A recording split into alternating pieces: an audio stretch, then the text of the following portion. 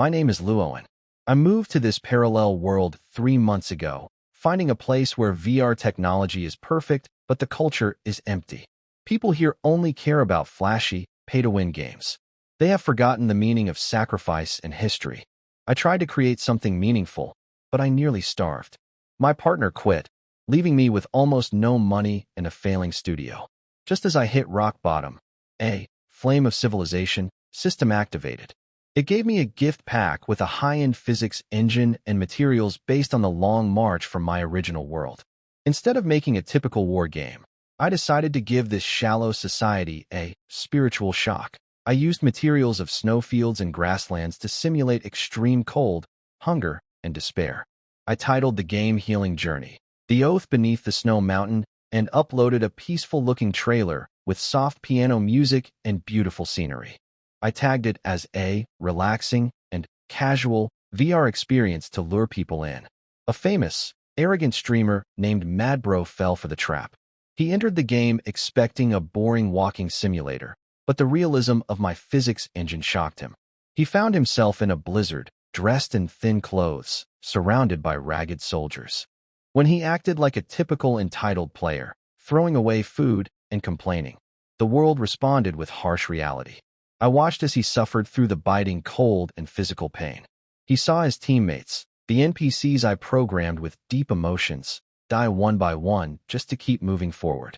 One young soldier, Little Tiger, sacrificed his life to save the streamer from a snow pit, even leaving him a piece of bread. The streamer failed the mission and was kicked out, crying on his live broadcast. He wasn't the only one. Soon, other top streamers joined to expose the game, only to be crushed by the brutal environment and the weight of the story. I used my earned points to make the experience even more intense, adding the sounds of freezing bones and the true pain of hunger. I am finally showing this world that some things are worth more than just gain. I am watching closely as the streamers try to break my game.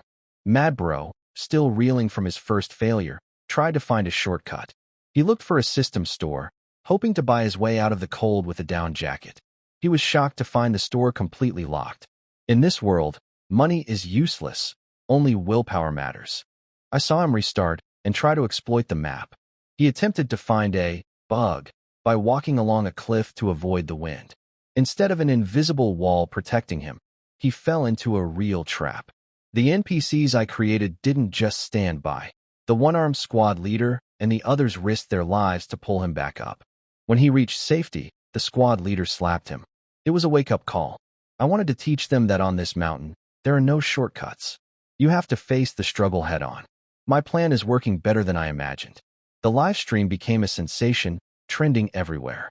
This drew in other big streamers who thought they could do better. Hawkeye, a professional player who prides himself on technical skill, mocked the game as a mere walking simulator. He thinks he can beat it with reflexes alone. Then there is Ruan, a beauty streamer who thinks she can just act cute and take screenshots of the pretty scenery. They both downloaded the game, thinking it would be easy content for their fans.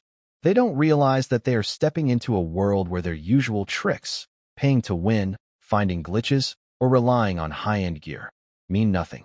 I have set the stage for them to experience the true weight of history. I am waiting to see if their skill or charm can survive the biting wind and the absolute lack of mercy the mountain offers. I felt a surge of satisfaction as I invested my newly earned emotional points into the system. I upgraded the experience to a terrifying level of realism, adding advanced sound packs that simulated the crackle of freezing bones and modules that mimicked the dizzying pain of extreme hunger. I also improved the NPC's intelligence so they could react naturally to the player's behavior. With everything in place, I welcomed the new challengers to the brutal snowy mountains of 1935. I watched through the eyes of the streamers as they entered the world. Hawkeye, the professional player, was immediately hit by the suffocating cold. His physical fitness didn't matter here. The wind pierced his head like an ache, and his fingers grew too stiff to move. Beside him, Ruan completely broke down. The thin, fashionable outfit she chose offered no protection. The freezing wind ruined her makeup and turned her tears into ice. She looked like a survivor from a disaster, not a glamorous star. Their arrogance didn't last long. Hawkeye tried to treat the situation like a typical game. He looked at the ragged soldiers with contempt, calling them beggars. When he rudely demanded a weapon, the old squad leader silently handed over his own rifle, a worn, heavy Hanyang rifle wrapped in old cloth. Hawkeye snatched it, expecting a high-tech tool, but found only a damaged piece of history. As I observed him, I saw his confidence waver. The rifle was rusty, the wood was cracked, and the system warned him it was unstable with only 3 rounds of ammo. He mocked the weapon in front of his audience, calling it a piece of junk and a stick. He didn't understand that in this place, that junk was the only thing between life and death. I smiled as I realized these players were finally beginning to feel the weight of a reality they couldn't just buy or skill their way out of. I watched as Hawkeye tried to treat my world like a typical playground. He mocked the old rifle, calling it scrap and complaining about the lack of ammo. To him, the weapon was just a faulty piece of code. When he tried to fire it, the gun jammed and misfired, exactly as a neglected, rusted weapon would in those conditions. Frustrated and embarrassed in front of his audience, he threw the rifle into the snow with all his strength, treating it like trash. The reaction from my NPCs was immediate and powerful. A young soldier named Little Bean rushed forward, diving into the ice to save the gun. He wiped it clean with his own sleeves, crying over the injury to the weapon. To Hawkeye, it was just data, but to Little Bean, it was a sacred legacy from a commander who died protecting it. I saw Hawkeye flinch when the boy looked at him with pure, bloodshot fury. The streamers were starting to realize that these weren't just simple programs. The grief and the stakes were becoming too real to ignore. The atmosphere shifted instantly. The other soldiers didn't shout. They just looked at Hawkeye with a cold, deep disappointment that made even the viewers in the chat go silent. The old squad leader stepped in, skillfully fixing the jam and using the last of his precious gun oil to maintain the rifle.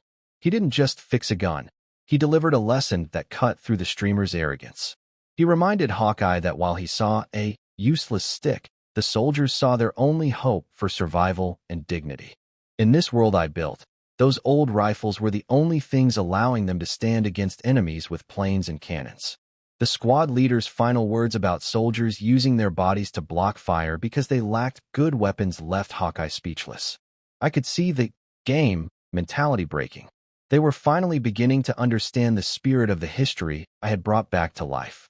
Hawkeye froze, wanting to argue with some gaming terms. Something like equipment disadvantage or version update. But as he listened to the old squad leader say that this gun meant life, and looked at the soldiers around him, their faces purple from the cold but their eyes firm as steel, the words stuck in his throat. Enough daydreaming, the old squad leader said, not continuing his lecture. He looked up at the sky, a trace of worry flashing in his cloudy eyes. The sun's setting. The gate of ghosts is about to open. Hawkeye didn't understand. Hadn't the blizzard just stopped? A second later, he understood what the gate of ghosts meant. As the last ray of sunlight disappeared behind the snow line, all light was suddenly drained from the world. The cold, which had been barely bearable during the day, dropped sharply and violently. If the daytime cold was like being cut by knives, then the night's cold pierced straight into the bones. A red warning flashed wildly in the corner of his vision. Warning, body temperature maintenance system overload. Warning, if core temperature drops below 32 degrees Celsius, hypothermic hallucination will begin. Move. Set up camp. Find the leeward. The old squad leader barked orders, his voice freezing into white mist in the icy air. The team began moving toward a low area behind a rock wall. Just then, the soldier in front, Little Tiger, slipped. Careful! A loud shout echoed. It was Kwong, who had been silently following the team. The moment Xiao Hu slipped toward the ice, Kwong rushed forward and grabbed his arm tightly. The force pulled them both down a few meters. Kwong's chest slammed hard against a sharp piece of ice, making a dull, painful sound. Got you. Kwong gritted his teeth in pain, his face pressed against the ice, but he still managed a fierce smile. This time I got you. The veins on his arms bulged as he pulled Xiao Hu back to safety with sheer strength. Xiao Hu, still shaken, looked at the blood on Kwong's forehead. Rookie, you shut up. Stay close to me. Kwong cut him off roughly, stood up, and brushed the snow off his clothes. His hands were trembling. but his eyes were burning with determination. In the livestream chat, longtime fans were in tears. Kwang is amazing. A real man. Finally saved him. That dive was incredible. Is this the same Kwang who always argued with people? He seems like a different person. The team finally reached the sheltered. There was no wind here, but the cold still crept up from the ground. Their so-called camp was just a few torn tarps propped up, with dozens of people squeezed into the small space. Stay close. Back to back. Keep your legs together. The old squad leader began assigning beds. At that moment, Ruan was curled up in a corner, shivering. Her eyelashes were covered in ice, and she looked completely dazed from the cold. When she heard the order, she instinctively resisted. I don't want to. Her voice trembled as she looked at the dirty, smelly NPCs around her. They're too filthy. I can't stand it. She was a popular online star with millions of fans. She always brought her own sheets when staying in hotels. How could she possibly squeeze in with a group of beggars like sardines? Don't want to? The old squad leader gave her a cold look. Then sleep outside. Ruan glanced at the dark, snowy wilderness outside. The howling wind sounded like ghosts crying. She shivered and tried to speak again, but suddenly felt herself being lifted. Eagle Eye grabbed her and pushed her into the group. If you want to live, be quiet, he said through chattering teeth. This game isn't joking. The body temperature bar is almost empty. Although Hawkeye was proud, he wasn't foolish. He could feel his thoughts slowing down, a sign of hypothermia. Even though he felt uncomfortable, Hawkeye forced himself to squeeze in with the nearby NPCs. On his left was the old squad leader, and on his right was the young man who had just fought him over a gun. Strangely, when dozens of people huddled together, the cold that seemed able to freeze one's soul was slightly pushed back. But the warmth didn't last long. A feeling even more terrifying than the cold began to spread through his body. Hunger. Not the kind that just makes your stomach growl, but the kind that feels like your stomach is burning and every cell is crying out for energy. Hawkeye felt as if a fire was burning inside him, making him break out in a cold sweat. Grr. All around the camp, stomachs began to rumble. Time to eat, the old squad leader said in a deep voice. Everyone's eyes lit up with a wild, desperate look. Even Softy looked up hopefully. At this point, she felt she could eat anything. But there was no food. Little Bean set up a dented army pot and threw in a few handfuls of snow. Then, to everyone's shock, the old squad leader took off his belt. It was made of cowhide, worn and stained dark from years of use. He drew his knife, cut the belt into finger-sized pieces, and tossed them into the pot. Boil it, he said simply. Hawkeye's eyes widened. That's edible. It's cowhide. There's still some fat in it, said Brother Kwang hoarsely. He looked pale but calm. Boil it long enough, and it'll soften. You can swallow it. The water began to boil, and a layer of murky foam floated on the dark surface. A strange smell, a mix of old sweat, leather, and earth, filled the air. Ugh, Softy gagged, tears and snot running down her face. I can't eat that. It's a belt. The live chat exploded. Are they really cooking a belt? Whoever designed this game is insane. I can almost smell it through the screen. Could a carbon-based life form really come up with a story like this? The old squad leader ignored Ruan's weak protest.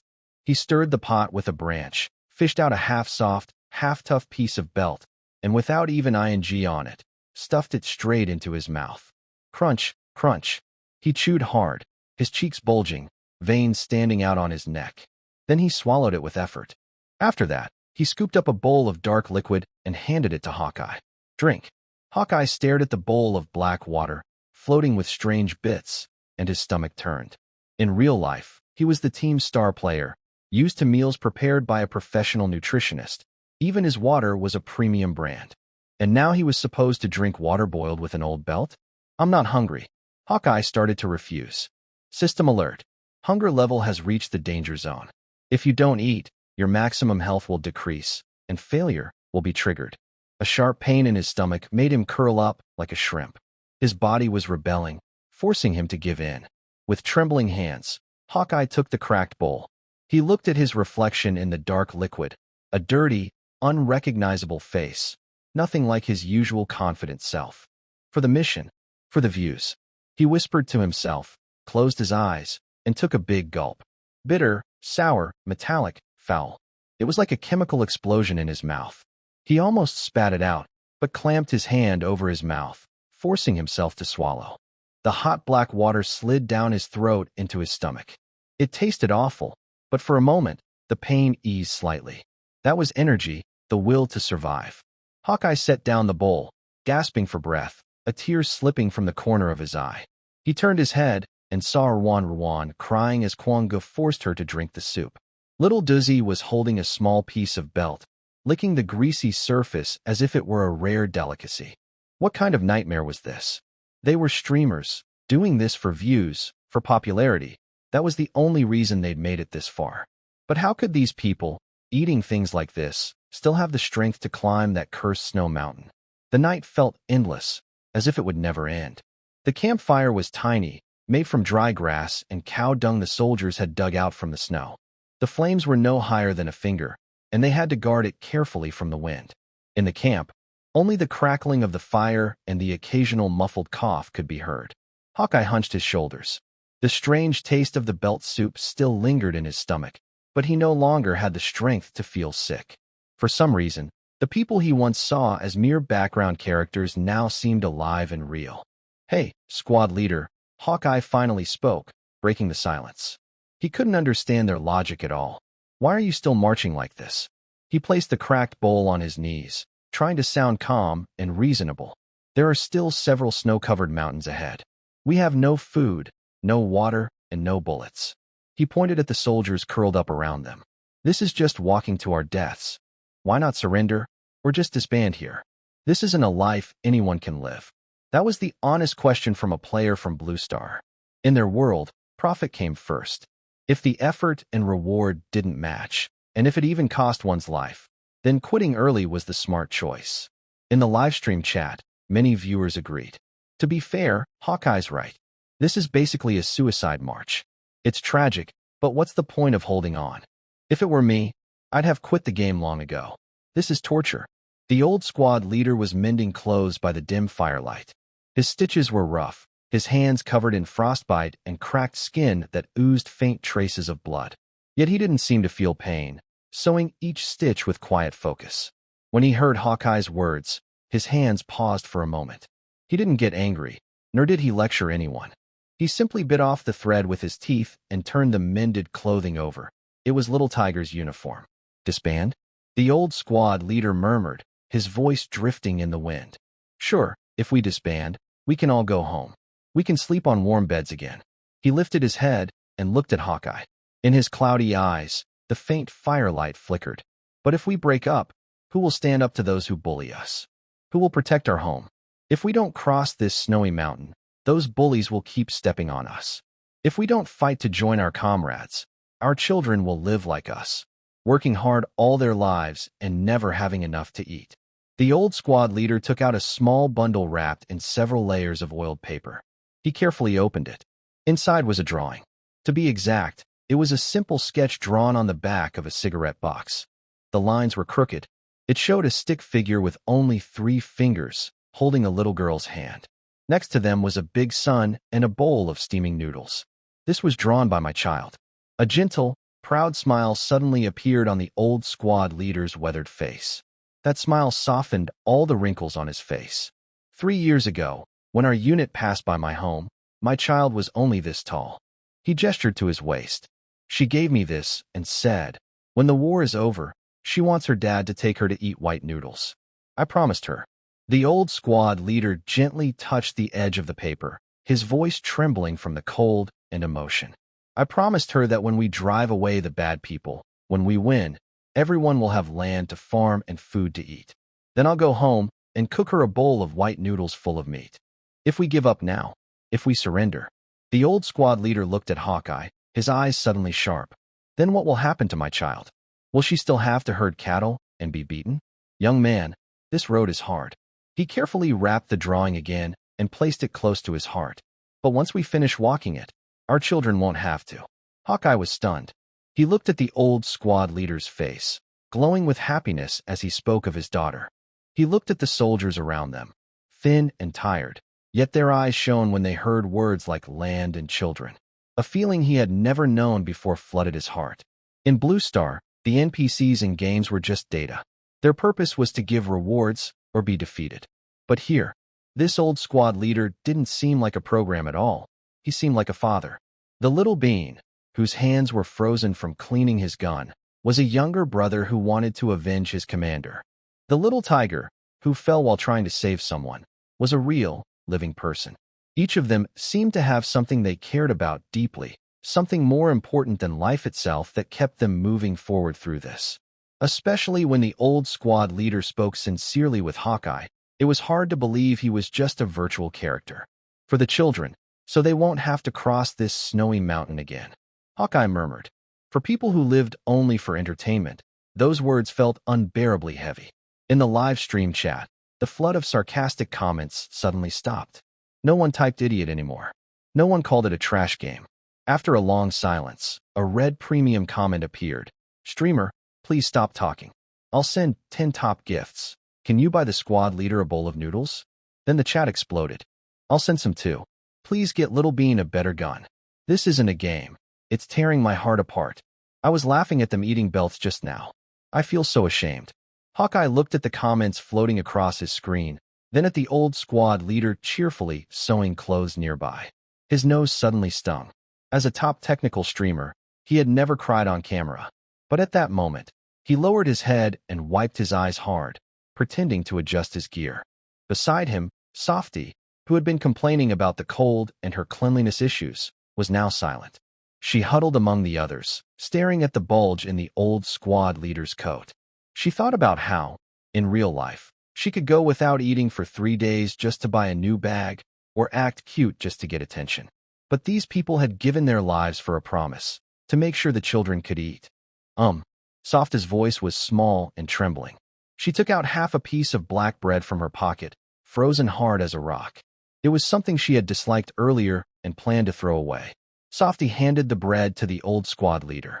Squad leader, I'm not hungry. Her eyes were red as she told the clumsiest lie of her life. Please, you should eat some. You still have to lead us out of here. The old squad leader paused for a moment, looking at the piece of dry food in Ruan's hand, marked with her teeth. He smiled. Then he reached out and gently patted her head, as if she were his own daughter. Silly girl, keep it. We still have to climb the mountain tomorrow. The old squad leader's rough palm carried a strange warmth as it rested lightly on Ruan's head. The movement was clumsy, yet full of the gentle care of an elder toward his child. Ruan couldn't hold back her tears anymore. She wasn't acting. It was the first time in her life someone had treated her this way. Not because of her looks, not because of her fame, but simply because she had done something foolish. But like this. How could she still leave the black ration behind? Keep it, be good. Seeing that Ruan still held it out, the old squad leader gently pushed the half piece of hard bread back into her arms. The road ahead is still long. Ruan held the piece of food, harder than a stone, biting her lip as she sobbed quietly. In the live stream, the viewers, who usually filled the chat with playful comments, couldn't bring themselves to type a single teasing word. Don't cry, Ruan. I can't stand seeing this, even as a grown man. Streamer, eat the food. I'll send you a big gift. What's wrong with this game? Kwang Ji watched from the side, his heart full of mixed feelings. He remembered how he had once thrown away his own rations in disgust. Now, seeing Ruan crying and the old squad leader acting so naturally, his face burned with shame. Eagle Eye was silent too. His data-based optimal strategy suddenly felt meaningless. What was the best solution? To give the food to the weakest member to keep the team alive? Or to keep it for himself, ensuring the main fighter could survive? In the old squad leader's world, there was no such calculation. He simply saw a silly girl who needed care. Just then, the system notification sounded in everyone's ears. Warning. You have reached the daily time limit for immersive gameplay. The system will forcibly disconnect the neural link in 10 seconds. 10.9.8. What the? Kwang Ji was the first to react. He looked up sharply, trying to grab something. But before his eyes, the smiling face of the old squad leader, Little Bean's sleepy face as he held his gun, and Soft's tear-streaked cheeks were all turning transparent. No, wait. Kwang Ji reached out, but his hand only caught a handful of fading pixels. I haven't even talked to the squad leader yet. Softa panicked too. She still wanted to act cute, and make the squad leader accept the food she offered. Eagle Eye stared fixedly at his status panel. He wanted to record his current body temperature, hunger level, and team morale for analysis tomorrow. But it was too late. 3.2.1. Connection terminated. Have a pleasant day. In an instant, the icy snowfield vanished, replaced by their own luxurious gaming rooms. The air conditioner blew warm air, the ergonomic chairs hugged their bodies, and half-finished bottles of cold soda sat on their desks. Everything was comfortable and safe. Yet the three top streamers all felt a deep chill and emptiness inside. Kwang Ji tore off his headset, chest heaving as he gasped for breath. He touched his stomach. It didn't hurt anymore, and he wasn't hungry, but it felt hollow, as if something was missing. In the live stream, millions of viewers were suddenly kicked out of the broadcast. The chat lagged for half a second, then exploded in a wave of furious messages. Are you kidding me, Luo in studio? I was crying and you cut it off? Just 5 more minutes. I wanted to see the squad leader eat the food. I forgot it was already midnight. This stupid VR anti-addiction rule. The VR anti-addiction rule was part of the Golden Immersion Night Law. In the Dragon Nation of Blue Star, VR games required neural connections, and to prevent brain overload, the law allowed access only from 1,800 hours to 2,400 hours on workdays. Kwang Ji looked at the flood of complaints on the screen, but didn't feel like responding. Irritated, he ran a hand through his yellow hair, opened his contacts, and called Eagle Eye. The call connected instantly. Hey, Hawkeye's voice was a little hoarse, sounding just as tired. Make a group chat, said Kwang Gu simply. Okay. A minute later, a 3-person chat group named Snow Mountain Demolition Office was created. Members, Kwang Gu is not a brother. Hawkeye only looks at the sky. Softy wants to eat meat. Kwang Gu at everyone. Is it just the 3 of us in the same instance? Hawkeye, most likely. I checked the forum. Other players are matched randomly. Usually, there's only 1 streamer per team. No one else has 3 top streamers together like us. Softy sent a crying emoji. Did Luo and Studio do this on purpose? Are they using us as test subjects to check the server's limits? Kwang Gu sent an angry emoji. That sneaky Luo? He's too clever. Putting the 3 of us together. Instant popularity boost. His plan hit me right in the face. Hawkeye, whether it's on purpose or not, we have to beat this game. His tone was calm, but firm. This game was nothing like the flashy ones they had played before. Even if it wasn't about emotional immersion, they had to keep playing, for the views if nothing else. I'll review the footage tonight, Hawkeye said. I'll organize all the NPC behavior patterns, terrain data, and resource consumption rates. Tomorrow, we need to be more efficient. Kwang Gu, exactly. Tomorrow we'll make full use of that pot. No one gets left behind again. Softy, hom. I won't cry tomorrow. I'll keep up. The next morning, 6 o'clock. Light shifted across the snow, and the freezing wind stabbed into their lungs again. Kwang Gu shivered, snapping back from the warmth of reality to the cold of this virtual. But this time, he didn't curse. He immediately checked his status. Body temperature normal, hunger at yellow level, location. Same as last night. He looked around. The old squad leader and Little Bean were there, frozen like statues. As the players logged in, the NPCs began to thaw, slowly moving again. Morning already? The old squad leader rubbed his eyes, stood up first, and looked around cautiously. Ruan came online too. As soon as she opened her eyes, she saw the old squad leader and instinctively held the half-piece of dry food in her arms a little tighter. Squad leader, if you're awake, pack your things. We're moving out. The old squad leader brushed the snow off his clothes, his tone leaving no room for argument.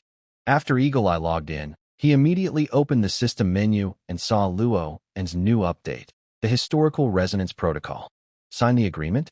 After signing, you will give up 10% of your pain reduction in exchange for stronger emotional perception of NPCs. Huh. Trading pain for empathy? Luo, you sly old fox. Eagle Eye clicked no without hesitation. He was a technical player. He didn't need vague emotional bonuses. But then he remembered the strategy he had worked on last night. Eagle Eye's main tactic was to use his advantage as a false prophet. He planned to give spoilers. Even though the world of the old squad leader and his team was clearly not the same as Blue Star's current history, they were still people of the Dragon Nation, and people of the Dragon Nation don't deceive their own. Well, usually.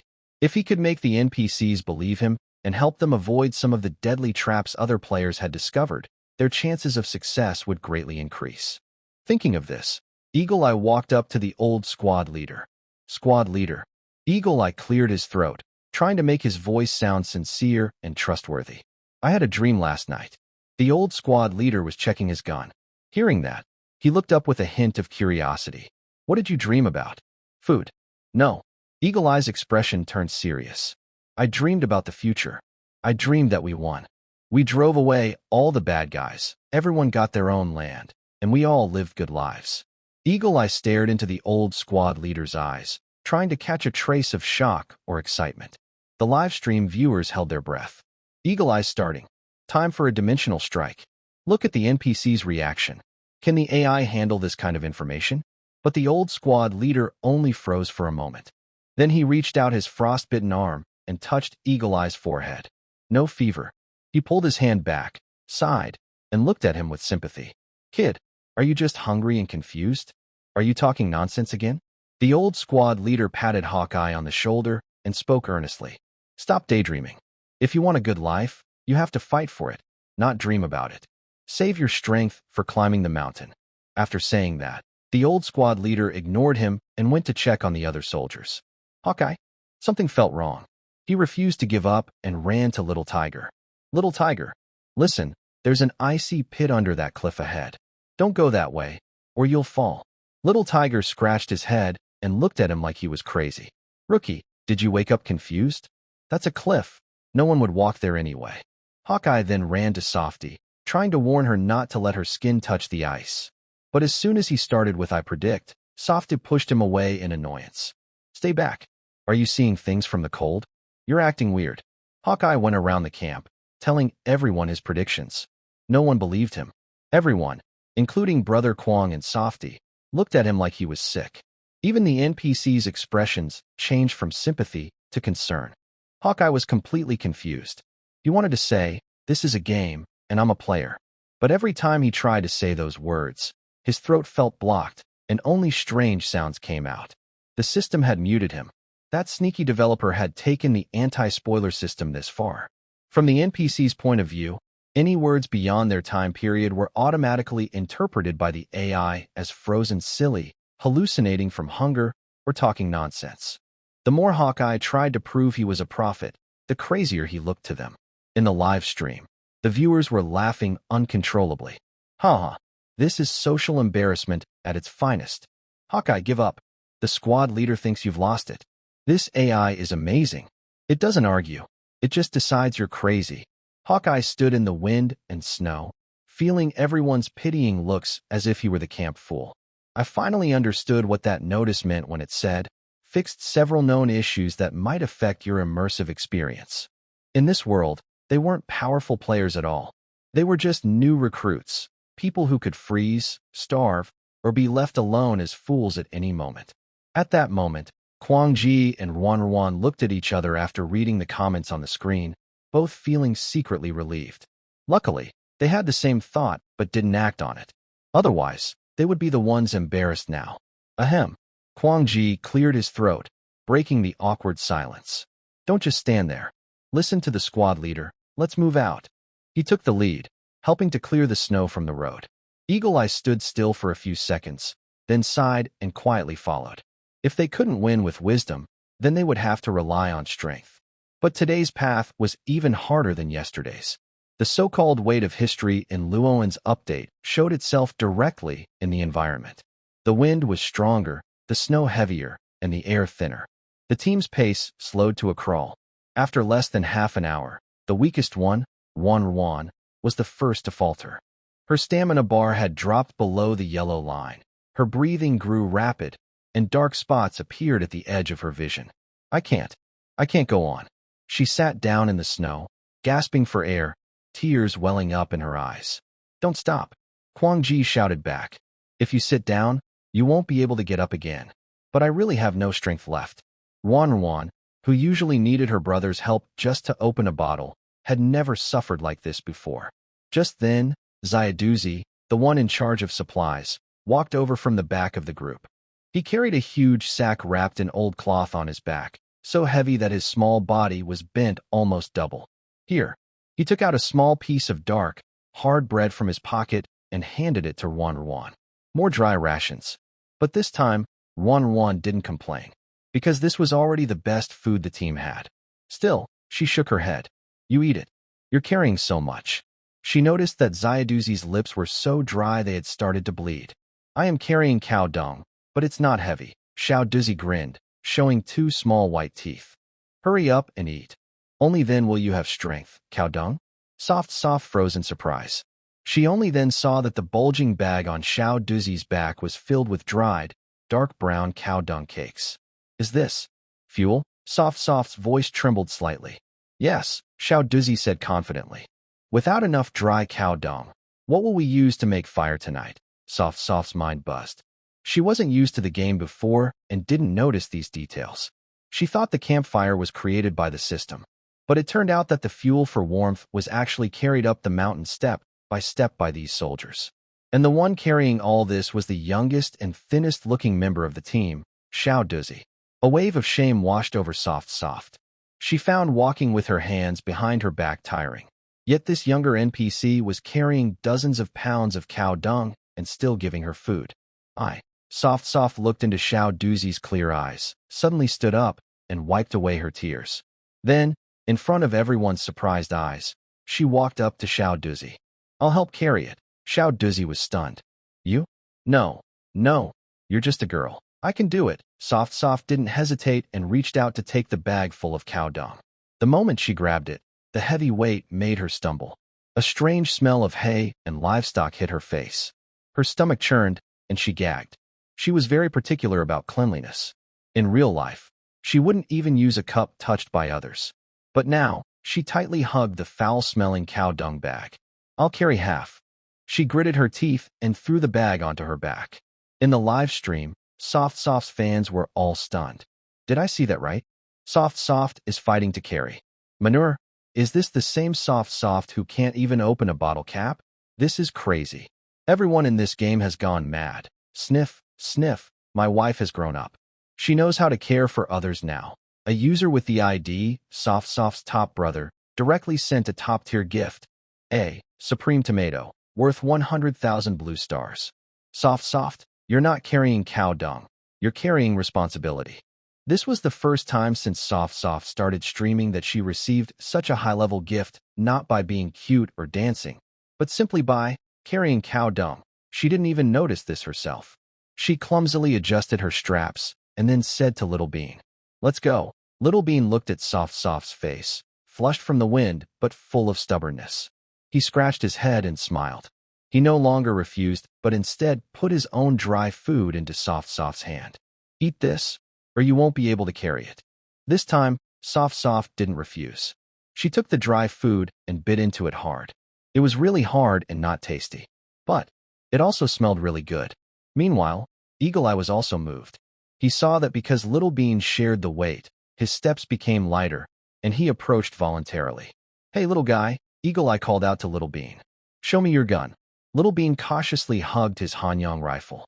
Are you going to drop it again? No. Eagle Eye shook his head seriously. I'll teach you how to take care of it. Eagle Eye no longer mocked the gun as a fire stick. He started using his rich FPS gaming experience and knowledge from military forums to explain. Look, in this weather, the barrel easily condenses water vapor. Wiping it directly won't work. Eagle Eye grabbed a handful of dry snow from the ground and rubbed at the bolt.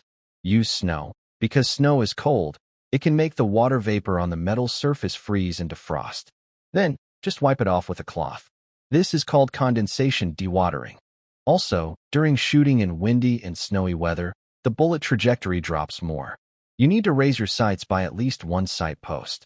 That's called calculating the lead. Little Bean listened, stunned at first, then realized. This new soldier wasn't trying to drop the gun this time, but wanted to teach him how to use it. Watching Eagle Eye, who was just wild and crazy earlier, but suddenly became as rational as an old soldier, Little Bean's tone carried a subtle admiration. New soldier, you really know a lot. Eagle Eye's mouth slightly curved into a smile. Although Little Bean's tone was a bit strange, he just took it as admiration. Finally, he regained a bit of his pride as a skilled streamer. The leader at the front, Crazy Brother, showed what it means to be a big brother, through his actions. In the team, there was a Horner who, due to illness, was very weak. He could only walk a few steps before needing to stop and catch his breath. Without hesitation, Crazy Brother took the heavy military horn and his backpack from the Horner and carried them himself. System tip: you have entered an overloaded state. Movement speed minus 20%, stamina consumption 30%.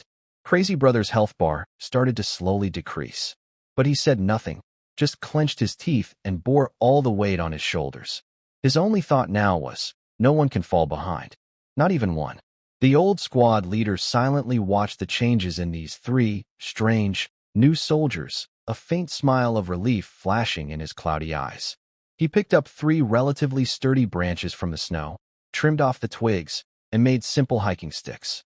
The old squad leader approached the 3 and handed them the sticks. "Hold these," he said simply. "Save some energy." This was a silent form of approval. Meanwhile, the streamer's transformation sparked ripples among the large group of online viewers. The tone of the comments in the live chat subtly changed. At first, everyone was just here for fun. Watching Crazy Brother break down, Eagle Eye get embarrassed, soft cry. But now, the scene changed. Crazy Brother is awesome. This is what a real man looks like. Eagle Eye, stop teaching him. I'm afraid Little Bean will learn, and then you won't have much to do. Sniff sniff, soft is my goddess. She was before, and now even more so. Watching this makes my blood boil. I want to go in and carry cow dung too. Anyone want to join? Let's create a red dung transport team to send warmth to the squad leader and others. The desire to play spread gradually across major gaming communities. Luo keenly caught this opportunity and immediately posted a new announcement on the official website. To thank the enthusiastic travelers, the studio has decided to launch a limited-time benefit activity. Starting immediately, the first 100,000 players who download and enter the game will receive a free newcomer care package. The package includes a patched-up old warm cotton coat, better than nothing, and a pair of thickened straw shoes. Maybe they can help prevent frostbite.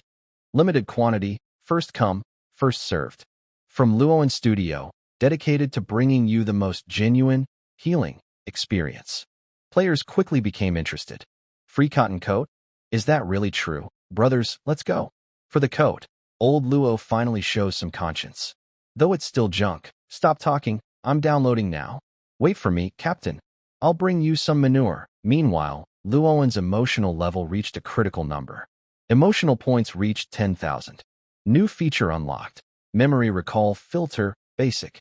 Would you like to spend 5,000 emotional points to activate this filter for all current online players? Luo didn't hesitate and clicked, yes. Night fell. On the snowy mountain, there are no stars, no moon, only endless darkness and ceaseless wind. The wind sounds like ghostly wails, slipping through in the icy cliffs, hitting faces like dull knives cutting flesh. The camp is set under a slightly recessed ice wall, barely blocking some of the wind. But that little shelter is useless. The temperature has dropped to an unimaginable level. Softly curled up inside the pile of people, her teeth chattering uncontrollably, making a clattering sound. She is not cold. She has turned on 10% pain shielding, keeping her body temperature within a tolerable range. But she is hungry. It feels like a bottomless pit in her stomach, devouring everything. First her strength, then her body heat, now her sanity. Her stomach muscles spasm, sharp stabbing pains come and go, and even pain shielding can't block it. She feels like her internal organs are gnawing at each other. I'm so hungry. Softly, she buries her face in her knees, her voice trembling with tears. No one pays attention to her. Not because they don't want to, but because they have no strength left. Brother Kwai leans against the ice wall, staring into the darkness with vacant eyes. His stomach was also churning, and the heat from last night's belt soup had long since been used up. Now, only a stronger feeling of hunger remained. Eagle-eyed, with his eyes closed and brows furrowed, he fought against his body's natural instincts with willpower. But the more he resisted, the clearer the hunger that seemed to swallow his soul became. The whole team was very gloomy. The soldiers huddled together like a group of frozen quails. Only the old squad leader sat upright. He leaned against the marching pod, holding his old tube in his arms, like an ancient, unchanging sculpture. Go to sleep, The old squad leader softly comforted. If you sleep, you won't be hungry anymore. Sleep? How can I sleep? Crazy brother nervously scratched his head, feeling his stomach burn even more fiercely. Squad leader, don't talk about sleeping, Crazy brother said with a bitter smile. I'm so hungry I could eat a whole cow. Tell me, after we cross this mountain and reach the place, what will be our first meal? Crazy brother just wanted to find something to talk about to distract himself. The old squad leader seemed momentarily stunned. His cloudy eyes flickered in the darkness, as if recalling something. After a long pause, he finally smiled, revealing a mouthful of missing yellow teeth. Eat noodles. The old squad leader's voice carried a strange longing. Meat sauce noodles. The noodles must be made from fresh wheat flour, white and firm. The noodles should be pulled as wide as a belt, then boiled until they roll 3 times before being scooped out. The sauce must be made from half-fat, half-lean pork, cut into small cubes, with green onions and minced, poured into a hot oil pan with a sizzle. At this point, the old squad leader swallowed. His description was simple and unadorned, with no fancy words. But these plain words painted a vivid picture in everyone's mind. Suddenly, on the previously pitch-black ice wall, a warm yellow glow appeared. The world in front of Crazy Brother and the others changed. No longer was it a cold cliff face, but a steaming, hot clay stove. Inside the stove, flames burned brightly, casting a red glow on the old squad leader's face. The old squad leader no longer looked thin and pale. He wore a clean, traditional jacket, had a smile on his face, and held a large, cracked bowl. Inside the bowl, there were lots of white noodles. On top of the noodles, there was a thick layer of shiny, red meat sauce, sprinkled with green scallions. The strong smell of meat and noodles seemed to cut through time and space, reaching straight into the nose. A little girl with 2 braids, with a chubby face, was jumping around the stove. Dad, is my noodles ready? She looked up, her eyes like 2 black grapes, full of hope. The old squad leader, with his one arm, clumsily patted his daughter's head. Yes, it's ready. This is our little girl's bowl, the biggest one. He smiled and handed her the bowl. In the live stream chat, viewers saw this scene and paused for a second. Wow, what is this? A mirage? Is it special effects? Did Lao Luo add some effects? I think I smell something delicious. That bowl of noodles. It looks so tasty. Brother Kwong froze in place. He looked at the steaming noodles, instinctively reached out his hand, wanting to grab it. But his hand just passed through a flickering light and shadow. It smells really good. The voice of the old squad leader brought Kwong back to reality. The stove, the girl, the noodles suddenly disappeared. All that was left was the dark, cold, rocky wall. The big bowl in the old squad leader's hand was gone. All he had was a cup of cloudy, icy water made from snow. He tilted his head and took a sip, satisfied, as if he had drunk a fine wine. Smells so good, he smiled and told everyone. At that moment, Kwong's tears suddenly started to flow. He wasn't someone who usually cried. But now, looking at the satisfied smile on the old squad leader's face and the cup of cloudy snow water in his hand, and thinking about the steaming meat sauce noodles just moments ago, a strange feeling of sadness and anger rose inside him. It wasn't special effects. It was the old squad leader's dream. A simple, humble dream to make a bowl of noodles for his daughter. But this simple dream, on this cursed snowy mountain, had become an unreachable lie. He used this lie to resist hunger. He used this lie to boost morale. He used this lie to deceive these kids, who were almost going crazy from hunger. Brother Kwong suddenly turned his head, not wanting others to see his tears. He harshly wiped his face with the back of his hand, his voice hoarse as he spoke to his live stream, as if making a vow to himself. I swear, when I get out, I will treat everyone in the server to noodles. Meat sauce noodles. 1 bowl each. Enough for everyone. Dawn. A faint white line appeared on the horizon, and the snowstorm eased a little. The team packed their gear in silence, ready to set out. After last night's noodle illusion, everyone felt a bit down. That bowl of noodles they could see but couldn't eat was more tormenting than any hunger. The team started moving forward. Eagle Eye's steps were a little unsteady. He looked at the old squad leader walking at the front, clearing the way with his body, and a long-standing question came to his mind again. Eagle Eye quickened his pace and caught up with the old squad leader. Squad leader. Eagle Eye's voice was a little hoarse. The old squad leader turned around and looked at Eagle Eye. I have a question. This time, Eagle Eye was smarter and didn't directly say, I am a player. Instead, he stared into the old squad leader's eyes and asked carefully, word by word. These new ones, Brother Kwong is hot-tempered, Soft is a fragile person, and I only know a few little tricks. Our physical strength is poor, our willpower is weak, and Brother Kwong and the others can't even pull the trigger smoothly. Logically, we are a burden to the team. Why don't you leave us behind? Eagle Eye voiced all the doubts in the hearts of the players. In any game he had played, abandoning the newcomers who lagged behind for the sake of the team's best solution was a common choice. Survival of the fittest, the strong prevail. That's the law of the world. The old squad leader stopped walking. The whole team also halted, all eyes on them.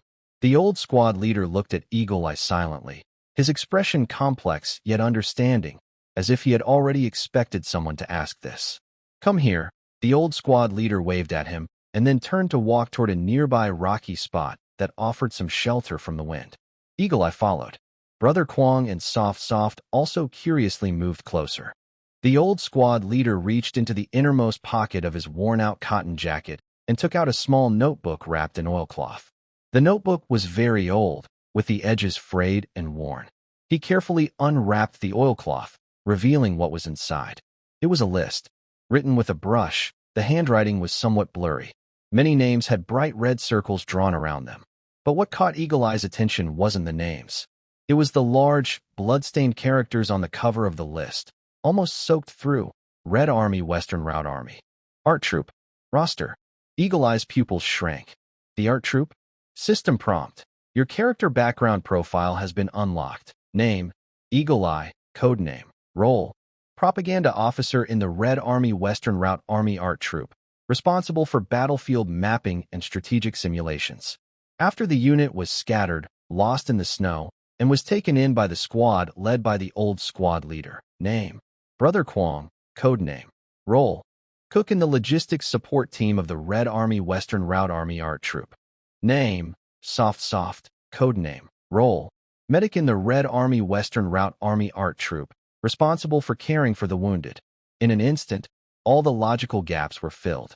Why are these players so physically weak, even clueless about fighting? And why do the old squad leader and others seem completely unconcerned? It's because, from the NPC's perspective, they are not fighters at all. They are part of the art troupe. Support personnel. A group of cultural workers wielding pens, surgical knives, and cooking spoons. The old squad leader's withered finger gently brushed over the list. Our squad, when we started out, was 12 people. Now, including you, there are only 8 left. The old squad leader looked up, gazing at Eagle Eye.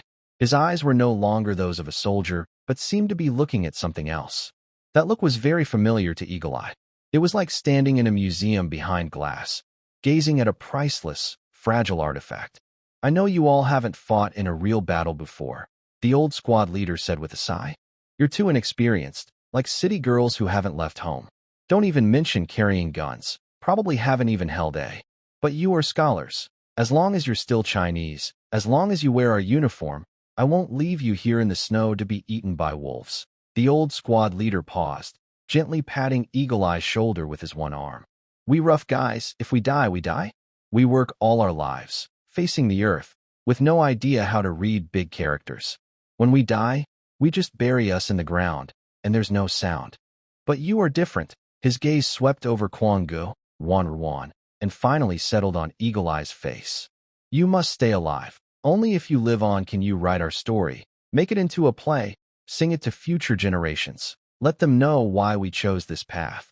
Let them understand how these good days came to be. At that moment, Kwang Gu, Eagle Eye, and Ruan were struck like lightning.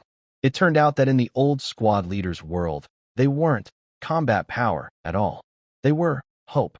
They were sparks. They were seeds of civilization that needed protection, sacrifice, and life to continue.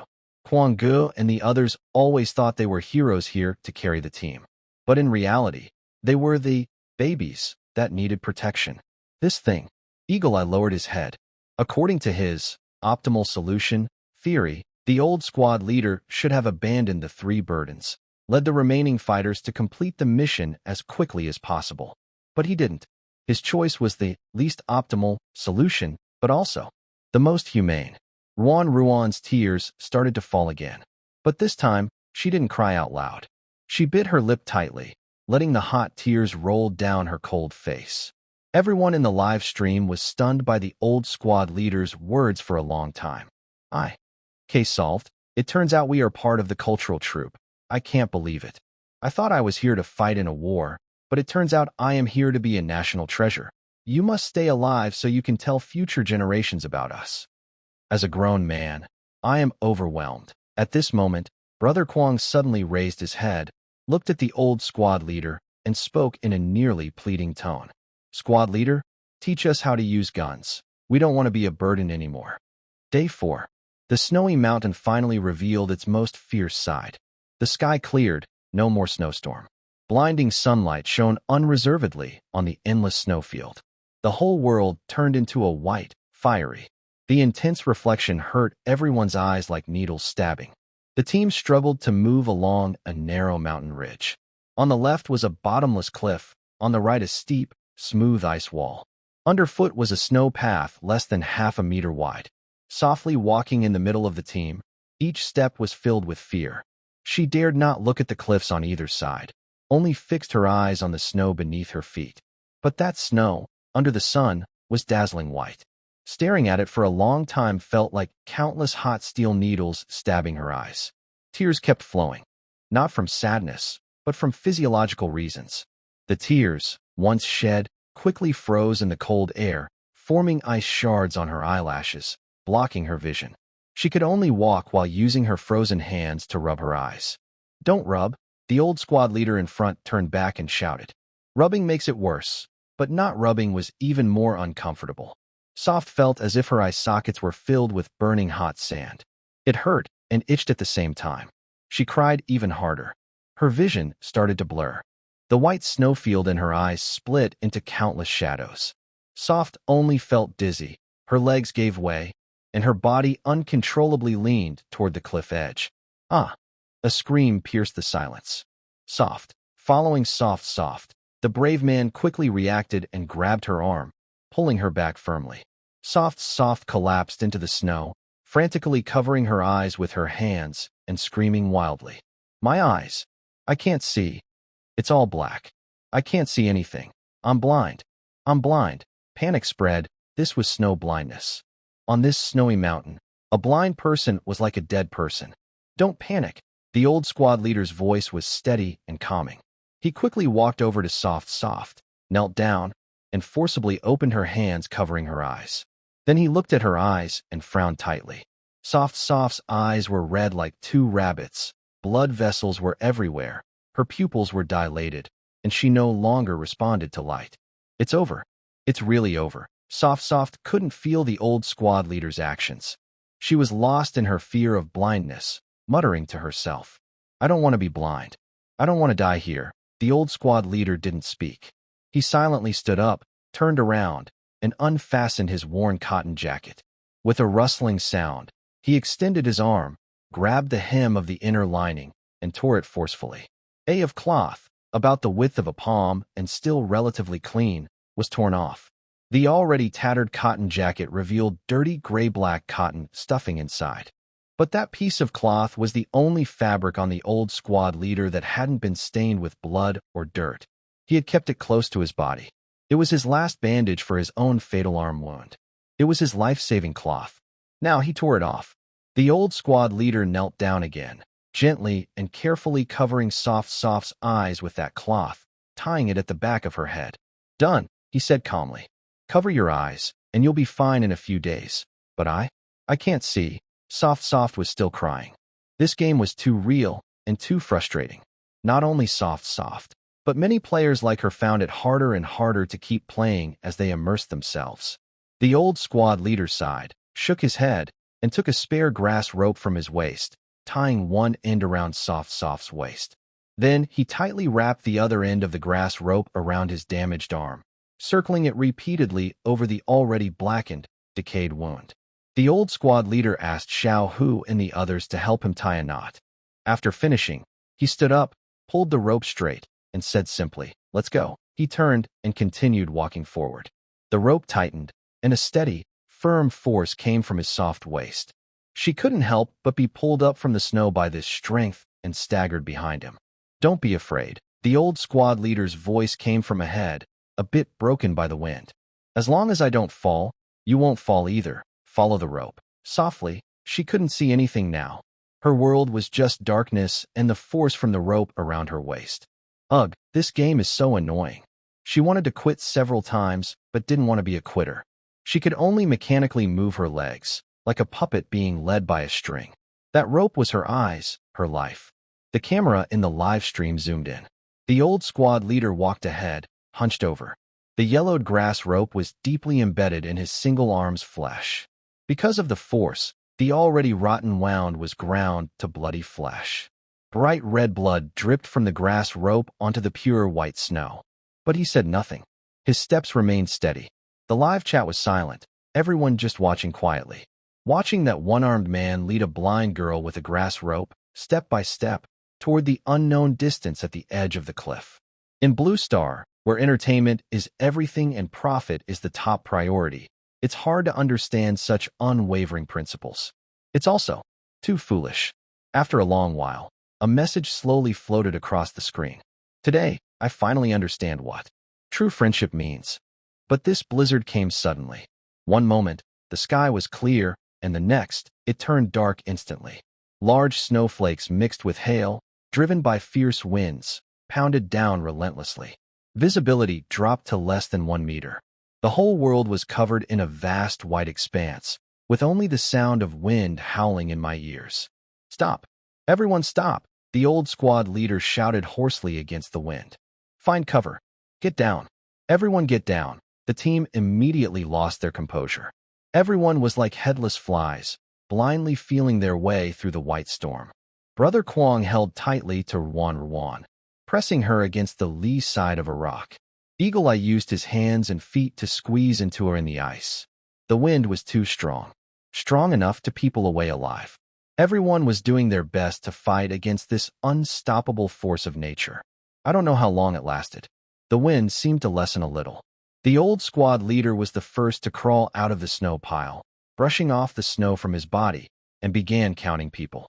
1, 2, 3. His face looked worse and worse.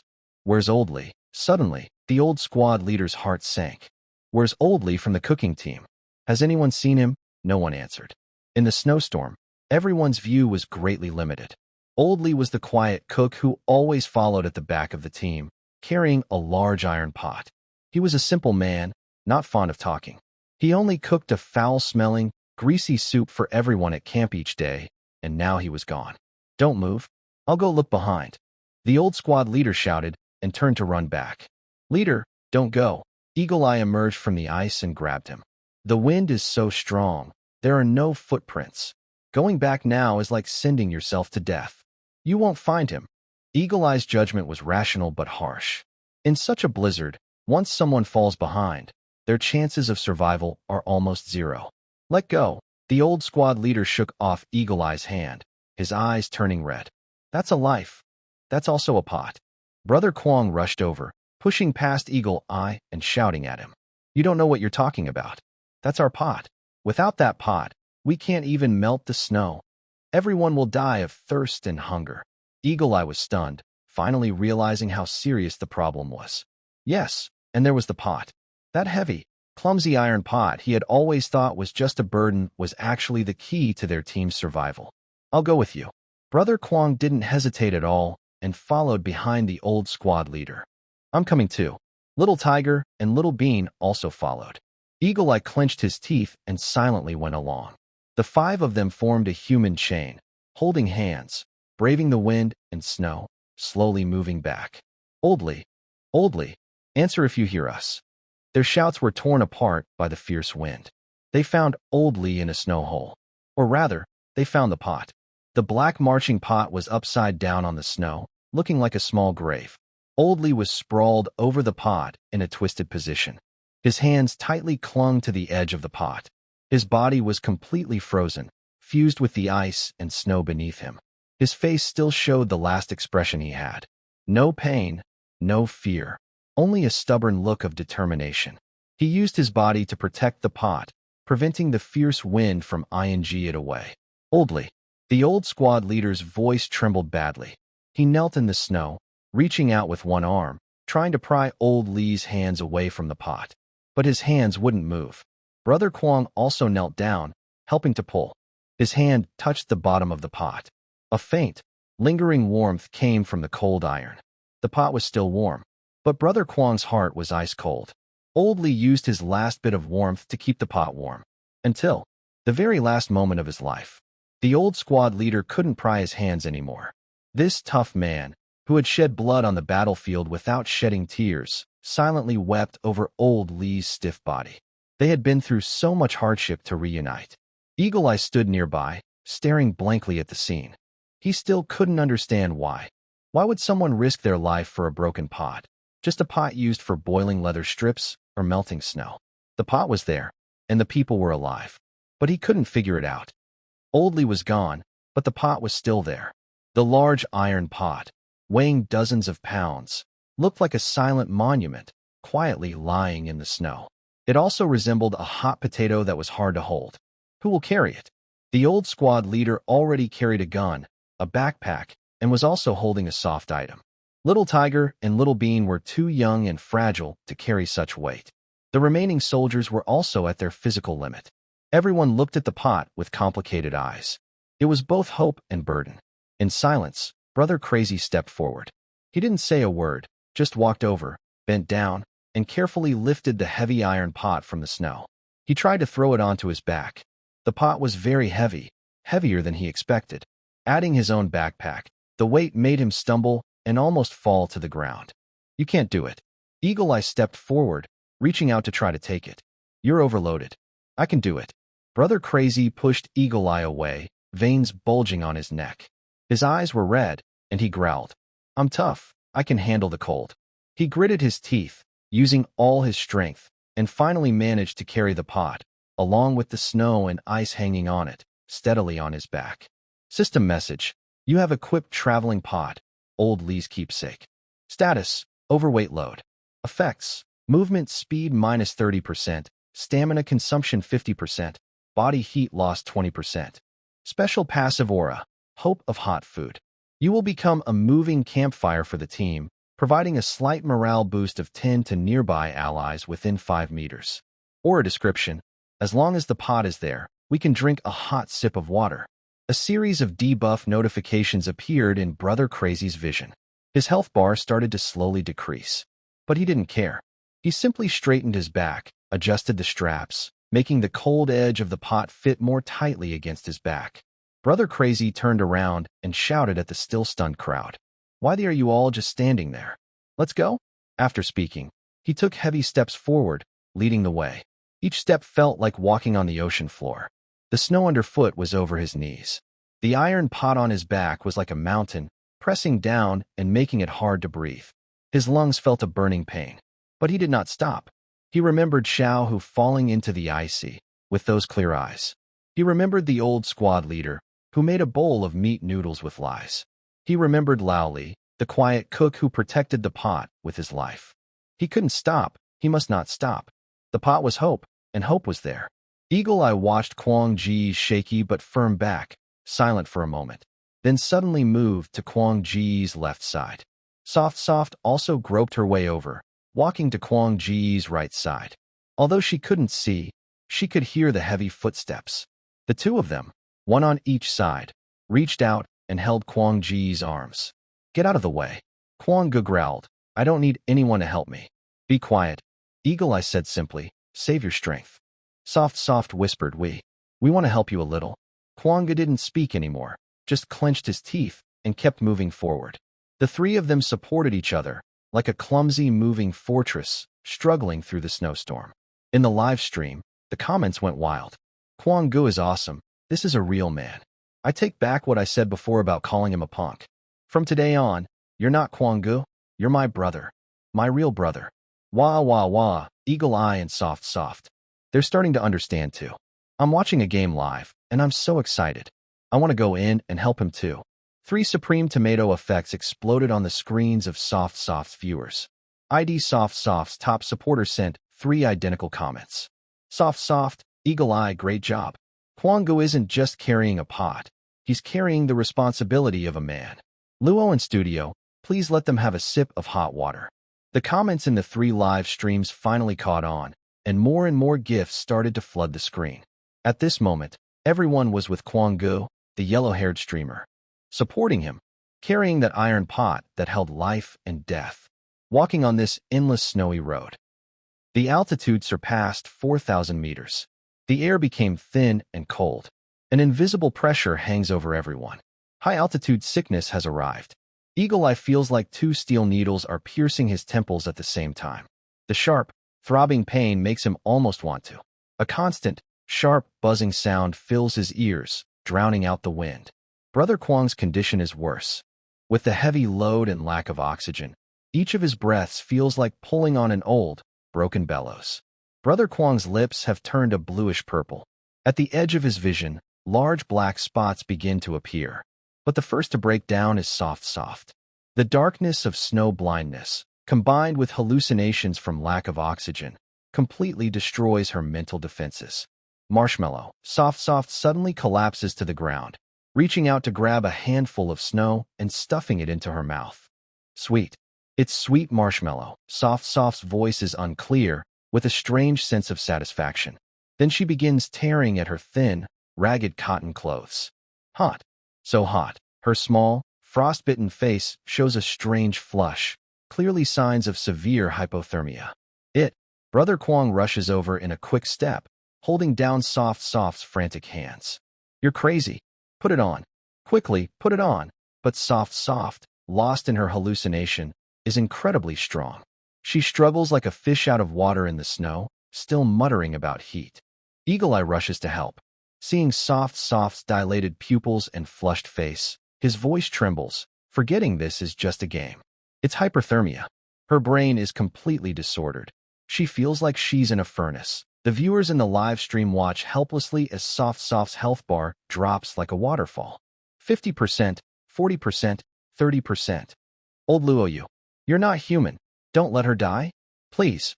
Brother Kwang's eyes turn red as he shouts loudly at Soft's ear. Soft. Wake up. Wake up it. But it's useless. Soft's struggles grow weaker and weaker, and her health bar drops to the red line at 10%. Just when everyone thought she was doomed, the old squad leader rushed over. He didn't shout or try to press her. He simply knelt down and carefully took out a small package wrapped in oil paper from his closest pocket, near his heart. The paper was slightly damp from body heat, and its edges were frayed. Using his single arm, the old squad leader gently peeled back the oil paper layer by layer. Inside, there were only a few small, grayish-white crystals, about the size of rice grains. It was coarse salt. On this snowy mountain, coarse salt was more precious than gold. It was their last hope to regain strength. Without hesitation, the old squad leader pinched a grain of salt with his fingernail, brought it to her soft lips, and spoke in a hoarse but gentle voice. Soft, don't move. Open your mouth. The squad leader has candy for you. Candy? Soft paused, looking confused and turning toward the old squad leader like a child. He nodded and gently placed the salt grain into her mouth. Yes, the sweetest candy. The bitter, salty taste exploded on her taste buds. But in her hallucination, it was an indescribably sweet flavor, a warm current that drove away the burning heat. She calmed down, no longer struggled or tore at her clothes. She just lay in the snow, like a happy child after getting candy, with her mouth making a popping sound. So sweet. Soft's health bar stopped at the critical point of 1%. Then, it began to slowly crawl back up, bit by bit. The old squad leader looked at Soft, a trace of pity flashing in his cloudy eyes.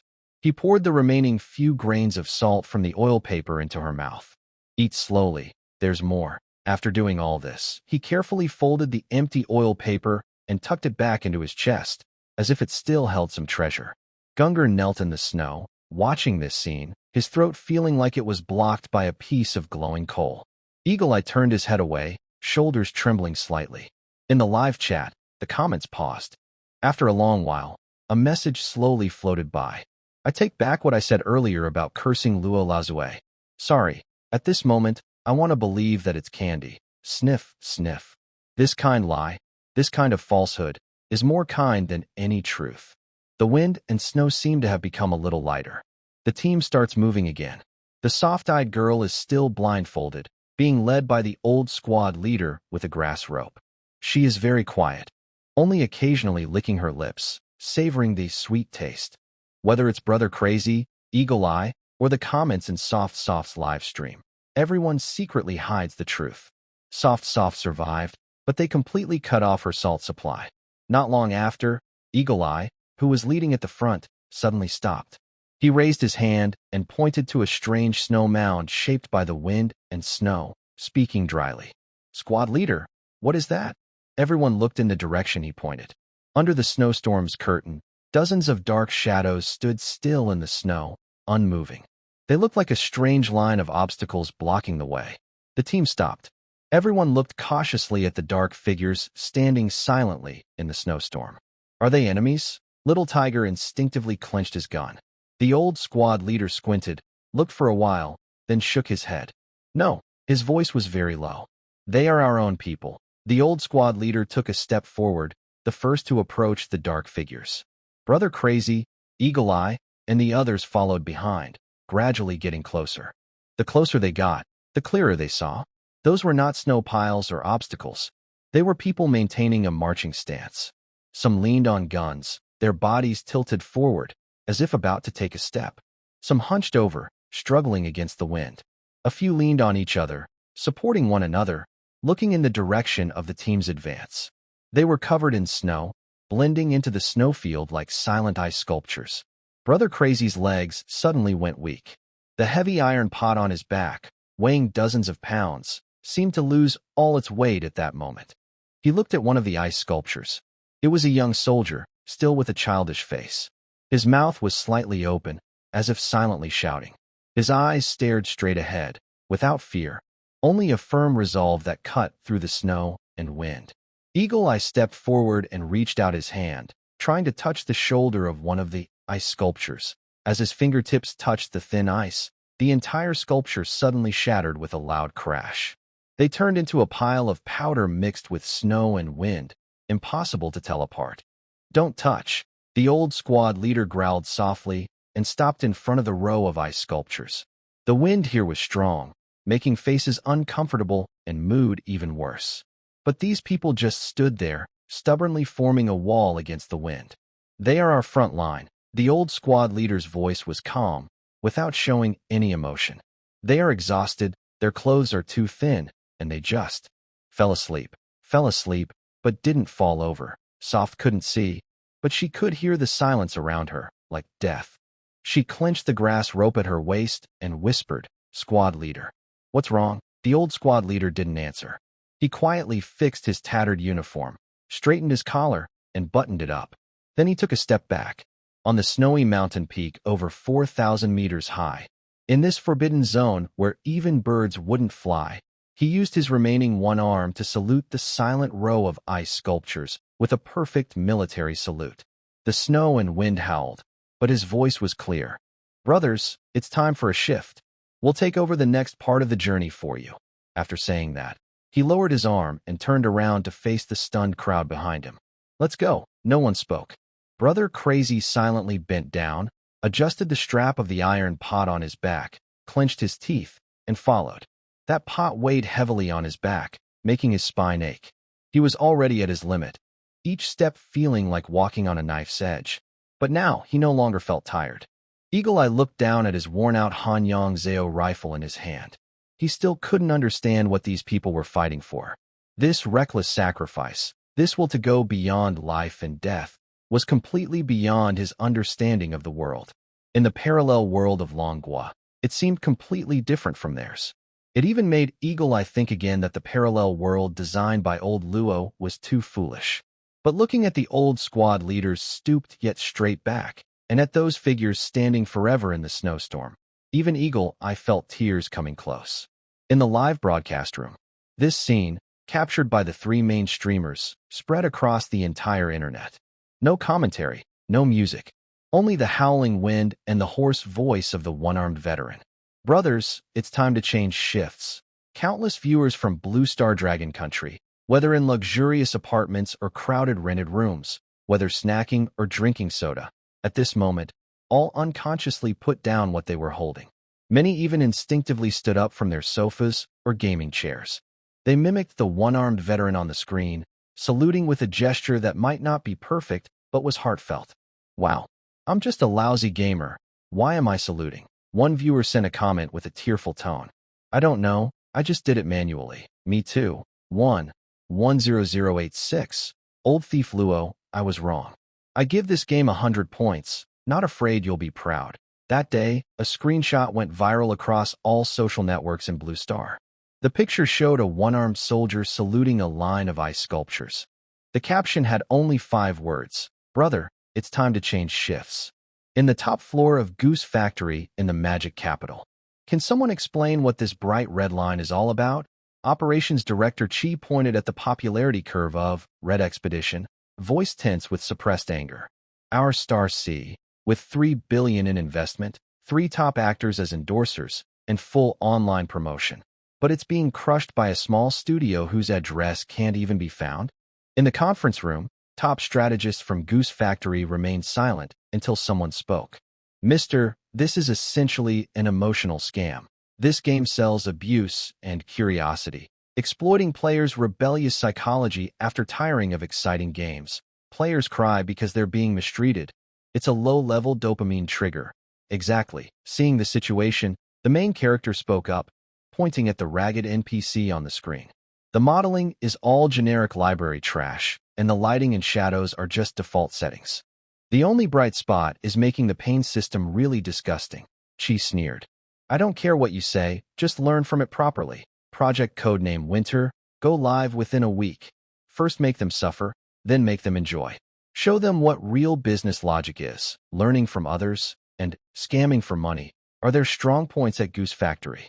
The influence of Red Expedition spread like wildfire, breaking through the barrier between virtual and real worlds.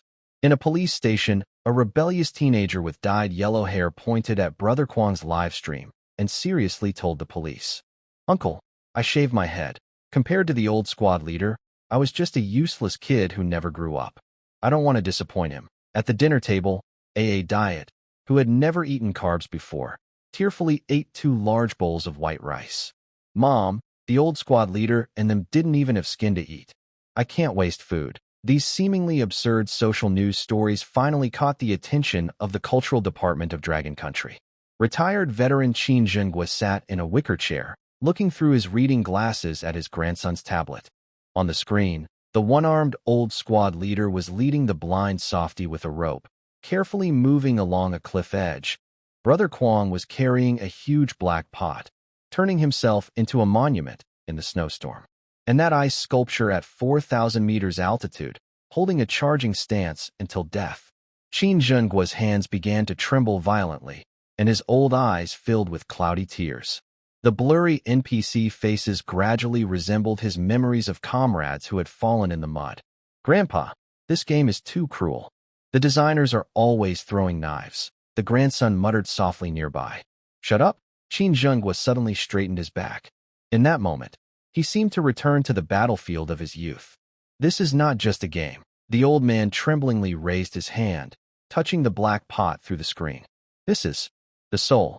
That afternoon, an article signed by Qin Zhenghua appeared on the front page of the official media of Dragon Country, pinned to the top of the entire internet, in the virtual snowstorm, searching for our lost backbone. The article was brief but powerful, every word heavy with meaning. In this age of material abundance but spiritual poverty, we worship capital and popularity. I'm glad to see someone willing to lead young people through the virtual snowstorm to find that weakening backbone. It's very painful and hard, but it helps us stand tall again. This comment instantly caused a big wave of reactions. Although it wasn't said directly, everyone knew who it was about. It's like the authorities putting a cultural amulet on the game, Red Expedition. Those critics and media who wanted to attack the game for violence and twisted values, quickly fell silent. Just joking, attacking a game officially labeled as finding the backbone.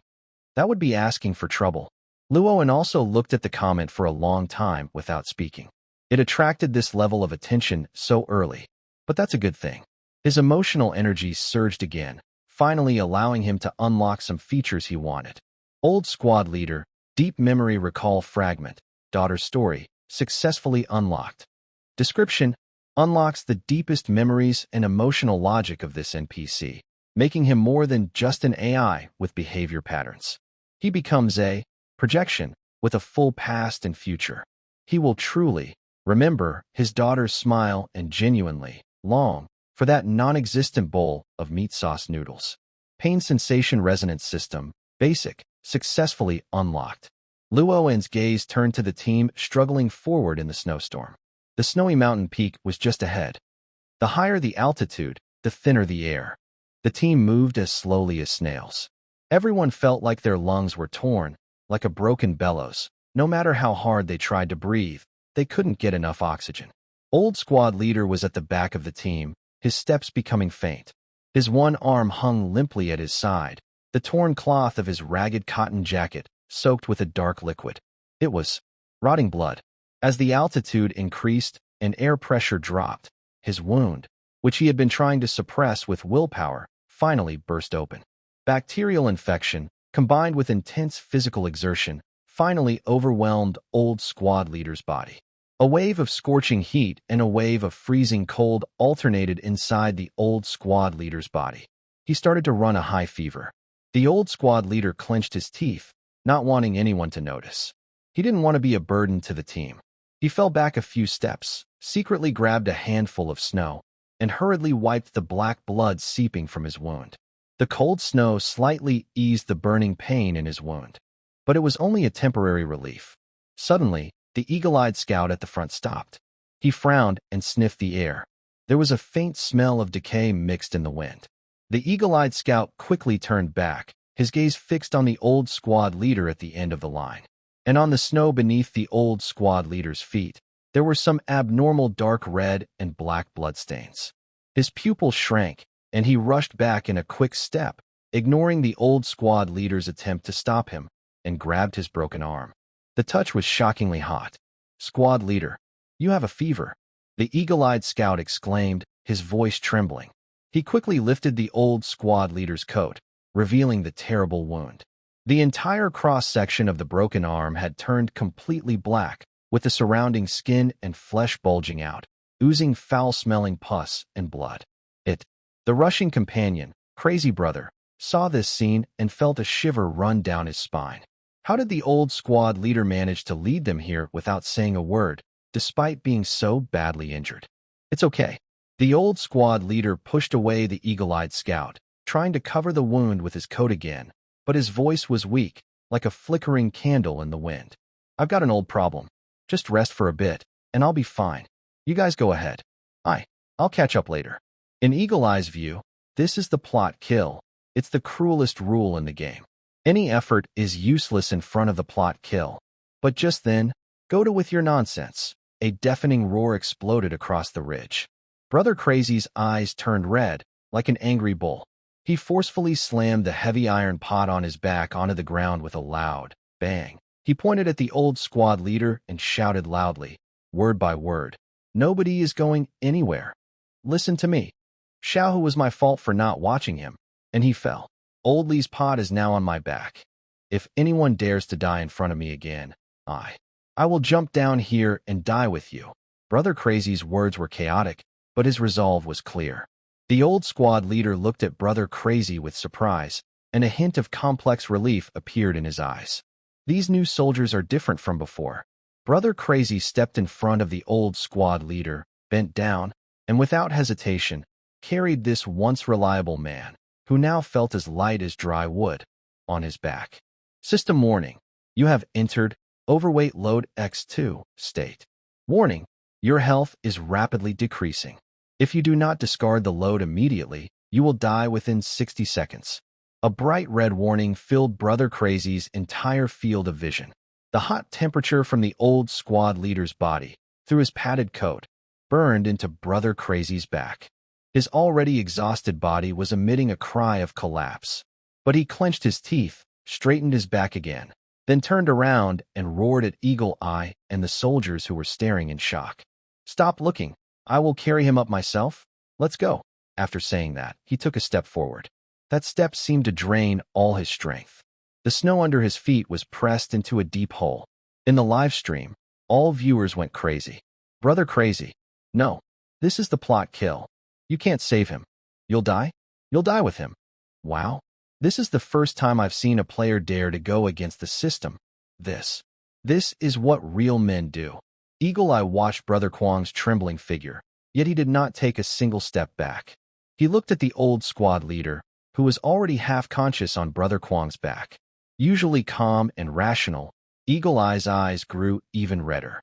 To with the best solution, to with the plot twist. Eagle Eye silently moved forward, threw away everything he could from his backpack, leaving only a gun and a few bullets.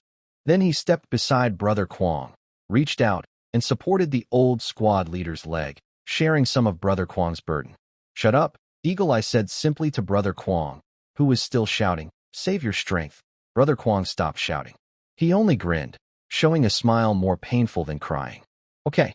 The altitude was 4,800 meters.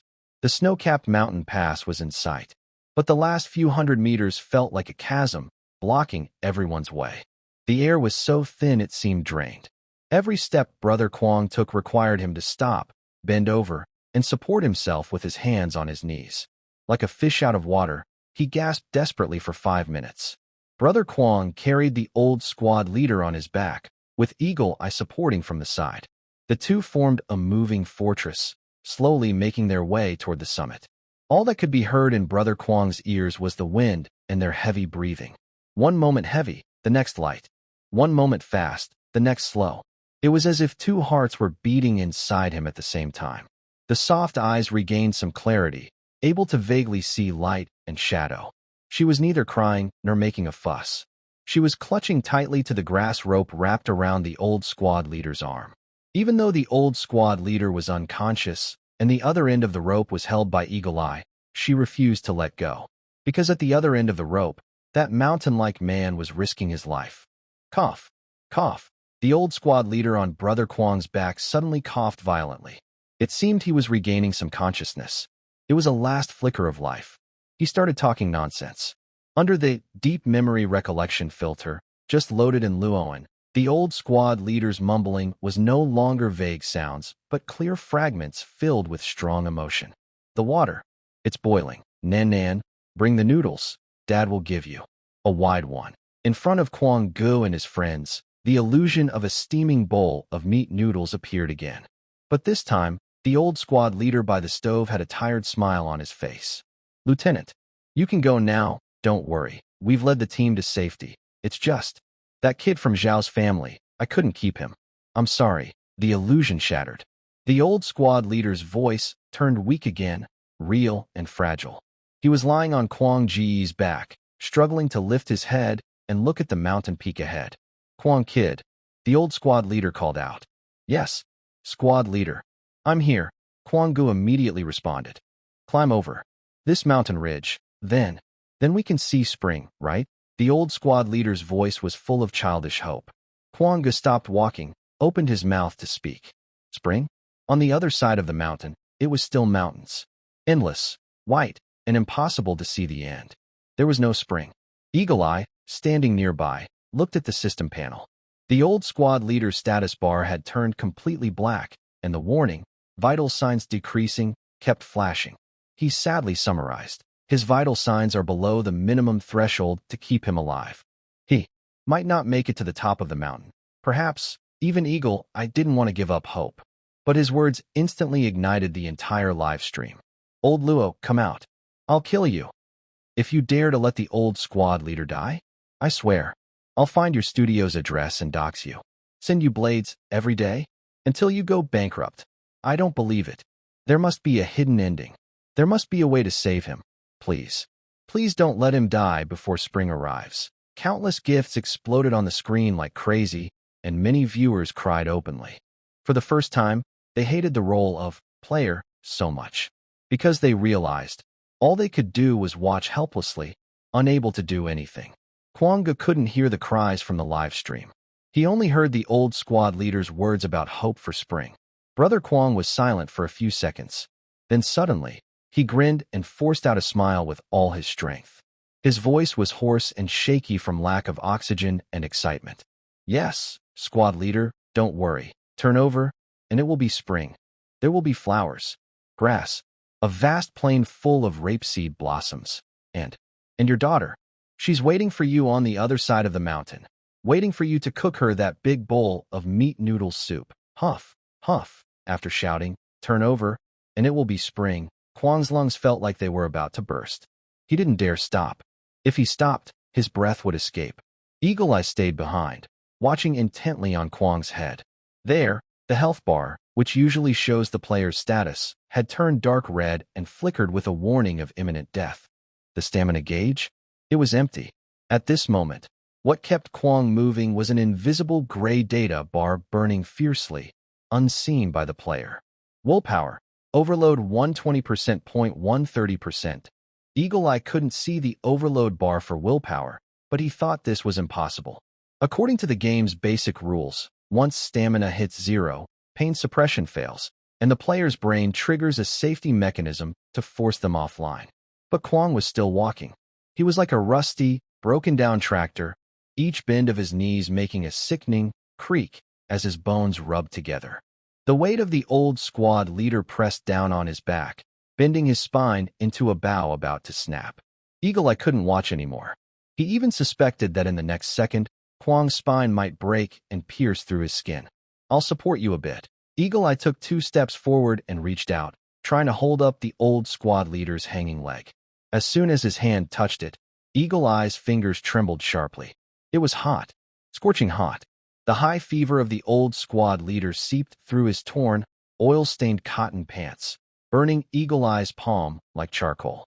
Contrasting sharply with this was the old squad leader's severed arm hanging from Brother Kwang's shoulder, his hands swollen and purple, fingers stiffly curled, fingertips cold as if just pulled from a freezer. This was a true sign of nearing death. The core was extremely hot, while the extremities were freezing. Life was quickly draining from this battered body. At that moment, the person originally silent on Brother Kwang's back suddenly moved. The old squad leader slowly regained consciousness. His cloudy eyes struggled to open a slit, feeling the intense jostling beneath him and Brother Kwang's heavy, labored breathing. Though uneducated, the old squad leader understood one thing. On a snowy mountain, whoever carries whom is doomed. Put me down. His voice was faint, like smoke, and was in away by the wind before it could be heard. His body started to struggle on Brother Kwang's back, desperate to die. He was like a fish about to be thrown into a pot, fighting to slide down and fall into the snow beside him. I'm not going anymore. I want to rest. You all go ahead. Get lost. Brother Kwang was too exhausted to shout loudly. His words came out through clenched teeth, with spit flying. Feeling the person on his back moving wildly, Brother Kwang grew frantic. He lost his balance and slipped, his knee hitting a sharp piece of ice. Ow, that hurt a lot. But he didn't loosen his grip. Instead, he tightened his hold on the old squad leader's leg. Stop moving. Be good. Brother Kwang's face was covered in frozen ice shards, looking fierce enough to eat someone. Just promise to treat me to noodles, and now you want to run away before we even get there? No way. After cursing, Brother Kwang reached out with one hand. His movements were rough. He grabbed the old squad leader's hanging hand, which was frozen stiff like an ice lolly. Then, Brother Kwang made a move that made Eagle Eye's eyes sting. He forcefully shoved that frostbitten, dirty hand into his own collar at the neck. That was the only warm part of Brother Kwang's body. The cold, dead flesh pressed against his hot neck, making Brother Kwang shiver violently, trembling all over. But he didn't dodge. Instead, he shrank his neck and tightly clamped his chin on that hand to stop it from slipping away. Hold on tight. If you fall, I'm not responsible. The old squad leader's struggle stopped. His face, weathered and rough like old tree bark, twitched slightly with muscles. That hand, tucked inside Brother Kwang's collar, even if frozen stiff, instinctively didn't want to freeze the child and tried to pull back. But Brother Kwang held it so tightly. There's the mountain pass ahead. To distract the old squad leader, Brother Kwong started talking loudly and nonsense, his voice hoarse and unpleasant. Squad leader, did you see? The wind over there is warm. I can smell it. Really, it's all rapeseed flower scent. Once we get over, we'll roll in the flower fields. Bring your precious daughter here. Let her ride a big horse. This lie was too clumsy. Surrounded by the biting wind and snow, where could there be warm wind? Where could there be rapeseed flowers? Eagle Eye watched Brother Kwong desperately trying to hold on to the old squad leader, took a deep breath. To with the data, to with reason. Eagle Eye took out the compass from his waist, which had long been cracked and frozen, and pretended to look at it casually, his tone as calm as if he were reporting the weather. Squad leader, he's right. I'm in surveying and mapping. I just calculated. Based on airflow and pressure changes, crossing this mountain pass will lower the altitude by 500 meters, and the temperature will rise by 15 degrees. And according to terrain analysis, the leeward side has an 80% chance of having high mountain meadows and small villages. Eagle Eye was making up nonsense seriously. He was using the professional identity given by the game to weave a non-existent scientific basis. The old squad leader had no strength to speak, only blinking slightly as if listening. At this moment, Soft, who had been led along with her eyes covered by a cloth, suddenly stopped. She couldn't see, but because she couldn't see, her heart was clearer than anyone else's. Soft suddenly turned her head forward, took a deep breath, and her nose, red from the cold, was squeezed tightly. Really, her voice, still with that characteristic clipped tone, was no longer trying to flatter the top player but carried a surprised tremor. I smell it too. It's so fragrant. Squad leader, can you smell it? It tastes like fried sugar cake. Her soft, purple-tinged lips trembled, but she still managed a bright smile. Tears soaked the cloth blindfold covering her eyes.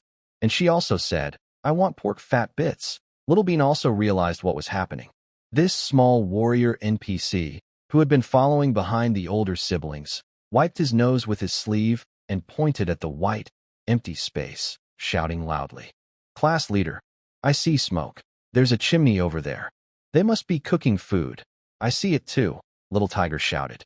Everyone was lying. They were all trying to give a dying old soldier one last hope, on this hopeless snowy mountain peak, by stubbornly imagining spring with their words. The old squad leader, lying on Brother Kwong's back, listened to these terrible lies. Maybe he believed them, or maybe he didn't. But the hand tucked inside Brother Kwong's collar no longer pulled back. His cloudy eyes slightly squinted, and a faint smile appeared on his face. That look was like a caring elder watching their mischievous child, unable to bring themselves to expose the truth. Good. The old squad leader's voice was faint but strangely peaceful. Those are good days. We must go. The last 100 meters. This was the wind's edge, the final gate set by nature. The fierce wind was like an invisible wall, pushing people backward. Brother Kwong was carrying someone on his back, his center of gravity too high, making him unstable. He could barely walk earlier. Now he could only crawl. Thud. Brother Kwong's knees buckled, and he knelt in the snow. But he didn't fall. He held the ground tightly with both hands, like a stubborn ox. Eagle Eye saw this and immediately collapsed beside Brother Kwong, using his shoulder to support him, acting as a brace. Soft. To the right, Eagle Eye shouted. Coming.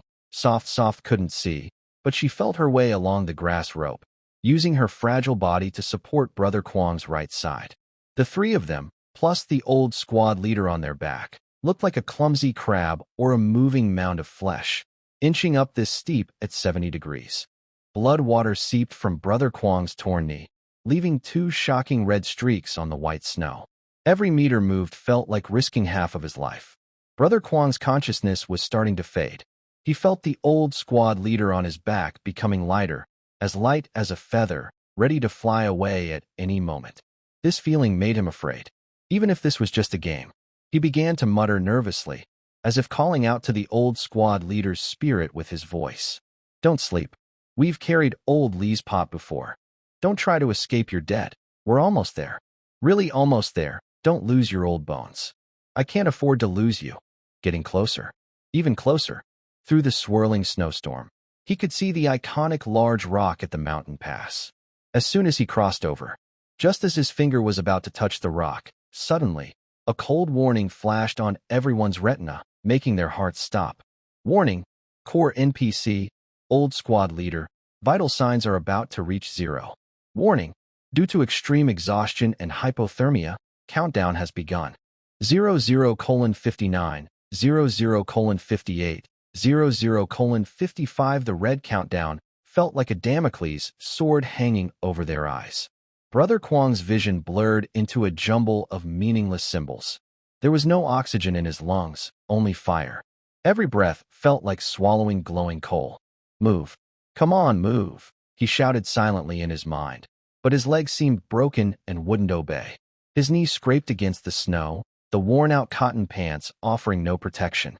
With each move, he could hear the sharp of his kneecap grinding against the ice. Blood and snow water mixed, leaving a shocking red trail behind him. 00:48. Don't look at the time. Eagle Eye's voice was close to his ear, trying to suppress panic and chaos. He was like a madman, pressing his shoulder hard against Brother Kwang's ribs. Just watch your feet. Even 1 centimeter. Keep pushing forward. Eagle Eye's feet were slipping too, and his stamina bar was already empty. Now, the last bit of human dignity is burning away. Soft can't see anything. She can only rely on the pull of the grass rope, using her weak back to desperately hold against Brother Kwang's right side. Babies, give me strength. She is actually praying to the viewers in the live stream. Her face, once obsessed with perfect makeup, is now covered with frostbite and tears, but she looks more like a warrior than ever. 00:30. The old squad leader, lying on Brother Kwang's back, is slowly growing colder. That cold isn't like snow. It's a deathly silence coming from deep within the bones. Only the hand tucked into Brother Kwang's collar, because it touches his main artery, still retains a little borrowed warmth. Brother Kwang feels the life leaving his back, and fear tightens his heart. Don't die? Please. Brother Kwang, usually a tough man full of swear words and defiance, now has tears and snot all over his face. Old guy, you can't die. You promised to cook noodles for me. Liar. All you NPCs are liars. Get up for me. The last 5 meters. This is the very top of the mountain pass, where the wind is fierce. The strong wind is like an invisible wall, trying to push these tiny ants daring to challenge the sky into the abyss. Xiao Duzi and Xiao Hu rush forward. 2 children, about half-grown, one dragging the old squad leader's left leg, the other his right. Squad leader, we're pushing you, Xiao Duzi shouts, face turning purple from strain. The 5 of them seem like a strange, tragic conjoined twin, making their final charge in this white. 00:10. A giant rock is right in front. Once they go around it, they'll reach the sheltered. Brother Kwang's consciousness is already beginning to fade. He can't see the way clearly. He only mechanically repeats the actions of lifting his legs, pressing down, and dragging forward. 1 step, 2 steps. 00:03. The system's red alert fills his entire field of vision, the shrill beeping almost bursting his skull. Warning, vital signs critically weak. Warning, player is about to lose consciousness. Ah. Brother Kwang let out a loud roar, exhausting all his life force and even his soul, then suddenly lunged forward. Everyone followed the momentum, and in that moment, in this world blocked by snow and ice, they forcefully created a gap. 00:00. Suddenly, the world went quiet. The fierce wind that threatened to tear people apart stopped abruptly. Brother Kwang fell heavily to the ground, but he didn't feel any pain, because there was sunlight. A warm, golden sunlight, long absent, broke through the thick clouds, like a golden sword stabbing straight into the snowy mountain pass. Then, the clouds churned and scattered like defeated soldiers fleeing in disarray. The snow and wind stopped completely. Is it coming through? Eagle Eye collapsed on the ground, gasping heavily, his chest rising and falling rapidly. He looked at the light, a bit stunned. Softly, she tore a small hole in the cloth covering her eyes, tears blurring her vision from the bright light, but she still squinted and stared at the golden glow. We survived. In the live stream, countless viewers slumped in their chairs, sweating coldly, as if they had just climbed a snowy mountain themselves. Squad leader, Brother Kwang didn't have time to rest. He crawled up using his hands and feet, then reached behind to untie the grass rope. Along the way, he was afraid old squad leader would fall, so he tied himself and old squad leader tightly together. Squad leader, wake up. We're here. We made it. Brother Kwang's voice trembled. He carefully lowered old squad leader, letting him lean against a large rock that blocked the wind. Old squad leader's face was pale as paper, lips colorless, looking like he was about to run out of energy. But he was still breathing. Weakly, his eyelids fluttered, and he slowly opened his eyes with great effort. At that moment, Brother Kwang, Eagle Eye, softly, and all the viewers watching the live stream held their breath. Old squad leader slowly turned his head. His gaze passed Brother Kwang, past the large rock, and looked toward the other side of the mountain. That was the place they fought desperately to cross, risking their lives. Brother Kwang had lied to him before, saying that beyond the mountain was spring, with rapeseed flowers and vast plains. But now, the truth was laid bare in front of their eyes. Beyond the mountain, still lies more mountain. The snow-capped peaks rise and fall endlessly. Each mountain connects to the next, like a herd of white giants standing silently between heaven and earth. There are no flowers, no grass, no plains. Only more distant, more dangerous, more hopeless roads. At this moment, Brother Kwang felt an unprecedented sense of suffocation. He wanted to cover the old squad leader's eyes and continue to weave that clumsy lie. Squad leader, actually, Kwang stammered. Actually, the fog is too thick, you see. Looks good, the old squad leader suddenly said. His voice was soft, no longer the rough, Sichuan-style shout, but gentle and calm like never before. He looked at the bleak, cruel snow mountains, shining with golden sunlight on the snow caps. In his cloudy eyes, there was no disappointment that Kwang worried about, only a bright, startling light. So beautiful, the old squad leader struggled to lift his single arm and pointed toward the distant white expanse. Kwang, look, all these mountains, all this land. A faint smile appeared at the corner of his mouth, missing teeth and all, but honest and kind. From now on, it all belongs to our children. Kwang froze in place. Eagle Eye lowered his head, biting his lip tightly. Soft was already crying softly. They thought the old squad leader was looking at the scenery, at spring. But that was not true. He was only looking at the road beneath his feet, still under the feet of his people. As long as the mountains remain, as long as the roads are there, as long as people are alive, that is the best spring. Just then, in the center of everyone's view, the game title they often mocked as a clickbait headline suddenly flickered like an electrical interference. The once sweet, fresh, and sarcastic artistic font, Healing Journey, at this moment, as if a layer of disguise had been burned away. The true face beneath slowly revealed itself, accompanied by a heavy bell-like sound effect. Healing Journey, the promise beneath the snow mountains. In an instant, the entire internet fell silent. Luoan's studio, Luoan's eyes reddened, mixed feelings swirling inside. He looked at the finally transformed title on the screen and gently pressed the enter key. Not only candies and flowers can heal, Luoan whispered softly. For a nation that has forgotten its past, painful memories are the only true medicine. In the live chat, after a brief pause, the comments suddenly flooded in like a mountain flood. I'm such an idiot. I really am an idiot. I always thought this was just a fake game pretending to be something else. I'm the same. I even scolded the streamer for being a vow. So that's what the title really means. What vow? Is it the old squad leader's promise to his daughter? No, it's more than that. A golden comment suddenly appeared on this entertainment-obsessed live platform, standing out sharply but also making a strong impact. The vow is, we will carry you and keep living. In the game, the system's alert sounded again. This time, it was no longer a cold warning but carried a solemn, respectful tone. Server-wide announcement. Congratulations to players Kwang Gu, Eagle Eye, and Soft for successfully conquering the Jiajin Mountain Pass. Calculating results. No fireworks, no cheering sounds. Only an old, grayish map slowly spread out before the three players. On the map, a thin red line stretched from the starting point to their current position.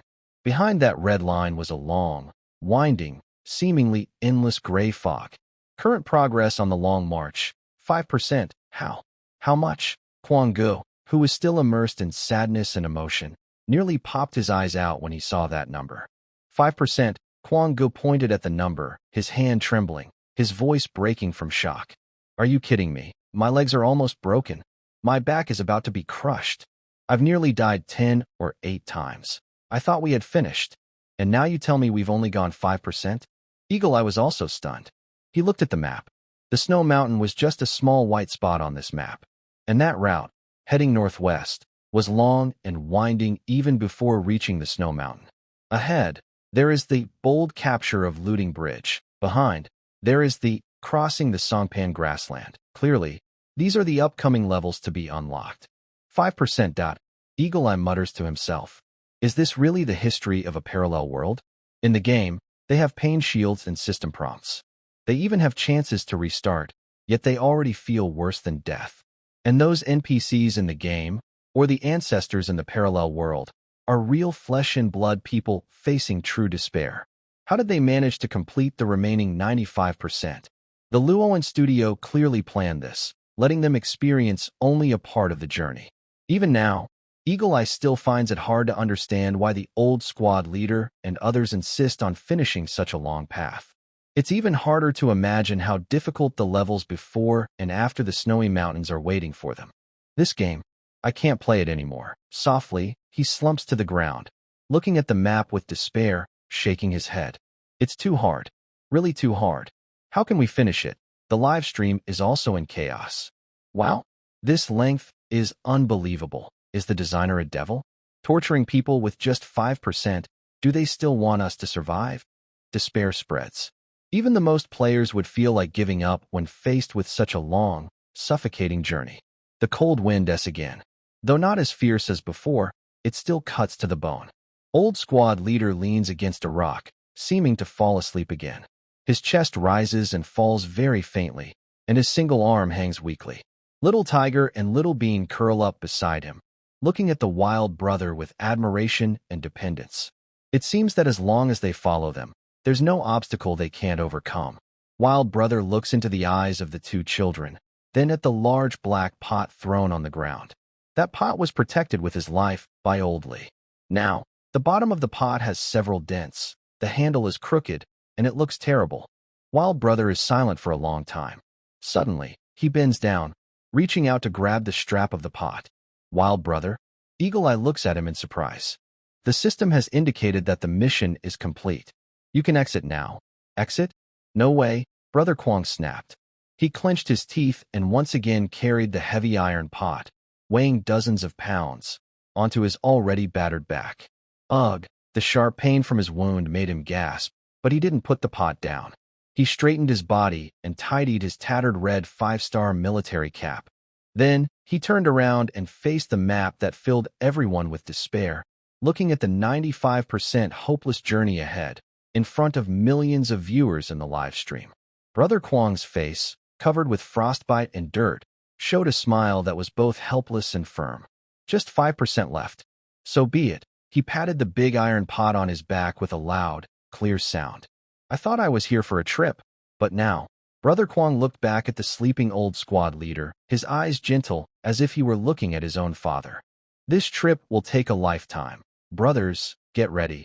We're heading down the mountain. Suddenly, a melodious accordion sound floated into Brother Kwang's ears. It was an old, slightly out-of-tune melody, both heroic and sad. Brother Kwang froze in place. Eagle Eye and Soft also stopped. The despairing map in front of them slowly faded away, and white stone tablet-like words appeared on their retinas. Difficulty level, true history, desperate situation, completion rate, 90%, core NPCs survived, but Old Lee did not survive. Note, NPCs who survived will appear in future updates. Right after, 2 global announcements suddenly popped up. Global notice. Due to the extreme physical and mental stress caused by true history difficulty, a new story experience mode has been unlocked. Note, in story experience mode, pain sensation is capped at 1%, environmental damage is reduced by 80%, but hidden storylines cannot be triggered, and special souvenirs cannot be obtained. Seeing this announcement, the viewers in the live stream, who had long been too scared to go online, instantly cheered. Finally, I can play. I don't care about beating the game. I just want to go in and give the old squad leader a warm gift. Don't even think about it upstairs. The low difficulty is probably just for watching the story. The system definitely won't let you send supplies. But Brother Kwong looked at this announcement, only sneered coldly, and spat on the ground with blood in his saliva, showing his disdain. What's the point of experiencing this? Without losing skin, what's the point of a long journey? However, in the subsequent dungeon, they could still see the old squad leader and others. Brother Kwong exchanged looks with Eagle Eye and Soft, and that was truly a happy thing. At this moment, a special reward panel for the three of them popped up. There was nothing magical or overpowered, no divine equipment or incredible skills. There were only two simple things. The first was a title. Obtain the unique title, Firekeeper. Title effect. When wearing this title and entering subsequent dungeons, all NPCs from the Red Army faction will have their initial friendliness set to trust. Description. You don't need to prove your courage to them because your scent is the same as theirs. Eagle Eye looked at this description and his eyes twitched slightly. Even when he won the world championship, he never felt like this. Like wanting to cry. This is not just a title, it's a form of recognition. Being acknowledged as a peer by the toughest men in the world. The second reward was an item. It didn't go straight into his backpack, but appeared out of thin air in Brother Kwong's hand. It was a heavy, cold object. Brother Kwong looked down, and his pupils shrank suddenly. It was of leather. Half a cowhide belt, covered in black stains and deep, uneven teeth marks. Some teeth marks were large, as if made by an adult biting desperately. Some were small, with a hint of childishness. Brother Kwong's hands started to tremble. This was the belt that Old Lee used to wear when he was alive.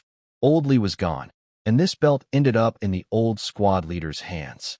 Several times at midnight, Brother Kwong saw the old squad leader take out this belt, put it on a small fire to roast, smoking as it heated, then smash it soft with a stone. Back then, Brother Kwong thought the old squad leader was going to eat it. But the old squad leader only cut off the softened part, then gave it to the still-growing little being. I am a piece of snow and a patch of grass, enduring stubbornly. Item, worn-out half-belt, the only keepsake. Quality, priceless. Description, this was the last, rations, left by the old squad leader. It is covered with bite marks from Old Lee and traces of small beans that had sneaked a lick. It tastes bitter and foul, hard to swallow. Special effect.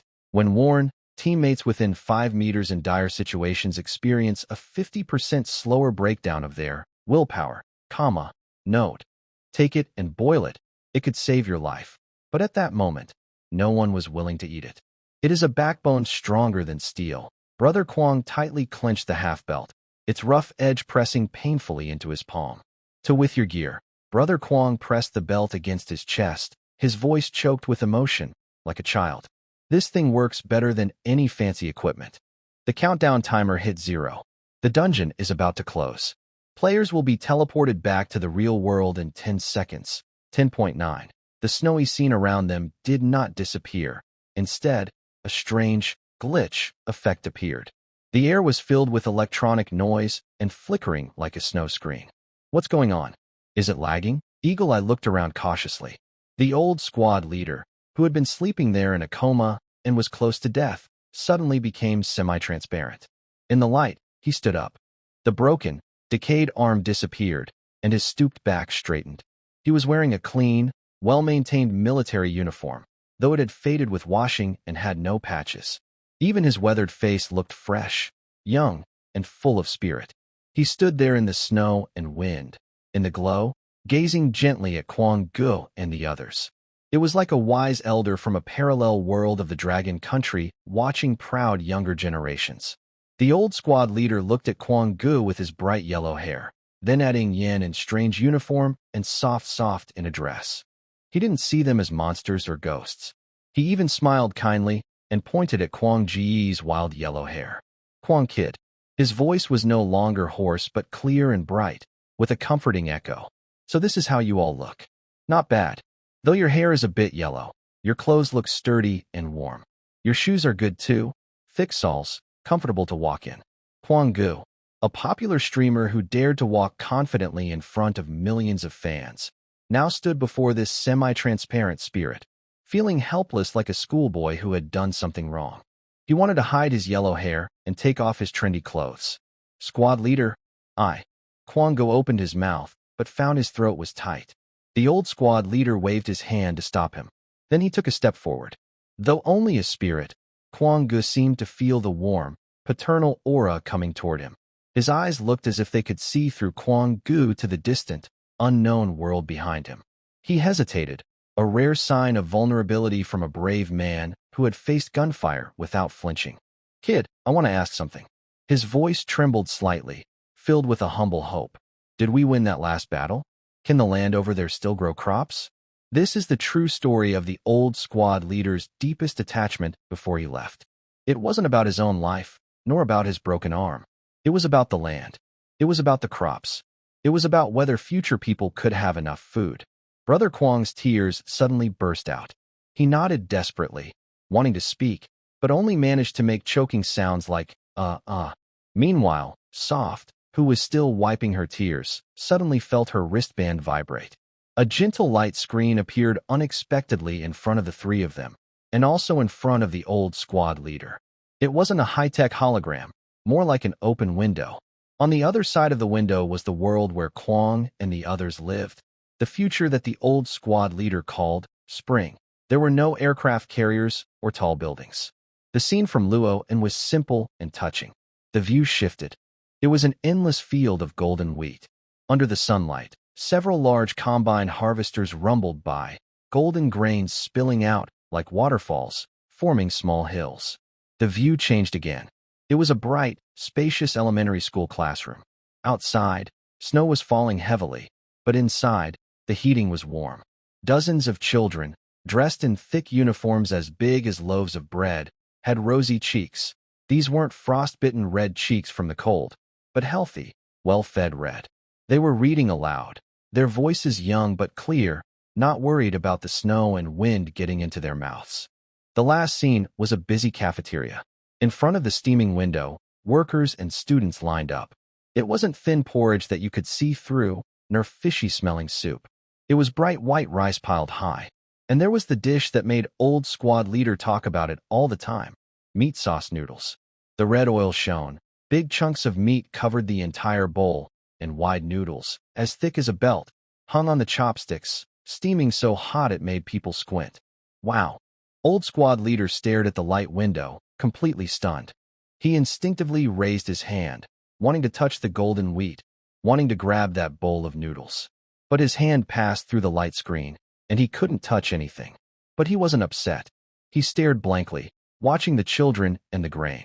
As he watched, this man who never shed tears despite bleeding and sweating suddenly smiled like a child. As he smiled, tears flowed down his deep wrinkles. It's so good. So much grain. We can't finish it. Really can't finish it. Why do those children look so healthy? Chubby. So good. Brother Kwang could no longer hold back. He pointed at the screen and loudly reported in a respectful tone. Squad leader, look. That is our land now. We've won everything. The children don't need to carry guns, eat snow, or chew bark. They can eat noodles whenever they want, eat meat whenever they want, and celebrate New Year every day. Even though this was the future of a parallel world shown by Luo, and Soft also cried and shouted. Squad leader, that's spring, real spring. No one dares to bully us anymore.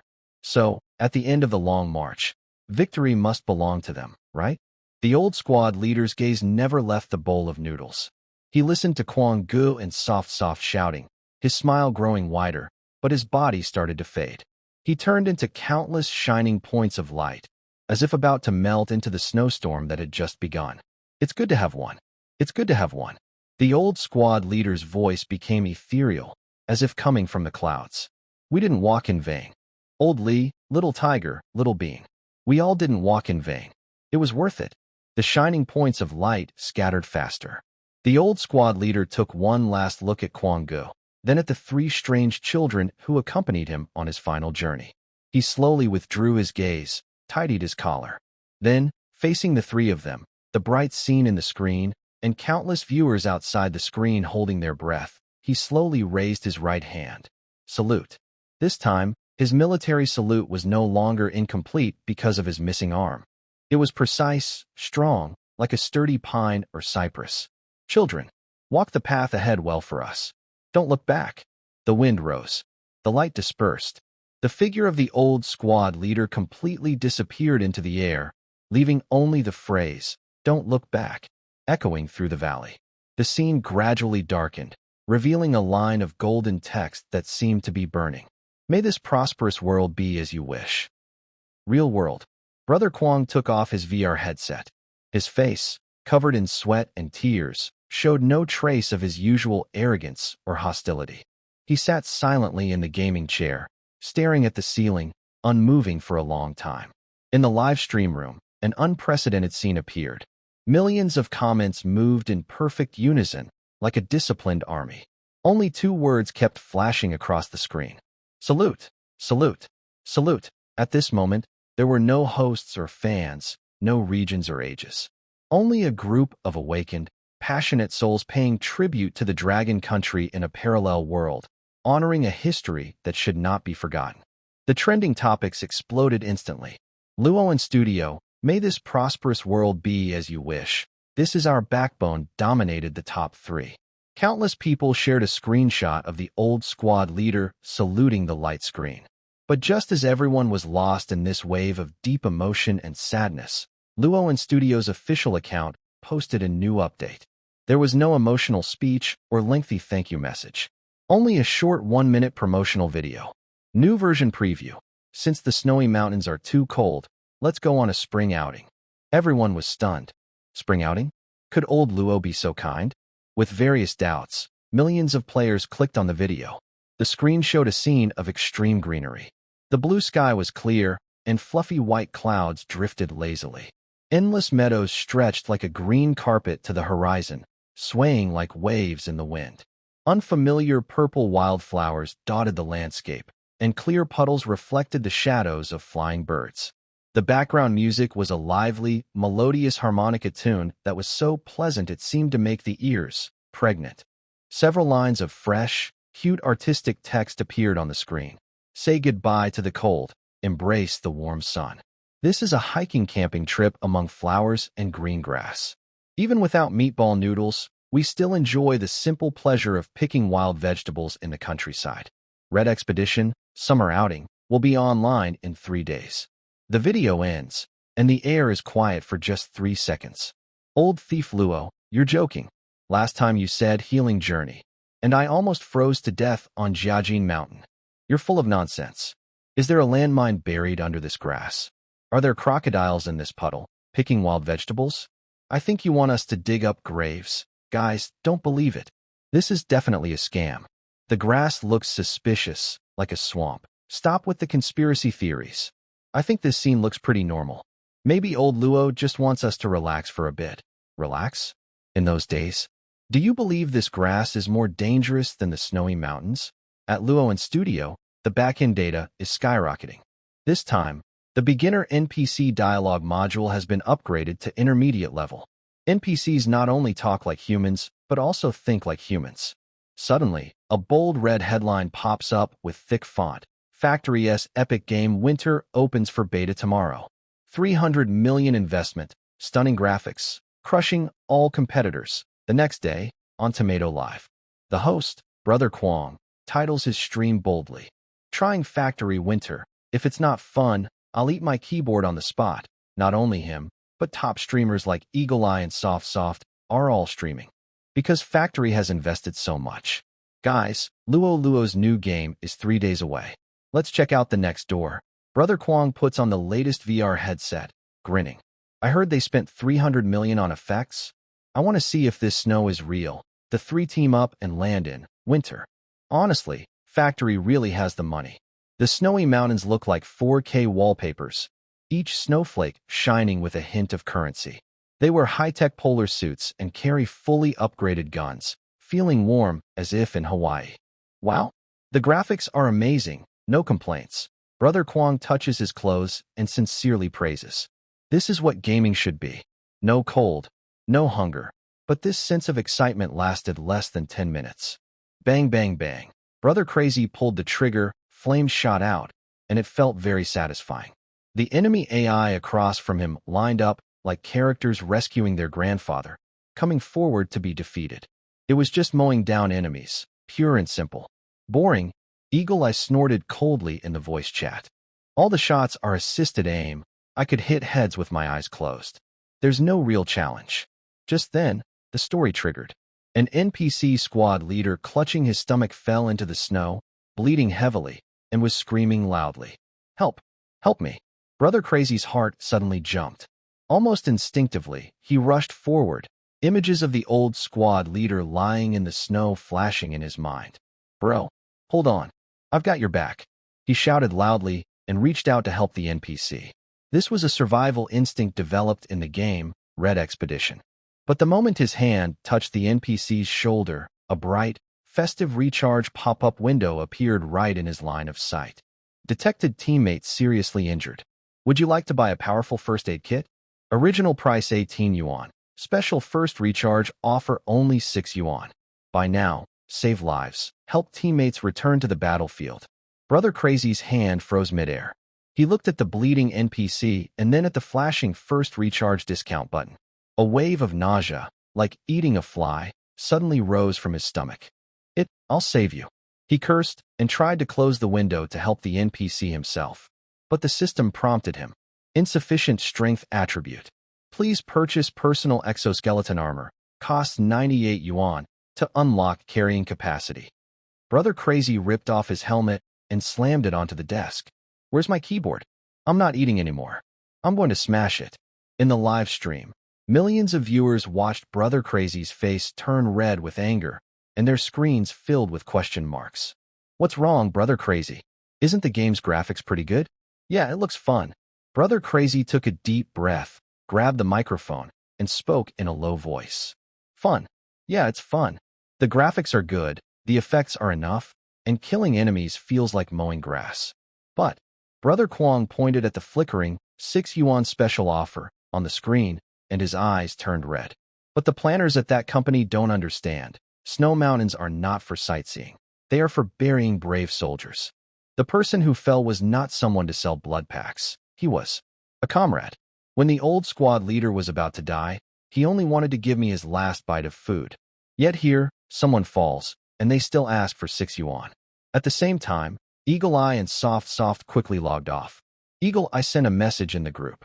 Garbage built from data, with no soul. Soft posted 2 pictures. One was of her dressed beautifully in winter, and the other was of her with frostbite, blindfolded, in Red Expedition. I used to think the first one was pretty, Soft said. Now I think the me in the first picture looks like a plastic doll. That night, the once popular game, Winter, which had exploded with data, saw a sharp drop in online players after 2 hours. Many players came excitedly, but felt an unprecedented emptiness in that world filled with greed and coldness. It was fun, but somehow, something was missing. Playing too much makes you feel bored eventually. When they returned to Red Expedition, they realized that old Luo seemed to have upgraded the NPC emotion system again. It felt like the already real squad leaders and others became even more real. At 2 a.m., in a high-end apartment, the neon lights outside the window flickered weakly. Soft curled up in her gaming chair, wrapped in a luxurious silk air conditioning blanket. The screen in front of her was on, showing a 3-person voice chat channel labeled Snow Mountain Demolition Office. Click. Soft took a bite of her delicate dark chocolate, bitter yet sweet, smooth as silk. It was her favorite brand, costing thousands per box. But now, she frowned, chewing mechanically as if biting wax. Tastes off, Soft muttered into the microphone. Is this chocolate expired? Why is it not sweet at all? In her headphones, she could hear Brother Kwong lighting a cigarette and Eagle Eye typing on his keyboard with crisp sounds. No one responded. Since a few hours ago, after they left the game, Winter, filled with pay-to-win emergency packs, they have been staying in the voice chat. They haven't spoken much, just not wanting to sleep. When they close their eyes, they see endless snow and the figure with a missing arm saluting the screen. A deep feeling of emptiness rises from their soul, making Soft desperately crave sugar.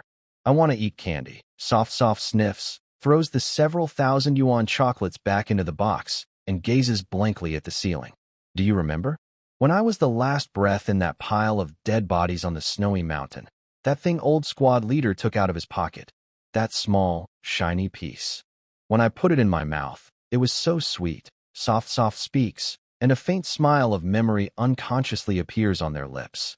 I swear, that was the best candy I've ever eaten in my life. Much better than these cheap, thousands yuan junk. I want to ask old squad leader where he bought that candy. I want to have another bite. In the voice chat, Eagle Eye's keyboard suddenly stops clicking. Kong Ji's lighter flame also goes out. A tense silence spreads through the channel. After a long while, Eagle Eye's voice comes through the headphones, a bit tense.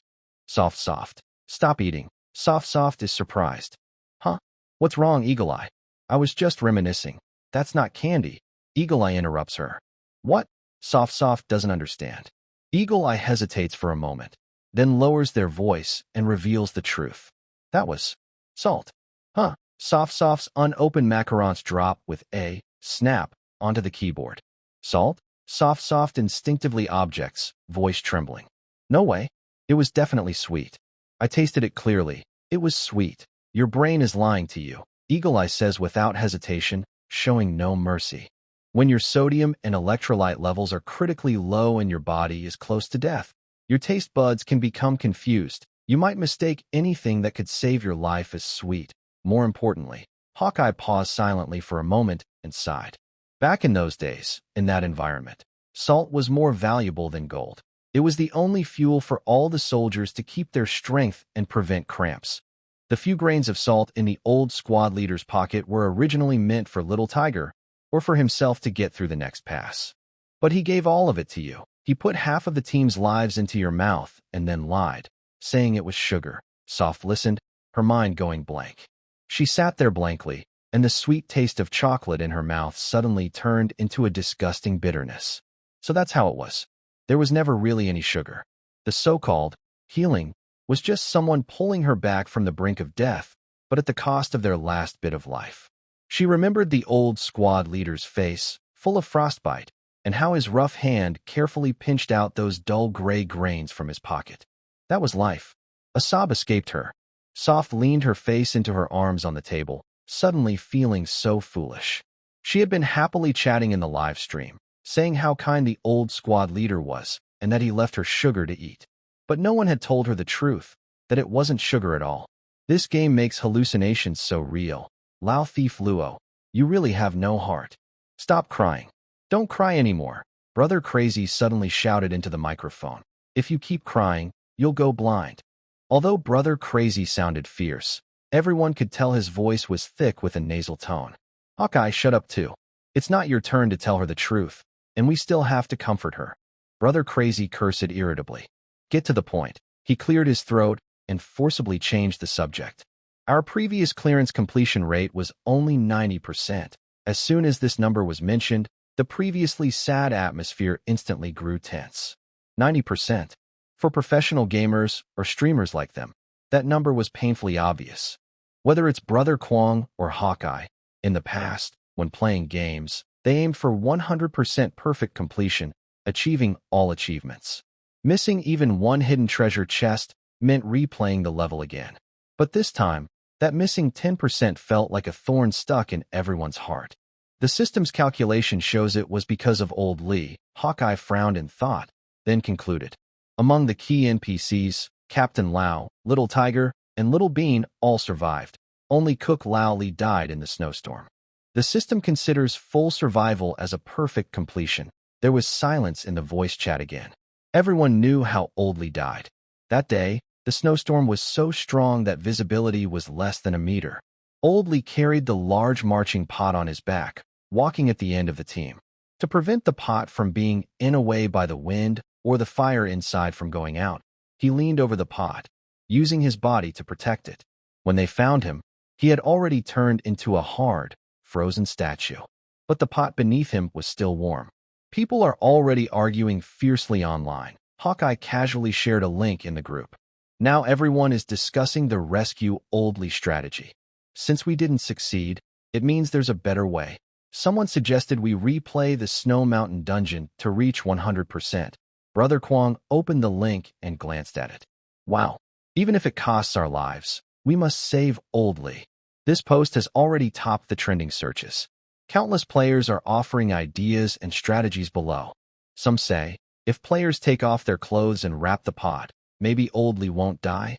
Others suggest, can Brother Kwong carry Captain Lao faster? As long as they reach the camp before the snowstorm hits, Oldly won't fall behind. And some are more extreme. If necessary, the three of us can take turns shielding Oldly from the wind. One player dies, then another NPC takes over. It's a win-win. Seeing these comments, Brother Kwong didn't speak. He just sneered. He lit a cigarette, took a deep drag, and the smoke blurred the gray photo of Oldly on the screen. Hawkeye, what do you think? Brother Kwong asked. From a technical point of view, can we save him? Hawkeye was silent for 2 seconds. Technically, yes, but in reality, that was a dead end. At that time, the temperature was minus 40 degrees Celsius, with strong winds. If Oldly didn't protect the pot, it would fly away, and the fire would go out. Without hot water, the whole team would die that night. If the player tried to protect the pot, Eagle Eye paused. They would die if they took off their clothes, but they couldn't block the wind otherwise.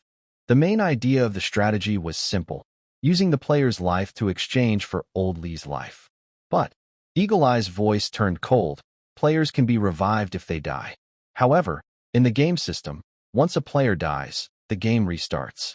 The Oldly we saved only exists in the timeline where we died. For us who survived and finished the game, Oldly's death might have been inevitable. This is a no-win trolley problem, and Eagle Eye couldn't think of a better solution. That's also the cruelest part of Luo An's civilization flame system. History has no what if. Sacrifice is sacrifice, and it can't be undone. I'm not playing again. Brother Kwong extinguished his cigarette in the ashtray, his voice firm. I also don't agree to restart. Soft, who had been crying, suddenly spoke. She took a tissue and wiped her nose hard. That kind of pain, experiencing it once is enough. And Soft looked at the group photo on the screen. If it's just to get 100% achievement, then dragging old class leader and the others back into that to do it again. I think that's an insult to them. Exactly. Brother Kwong picked up the conversation, his hand instinctively touching his chest. In reality, there was nothing there. But in the game data, there was a faded half-belt. That was Oldly's keepsake. It was left behind when Oldly handed him the pot. Oldly gave me the pot. Brother Kwong's voice was low, so I have to carry it for him. The road he didn't finish, I walk it for him. The grass he didn't see, I watch it for him. This is what this broken game, or rather, this cursed history, truly wants to tell us. Brother Kwong looked up, his eyes filled with determination. Keep moving forward, don't look back. With 90% of regrets in this life, I will die at the finish line. This is the best way to explain things to Oldly. Eagle Eye clicked a few times on the keyboard, as if closing some strategy pages. I agree. These 2 words represent the final decision of the 3-person team from the Snow Mountain Relocation Office. Imperfection is the most real part of history. Eagle Eye quickly shifted into tactical command mode, speaking faster. The official announcement was just updated, and the system says this will be a multi-unit cooperation challenge. Recommended team size, 5 people. Eagle Eye circled the words in red. We only have 3 people, and Brother Kwong, you're the main heavy loader, carrying the burden, limited movement, Soft. Eagle Eye paused, feeling shy to say that Soft was a burden. Soft is a medic with weak stamina. I only have that Han Yangzhou rifle, so my firepower is very low. If we don't fill the team, facing the swamp and possible ambushes, our chance of total failure is 98%. At least 200 professional players and retired soldiers have applied to join our team through live streams and private messages. There's even a wealthy person offering $1 million just to get into the grassland to see it. Brother Kwong, what do you think? Should we recruit more people? Just pick any random soldier king to join, and his skills are good. But can he give the old squad leader a piece of dry food, without even looking when there's only 1 bite left? But can he use his shoulder as a cane for me when I can't carry the pot anymore? No, he can't. Brother Wild gasped heavily, his tone full of strong exclusiveness. That's a pride and stubbornness only those who have truly fought together and faced life and death can have. This isn't a game dungeon, not a boss fight. This is the long march. Us 3. Though one is a rough kid with blonde hair, another is a data nerd, and the third is a crybaby. Brother Wild's words insulted all three of them. But we have that spirit. We are soldiers recognized by the old squad leader. If someone else joins, they are a deserter, a burden, a troublemaker. Just us three, Brother Wild declared confidently, with a commanding voice. Even if only three of us, even if we have to crawl, I will carry that pot out of the grassland. If anyone dares fall behind, I will kick him all the way to the finish line. The headset was silent for 2 seconds. Then I let out a light laugh, with a hint of relief. Although I don't like being called a data nerd. But based on my personality model, you're right. The trust cost is too high. Outsiders can't join. So, just the three of us. Keep fighting. To save the declining daily active users of Winter, she made a quick decision to launch the Warm Winter Rewards event. Log in to get 10 consecutive draws, and the first recharge of 6 yuan gives a golden quality rifle. While players hesitated whether to take advantage of Goose Factory's freebies, the official account of Luo Studio posted another update. Price, 1 yuan. As soon as this announcement appeared, the comment section exploded. 1 yuan. Old Luo, are you crazy? The emergency kit next door costs 6 yuan, but you're selling a new map of dozens of gigabytes for just 1 yuan? Old Luo, are you out of money? Don't hold on so tight. I'll send you some money, and you can change the price back. The players got worried. They are used to being heard, but they are also moved. If Luo Studio goes bankrupt because of no money, where can they find such touching games that make people cry like dogs? In the studio's backend, the private message inbox was almost flooded with messages saying, I want to send money. At his computer, Luo looked at those messages and smiled. He wasn't unwilling to accept money. He really just didn't need it right now. Last night, the landlord, who was about to kick him out, came knocking with a bag of his own apples. The landlord tore up the IOU right in front of Luo, and little Luo, rent is waived. The landlord's cloudy eyes were red, clearly having just cried. My grandson, that troublemaker, used to drive around causing chaos, ignoring everyone. But 2 days ago, after playing your game, he dyed his yellow hair black and even helped his mom peel vegetables in the kitchen. He said, he's a soldier from the old squad leader's team, and he can't let the unit down. The landlord held Luo's hand tightly. You made a good game, something that teaches people well. You can stay in the house. I've cleared out the big suite upstairs with good lighting for you. As long as you keep making this game, I won't ask for a single yuan in rent. The next day, 1750. There were only 10 minutes left before the game officially launched. On Brother Kwong's live stream, viewers had already soared to 5 million. The screen showed a 3-person voice chat window titled Snow Mountain Relocation Office. Brother Kwong, are you really not adding more people? The chat was flooding with messages. The number one in the national server has already sent 10 super requests to team up. There's also a real retired Special Forces soldier who said he can be your bodyguard for free. I heard the grassland is even harder than the snow mountain. If you three go in with low health, isn't that just giving yourselves up? Brother Kwong looked at the barrage and then at the 999 friend requests in his private message list. Brother Kwong lit a cigarette, took a deep breath, and then exhaled a smoke ring, sneering disdainfully. Adding people, why add them? To listen to their commands? Or to hear them brag? He roughly pressed out the cigarette with a harsh motion. Do they know what a half-belt feels like? Do they know how to warm their feet in the snow by sticking them into a teammate's arms? Do they know how the old squad leader's hands froze like radishes while rubbing to save a matchstick? On the other end of the voice chat, Eagle Eye was adjusting equipment and added, based on past data, new members need at least 72 hours to get used to our tactics. And before that, there's a 99% chance they will cause team wipeouts because they can't understand the sacrifice mechanism. So, refusing is the most efficient decision. Softly sniffing, holding a big pack of tissues, said, I don't want to add others either. They'll definitely think I'm holding the team back. Only you guys and the old squad leader don't mind me. At 1759, the three of them put on their helmets and activated the neural connection. A vivid green spread slowly across their retinas. It was a new concept poster. Lush green grass, wildflowers blooming beautifully, like a dream. But right in the center of this beautiful scene, blood-red Chinese characters appeared slowly like a blade. There are no gunfire or explosions here. Here, only an unseen abyss. Buzz, The ringing in his ears faded, and his senses rebooted.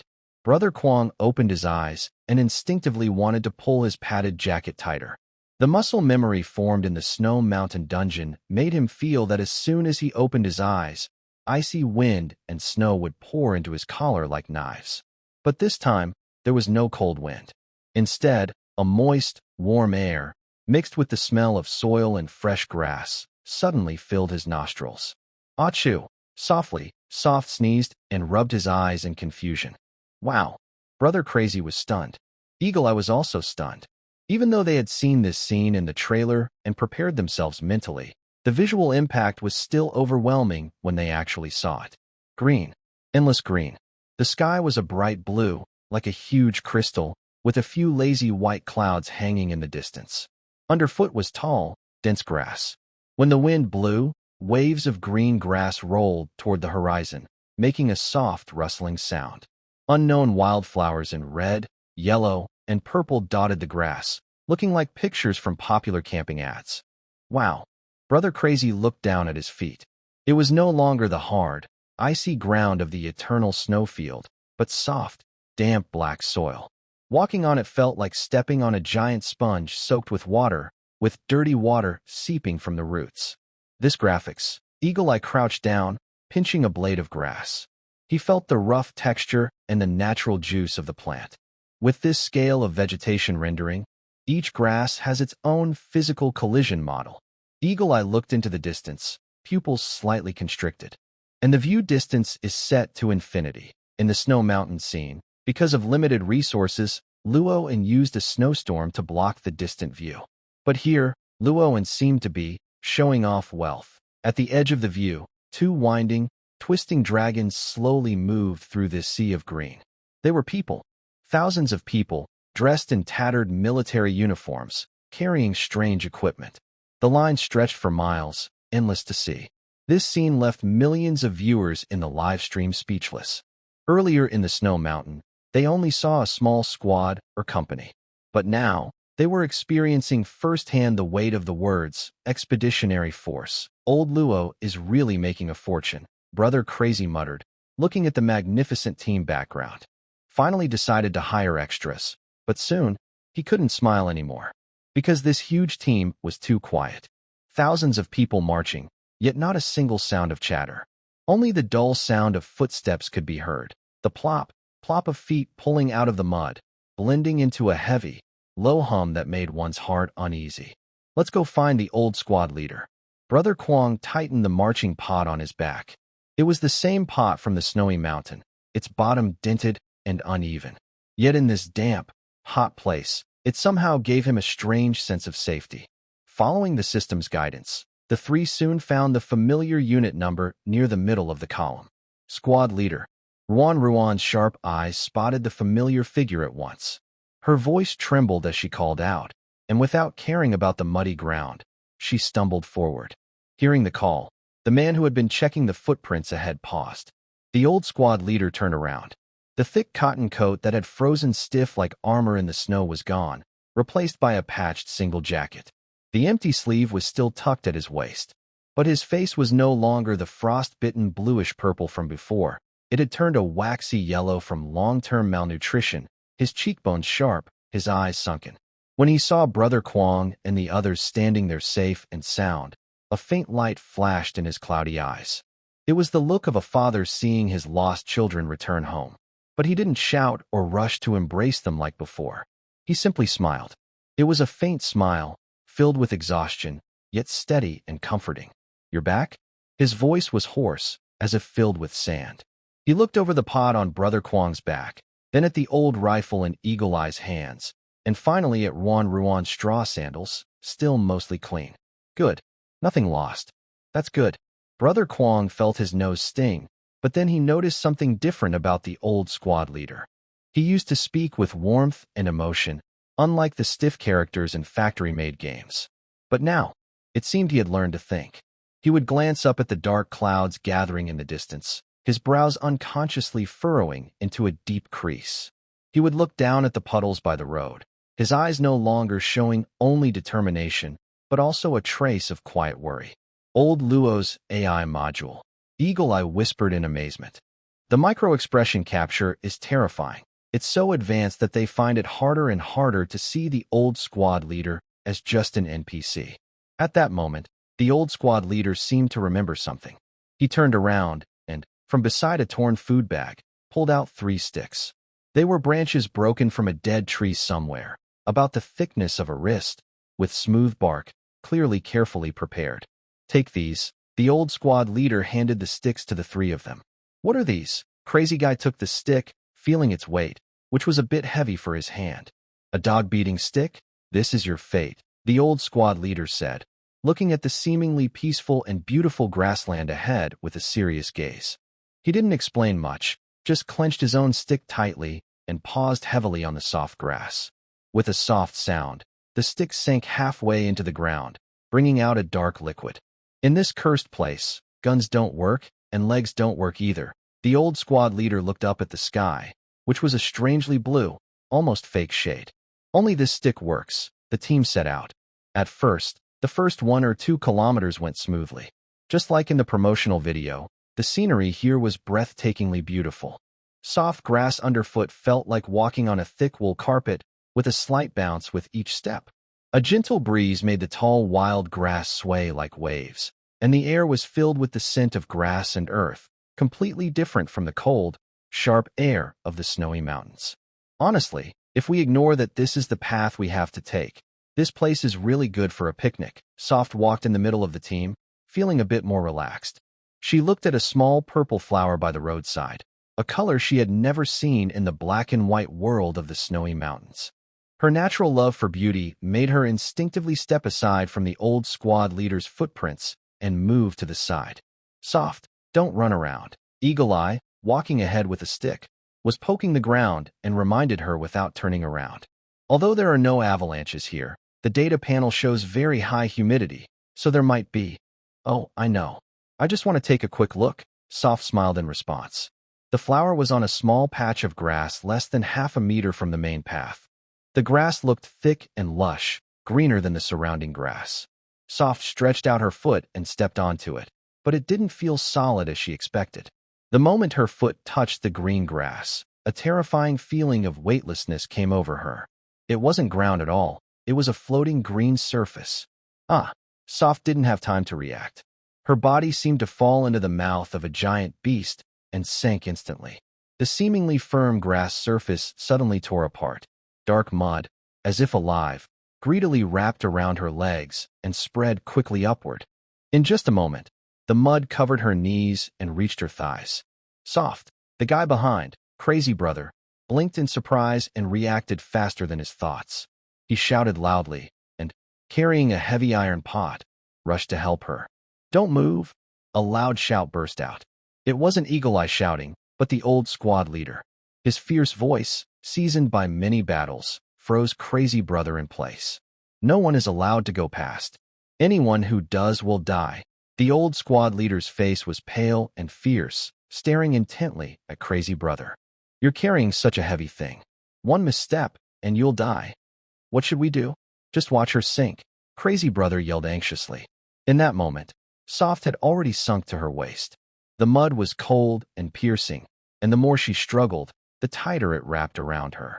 Soft's face turned pale with fear. She waved her hands wildly, trying to grab the grass nearby.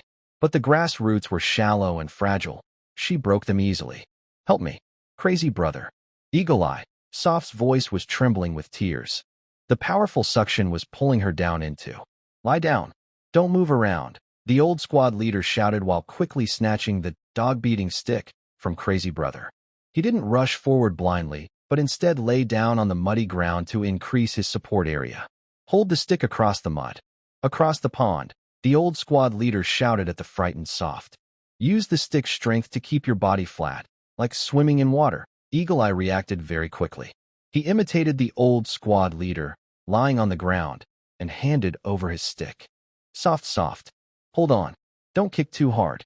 The more you kick, the deeper you sink. At this moment, Soft was already covered in mud up to her chest. The suffocating pressure made her mind go blank. But her survival instinct made her cling tightly to the 2 lifelines being offered. Lean back. Don't use your legs. Use your waist. The old squad leader was lying in the mud, half of his body stretched out, holding tightly onto one end of the stick. 1, 2, lift. At this time, Brother Crazy dared not move recklessly. He carefully knelt on solid ground, removing the burden from his back. Then he reached out to grab the old squad leader's belt, acting like a human pulley. Snick! A sharp, unpleasant sound was heard. It was the sound of flesh forcefully separating from the muddy, vacuum-like environment. Soft's body was pulled out little by little, like pulling out a carrot. First her waist, then her legs, and finally a foot with a fallen grass shoe. Ha! Everyone collapsed onto the solid ground nearby, gasping for air. That brief minute was more exhausting than running a kilometer on a snowy mountaintop. Soft was trembling all over. Half of her body was covered in dark, shiny, rotten mud, emitting a disgusting, rotten smell. It was the smell of marsh gas from plant roots rotting underground for hundreds of years, mixed with the stench of stagnant water. Ugh! Soft couldn't hold back and turned to the side to dry heave. The livestream viewers only just realized what had happened. The scene was too fast and too frightening. Wow, what was that just now? It looked like grass, but how did it sink when stepped on? That's scarier than a landmine. Exploding a landmine is painful but quick. This is like being buried alive. Is this what they call beautiful scenery? Old Luo, I really believe your nonsense now. The old squad leader got up from the ground, covered in mud and water. He looked grim and walked over to pick up the stick. Then he stuck the stick into the mud pit where Soft had just fallen, probing downward. The 1.5-meter-long stick easily reached the top, but didn't touch the bottom at all. The old squad leader pulled out the stick and pointed at the muddy pond still bubbling with black bubbles, speaking sternly. Did you see that? The mud underneath is deeper than that snowy mountain. Here, don't trust your eyes. Look at the flat surface. Underneath might be empty. Look at the beautiful spots. Those are dangerous traps. The old squad leader handed the stick back to the still stunned Soft hand, his tone softening slightly, but remaining serious. Keep the stick in your hand. Use the stick to probe every step. If the stick doesn't sink, it's safe to walk. In this place, danger isn't just from guns. It's also from this land. The team started moving again. After what just happened, the atmosphere among the team changed completely. If entering the map was like a spring outing, now it was like defusing a bomb. The feeling of silent death was more oppressive than the fierce snowstorm on the mountain. The danger on the mountain was visible and tangible. Cold was cold, pain was pain. But this grassland was different. It was too quiet. The soft grass underfoot felt plush, but every step seeped with dark water. You could never tell if you were stepping on solid ground or a fragile, floating carpet. This unknown fear kept everyone's mind on high alert. Change formation. Eagle Eye, the only one with technical skills, took on the most dangerous task voluntarily. I'll go first to scout, Eagle Eye said, gripping his stick tightly. Soft, stay in the middle and follow my footprints. Brother Kwong, you're heavy and have to carry the burden, so you'll go last to hold the line. Okay, Kwong nodded without showing off. The pot on his back had become the biggest burden now. On flat ground, a few dozen pounds didn't matter. But this grassland was soft.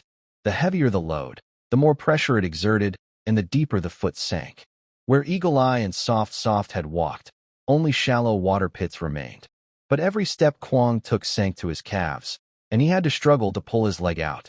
It felt like walking with two heavy sandbags strapped to your feet in sticky glue. Thud. The heavy sound of footsteps became the only background music for the group. Their progress was very slow, not only because of the difficult terrain, but also due to rapid exhaustion. On the system panel, Brother Kwong's stamina bar was turning red at a frightening speed.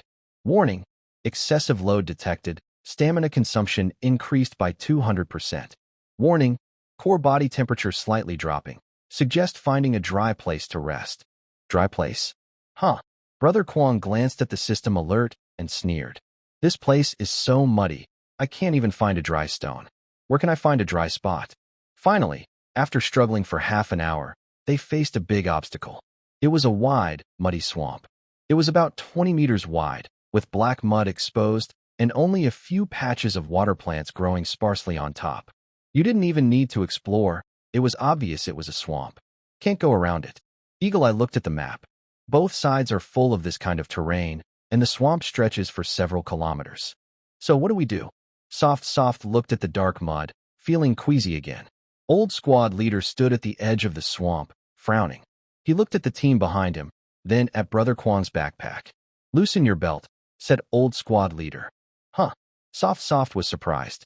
Take off your leg bindings, cloth strips, and belts, and connect them together, old squad leader explained while demonstrating. He skillfully unfastened his leg bindings with one hand. Make a rope and tie it around everyone's waist. This is a life chain. If one person falls in, others can pull them out. But if everyone falls in, old squad leader paused, then we all die together. The three of them hurriedly tied all the cloth strips into ropes, linking themselves and their teammates. But this couldn't solve the problem of crossing the swamp, especially for Brother Kwang. He was carrying a pot on his back. If he stepped into the mud, he would be the first to sink. Put down the pot, old squad leader ordered. Use it as a boat. Brother Kwang carefully set down the large iron pot on the mud. Fortunately, the pot was big enough and wide at the bottom, so it actually floated on the mud surface. Push it forward. It sounds easy, but doing it was as hard as climbing to the sky. The three of them fell into the mud pit, and the mud quickly covered their knees, cold and biting. They had to fight against the suction under their feet while pushing a large iron pot filled with all their belongings. Every step took a lot of strength. 1, 2, push. The big brother at the back pushed, while Eagle Eye and Soft pulled from the front. The pot wobbled in the muddy water, almost tipping over several times. Mud splashed all over their bodies and faces. The worst part was that there was no solid footing under their feet. Big brother felt his thighs cramping, the pain shooting up his nerves to his head. I can't go on. Soft's stamina bar was already red, and he was only holding on with willpower. My feet won't come out. I really can't pull them out. The team stopped in the middle of the mud pit. They were stuck, unable to move forward or backward. Watching this, the live stream viewers got worried. Big brother, don't push yourself anymore. This level is way too hard. 3 of you trying to carry the load in a 5-person game, and all the weight on one person. How are you supposed to win? Listen to your brothers. Call for help. That retired soldier king is still on the application list. Maybe he can come help carry the load. Yeah, even just bringing in a couple of fans as helpers would make it easier to get through this mud. The chat flooded with messages, and private messages kept coming in. If Big Brother just nodded now, countless new players would join instantly to help push the pot, explore the path, or even carry them. This is allowed by the game, and it's the most rational choice. Big Brother's face was covered in mud, panting heavily, clutching the edge of the pot tightly. On his retina, pop-up requests from outside kept appearing. Player, Special Forces King 007, requests to join the team. Player, number 1 strongman in the server, requests to join the team. Just one click on, accept, and this cursed mud pit would instantly turn into a clear path.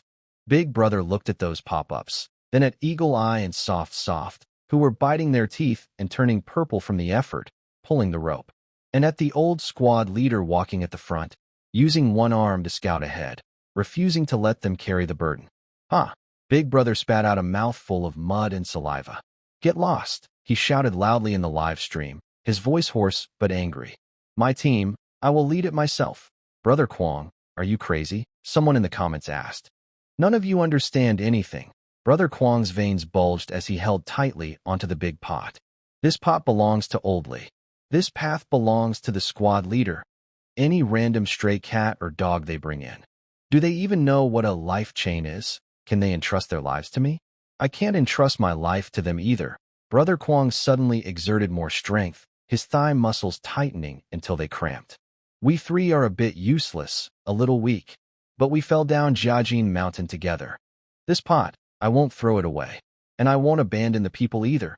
Eagle Eye, Soft, don't pretend to be dead. If we can't even cross a muddy pit, how can we meet Oldley? His shout was like a shot of courage to everyone's hearts.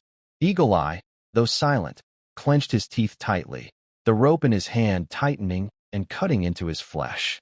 Soft also cried out, her body weight hanging on the rope. Let's go. Clatter. The large iron pot slid forward in the mud. 1 step, 2 steps. 3 muddy mud monkeys pushed the hope-bearing black pot, inch by inch, across the deadly swamp like snails. When they reached the shore, the three collapsed onto the grass, too exhausted to even move their fingers. Old squad leader stood on the bank, watching these nearly exhausted but increasingly mature new soldiers, then slowly squatted down. He gently patted Brother Kwang's shoulder, which was still trembling from the effort, with his one arm.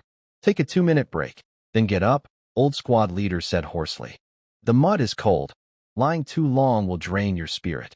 Meanwhile, in the real world, a video titled, "I Found Old Luo's Conscience," the first complete snow mountain run-through review on the internet, was rapidly climbing the charts, with 50,000 views per minute.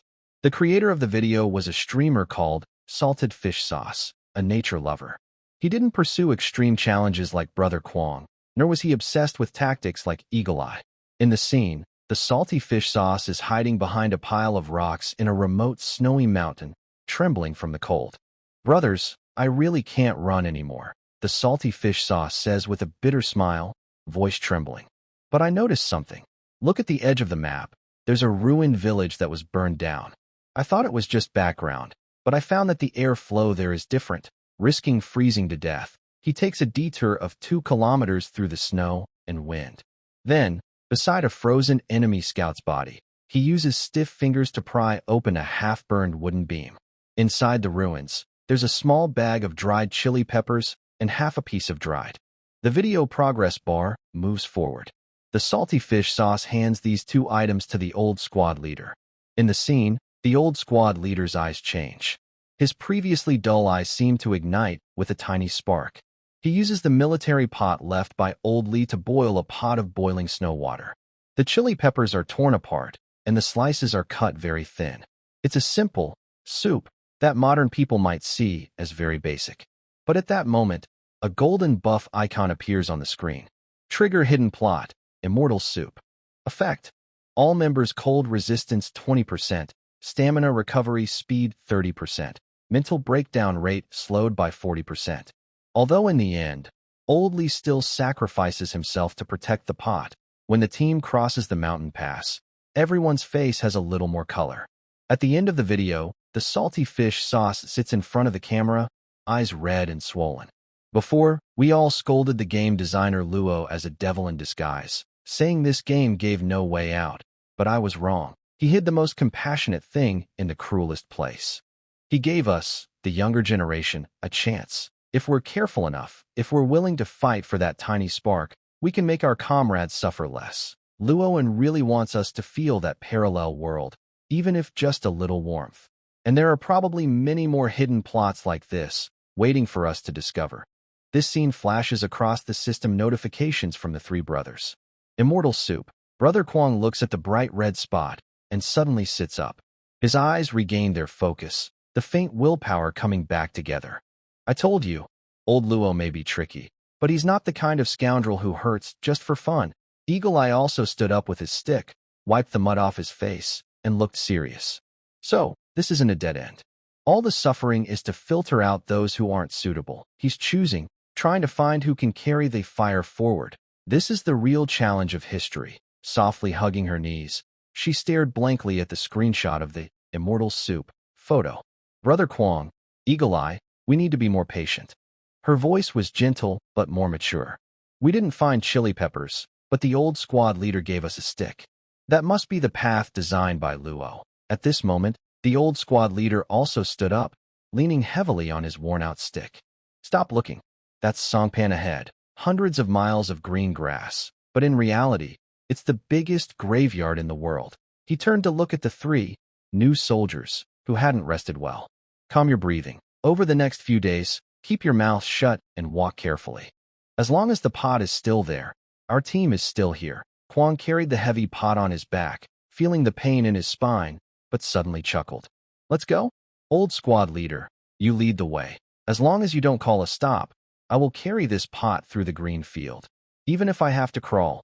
But on the 3rd day of marching through the grass, Kwang and the others felt like their stomachs weren't even theirs anymore. It was like 1,000 ants were biting and gnawing inside. Every swallow of saliva burned painfully in their throats. "Is there any food left?"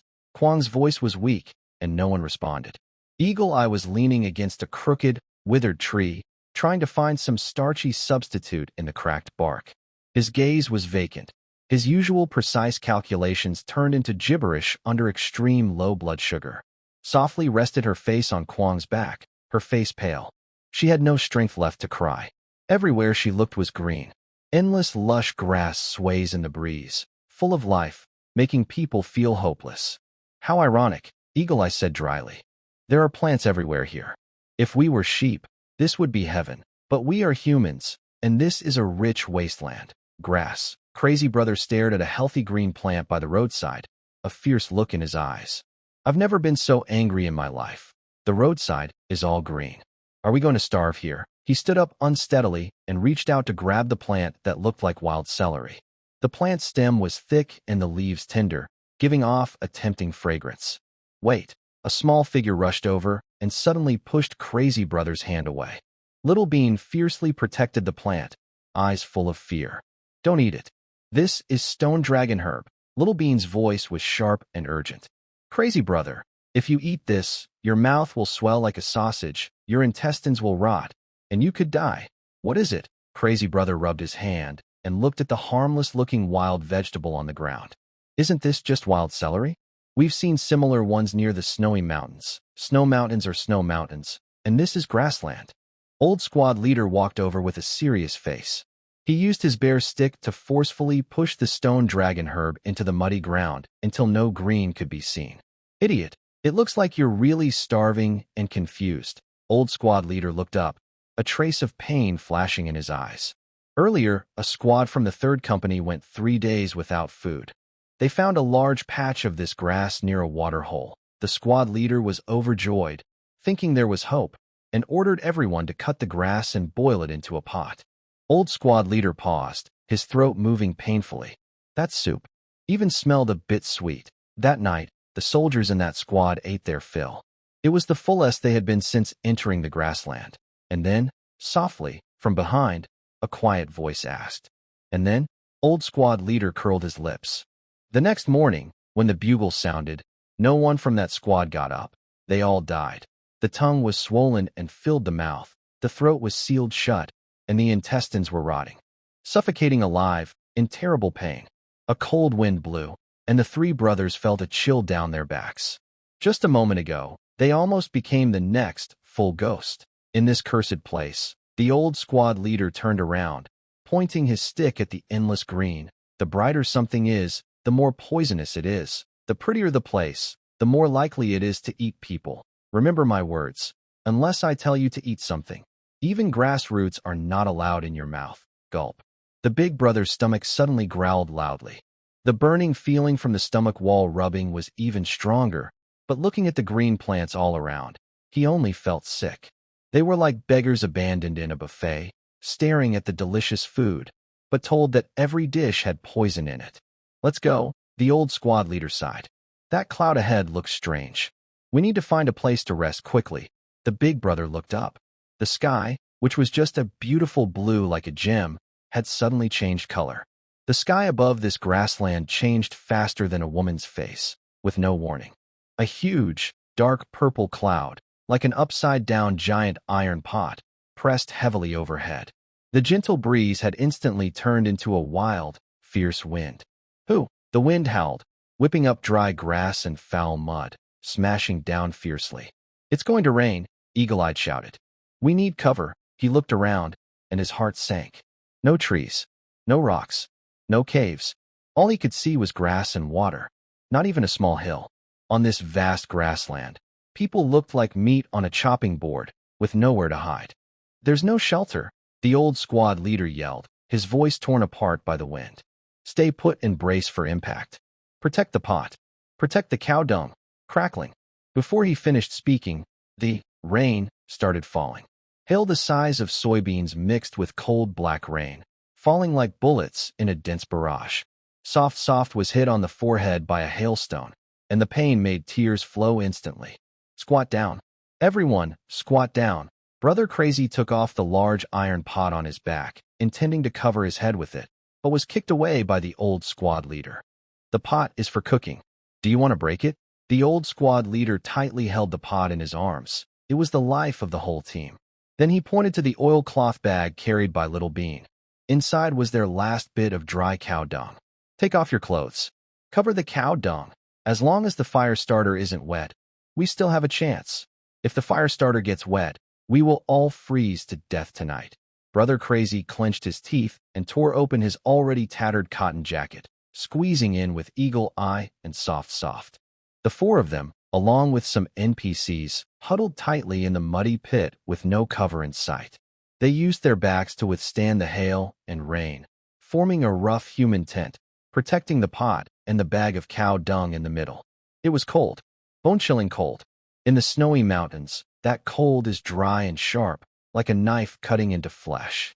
On the grassland, it's damp and cold, like countless cold snakes slipping through collars and sleeves, burrowing into the bones. Rain mixed with mud soaked everyone through, making them feel icy cold. The temperature bar on the players' panel was dropping at a terrifying speed. Warning, core body temperature dropping to 34 degrees Celsius.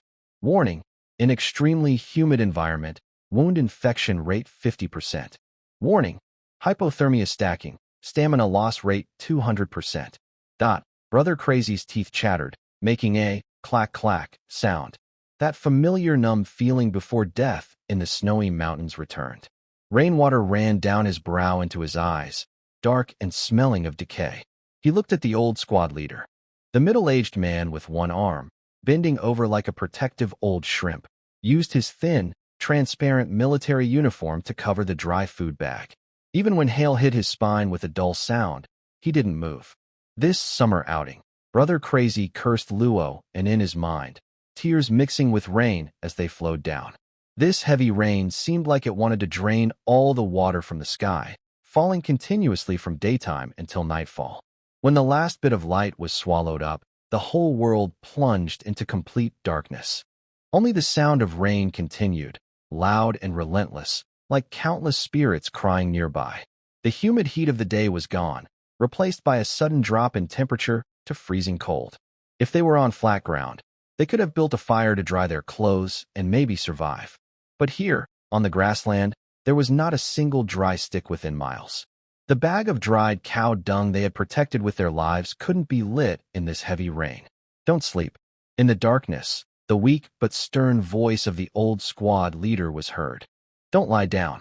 If anyone lies down, they might never get up again. Soft was shivering, her voice uncertain and faint. Squad leader, I'm so tired. I want to lie down for a little while. Just a little. No. The old squad leader suddenly reached out, grabbing Soft's shoulder and shaking her hard. Girl, listen to me. The ground is full of water. If you lie down, the heat will escape quickly and you'll stiffen soon. And if you lie down, mud could you in. That's the gates of, once you go in, you can't come out. How can I sleep then? Soft cried helplessly, breaking down. Back to back, the squad leader's voice was firm. We'll form a circle. Back to back, with oilcloth and grass mats under our butts. We must squeeze tightly. Even though we're wet, as long as we stay close, that fire in our hearts won't go out. Faint rustling sounds came from around them. Brother Kwong, Eagle Eye, Soft, Little Tiger, and Little Bean, under the squad leader's command, huddled together in this muddy, stormy night, like a group of quails seeking warmth in a storm. Everyone turned their backs to their comrades.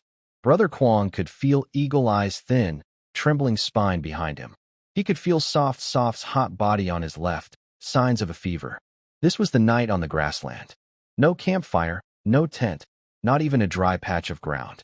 As soon as he moved slightly, cold, muddy water flooded over his hips, seeping into his pants, slowly draining their warmth and wearing down their willpower. Brother Kwong's consciousness began to blur. The red warning on the system panel kept flashing, but he was too weak to look at it. Hunger, cold, exhaustion, and the persistent ache from the camping pot he carried on his back, as if it had seeped into his bones. Brother Kwong, softly, a gentle voice called from his shoulder. I want to eat ice cream, strawberry flavor. Okay. Brother Kwong's lips were cracked and dry. He mumbled instinctively, when we get out, I'll buy you a whole truck. Brother, I saw my great-grandmother. Stop talking nonsense. Brother Kwong wanted to pinch himself to stay awake. but he found his fingers had frozen stiff and wouldn't obey. Time passed, and a faint light appeared on the horizon. Dawn was the coldest part of the day, and also when death claimed the most lives. The rain had stopped, but the damp cold that seeped into their bones was worse than the rain. Soft. Eagle Eye woke up groggily, instinctively trying to wake his teammate leaning against him. There was no response. Soft's body was heavy, like a block of ice. Eagle Eye's heart sank. He quickly reached out to check her breath. It seemed gone. Soft. Eagle Eye shouted loudly, wanting to stand up and shake her awake. But he forgot. He had sat in muddy water all night. His legs were numb and unresponsive. Suddenly, he struggled, and his foot slipped. The meadow, already softened by rain, had turned into a deadly trap. Splash. Eagle Eye lost his balance and fell backward. If they were on flat ground, it would just be a fall. But right now, it was a soft mud pit. His body sank instantly, black mud covering his mouth and nose. Ugh! Eagle Eye struggled desperately, flailing his arms. Eagle Eye! Brother Kwong was awakened by the noise. When he opened his eyes, he saw Eagle Eye's hand waving in the mud. Help! This was the only thought in Brother Kwong's mind. He instinctively wanted to rush forward and pull the person away. But he forgot his current state. Because he had been carrying a heavy pot weighing dozens of pounds for a long time, plus a night of heavy rain and extreme hunger, his energy was already gone. Brother Kwong's body had only half of it extended when suddenly everything went black. It was a sign that his brain was severely lacking oxygen. The hand that had reached out to hold Eagle Eye froze in midair. That freeze was a life-or-death moment. Brother Kwong watched helplessly as Eagle Eye's finger twitched in the mud, then slowly sank down, until it disappeared completely. Brother Kwong opened his mouth wide, wanting to scream, but no sound came out. Overwhelmed by despair, it wasn't because the enemies were too strong or the bullets too ruthless. It was simply because of the rain, because they were too tired, too hungry, too weak. His vision started to turn gray quickly. Brother Kwong reached his limit, and the challenge in the game ended. Just as his consciousness was about to completely fade away, he saw a heartbreaking scene. There was no screen saying, "Game over." The game was still going on. That old squad leader, who had been sitting nearby like a statue, slowly stood up. He looked at the stiff body of Soft, and then at the mud pit that had swallowed Eagle Eye. He didn't cry. In this place, tears were the most useless thing. The old squad leader's pale yellow face showed no emotion, only a numb determination. He bent down. Using his only remaining arm, he struggled to lift the heavy iron pot on Brother Kwong's back. Clang! The pot was placed on the old squad leader's back. The weight, which had made Brother Kwong, a strong man, gasp for air, now pressed down on this disabled middle-aged man. The old squad leader's waist was bent under the weight, but he didn't fall. He turned his head and looked at Little Tiger and Little Beans, whose lips were also turning purple from the cold, along with the other soldiers. "Let's go." Only one word. The old squad leader turned around, leaning on his stick, carrying the pot, and slowly moved forward on the muddy grassland toward the north. In the bottom of that black pot, there was mud that Brother Kwong hadn't had time to wipe off last night. Brother Kwong's perspective darkened completely. Buzz! At the moment the neural connection broke, Brother Kwong suddenly jumped up from his gaming chair. He gasped heavily, his forehead covered in cold sweat. In front of him was the familiar gaming room, brightly lit, with the air conditioner warm, comfortable air. But he felt like he was still stuck in that cold, sticky, grassy swamp, with the smell of decayed water plants filling his nose. Brother Kwong punched the table, his hand turning red. The snowy mountain. At least we made it across this grassland. We've only been here a few days, and these were just game days. Besides the nights that deepened their fatigue and tiredness, during the day, their marching time wasn't very long. After a long while, Eagle Eye's voice came through the headset, just as tired. I reviewed our situation, and we made 3 deadly mistakes. Eagle Eye calmed down and started analyzing. First, underestimating the enemy. We thought the hardest part was the snowy mountain, so we saw the grassland as just a terrain issue. We underestimated how cold and hungry combined to weaken us.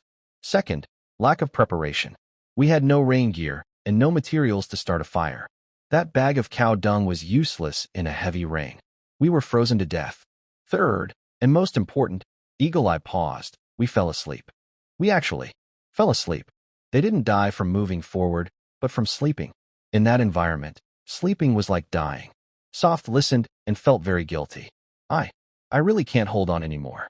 So cold and hungry, my eyelids feel like they're filled with lead. I don't blame you, Eagle Eye sighed. This is a physical limit, not something you can overcome just by shouting slogans. We're all the same. If anyone's to blame, it's this game being too real. Brother Kwong leaned back in his chair, closed his eyes. In his mind, he saw the image of the old squad leader carrying that pot, hunched over, walking alone into the distance. That was their pot. The pot that Old Lee risked his life for. Now, they were dead, and they had quit. And the Data, in that game, the one-armed NPC, took on their responsibility and kept moving forward. What is this? The player's failure is paid for by the NPC? Old Thief Luo, Brother Kwong muttered to himself. You're really a devil. The comments in the live chat suddenly shifted from teasing and fear to a heavy tone. They've broken through. Brother Kwong and the others can restart. But what about the old squad leader? This game is unplayable now. It's not entertainment. It's torture. Don't give up, Brother Kwong. Try again. This time, we must find a way. A way? What way? We don't even have a place to sleep. How can we play? Just as everyone in the live chat was feeling hopeless, Brother Kwong suddenly opened his eyes.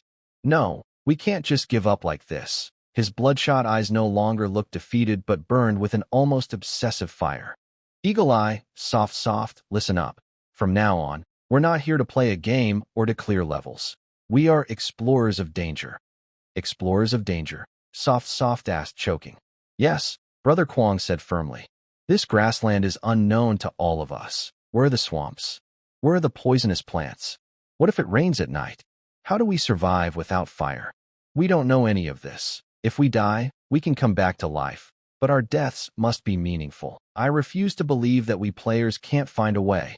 We will step on every trap, every mine, and then create a guide that helps others survive, to prevent the old squad leader from bearing that burden alone again.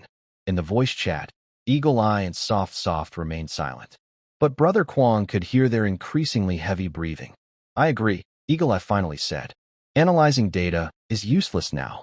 This place makes no sense. We can only try with our lives. I want to join you, Soft said determinedly. I don't want to be a burden anymore. Next time, I'll stay on watch. Good. Brother Kwong felt the tension in his chest finally easing a little. Just as the three of them re-established their goal and prepared to stay up all night researching strategies, Eagle Eye suddenly let out an, Brother Kwong, look at the forum. There's a post that's a bit strange. Brother Kwong frowned and opened the Tomato Game forum. A highlighted, featured post with a bright title caught his eye. Post ID, unknown. The post was straightforward, filled with dense data and logical reasoning. At the end of the post, there was a summary line. Conclusion: under current conditions, saving Old Lee is theoretically possible. Players can give up 10% of pain protection and take turns executing the body heating plan. Even with everyone severely frostbitten, there is a high chance to clear the difficult historical replica perfectly. That. Kwong looked at the conclusion and exchanged glances with everyone in the live stream.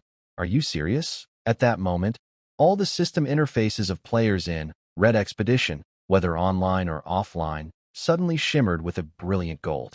A large text made of countless shining points slowly appeared in front of everyone. Difficulty level: historical reality, desperate situation. Completion rate: 100%, all survived. Comment: your willpower can melt ice and snow. Your sacrifice has built an immortal monument. The torch will be passed on by you. What the heck? Did I see that right? 100% completion rate. Old Lee survived? How is that possible?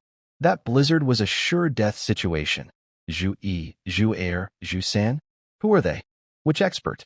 I've never heard of them. Kwong and the others stared blankly at the golden announcement. A complex emotion surged in their hearts. That's wonderful. Softly crying with joy, she said. Old Lee finally doesn't have to die anymore. Eagle Eye quickly calmed down and immediately went to check the achievement system in the game, wanting to review the team's performance replay. But the result made him frown. Cannot find it. The other side has hidden all battle data and completion videos. Besides this achievement announcement, They are like invisible in the game. They don't exist at all. The more mysterious they are, the more people want to imagine. Many people flooded the official website of Luo Studio and rushed into Brother Kwang's live stream, asking eagerly about the mysterious team. Brother Kwang, do you know who Zhu Yi is? Please, let old Luo release the completion video. We're willing to pay to watch. How did they do it? Rescuing a frozen person in that environment. That's unbelievable. Did they find some hidden item? Or trigger some secret storyline? In just one night, the gloom of the grassland team's complete wipeout was swept away. Everyone's curiosity was pushed to the limit by this perfect, sky-high clear. Meanwhile, at the headquarters of Tencent, Chi's face grew even paler. You said this game can't be completed perfectly, right? A row of core members from the Winter project team sat there, all silent and trembling. Director, the technical lead, spoke tremblingly. We gathered all available data models overnight. And what was the conclusion? Chi roared like a furious lion. The conclusion is impossible. The technical lead pushed up his glasses, sweat sliding down his temples. Based on our reverse analysis of the environment parameters in the Red Expedition Snow Mountain Dungeon, under that blizzard, an NPC who lost the ability to move would have an irreversible loss of health points. Even if a player used all known recovery items on him, it could only delay death, never bring him back from the brink of death. Furthermore, the technical lead opened another data chart. To save old Li, a lot of time would be needed, and in that environment, staying one more minute would exponentially increase the risk of other team members losing their body heat and dying. Everyone survived, and yet we had to save a doomed NPC.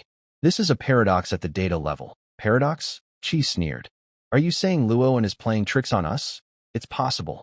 The developers might have personally intervened and changed the backend data, another planner cautiously added. To create buzz, they forced out a perfect ending to counter the negative opinions about the grassland dungeon, someone else suggested.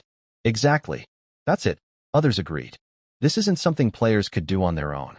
The game's system has already broken down. The others in the meeting room seemed to find a vent for their frustration and nodded in agreement.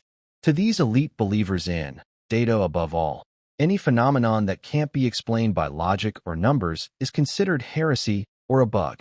Chi's eyes grew darker. The failure of Winter had made him a joke within the entire project team. He didn't want to admit that his ideas were flawed. Now, the appearance of this, perfect clear, seemed to him to be Luo's biggest flaw. Good. Very good, Chi said slowly, sitting back. Since Luo doesn't play fair and manipulates the data himself, we won't hold back either. Public relations. Organize the biggest online campaign immediately. Focus on one point. Claim that Red Expedition has major bugs. The system is completely broken, and the developers faked everything to boost popularity and deceive players. Turn that perfect clear into a joke, and then Chi's gaze fixed on a video clip looping on the screen. It showed the scene of Brother Kwang at the snowy mountain pass, with his health bar empty, but still charging forward with the old squad leader. Make this video trend on the hot search. The title should be Bloodlock Hack, a review of the insulting bugs in Red Expedition that dumbfound players. I want everyone to know that their tears of emotion and their so-called faith are all built on a false data loophole. The public opinion shifted overnight. The day before, the entire internet was still celebrating the miracle of the perfect clear and going crazy over the mysterious teams, Zhu Yi Zhu Er Zhu San. The next day, various doubts and negative rumors spread rapidly across social media and gaming forums, like a virus. Headlines such as, shocking. The perfect completion of Red Expedition Snowy Mountain was actually an official scripted plan. Data expert analysis. The so-called 100% completion rate is just a marketing trick to deceive players. Don't be fooled by emotions. Your tears might just be caused by a bug. Countless posts and videos with sensational titles appeared suddenly. Behind these contents, there were clear signs of manipulation. They used seemingly professional data models and logical analysis to try to prove one thing to all players. The incredible miracles, sacrifices, and perseverance in Red Expedition are all fake. They are bugs. They are coding errors. They are carefully designed, health lock hacks, created by developers to trick players emotionally. The video of Brother Kwong's zero health counterattack at the Snowy Mountain Pass was also used as the main proof, repeatedly criticized. Look, brothers, here, Brother Kwong's health bar is completely empty. According to any normal game logic, he should have died immediately and been forced offline. But he didn't. He ran 10 meters with the NPC. Isn't that a bug? This is no longer a bug. It's an official cheat. Pure fraud. Haha, what was all that talk about willpower? Turns out it was just an excuse for health locking. So Old Lee's survival is fake too? Maybe Old Luo input a line of code like, Old Lee, don't die. And we're just being played. Refund. This trash game that relies on bugs to stir emotions doesn't deserve to be sold for $1. With paid trolls leading the charge, online fans stirred up trouble, and some innocent players were misled. For a while, the whole public opinion environment became chaotic. Brother Kwong's live stream was especially affected. As soon as he started streaming, before he could speak, the comments exploded. Streamer, explain your health lock hack? Brother Kwong, I heard you were bought by Old Luo, playing along. How much did they pay you to bring your friends along? Stop pretending. Come clean. Do you all have insider accounts? Trash streamer, you are a scammer. Unfollowed. Profane words flood the screen. Brother Kwong looked at the comments, first surprised, then angry. His chest rose and fell rapidly, fists clenched tightly. Bloodlock cheat. Playing tricks? He started laughing bitterly, his laughter full of sadness and rage. You fools. You know nothing. Brother Kwong suddenly stood up, eyes red, pointing at the screen and shouting. Have any of you tried putting a teammate's hand into your own chest to keep warm in -40-degree snow? Have you watched helplessly as a teammate falls into an ice crevice, unable to do anything? Have you ever been so hungry you chewed on your belt, drank snow water, while watching others fall one by one? You sit in an air-conditioned room, eating snacks, typing on your keyboard, pointing fingers, claiming I'm cheating? Brother Kwong's emotions completely lost control. He opened the video replay that was widely shared online. In the footage, he looked pale and purple in the face, lips cracked, every step like walking on a knife's edge. The system panel flashed warnings that his health was about to run out. Look carefully. Back then, I didn't even have a health bar in my mind. I couldn't see anything, hear anything. All I thought about was carrying the old squad leader over that mountain ridge. He said if we crossed it, we'd see spring. I promised him. Even if I died, I wanted to die on the front line. I couldn't just fall there and let him see me die. Brother Kwong's voice was hoarse, and tears flowed uncontrollably at the end. That wasn't acting. That was his most real, deepest memory. It was pain and persistence carved into his soul. If this is called a bug, Brother Kwong wiped his tears, looked at the camera, and said, then human history over thousands of years is made up of countless such bugs. Our world may not have the long march, but are the veterans who fought in local wars bugs? Are the heroes who fought bravely and protected their homeland bugs? Are those who sacrificed themselves to ensure future generations have land to farm and no longer have to work like beasts considered a mistake?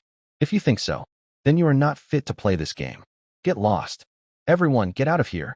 After shouting, Brother Kwong turned off the live stream, but the online critics kept arguing. Meanwhile, true players, those who once climbed snowy mountains with Brother Kwong or struggled on the grasslands, now only show their respect with screens full of salutes. Brother Kwong's response was full of emotion and strength. But as he said himself, he had no proof. In the world built by capital where data rules, simple emotional cries seem weak and powerless. The debate continues fiercely and is getting worse.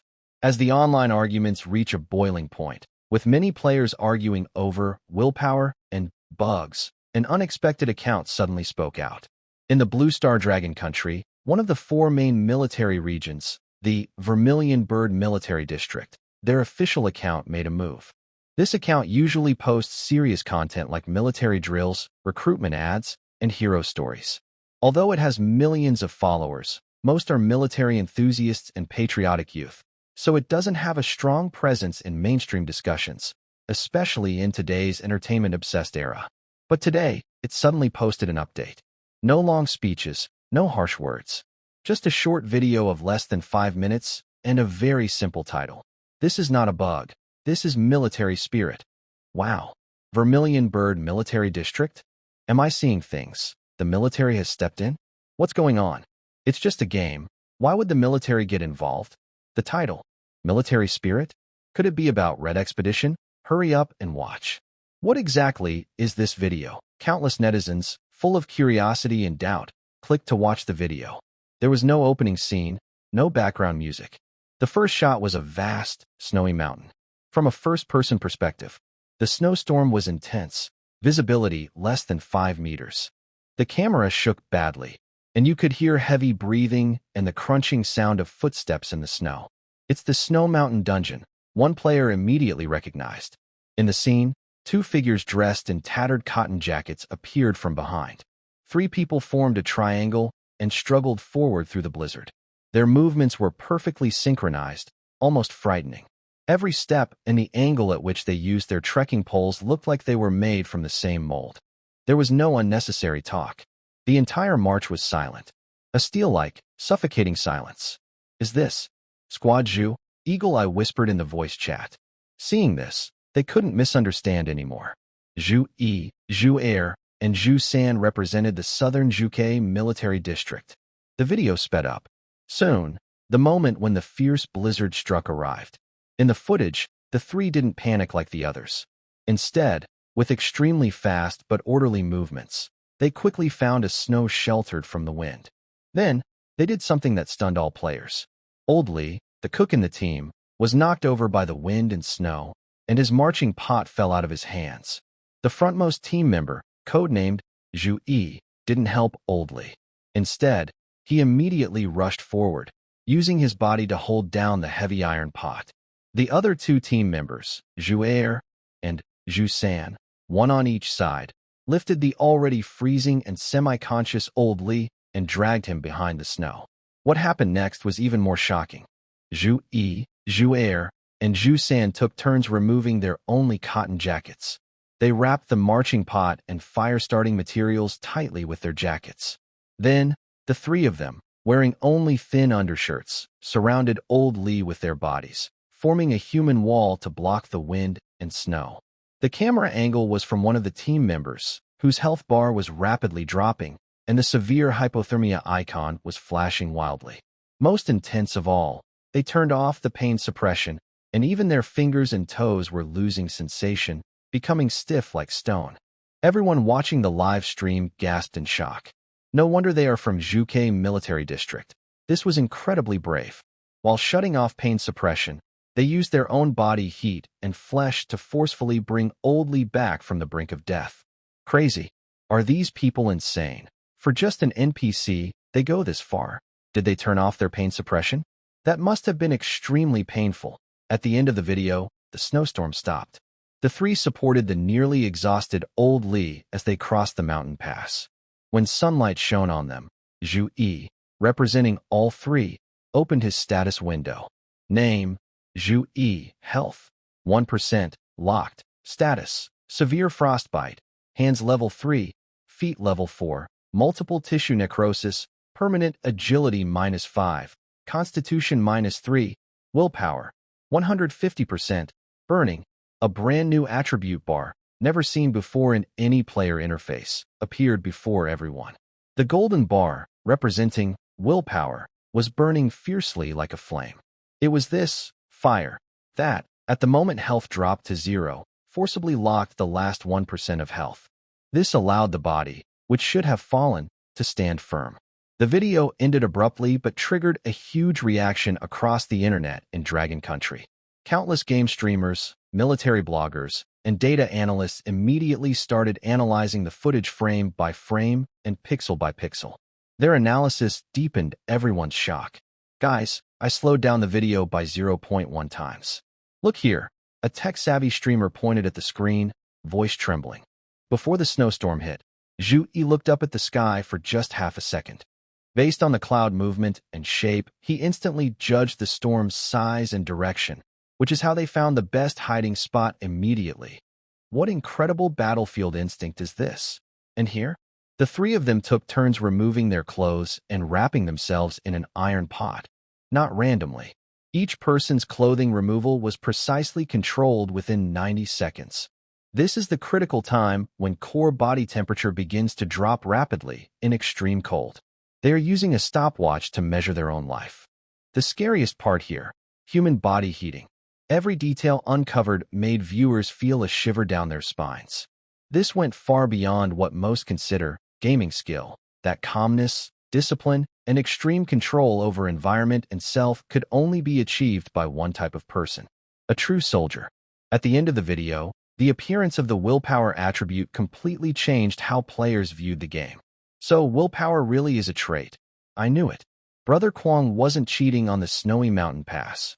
What does 150% mean? Does it mean using mental strength as fuel to push the body's limits? This is real idealism in gameplay.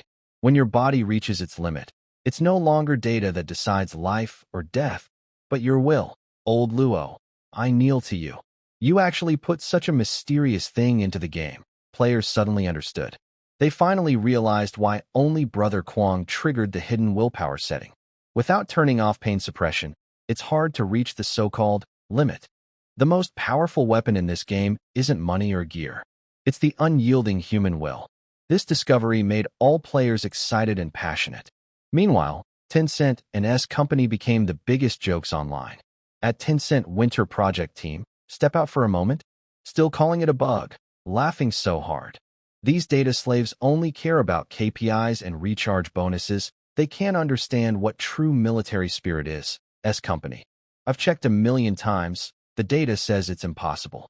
Zhuke Military District. Sorry, in our dictionary, there's no such word as impossible.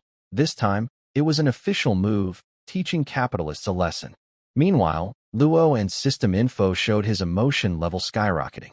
He opened the system backend and spent 100,000 emotion points, exchanging for willpower visualization system, basic, comma, and loading it for all players.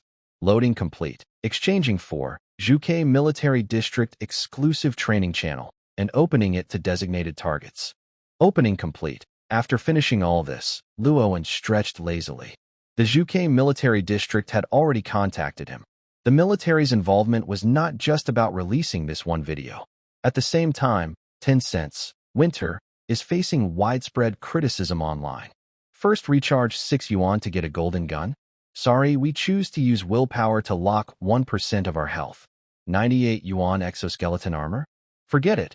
Our brothers' backs are much tougher than armor. While Winter is still teaching us how to spend money, Red Expedition is already teaching us how to be better people. After this incident, the online number of players for Winter is in serious decline. Everyone can see that it was Tencent's fake accounts causing trouble before. But the most intense voice came from Qin Jinghua, a retired veteran who once published comments in the cultural department. This time, Qin Jinghua published a signed article. The title was, "At the End of Data, Stand the Capitalized People." While some companies are still obsessed with analyzing user psychology through big data and building business empires with various recharge traps, we are pleased to see another spark.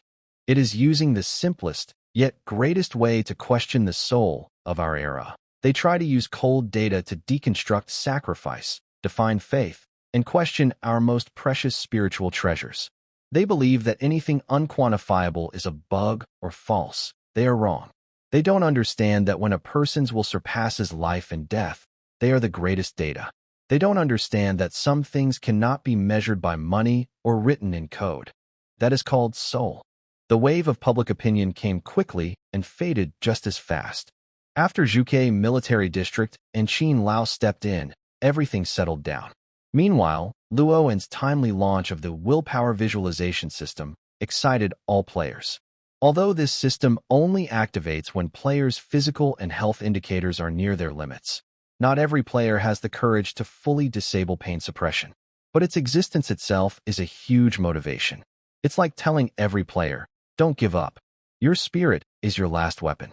After the initial shock and excitement, Brother Kwong, Eagle Eye, and Soft focused all their energy on reviewing and planning strategies for the grassland map.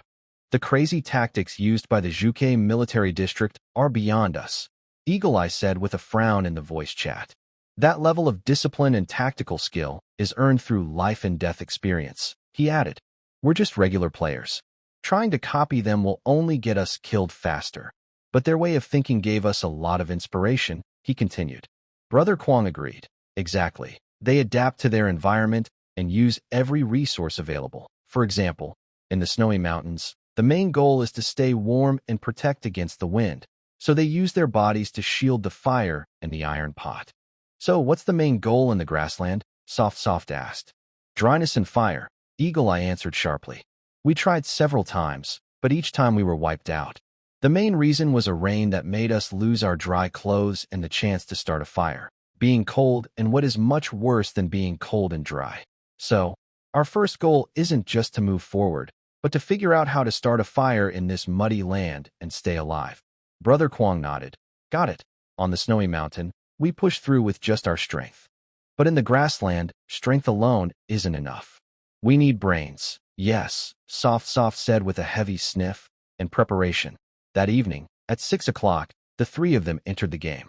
A flash of light and a familiar feeling of weightlessness came over them. When they opened their eyes again, they saw the endless green sea stretching out before them. The air was filled with the smell of grass and damp earth. In the distance, a silent, ragged team was slowly moving forward. The three quickly caught up and soon found themselves behind the group. Old squad leader, Brother Kwong instinctively called out. The squad leader turned his head when he heard the voice.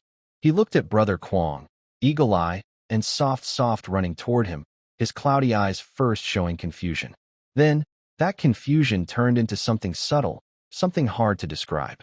It's like watching three clueless, resurrected fools.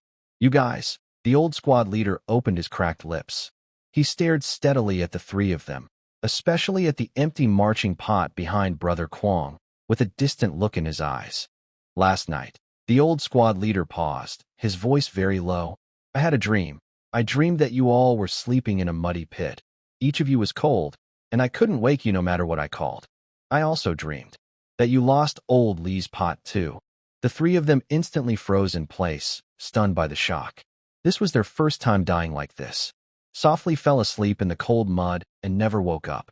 Eagle Eye slipped into the muddy pit. And Brother Kwong, because of oxygen deprivation, saw his last moment before losing consciousness. The old squad leader carrying the pot he had dropped. These were real experiences from their first game failure. How could the old squad leader know? Eagle Eye also opened his mouth. Has that sneaky Luo secretly updated the AI module? Or implanted memories of previous failures into the core NPCs? No, that's not right. If it were just a script, the old squad leader's reaction wouldn't be like this. His current expression, a mix of sadness, confusion, and a sense of fate, is something no program could simulate. It's a look of someone watching loved ones repeatedly walk toward inevitable tragedy. Old squad leader, Softly's heart broke seeing that look. She didn't know what to say. They couldn't say they had come back, only to fail to stay with the old squad leader till the end. Brother Kwong stared hard at the old squad leader's cloudy eyes, trying to find a trace of data inside. But he failed. Inside, there was only overwhelming exhaustion and sorrow. Leader, the pot. The pot is still here. Brother Kwong spoke with difficulty, patting the marching pot on his back and tightening its strap. But their restart felt like a deep dream for the old squad leader, leaving Brother Kwong and the others speechless. The old squad leader seemed not to hear Brother Kwong's words. He just slowly shook his head, then turned around and started walking again, catching up with the group ahead. A hoarse voice, as if from a distant time and space, drifted into the three people's ears. Keep going. This grassland is very strange. If you fall asleep, you might never wake up. The three stood still, watching the hunched figure of the old squad leader. After exchanging looks, they hurried to catch up. In the live stream, millions of viewers also felt something unusual. Wow, am I imagining things? The old squad leader. Does he remember? Does he remember how Brother Kwong and the others were wiped out the first time? Fell asleep in the mud pit. I got goosebumps. This feeling is colder than the snow mountain. This is no longer just a game. It feels like a cycle. Old squad leader, is he watching wave after wave of new recruits die in the same way on this grassland? Meanwhile, Brother Kwong and the others just lowered their heads, stepping carefully on the soft, damp grass. If NPCs had memories of reincarnation, then as players, they felt a lot of pressure. Because every failure, every death, might leave a new scar in this old man's dream. Eyeball, Brother Kwong whispered. Yeah, this time, we can't die again. Yeah. If we fall asleep again, Brother Kwong paused, that would be really bad. Eyeball was silent for a moment. Yeah. The team traveled for about half an hour before the old squad leader stopped. He turned around and handed them 3 thicker, processed branches than last time. Hold these. Then he raised his single arm and pointed to the sky. Before long, the clear sky had gathered with dark clouds. The air grew heavier, and the old squad leader seemed to sigh. It's going to rain. At this moment, the Luoan studio also had visitors. Luoan opened the door, and a man with a crew cut entered. He was dressed casually but stood straight like a spear. He looked over all the equipment in the room, said nothing, and handed over a red-covered ID card that proved his identity. Jiuzhuan Military District. Mr. Luoan. The man introduced himself. I am Xian Yao. Luoan glanced at his ID and wasn't surprised. He simply smiled and pulled over a folding chair. Hello, sir. Would you like some water? Or, Zhu Yi is my soldier. Xian Yao didn't sit down or reply immediately. Luoan hesitated for a moment, feeling curious. Is he having fun playing the game? Xian Yao's mouth twitched slightly. Having fun? The entire Special Forces team was in the psychological intervention room. That was definitely not fun. Mr. Luoan, we're not here to play games. Xian Yao stepped forward, straightforward. Your game can be used for training soldiers. The kind of mental strength burst during near-death situations is what we call military spirit, which even supercomputers can't fully simulate. Xian Yao stared intently at Luoan. The 4 major military regions have agreed. We need your help to open the real combat module. We want tanks, airplanes, and organized troop assaults. We need a real battle machine to toughen up our soldiers. Luoan was stunned after hearing this, looking innocent and helpless. Sir, your idea sounds exciting, but reality is much tougher. He pointed to his modest workspace. Look around.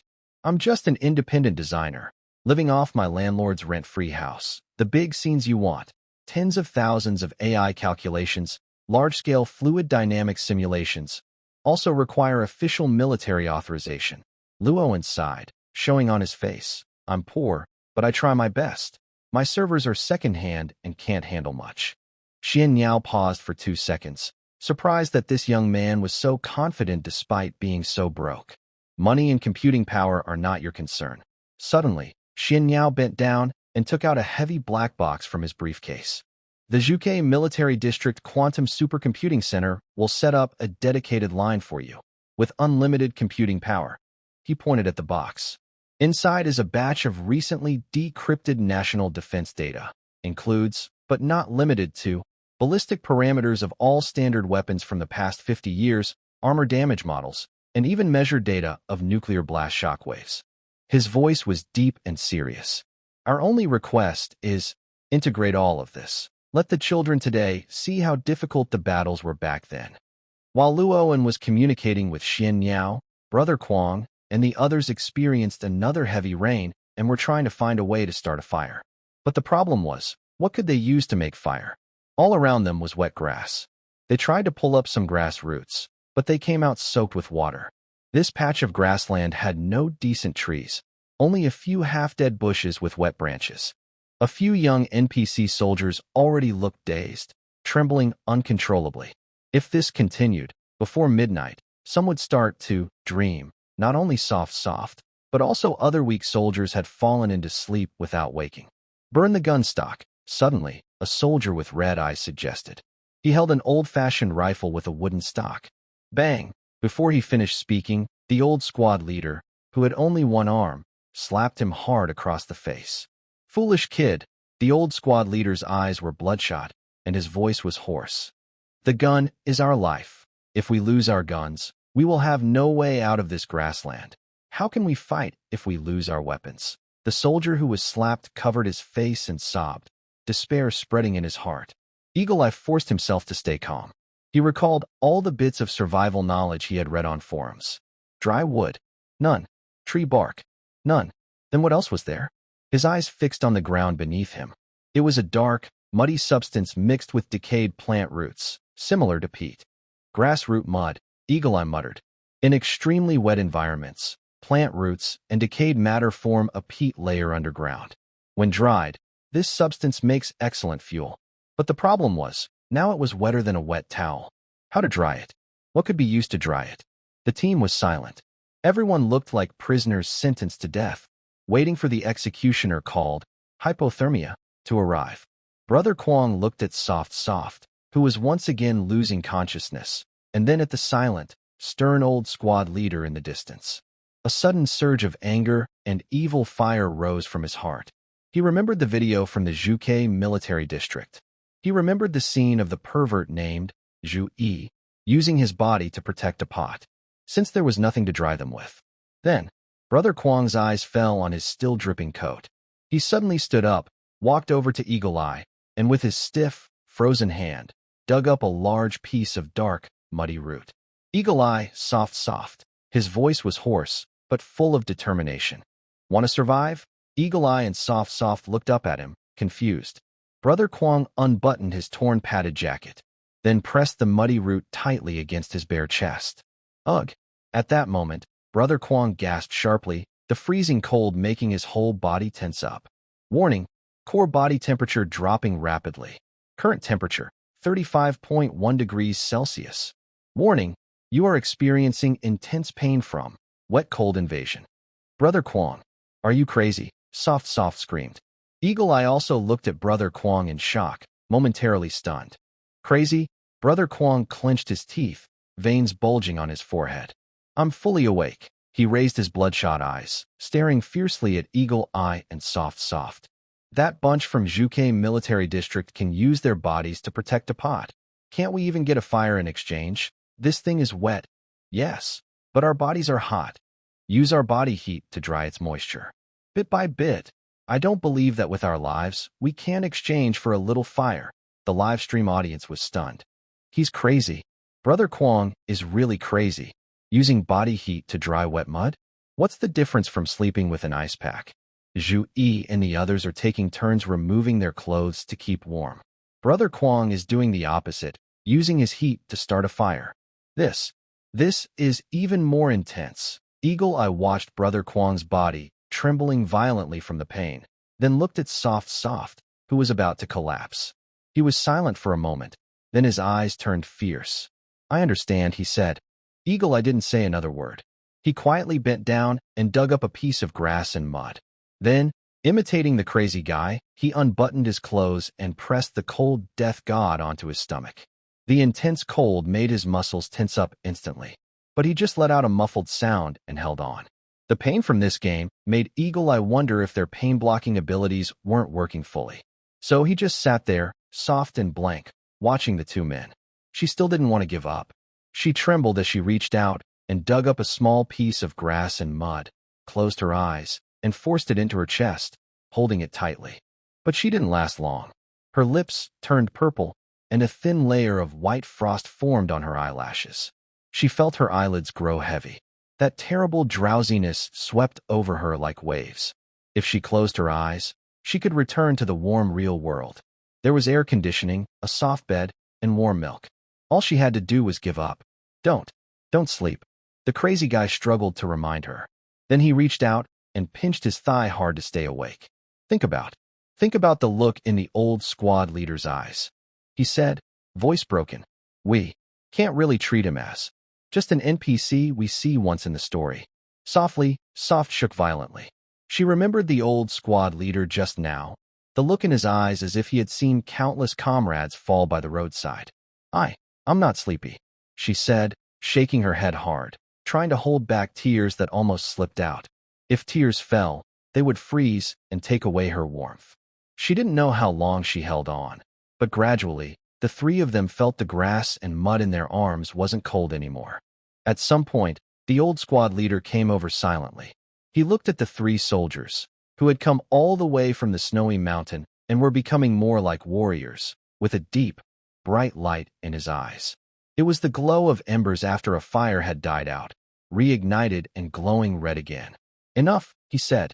He squatted down, his voice tight. Take it out. The once dark, damp, sticky grass roots have now turned into a gray, dry, hard lump. Although they still carry a fishy smell, The surface moisture has completely disappeared. It was dried using body heat. It was earned with life. Eagle Eye and Soft tremblingly took out their own pieces from their chests. 3 dry mud pieces were brought together. Old Squad Leader carefully gathered them with his one arm, shielding them from the wind. He took out a match from a small, treasured oil paper package. This was his last dry match. Normally, it was just an ordinary wooden stick. But now, in the eyes of Brother Kwong and others, it was a magic tool, the best legendary equipment in the game. Sniff, Old Squad Leader struck the match. A faint orange flame flickered weakly in the wind. Brother Kwong instinctively reached out to protect it, but he found his hand stiff and unable to lift. Old Squad Leader moved quickly, with the skill of a seasoned soldier.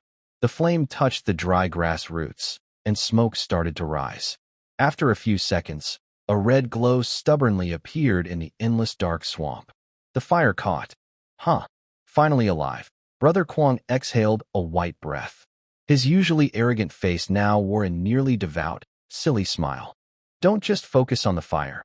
Old Squad Leader's voice broke the brief moment of joy. He used his walking stick to poke the grass roots under the fire, making the flames steadier. No matter how warm your body is, if you have no food in your stomach, you can't hold the heat.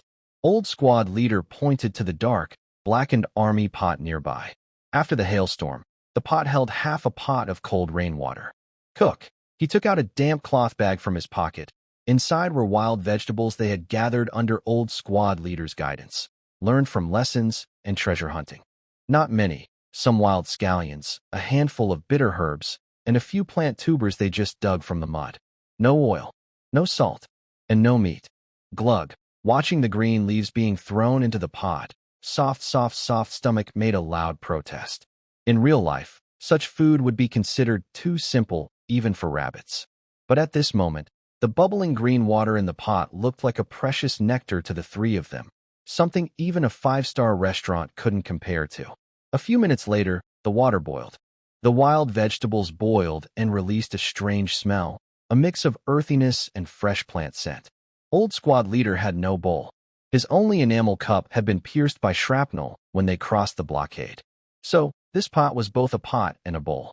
Girl, you go first. Old Squad Leader made 2 pairs of chopsticks from branches, picked up a big bunch of wild vegetables, blew on the hot steam, and handed it to Soft. Soft didn't refuse. On this grassland, being picky could be dangerous. She tremblingly stretched out her red, swollen hand, took the branch, and, ignoring the heat, shoved the dark green vegetable into her mouth. The bitter taste without any seasoning exploded in her mouth instantly. The sourness from the grass made her frown tighten, and she instinctively wanted to spit it out. Swallow it, Brother Crazy shouted loudly beside her, eyes fixed on Soft's puffed cheeks, and his Adam's apple moved violently. Tears welled up in Soft's eyes, but she forced herself to tilt her head back and swallow the hot, bitter, and even muddy-tasting vegetables whole. A warm flow rushed down her esophagus into her already spasming stomach. The red warning light for extreme hunger on the system panel finally flickered and eased. Is it tasty? Eagle Eye asked a pointless question, his gaze never leaving the pot. Soft wiped the green juice from her mouth, exhaled warm air, and nodded without hesitation. Sweet. Really, it's sweet. Brother Crazy and Eagle Eye didn't care about their image. They leaned over the edge of the pot, didn't use chopsticks, and took turns drinking the soup directly, sitting with their hips raised. The hot soup went down their throats, and the sharp, burning pain made Brother Crazy moan. Awesome. This is real eating. Brother Kwong and the others finally felt like they had half climbed back from the brink of death. Actually, there was no sweetness at all. It was all dirt smell and bitterness. But in this hopeless dark night, that small warmth was the only sweetness. The Old Squad Leader was the last to eat. He only took a few sips of the remaining broth and chewed on 2 of the oldest grass stems before putting down the branch. That's enough. Just a little warmth is fine. The Old Squad Leader leaned against the windless dirt mound, his one arm still clutching the guiding stick tightly. Night deepened. Rain was still falling, softly and steadily. After eating and drinking, the overwhelming exhaustion didn't go away. Instead, it felt even heavier because of mental fatigue. It was too quiet around them. Besides the rain, only the occasional distant howls of unknown wild animals or the bubbling sounds of mud and marshes could be heard. This silence was more torturous than hunger. It made people wonder, how much further do we have to go? Can we still make it out? A few young soldiers around, hugging their knees by the fire, looked a bit blank. That was a sign that their willpower was starting to break. Make some noise. Brother Kwong sensed something was wrong. He was a popular streamer and knew how to stir emotions. At times like this, silence was not good. If they stayed quiet, their morale would drop. Soft girl, Kwong nudged the girl next to him with his elbow. Aren't you the talent queen of our team? Say a few words. It's dark and quiet. Just cheer everyone up. Soft girl was stunned. She looked at the young soldiers around her, all about 16 or 17. Especially the NPC called Little Tiger, who had his head buried in his knees, shoulders trembling slightly, as if secretly crying. He seemed homesick. Soft girl took a deep breath and nodded. Okay. She cleared her throat and drew everyone's attention. As a host with both good looks and talent, Soft girl's singing skills were top-notch. The wind the stars fall, the hometown wheat fields shimmer with gold. Soft girl was singing a popular motivational song from Blue Star, called Starlight Watcher. Her voice was ethereal and melodious, with a professional touch of trembling tones. On this vast, lonely grassland, her singing sounded like a delicate nightingale, elegant, beautiful, and perfect without any flaws. The live chat comments flooded the screen instantly. Beautiful. As expected from my soft girl. This a cappella is amazing, with a natural echo. Wow. Hearing this kind of song in this place makes me feel healed. In the game, the little soldiers looked up, showing a hint of curiosity and amazement in their eyes. But their gaze was blank. They couldn't understand the lyrics about neon lights, latte, or waiting for you at the finish line. This song was too sophisticated for them. It belonged to a bright, lively modern city, to a well-off planet, but not to this muddy, blood-stained grassland. It was too light to lift the heavy night.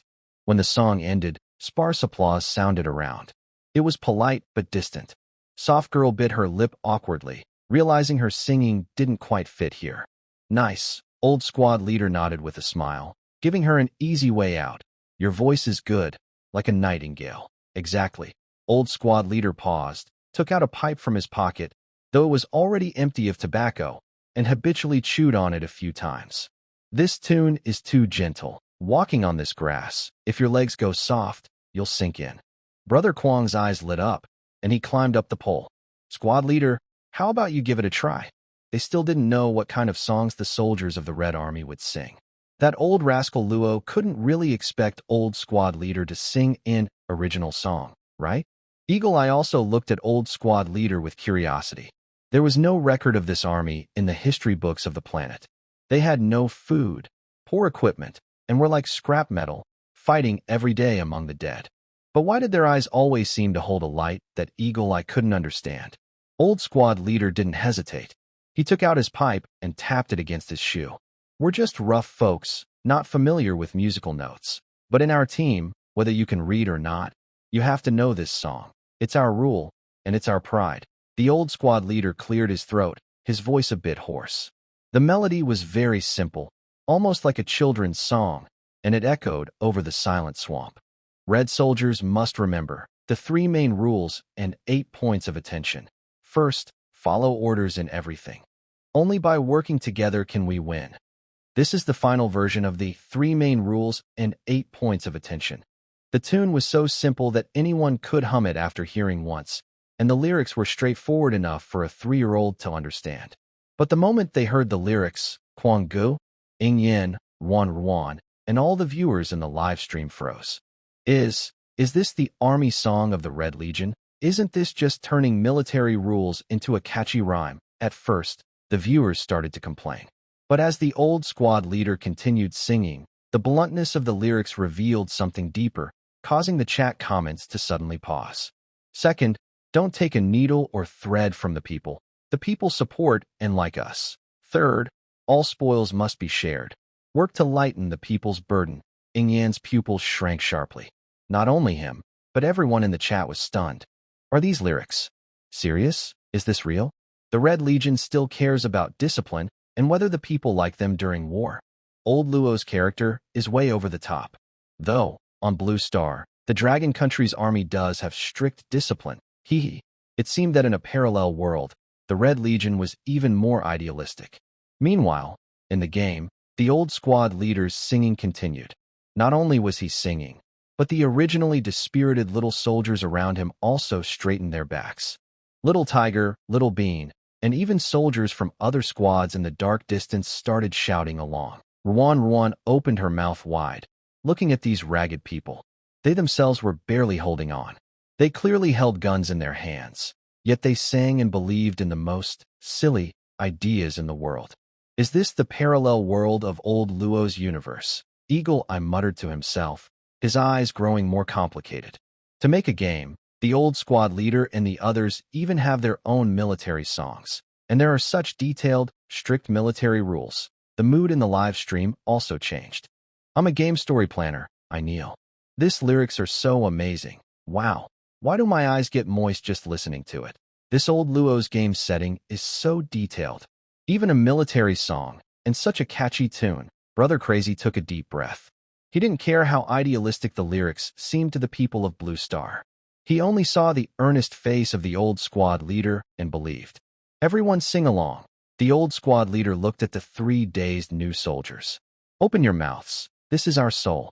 If you forget the words, you'll forget who you are. Brother Crazy clenched his teeth and shouted in that tone.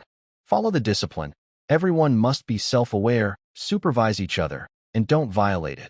That night, the lively, simple lyrics of the song, 3 major disciplines and 8 points for attention, echoed throughout the Tomato Live platform. Players on Blue Star grew more curious about what kind of dragon country existed in old Luo's parallel world. Meanwhile, in the game, it rained again the next day. The passion from last night's song had long faded under the cold rain. Physical limits can't be ignored just by willpower. The team moved silently through the muddy ground. The old squad leader led at the front. Each step he took, he drove his stick deep into the mud, stirred it twice, and only when he confirmed it was solid ground did he dare to lift his foot in his straw sandals. Stay close. The old squad leader didn't look back. His voice was broken by the rain. Brother Crazy clenched his teeth. The little bit of soup they had last night seemed to have been completely digested again. At that moment, a small soldier walking on the side of the team suddenly staggered. His name is Xiao Wu. He has very little presence in the team. Usually, he carries a large oilcloth bag on his back, walking carefully and never rushing or pushing others aside. Be careful. Brother Kwang quickly reached out to help, instinctively trying to pull him back. But the danger of the grassland lies in its disguise. The patch of ground under Xiao Wu's feet, which looks like lush green grass, suddenly collapsed like a black giant mouth. Splash! There was no room to struggle. The mud quickly covered Xiao Wu's waist and kept rising, swallowing him at a frightening speed. Stick! Grab the stick! Brother Kwang shouted loudly, ignoring everything, and handed over the probing stick in his hand. Eagle Eye and Soft rushed forward, trying to form a human chain. Normally, this is a standard rescue process. As long as Xiao Wu grabs the stick, with Brother Kwang and the others pulling, he could possibly be saved. But that was only a possibility. However, Xiao Wu did not reach out. In that moment of sinking, instead of fear, his face showed a nearly instinctive determination. He suddenly raised both hands, high above his head, clutching the oilcloth bag he had been protecting so fiercely. That position was less than 10 centimeters from the stick Brother Kwang offered. If he reached out, he could be saved. But he didn't. Captain, Xiao Wu's voice became sharp and desperate because his chest was squeezed tightly. The match is dry. Splash. The black mud covered his neck, his mouth, and finally his wide-open eyes. Until the very last moment, he kept his hands raised high, like a monument standing on a dark wilderness. The oilcloth bag hung in midair, from untouched by rain to covered with raindrops. Brother Kwang's hand froze in midair. In less than 5 seconds, a life was lost. Unlike Soft, who fell into the abyss, the old squad leader still had time to save them. Suddenly, the live stream fell silent, like the most common ellipsis. The old squad leader had somehow returned. He opened his mouth to speak.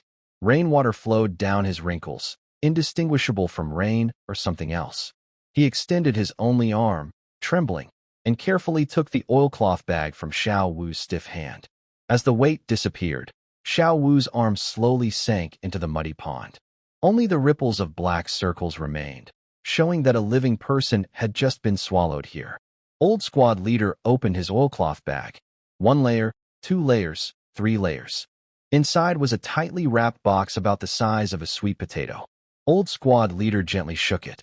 Rustle, a crisp, dry sound. It was the sound of 7 matches hitting the box wall, which Xiao Wu had kept very well. Old squad leader was silent for a moment.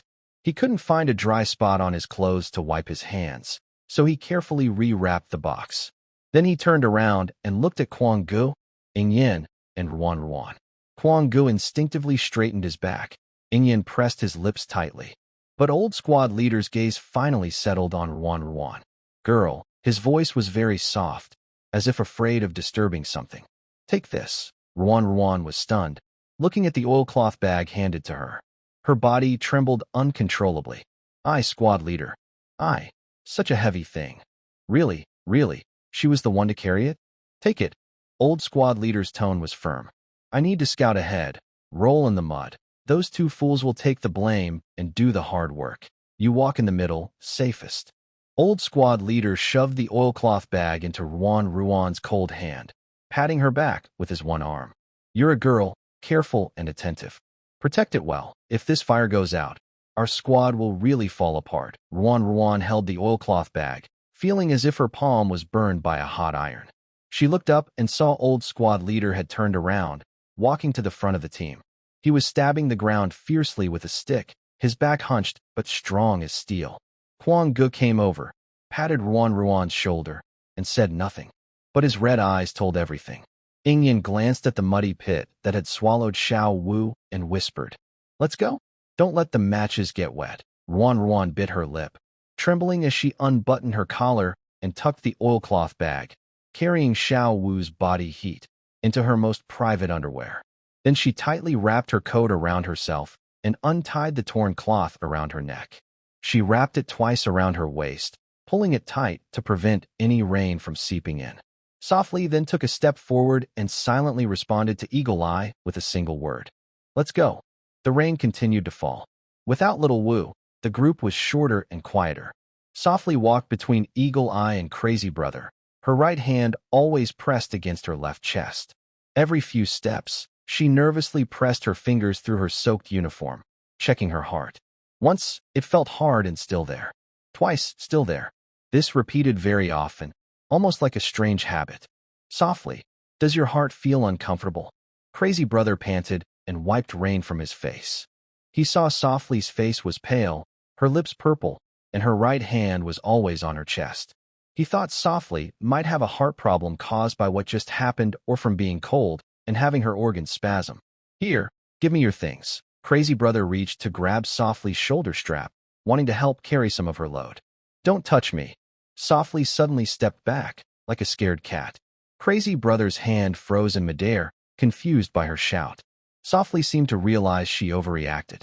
She bit her pale lips and looked at Crazy Brother's muddy hand with fear, then glanced at her chest. This, inside here, is a matchbox. I'm fine. I was just a little nervous. After hearing Softly's explanation, Crazy Brother was silent for a moment. Then he suddenly understood what her nervous touching of her chest meant. It was heavier than that pot weighing dozens of pounds. All right, I won't touch, Crazy Brother said, pulling back his hand. You take care of yourself. At that moment, the old squad leader at the front suddenly stopped. There was a slightly higher patch of ground, or rather, some firmer mud. Take a 10-minute break. The old leader's voice sounded a bit distant. Everyone, rest up. No one cheered. No one spoke. Everyone collapsed onto the muddy ground. Eagle Eye leaned against Crazy Brother, and Crazy Brother leaned on the marching pot. Brother Kwang's eyes were fixed on the pot, staring at the leather strap tied to the handle. That was old Lee's keepsake. After all the fuss, they were already very hungry. The willpower of the leather strap slowed their mental collapse by 50%, but it couldn't stop their hunger. What needed to break down still would. Hunger had always been the main theme during their climb up snowy mountains or crossing grasslands. Kwang, do you want to eat? The old squad leader noticed Kwang's gaze. His words were not questions, but statements. Kwong was silent for a moment, clenched his teeth, and calmly said, "Yes, I want to eat. The whole squad is starving. Look at Xiao Hu, Xiao Duzi, they can't even climb anymore. This is just a leather strap, not gold bars." But despite saying that, Kwong's next words were low and serious. Still, it's not time to eat it yet. Even if they couldn't rely on willpower to resist hunger. Even if, in their current state, they would eventually eat the leather strap. Even if the system's final note was, just cook it, it might save lives, but now is not the time. The old squad leader looked at Kwong with some surprise, seeing him so calm and rational. He quietly watched the pot, and after a few seconds, he spoke slowly, agreeing. "That's right, it's a keepsake from Old Lee, can't touch it." He just glanced at the scattered-eyed young soldiers nearby and sighed slightly. Seeing the rain had stopped, the old squad leader untied his waist strap. Time to eat. What else could they do if they didn't eat? The campfire pot was quickly set up, and the sliced leather strap was thrown into the pot. Gurgle, gurgle. A familiar smell wafted out, as if returning to the snowy mountain. Kwong and the others were used to eating leather straps. It was their last resort, food. "Cook it a bit longer," the old squad leader stirred with a stick. "This stuff is hard. It hurts the teeth." After boiling for 20 minutes, the old squad leader finally said, "All right, eat." No politeness, no courtesy. In the face of life and death, everyone returned to their animal instincts. Softly, they each received a bowl of soup and 3 pieces of leather. Kwong and Eagle Eye ate ravenously. While eating, Kwong looked at the old squad leader's pants, which were casually tied with a grass rope, with red eyes. "Squad leader, you eat too," Kwong mumbled. The old squad leader only took a sip of soup. He secretly moved his share of the meat into Xiao Hu's bowl. "I'm not hungry," the old squad leader lied badly, then looked up at the dark sky in the distance. After the rain stopped, the dark clouds finally parted, letting a pale beam of sunlight through. "Is it clearing up?" Eagle Eye swallowed the last bit of soup and wiped his mouth happily.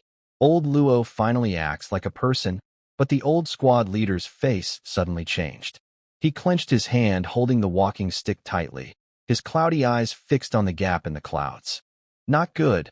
The old squad leader's voice was sharp and cracked with fear, something Kwong and the others had never heard before. "Hide. Everyone lie down.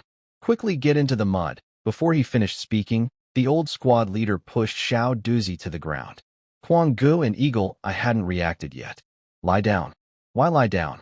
From far away, a buzzing engine sound grew louder, piercing through the clouds, becoming clearer. That sound was very familiar to Kwong and the others, who live in the city on Blue Star. It was the sound of a propeller plane. But here, in this silent grassland, that sound didn't mean civilization, it meant death. "Plane. Enemy reconnaissance plane." Eagle Eye's face turned pale. He finally understood what the old squad leader was afraid of. This cursed grassland was flat and open. No trees, no hills, nothing to hide behind. Their team looked like ink spilled on white paper, visible from the air. "Lie down. If you want to die, stand up," the old squad leader roared, pressing his body down on Xiao Duzi, then buried his head in a nearby puddle. Cold mud instantly covered half his face. Kwong Ji's mind went blank with a buzzing sound. Without thinking much, adrenaline surged. He grabbed Soft, who was still confused, and forcefully pushed her down with almost rough strength. Thud! Both of them fell into knee-deep, muddy water. The foul, thick liquid instantly filled Brother Kwong's mouth and nose. The feeling of suffocation and disgust almost made him right there. "Don't move. Bury your face in the water." Brother Kwong squeezed out a few words through his teeth, then pressed the back of her soft head, forcing her to also bury her face in the mud. Softly, she let out a muffled whimper but tightly protected her chest, afraid that her clothes would get wet and ruin her matchstick. Eagle Eye, copying the old squad leader, also plunged into the mud like a piece of wood. The entire team of dozens of people disappeared into the grass in just a few seconds. They had buried themselves alive in this foul swamp. Buzz, buzz, buzz. The roar of the plane grew louder, as if exploding overhead. Brother Kwong could feel the mud water vibrating with the sound waves. He could even imagine the pilot on the plane, looking down at this green with a cold, indifferent gaze, like watching ants. Time seemed to stretch endlessly in this moment. 1 second, 2 seconds, 10 seconds. Brother Kwang's lungs were at their limit, his chest about to burst. He dared not move, not even to a bubble. He held tightly onto soft. Her body no longer struggled and had become stiff. In the live stream, the camera was completely blocked by mud, turning into a dark screen. Only the audio was still working. Viewers could only hear the buzzing of the plane and the bubbling sound of mud. This waiting without visuals was more suffocating than any bloody scene. Wow, we've run into enemies. How do we fight? Hit with our heads? They're flying in the sky, and we're rolling in the mud. Don't talk. Listen, the plane is still there. In the mud, Eagle Eye kept his eyes open. The murky black water stung his eyes, but he dared not close them. As a former professional player, he was used to hearing plane sounds and shooting games, and then finding cover, aiming, predicting, and shooting. That was fair competition. You have planes, I have poison-tipped missiles. You have tanks, I have anti-tank mines.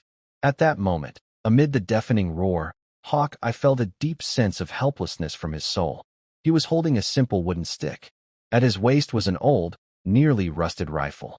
Flying above was a machine representing the peak of industrial civilization, fully metal-covered, powerful engine, armed with machine guns and even bombs. What kind of battle is this? Using wood to fight steel? Using flesh and blood to resist industrial machinery? A strange sadness filled Hawkeye's bones, flowing through the cold mud. This isn't just a tough fight. It's a gap between eras, a crushing difference between two worlds. Buzz. The sound gradually faded away. The reconnaissance plane didn't seem to notice the hidden team beneath the seemingly calm swamp. Or maybe it saw them but didn't bother. To those high-flying pilots, the people rolling in the mud were no different from bugs. They didn't need to waste expensive bombs. This hungry grassland alone was enough to swallow them. Until the engine noise disappeared into the wind and rain. Clatter. Not far away, an old man's head appeared from a puddle. It was the old squad leader. His face was covered in black mud, only his eyes shining brightly. The old squad leader looked around the sky carefully, confirming it was safe, then called out in a hoarse voice. Everyone get up, quick. Hoo-ha! Gungar suddenly pushed himself up from the mud, opened his mouth wide, and greedily inhaled the cold air. For a moment, he really thought he was going to suffocate in the mud. Soft also coughed violently, spitting out mud and sand. She was trembling, not from cold, but from the fear of nearly dying just now. Are you okay? Gungar wiped his face roughly, voice hoarse. Soft shook her head. Her first instinct wasn't to wipe her face, but to nervously reach into her clothes. Only when she felt the stiff oilcloth bag still there did she breathe a sigh of relief and collapse onto the muddy ground. Hawkeye also got up. He looked at the barely visible black dots on the horizon and suddenly asked, Squad leader, is that an enemy plane? The old squad leader was helping Little Bean clean mud out of his ear. Hearing this, he looked up, glanced at the sky, and his eyes filled with anger. Yes, the old squad leader replied, spitting out a mouthful of mud and saliva. A metal bird. Why didn't you shoot it down? Eagle Eye instinctively asked a question a player might think of. If we had a few light machine guns, at that height. Before he finished, Eagle Eye fell silent. Light machine guns? Look around. Little Tiger was holding a big knife. Little Bean carried a gun taller than himself, with a cracked stock. The heaviest firepower in the whole class, besides Brother Kwang's pot, was probably the grenade the old squad leader kept at his waist, which he was reluctant to use.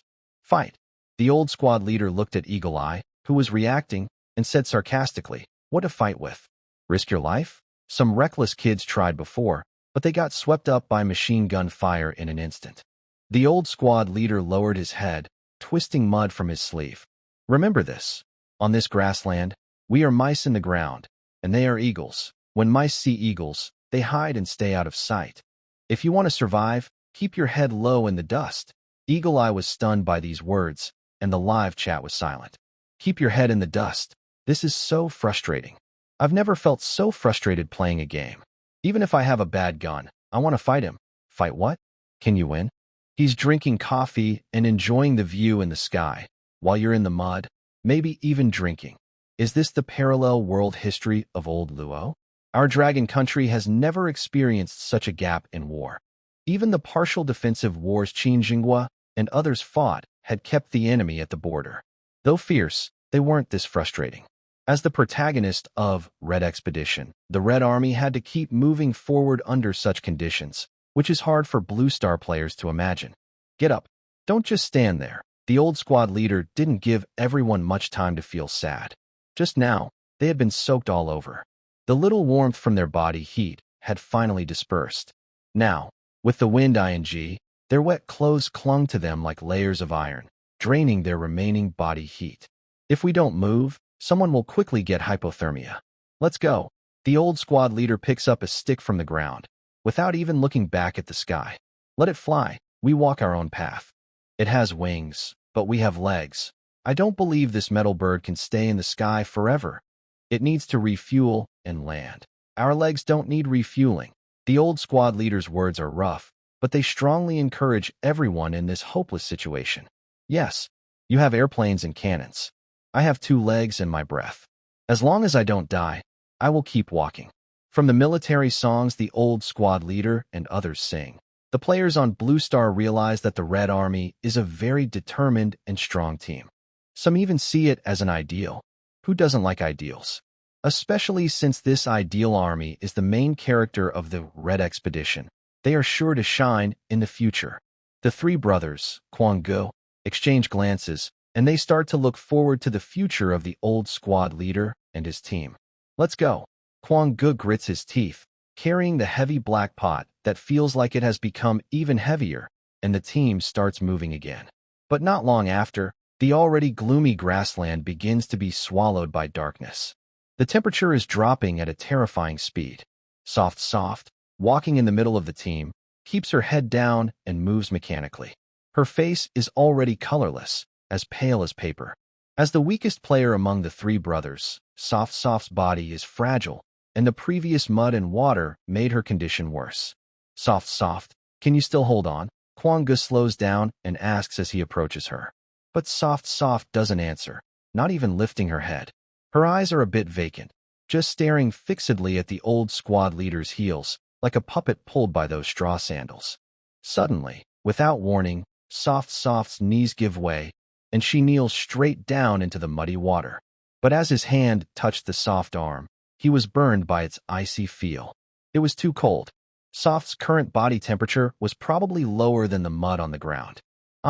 I can't go on. Soft looked up, her big, lively eyes now filled with a dull, lifeless look.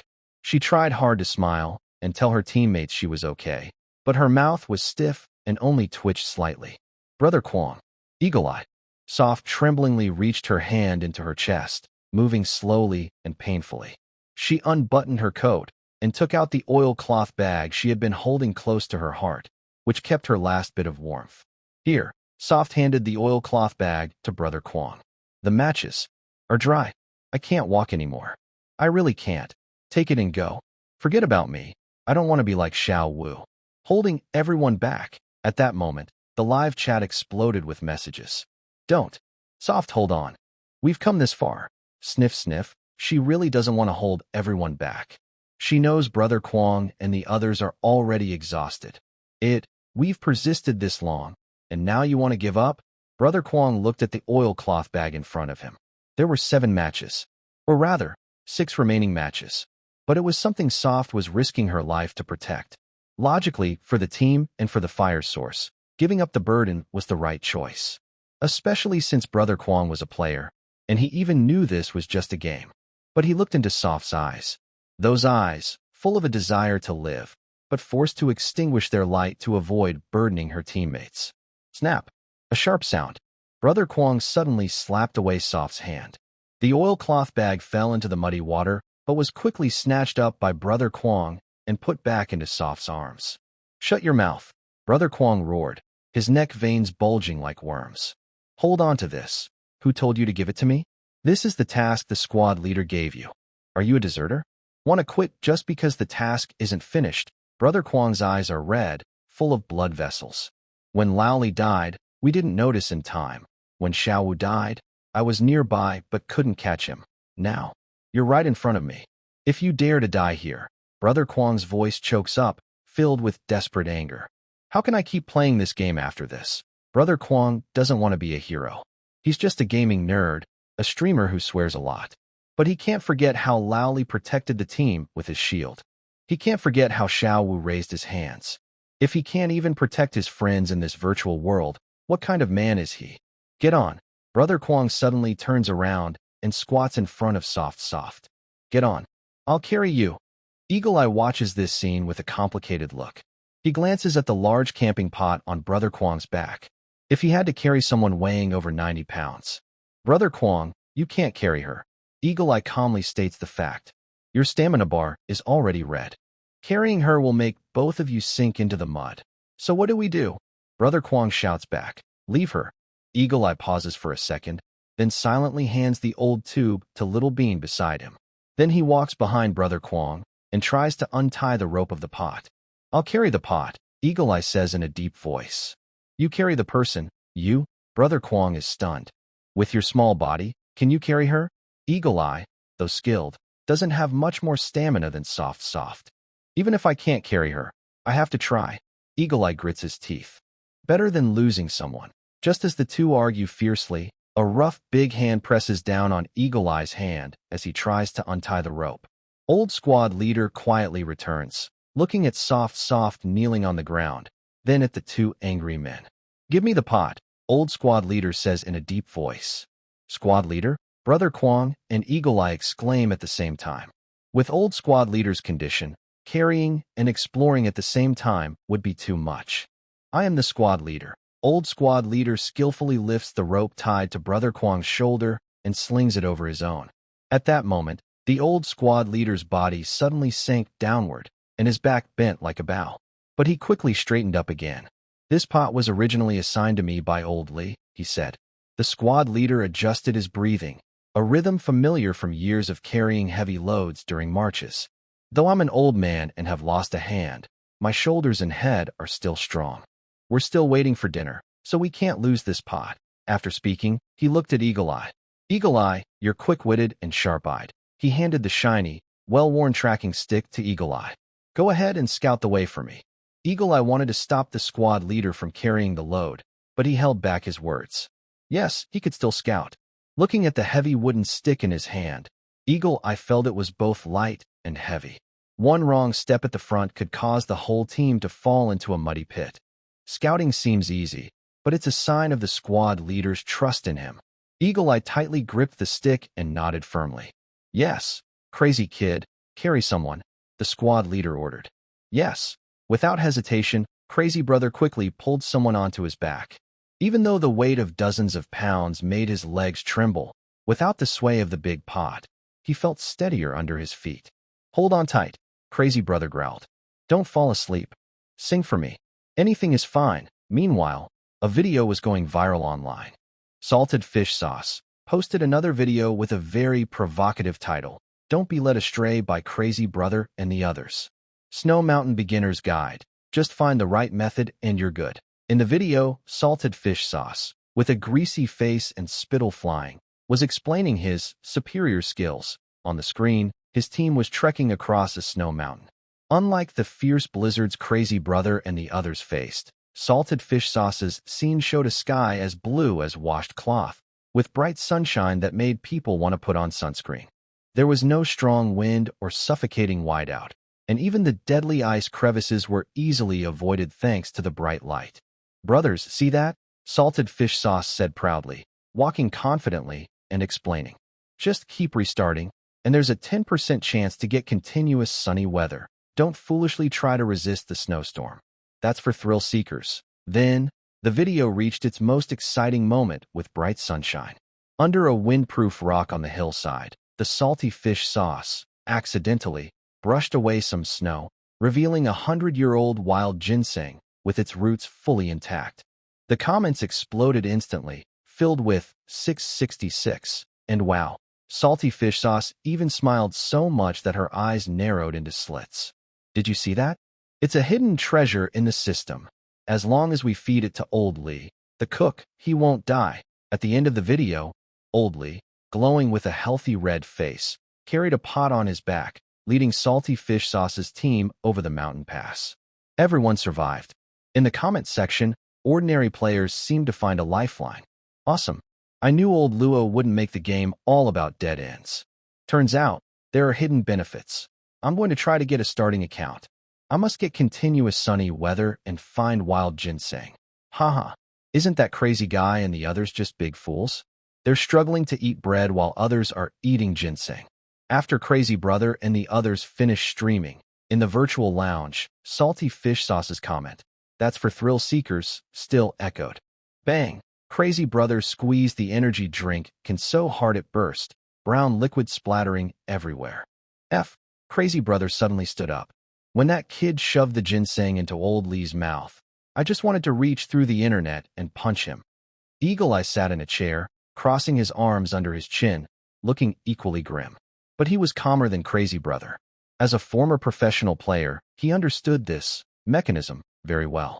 He's exploiting a bug, Eagle Eye said disdainfully. Or he's using the system's random seed to increase the chances. 10% chance of continuous sunny weather, 10% chance of wild ginseng dropping. To record this video, he must have restarted at least 100 times. 100 times. Soft, who had been hiding in the corner, suddenly trembled and repeated that number.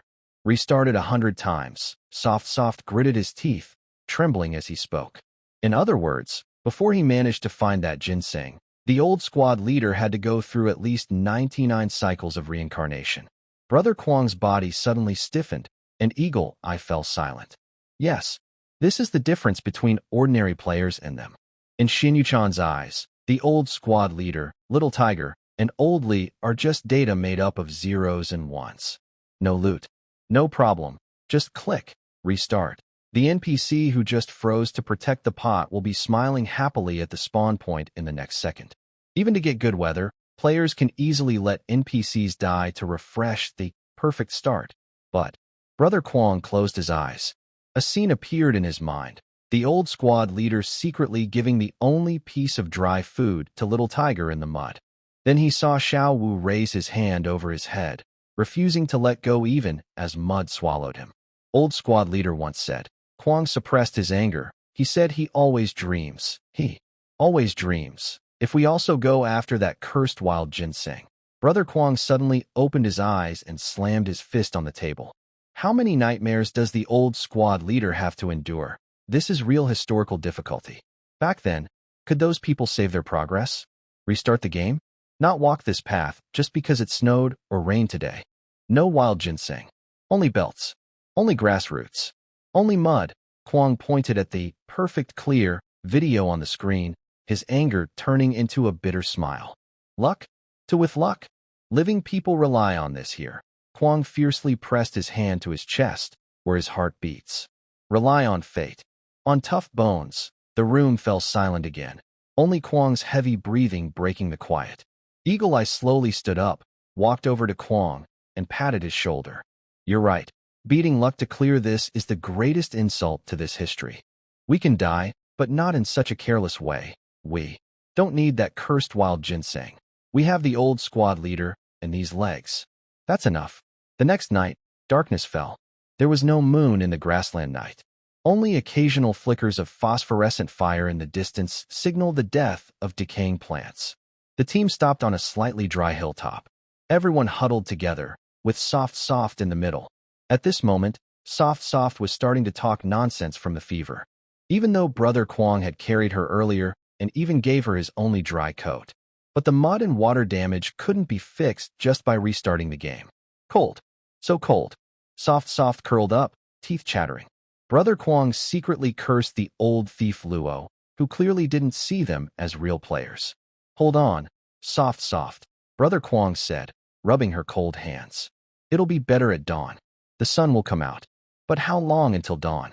Even though the game shortened the night, it made their exhaustion feel even worse. In this ghostly place, every second felt very long. The little warriors around them stayed silent, as hunger and cold slowly ate away at their willpower. Little Tiger and Little Bean stared blankly into the void, unconsciously chewing on bitter roots. Suddenly, a faint humming sound came from nearby. Soft, in her feverish daze, seemed to want to grab something to fight against the darkness and fear. At first, the tune was faint and shaky. The Wind-s Starlight Falls. It was that song, the Starlight Watcher. She was singing it instinctively, the famous song she had sung countless times in her live stream. It was a song from a glamorous world, about neon lights, coffee, and love. But after just 2 lines, her voice cut off. In this place full of rot and death, those light, floating lyrics seemed so pale and powerless. They couldn't save anyone. They couldn't even bring a little warmth. Soft frowned painfully, as if desperately searching for another kind of strength deep in her subconscious. Another kind, harder, heavier, capable of smashing through the darkness. Suddenly, the melody changed. No longer the gentle falsetto, no more delicate trembling notes. Instead, it became a cry, yet strangely firm, a melody that, even if out of tune, still sounded strong and resolute. Red soldiers. Everyone must remember 3 main rules. 8 points of attention. Her soft voice was very small and weak, like a tiny bird just hatched, trying to sing in a strong wind. But as soon as she spoke, Little Tiger, who was chewing grass roots, suddenly looked up. Little Bean, with unfocused eyes, twitched his ears and started to focus. Brother Wild, Eagle Eye, and the live stream audience all paused in surprise. Is this the song the old squad leader taught last night? Softly humming. Her voice was choppy at first, but became clearer. First, follow all commands in action. Stay in sync. Only then can we win. She was running a fever. Her consciousness might not even be fully clear. But this song, this melody, these simple lyrics, felt like they were carved into her bones and merged into her blood. She listened to the song the old squad leader and others sang last night. Not to please the fans in the live stream. Second, do not take even a needle or thread from the people. In the darkness, Little Bean's voice timidly joined in. Then came Little Tiger, with a rough voice. The people support and like me. Next was Eagle Eye, speaking in a deep voice. Finally, Brother Wild, with his rough, loud voice. Dozens of ragged, starving people, too weak to speak, sang softly and powerfully in this deserted place. It was like singing a lullaby. The fans in the live stream listened quietly. They watched through the screen, covered in mud, humming with her eyes closed, and suddenly felt she sounded better than all the songs she had sung on stage in fancy clothes before. When the song ended, the lingering sound seemed to hover over the grass. Soft's breathing steadied a little. Though her body was still hot, the feeling of near death and despair surprisingly faded away. At that moment, a rough hand gently pushed through the crowd. It was the old squad leader. He carried a pot and stood at the edge, shielding from the wind. Now he slowly walked up to Soft, his eyes shining with a kind of trembling pride. It was the happiness of seeing his own child finally grow up. The old squad leader quietly took off his old, worn-out cotton jacket, which was already torn and filled with yellowed cotton fluff. It was his only warm clothing. He had only one hand, so his movements were slow and a bit difficult. Brother Kwong wanted to help, but the old squad leader signaled him to stop with his eyes. The old squad leader gently removed the jacket, which still carried his body heat, and covered Soft with it. Then he reached out with his only arm to tuck in Soft's clothes. Girl, the old squad leader's eyes looked a little distant, as if soothing his own daughter to sleep. You sing well. Better than that. Starlight, I think. After saying that, the old squad leader, wearing only a simple shirt, sat back in the wind's direction. He adjusted the large black pot on his back. The pipe hanging from his waist traced a faint arc in the night. Sleep now. The squad leader will stand guard for you. Later in the night, the clouds hadn't cleared, and it was even colder. The old squad leader sat under a windbreak, like a clay statue of a bodhisattva. He wore only a torn shirt, trembling slightly, but his back was straight. The sharp-eyed eagle quietly got up, stretched his stiff joints, and made a cracking sound.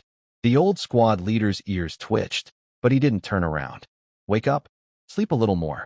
It's only just past midnight. I can't sleep, Eagle Eye said, walking over to help him up. Squad leader, let me take over. You're not feeling well. Don't move, the old squad leader said softly, then forced a smile. My legs are numb. Moving around easily causes cramps. Let's wait a bit.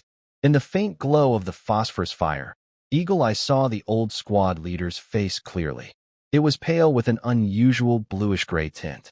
Because of lack of oxygen and cold, his lips had turned purple and his eye sockets looked sunken. Squad leader, your eyes. Eagle Eye was startled. Old problem, night blindness, the old squad leader said casually, rubbing his eyes. Night comes, and I can't see clearly. Just listening for sounds.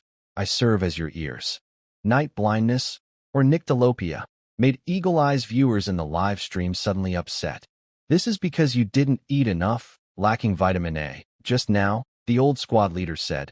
Stand guard for you. But he couldn't see at all. Was he listening with his life on the line? The old squad leader seemed to sense the Eagle Eye's approach. He tremblingly extended his only arm, groped in the dark, and accurately grabbed the guiding stick beside him. Here, the old squad leader handed the stick to the Eagle Eye, solemnly passing it over. Hold it tightly. The Eagle Eye took it and clenched his fist around it. Yes, squad leader. After the exchange, neither of them immediately parted. The air was quiet and a bit heavy, with occasional strange calls of waterbirds in the distance, sounding like morning. The Eagle Eye looked at the empty sleeve of the old squad leader's right arm. A question had been bothering him for a long time. Under the cover of night, he finally asked carefully, Squad leader, was this hand lost on our road? This question surprised the viewers in the live stream. Few people knew how the old squad leader lost his right arm. The old squad leader stiffened slightly upon hearing this. He instinctively reached with his left hand to touch his right sleeve, but found it empty. No, he shook his head.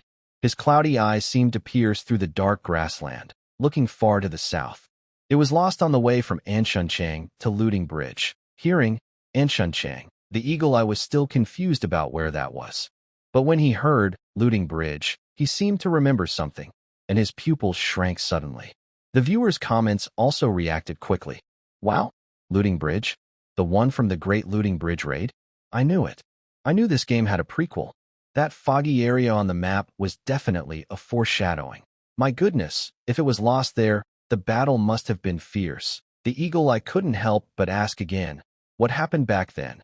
But the old squad leader remained silent, as if he hadn't heard him. He simply patted the Eagle Eye's shoulder naturally, lay down, curled into the dirt embankment, and warned, Eagle Eye, stay alert tonight. Don't let the wolves carry you away. The Eagle Eye hesitated but didn't ask further, choosing to stay silent. Previously, many players straightforwardly asked about crossing the Looting Bridge, but the NPCs didn't hear them at all. Luo Laozue's spoiler prevention system is really foolproof.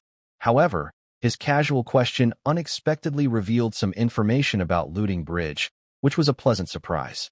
Eagle Eye couldn't help but look northward, toward the direction the old squad leader had just looked.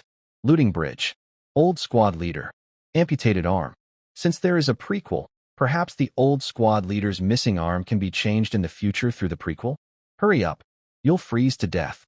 The soft movement woke up the old squad leader. The old squad leader suddenly opened his eyes, looking confused for a moment, but quickly regained clarity. Seeing it was soft, a stiff smile appeared on his face, which was already turning blue from the cold. You're awake, girl. The old squad leader wanted to raise his hand, but found his arm was already frozen stiff, so he could only awkwardly move his shoulder. Don't cover me. I'm already frozen through. No matter how I wear it. I can't warm up, the old squad leader said hoarsely. You're weak. Just wear it, soft replied. The road ahead is long. Don't just get comfortable and then lie down again, she added. I won't wear it. I'm not cold. You're the squad leader, you can't fall down. Soft shouted, stubbornly wrapping her padded coat around the old squad leader. The moment Soft touched the old squad leader's body, she felt like she was touching ice, and her mental defenses broke down again. In the live stream, countless viewers also broke down emotionally. Can I get a refund for this game? I don't want this $1 experience anymore. It's too cruel. Are NPCs really just data? Why do I feel like he's more human than all the living people I've seen? People above, because these are actually once living people. Amid this sad atmosphere, suddenly a few extremely glaring comments floated across the live chat. Salted fish fanboy. Hey, still acting like a tragic character? The guy next door has already earned 3 wild duck eggs. Rational gamer. TSK. Clearly, you can keep reloading to change the weather and resources, but you insist on toughing it out. Is this what you call immersive experience? As soon as these comments appeared, they instantly sparked a heated debate in the live chat. Go back to your master. Resource farming? Do you think this is Minecraft? A bunch of data players who only know how to clear levels. What do they know about the long march? Brother Kwong looked at those sarcastic comments while struggling to pull his foot out of the mud. Wild duck eggs? Huh. I still say, some things can't be obtained no matter how many times you reload. Hawkeye stopped for a moment ahead, stabbing the ground hard with his stick without saying a word. But in his bloodshot eyes, there was the same fierce determination. Restarting would only break the old squad leader's heart. They didn't want to do it, and they definitely wouldn't. At noon, the sky suddenly cleared. The thick clouds split apart, and sunlight poured down, making the whole grassland shine brightly.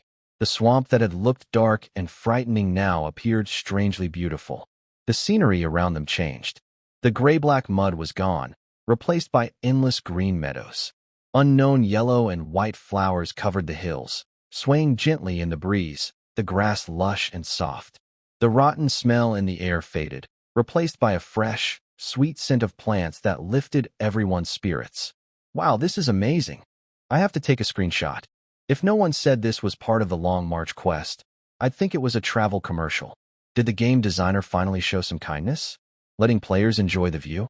The live chat instantly shifted from frustration to awe. The sharp contrast in visuals made both the audience and players relax a little. Even the young soldiers in the team, who had been tense all along, looked calmer. Hawkeye, the ground's firm now, Little Bean said excitedly, stepping on the grass. It's not soft mud, it's solid. Hawkeye tested it with his stick. Sure enough, it hit something firm underneath. Looks like we're out of the swamp. He let out a long breath and glanced back at the pale-faced old squad leader. Squad leader, let's rest a bit. It's dry here. We can sit in the sun and dry our clothes. The old squad leader didn't answer. He squinted at the meadow before them, beautiful like a painting, his brows tightly furrowed. Just then, a young soldier at the edge of the group suddenly brightened. Bean, look over there. It was Little Chun, who was close friends with Little Bean, pointing excitedly into the distance.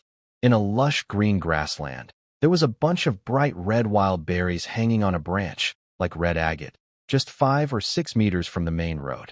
Red berries. Little Bean swallowed hard, feeling even more tempted. Along the way, besides a few pieces of leather and the bitter, astringent roots of wild vegetables, there was nothing left in his stomach. Seeing these bright red berries, his natural desire to eat took over everything. I'll pick some for you. Little Chin grinned, showing 2 small, white tiger teeth. He looked at the thick grass below, sure it was sturdy. He threw his gun over his shoulder and started running toward the berries. Come back, old squad leader shouted loudly, but Little Chun had already taken 3 steps away. And in those 3 steps, it was as if Little Chun was walking on calm water, with ripples spreading out. He didn't even have time to smile before he suddenly disappeared. All that was left was his torn cloth shoes, floating alone on the green grass. The comments that had been praising the scenery suddenly cleared out. Little Chun. Little Bean let out a heart-wrenching cry and rushed forward. Bang! Old squad leader swung his stick with one hand and struck Little Bean's leg, making him kneel on the ground. Don't want to live? That's the magic carpet. Whoever goes, who dies? Old squad leader's eyes were red, and his chest heaved violently. He strode to the roadside, grabbed his stick, and fiercely stabbed it into the grass filled with flowers. With a squelch, the stick easily pierced through the green turf. Old squad leader pulled it out with force, and the stick was covered in a foul, black, ink-like rotten mud, with a few white bones that looked like they belonged to animals or humans. Everyone, look carefully. Old squad leader held up the dripping stick, shouting at the stunned crowd, repeatedly emphasizing the words he had said before. In this cursed place, the more beautiful something looks, the more deadly it is. Don't trust your eyes. Don't trust the sun. Only trust the stick in your hand. Anyone who dares to run again, I will personally kill them, so they don't fill the holes with mud. Almost at the same moment Xiao Chun was swallowed by the swamp. Salty fish sauce on the recommended list was laughing wildly. Brothers, today we restart for the 3rd time. It's sunny again. Salty fish sauce pointed at the bright, sunny grassland on the screen, looking very proud. Whenever it rained or he didn't find a wild duck egg, salty fish sauce would immediately restart the game. Come on, let's rush through this meadow. Salty fish sauce led the way, still muttering. Only trust the stick, Lao Luo is just scaring. Before he finished, he stepped on a smooth, green patch of grass. Whoa, salty fish sauce shook his hand, and more than half his body sank instantly, the mud covering his chest. Help! Help me! Stick! Stick! At this moment, over with Kwang Gu, the old squad leader would have already rushed to save him. But in the scene, the man who should be like a father or brother just moved forward mechanically, as if he didn't hear salty fish sauce's cries for help. Little Robot passed by mechanically, and Little Bean also moved past mechanically. They stiffly avoided the struggling salty fish sauce and kept walking forward. Come back. I am a player. I am the main character. Salty fish sauce struggled wildly in the mud, sinking deeper and deeper. Help! Help me! I have a wild duck egg. I have a strategy. The mud covered salty fish sauce's neck and nose, while old squad leader's team moved further away. Salty fish sauce, furious, took off his VR headset and raged in anger. Bug! It must be a bug. I was shouting for help. Why didn't anyone save me? But at this moment, the comments in Salty Fish Sauce's live stream changed. I also noticed. Today I restarted for the third time, and Xiao who just ignored me. Me too. I deliberately sold out old squad leader to get a wild duck egg, but he just ignored me and walked away on his third restart. Luo in studio. After updating the official website homepage, Luo looked at the system judgment module he had spent a lot of emotional points to buy, sneering. Detected player, salted fish sauce, repeatedly resetting the dungeon maliciously. Detected NPC emotional interaction value. 0. Decision.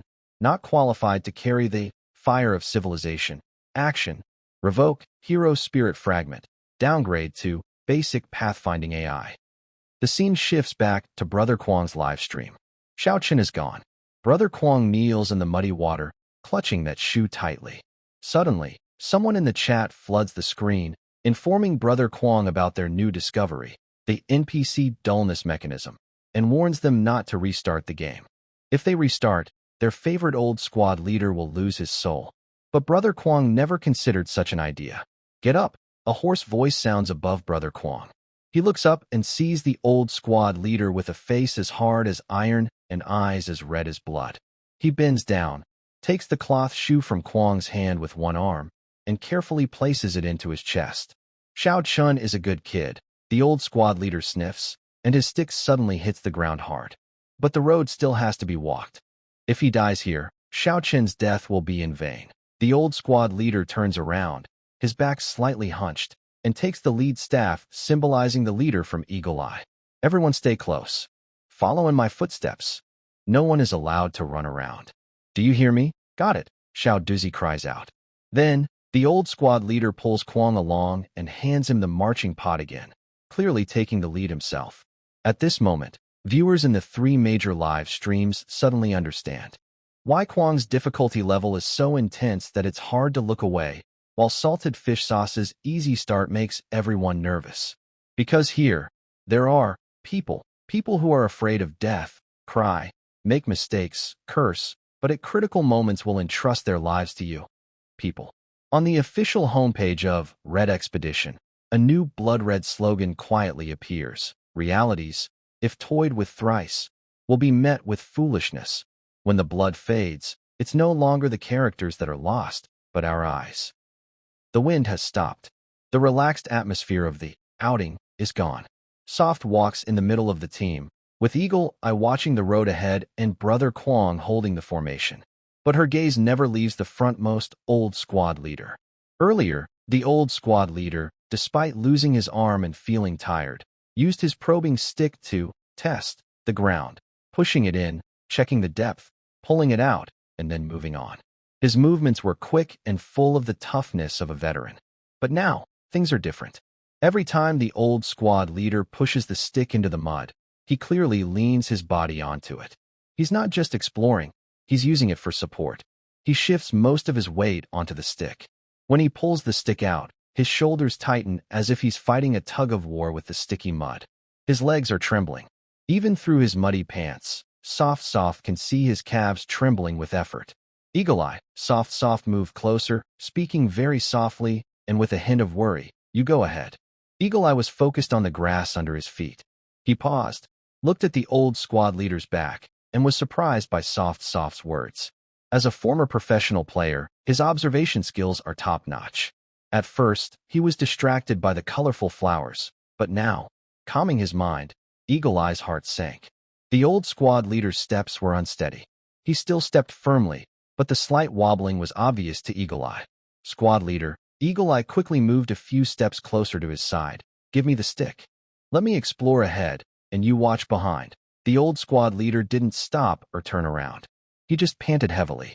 Can you tell the mud apart? Huh. Eagle Eye was surprised. The mud in this meadow has 7 or 8 different colors. The old squad leader pointed at the seemingly identical grassland ahead. The dark gray is firm clay. The yellowish is floating mud, hollow underneath. The greenish with foam is a water pit. He stopped and turned his head, his pale face covered in sweat, eyes deep set, but still managing a faint, disdainful smile. You, kid, are good at shooting, but your eyesight. In this place, you're blind. Eagle Eye opened his mouth but couldn't respond. He couldn't tell the difference in mud colors, and he didn't know how to use the probing stick properly. Go back to your position. The old squad leader waved his hand and shifted his weight back onto his stick. I'm not dead yet, so it's not your turn, rookie, to risk your life in front. Eagle Eye clenched his teeth and stepped back. No, Eagle Eye said, shaking his head with a worried look. He won't let us. He's not refusing, suddenly spoke the silent Crazy Brother. It's just that he's afraid we might fall too. Crazy Brother felt tired from carrying the burden. But as he looked at the figure ahead, who was barely holding on with one arm, he felt the weight was as light as cotton. Another half-hour passed. The sun grew hot, and the moisture in the grass evaporated, making it feel like a steamer. Let's rest. The old squad leader finally stopped. He found a small, raised, firm patch of earth, poked it with his stick several times to make sure it was solid, then called everyone to gather. The soldiers sat down heavily on the damp grass, as if their muscles had been drained. The old squad leader didn't sit. He stood there leaning on his stick, chest heaving, making a loud, breathy sound. Sweat dripped down his messy hair, flowing into his empty right sleeve. He wanted to sit, but it was obvious he might not be able to bend down. Or maybe, if he sat, he would lose his breath and never get up again. Crazy Brother, Eagle Eye, blocked the way. Soft quietly nudged Crazy Brother and Eagle Eye. They looked at each other and immediately understood what she meant. Crazy Brother set down the big pot and leaned to one side. Eagle Eye stepped in front of the old squad leader, holding the guiding stick. Both of them stood like walls, blocking the view of the little soldiers behind, Little Tiger and Little Beans. In the hearts of these young soldiers, the squad leader was like the sky, the backbone that would never break. This backbone must not bend. Taking advantage of the moment, Soft crouched and slipped beside the old squad leader. Young lady, you. The squad leader was surprised and tried to dodge. Don't move. I have something to tell you, Soft said loudly, pretending to report, but her hands didn't stop. She reached out and gently pinched the old squad leader's muscular arm, which was missing its hand. It was firm. It was as hard as stone, like dried tree roots. That was a muscle spasm caused by long-term over-tightening. Soft tears almost fell, but she bit her lip tightly, afraid to let the old squad leader see. Using a technique she had learned in the game over the past few days, she carefully avoided the wound and pressed firmly on the stiff muscle group. Ow! The old squad leader took a sharp breath, cold sweat instantly rolling down his forehead. But he didn't move away. He looked at the small girl in front of him, covered in mud but with a stubborn look in her eyes. He wanted to push her hand away but couldn't bring himself to do it. Softly, she finished massaging his arm, then squatted down to press on his leg. His bandaged leg was loose, and his calf was swollen and shiny. Pressing caused deep dents, and it took a long time to recover. This was severe malnutrition-related swelling, caused by long immersion in muddy water. Squad leader, Soft's voice was tinged with tears. Don't force yourself. Let Eagle Eye take the lead. Nonsense. The old squad leader's voice was gentle but weak, and he didn't have the strength to scold. He looked down at Soft, who was massaging his leg with a tender gaze. This path isn't far now, he said stubbornly. My old bones are still strong. Brother Kwong turned his back to them, trembling slightly at the sounds behind him. But he didn't try to persuade. He just silently stepped back half a step, blocking the sudden cold wind from the side, until the team restarted.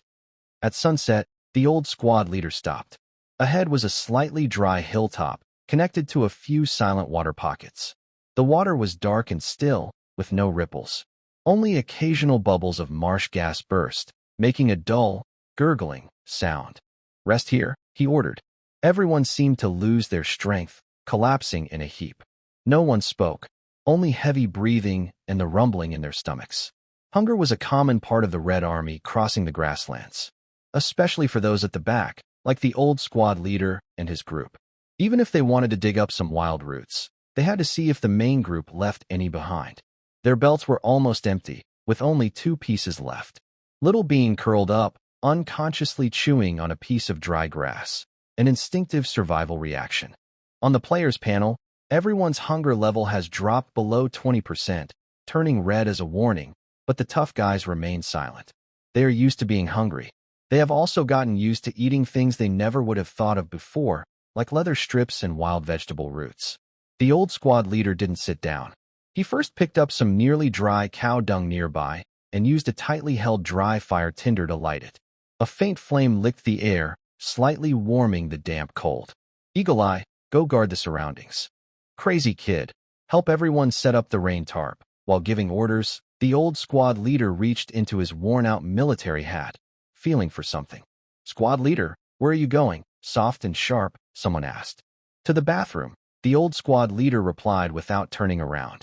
Don't worry about me. He hunched over and quietly moved behind a large blue stone about 10 meters from the camp. The tough guy frowned and signaled to Eagle Eye. The 3 of them understood each other without words. They only pretended to organize the cooking pot, secretly watching the situation over there. Dusk was falling. With the faint light, they saw the old squad leader pull out a sewing needle from inside his hat lining. It was the only needle in the camp, treasured by the old squad leader. He was afraid to even look at it, let alone lose it. The old squad leader squatted beside the large blue stone, carefully holding the tiny needle in his left hand, grinding it on the stone with a soft, grating sound.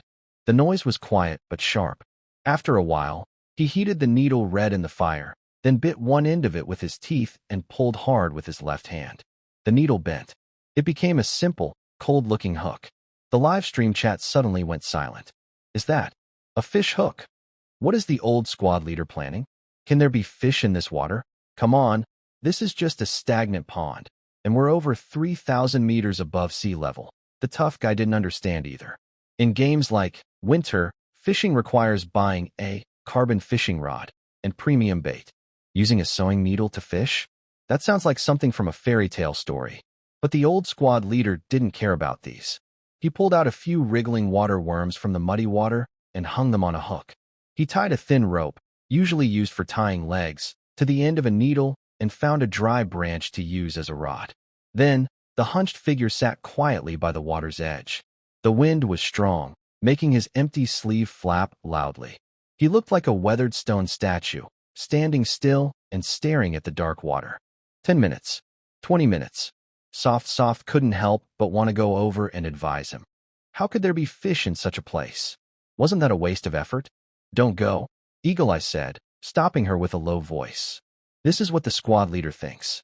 It's the only thing he can do for us right now. Soft's nose twitched with emotion, and she stepped back. Just then, the old squad leader's wrist suddenly sharply. Splash. The calm water surface broke open. A small silver shadow, about the size of a palm, was flung onto the grass by the shore. Fish. Little Bean's sleepy eyes widened instantly. She scrambled and ran over. There really are fish. White fish. Alive. Soon, the old squad leader caught a second fish, then a third. They were all small, only as long as a finger. But at that moment, on the grass, that was everything. That was gold. The old squad leader's yellowish face finally showed the most relaxed smile he had had all day. At that moment, the wrinkles around his eyes seemed to bloom. Quick, boil water, The old squad leader ran back holding the small fish that were still jumping. The military pot was placed over a fire made from cow dung, and the water boiled quickly. There was no oil, no salt, not even slices to remove the fishy smell. Just a few clean small fish thrown in, topped with a handful of wild vegetables. The water bubbled and steamed white. That faint fishy smell, mixed with the bitterness of the wild vegetables, became the most tempting aroma in the hungry noses. Little Tiger kept swallowing, his throat moving up and down. Brother Kwang's stomach roared loudly in protest. All done, the old squad leader stirred the pot with the only wooden spoon. He first served a bowl to Little Bean, with the biggest fish at the bottom. Eat, you're still growing. He served another bowl to Little Tiger and to the other soldiers. Then it was Soft, Eagle Eye, and Brother Crazy's turn. They took turns using the few broken bowls they found, the steam making their eyes water. Brother Crazy looked down and saw that his bowl also had half a small fish in it. The fish meat had been boiled until it was soft and white. In the large black pot, there was almost nothing left. Only a little cloudy broth remained, with hardly any wild vegetable leaves. The old squad leader picked up the pot, tilted his head back, and drank the last bit of broth. He even stuck out his tongue and licked the edge of the pot clean. Burp, the old squad leader put down the pot, patted his stomach, and wiped the soup from his lips, smiling happily. Wow, even though this isn't a big meal, it's quite greasy and rich, he said as if he had also eaten the fish. While talking, he urged the three who were staring blankly at their bowls. Why are you all just sitting there? Eat while it's hot. Drink the soup first. That way your legs and feet will stay warm, and you'll have energy to travel tomorrow. The old squad leader was a good actor. If it weren't for Eagle Eye's sharp observation, if it weren't for Brother Crazy constantly watching his trembling hand, if it weren't for Soft seeing his throat twitch painfully when swallowing, they might really believe him. But the live stream definitely didn't believe a word. He's lying. Those are the only fish we caught earlier, and they're all in your bowls. I counted. There are 5 fish in total. Little Bean has 1, Little Tiger has 1, and the other 3 soldiers have 1.5 each. Where are the fish in the pot? He didn't eat it all. He's chewing on that wild vegetable root. I saw it. Brother Crazy's hand was holding the broken bowl, but he couldn't bring himself to eat. He looked up at Eagle Eye. Eagle Eye was staring hard at the fish soup in his bowl, his jaw tight. He looked at Soft next. Soft's tears were already welling up in her eyes, and she was about to speak. Squad leader I don't. Cough. Brother Crazy suddenly coughed loudly, interrupting Soft. He kicked Soft hard with his toe, his eyes sharp and fierce. That quick look they exchanged was as fast as lightning. Did he just expose him? During a public gathering, they told Xiao Duzi and Xiao Hu that the class monitor was lying and hadn't eaten anything. And then, they wanted the old class monitor, who always gives all his love and respect to new soldiers, to feel embarrassed in front of everyone. That would be too cruel.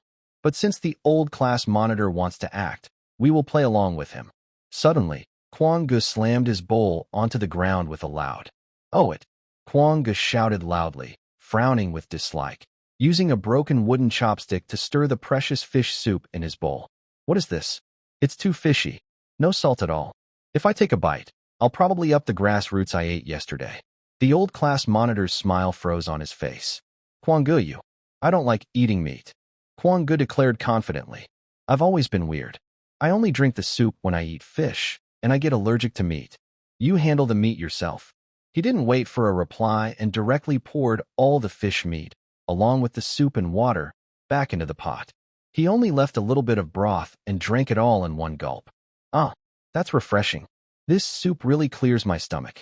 Kwang Gu wiped his mouth and held up his empty bowl proudly. Next to him, Ing Yan's voice was also clearly critical. Class monitor, I feel the same. Ing Yan held his bowl, frowning as if the food inside was not life-saving rations, but poison. This fish wasn't fried before boiling. The smell is too strong, and there are too many bones. It's hard to swallow. With a clatter, Ing Yan also poured his fish meat back into the pot. I'll just drink some hot soup to warm my stomach. The pressure shifted to Ruan. Ruan sniffed and forced herself to hold back tears. She looked up with a somewhat stubborn smile. Class monitor, look at my face. It's swollen like a steamed bun. Ruan pointed to her swollen, shiny cheeks.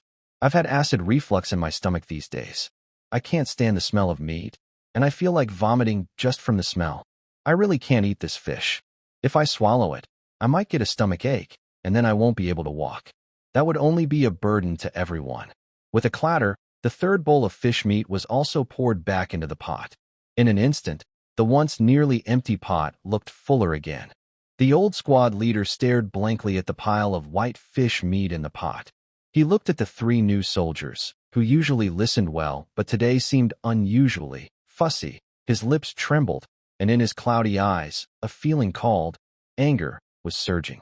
But more than that, he felt helpless and confused. You kids, the old squad leader got upset, wanting to scold them, but because he was weak and short of breath, his voice cracked. This is food. Life-saving food. Picking and choosing. When did you become so picky or allergic? It's a sin. Hurry up and eat. That's an order. The old squad leader picked up the pot, trying to pour the contents back. But Brother Kwong didn't give him that chance. He stepped forward and directly held the old squad leader's hand. Squad leader, Brother Kwong growled. You also said it's an order. We're full, really full. Look, my stomach is bulging. Brother Kwong forced his bloated stomach out, and the sound of the air escaping was like a hollow pop. If it's food, we must not waste it. Didn't you always teach us to clean the battlefield?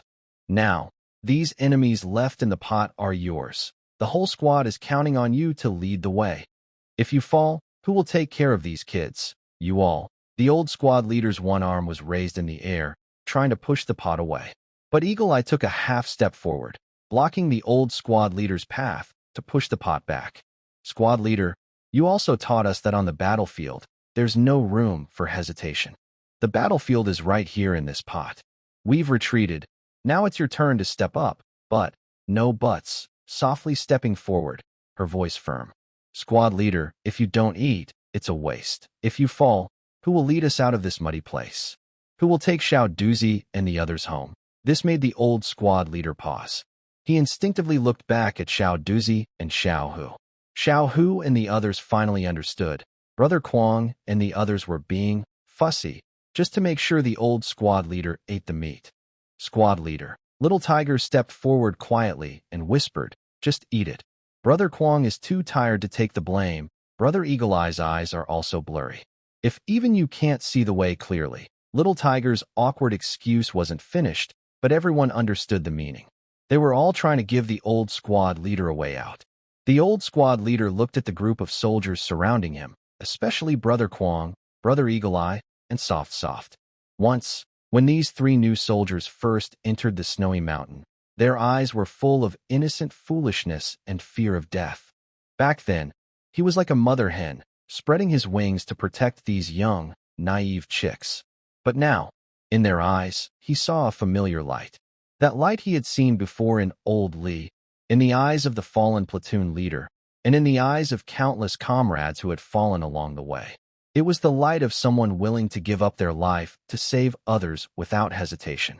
His little chicks had grown their wings, strong enough to turn around and, even through trickery or pressure, shield him from the wind and rain. The old squad leader hesitated, raising his one arm in the air, then finally, with no strength left, let it fall. You guys, the old squad leader sighed deeply, his voice like it was squeezed from deep within his chest, murmuring repeatedly. Foolish kids, the same words, but with a different meaning. It was pain, compromise, fear of letting others down, complex and hard to understand. Brother Kwong felt the resistance in his hand disappear. He let out a breath of relief and quickly handed the pot to the old squad leader, his tone softening a little. Squad leader, if you don't eat now, it'll get cold and taste worse. The old squad leader said nothing more. He slowly reached out his rough, large hand, picked up the broken wooden spoon, and scooped up a spoonful of fish and minced meat paste. He ate very slowly. The first bite, he closed his eyes and chewed slowly. The fish was already soft from boiling, melting in his mouth, so there was no need to chew much.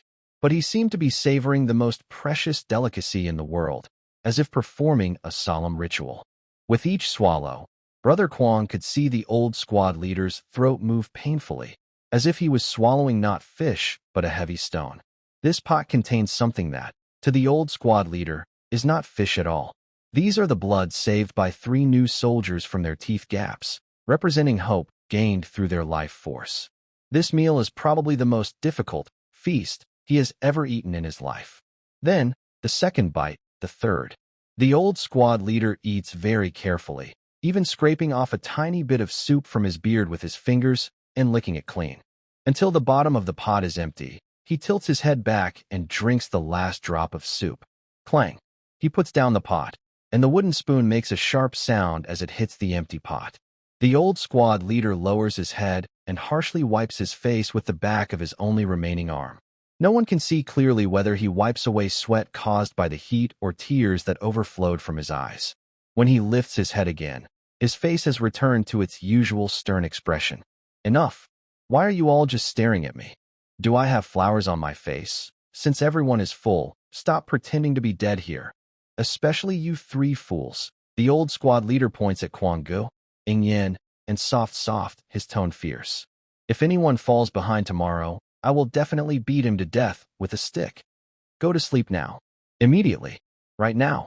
Yes. This time, Kwang-gu and the others answer loudly and enthusiastically. Night falls, and the temperature on the grassland varies greatly. The night is so cold it can freeze a person's marrow. To keep warm, everyone huddles back to back, curled up on a slightly drier dirt mound, just like usual. Kwang-gu is responsible for guarding through the second half of the night, with the campfire just extinguished without any fuel. He places the marching pot on the windward side, curling behind it to reduce heat loss. Although the old Lee's belt is still tied to the pot, giving him some mental strength, the hunger that surges from his stomach still makes his body react very vividly. I'm really hungry. Kwang-gu grabs a handful of damp grass roots and stuffs them into his mouth, chewing bitterly, trying to fool his empty stomach. At this moment, under the faint moonlight, a figure moves not far away.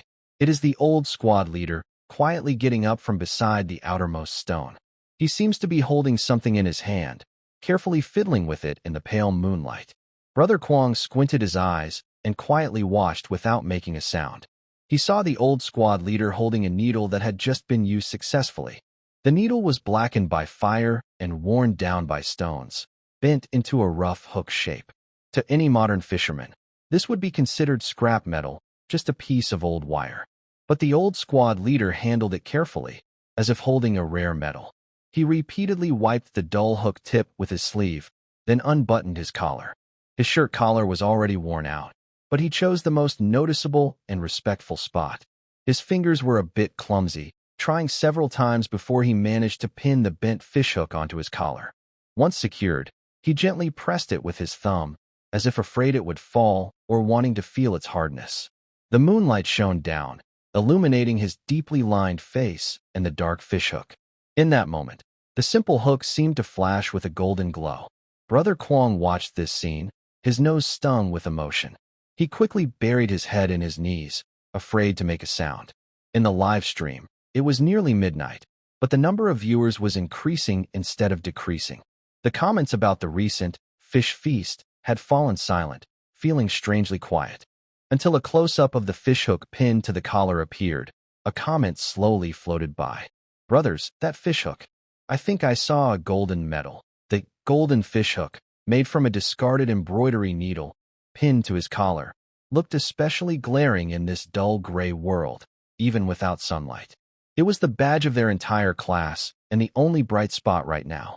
In the live stream, even though it was broad daylight, the atmosphere made viewers feel tense. Brothers, I feel more nervous than watching a horror movie. This silence is too strange. Even just a crow cawing would be better, don't mention crows. In a place like this, everything alive except humans probably died. Brother Kwang glanced at the comments, but said nothing. His throat was dry, as if he had swallowed a handful of sand, despite drinking fish soup last night.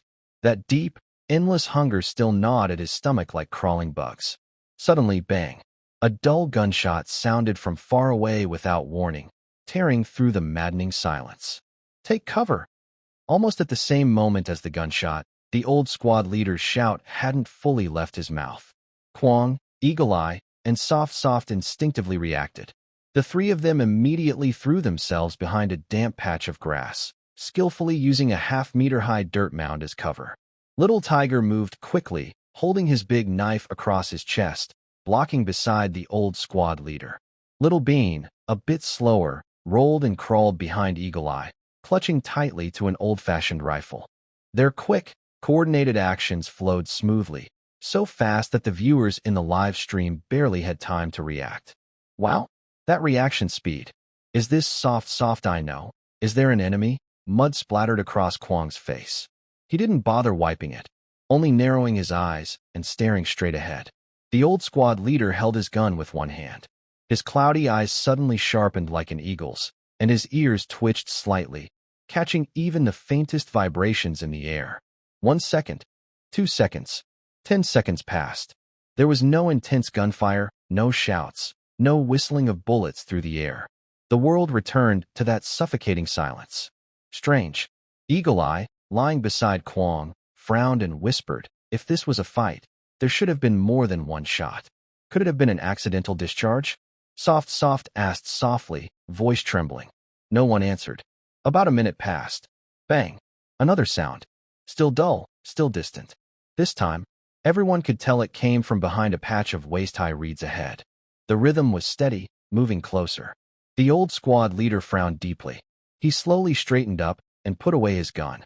Though he stayed alert, the sharp tension in his eyes softened into something heavier and more complex. Let's go take a look, he said in a low voice. It's not the enemy. If it were, the gunfire wouldn't be so slow and uneven, nor getting closer. The team regrouped, keeping their formation, and carefully moved toward the sound. As they got nearer, the strange gunfire sounded twice more. Bang, bang. Each shot was followed by a long, uneasy silence. They pushed through the thick, foul-smelling reeds, and the view suddenly opened up. Ahead was a rare patch of dry ground, about the size of a basketball court. But what they saw made everyone freeze in place. No enemies. No ambush. Only a few horses and 7 or 8 young soldiers in torn uniforms. The horses were so thin their bones showed sharply under their skin, like hidden blades. Their once shiny manes were tangled and caked with mud. They stood quietly, some nibbling at roots, others just hanging their heads, eyes dull and tired. Beside each horse stood a soldier, tears streaming down his face, holding a gun. The one closest to Kwang and his group looked barely older than Xiao. He was holding a worn brush, gently grooming the mane of a black horse in front of him. He brushed carefully, tenderly. As he brushed, tears fell, and he murmured softly, "Dahe, be good. When you get there, you'll have fresh grass to eat, no more muddy roads to walk." The old black horse, called Dahe, seemed to understand. It didn't move or make a sound. It slowly lowered its head, gently nuzzling the muddy face of the little soldier with its frosted nose. In its eyes, tears filled with cloudiness shimmered. Then, a single tear slid down the long outline of the horse's face. Drop by drop, it fell onto the muddy ground. This scene made millions of viewers in the live broadcast feel a chill down their spines. What is happening? Why is it crying? That's their horse. Don't tell me. In the next moment, the cruel truth made everyone's hearts tighten. The little soldier threw away his brush, trembling as he reached behind to take out his rifle. But when he tried to raise the gun, his hands shook badly, and he dropped it several times because he lacked strength. Finally, he knelt on the ground, crying loudly. "Squad leader, I can't do it. Blackie saved my life. It carried wounded soldiers, carried supplies. It even shielded me from the wind yesterday." Next to him, an older-looking caretaker approached. This man had a full beard, red-rimmed eyes, and cheeks swollen like peaches. He snatched the rifle from the little soldier's hands. "Stop crying, you coward," the caretaker shouted, but his voice was hoarse and choked with sobs. "The orders from above are cut off. The food is gone. Too many people have died. If we don't turn them into meat, our team can't leave this grassland." Rather than. The caretaker's words trailed off, or he simply couldn't continue. Over 10,000 of their best soldiers had marched here, losing at least 1 or 2,000. This seemingly ordinary grassland was even more difficult than the first mountain they crossed during their long march, or the snowy mountains they climbed later. It was harder. The caretaker could only slightly turn his head away, unwilling to close his eyes. Then, he pulled the trigger. Click. The crisp sound of loading made the fierce fighters hold their breath. The old horse seemed to sense the final moment. It simply moved forward, nudging the man's chest with its head, making a low snorting sound, as if comforting its soon-to-be killer. The caretaker's hand trembled, but he clenched his teeth tightly, his cheeks bulging with hard muscle, then opened his blurry eyes. "Old buddy, rest in peace." The head of the feeding team pressed his gun against the horse's ear. Finally, Brother Kwong and the others understood what those gunshots meant. They were war horses, the second life of the cavalry. But the Red Army had to take their lives to keep hope alive. If they didn't kill the horses, people would die. And the first to die were the war horses of various leaders. So, gunfire rang out, and the order reached the feeding team, forcing them to use the blood and flesh of silent comrades to give soldiers strength. Softly covering her mouth, tears suddenly burst out. For emotional female players, the shock of watching their partners being killed is more heartbreaking than seeing mountains of corpses and seas of blood. "You," softly, she let out a faint whimper. Eagle Eye gently held Soft's shoulder, also unable to bear it. "Don't look." Eagle Eye turned his head away, his breathing uneven. "Don't make a sound." Qin Zhenghua sat in front of the screen, opening his mouth slightly, trembling as he took off his reading glasses. "This is cutting their own flesh." Qin Zhenghua sighed deeply. At the same time, gunfire sounded, then stopped. Until the last echo faded, Brother Kwong felt his muscles slowly relax. But that relaxation was uncomfortable, bringing a coldness even worse than before. No one spoke. Not long after, the bearded head of the feeding team returned with a few people. They weren't riding horses, but each carried heavy, blood-stained sacks on their shoulders. The young soldiers who had been restless earlier looked at the sacks, like eggplants hit by frost, lowering their heads. No one dared to meet the red, swollen eyes of the feeding team leader. The old leader stood up, brushed the mud off his, and waved his one arm. "Let's go to the kitchen to get supplies." A few sacks were placed on a small, slightly dry hill. They unzipped the bags, revealing dark red chunks of meat inside. But it wasn't the large pieces of meat they had imagined. The horse didn't seem big, but when cut into pieces in front of this large group, it was like a pinch of salt in the ocean. Only a small piece, about the size of a palm, was allocated to Brother Kwong's class. It wasn't pure meat. It still had white connective tissue, and they had to remove the mandatory horse bones, because those horse bones were used for making soup for seriously injured soldiers. The remaining meat was bright red and looked very alarming, making people feel uneasy. "Stop staring. Everyone gather around," the old squad leader shouted, breaking the silent atmosphere in the classroom. He found a relatively flat blue stone slab, washed by rain but not cleaned with water, and didn't dare to wash it. He took out a small, chipped knife from his waist and sliced a piece of the palm-sized horse meat. The knife fell gently and slowly. The meat was sliced into very thin, almost transparent pieces. Some bloodstains stained the stone slab. If this were a market in Blue Star, this blood would be considered dirty and washed away into the drain. But after cutting the meat, the old squad leader used his rough, bark-like finger to scrape the blood on the stone slab. Once, twice. He scraped the dark red blood to his fingertips, then carefully wiped it onto a handful of wild vegetable leaves he had just dug up. Crackle! He threw the vegetable leaves into a pot of boiling water. "This is energy and spirit, borrowed from the horse's strength. We can't waste it." The old squad leader lowered his head, staring at the boiling water, speaking very softly. "Eat this, and we can help them leave this grassland." The fire was made with cow dung, smoky and stinging the eyes. The water boiled. The horse meat slices went into the pot, mixing with the bitter wild vegetables, boiling and swirling in the hot water. A thin layer of oil from the horse meat floated on top, rare, but enough to release a dizzying aroma. No salt, no scallions, garlic, or any seasoning to remove the gamey smell. Only a strong, earthy, sour meat smell. This smell wouldn't be considered pleasant normally, even unpleasant, but at this moment, it made the several heads gathered around the pot's edge eagerly move their throats. It was the most basic biological desire.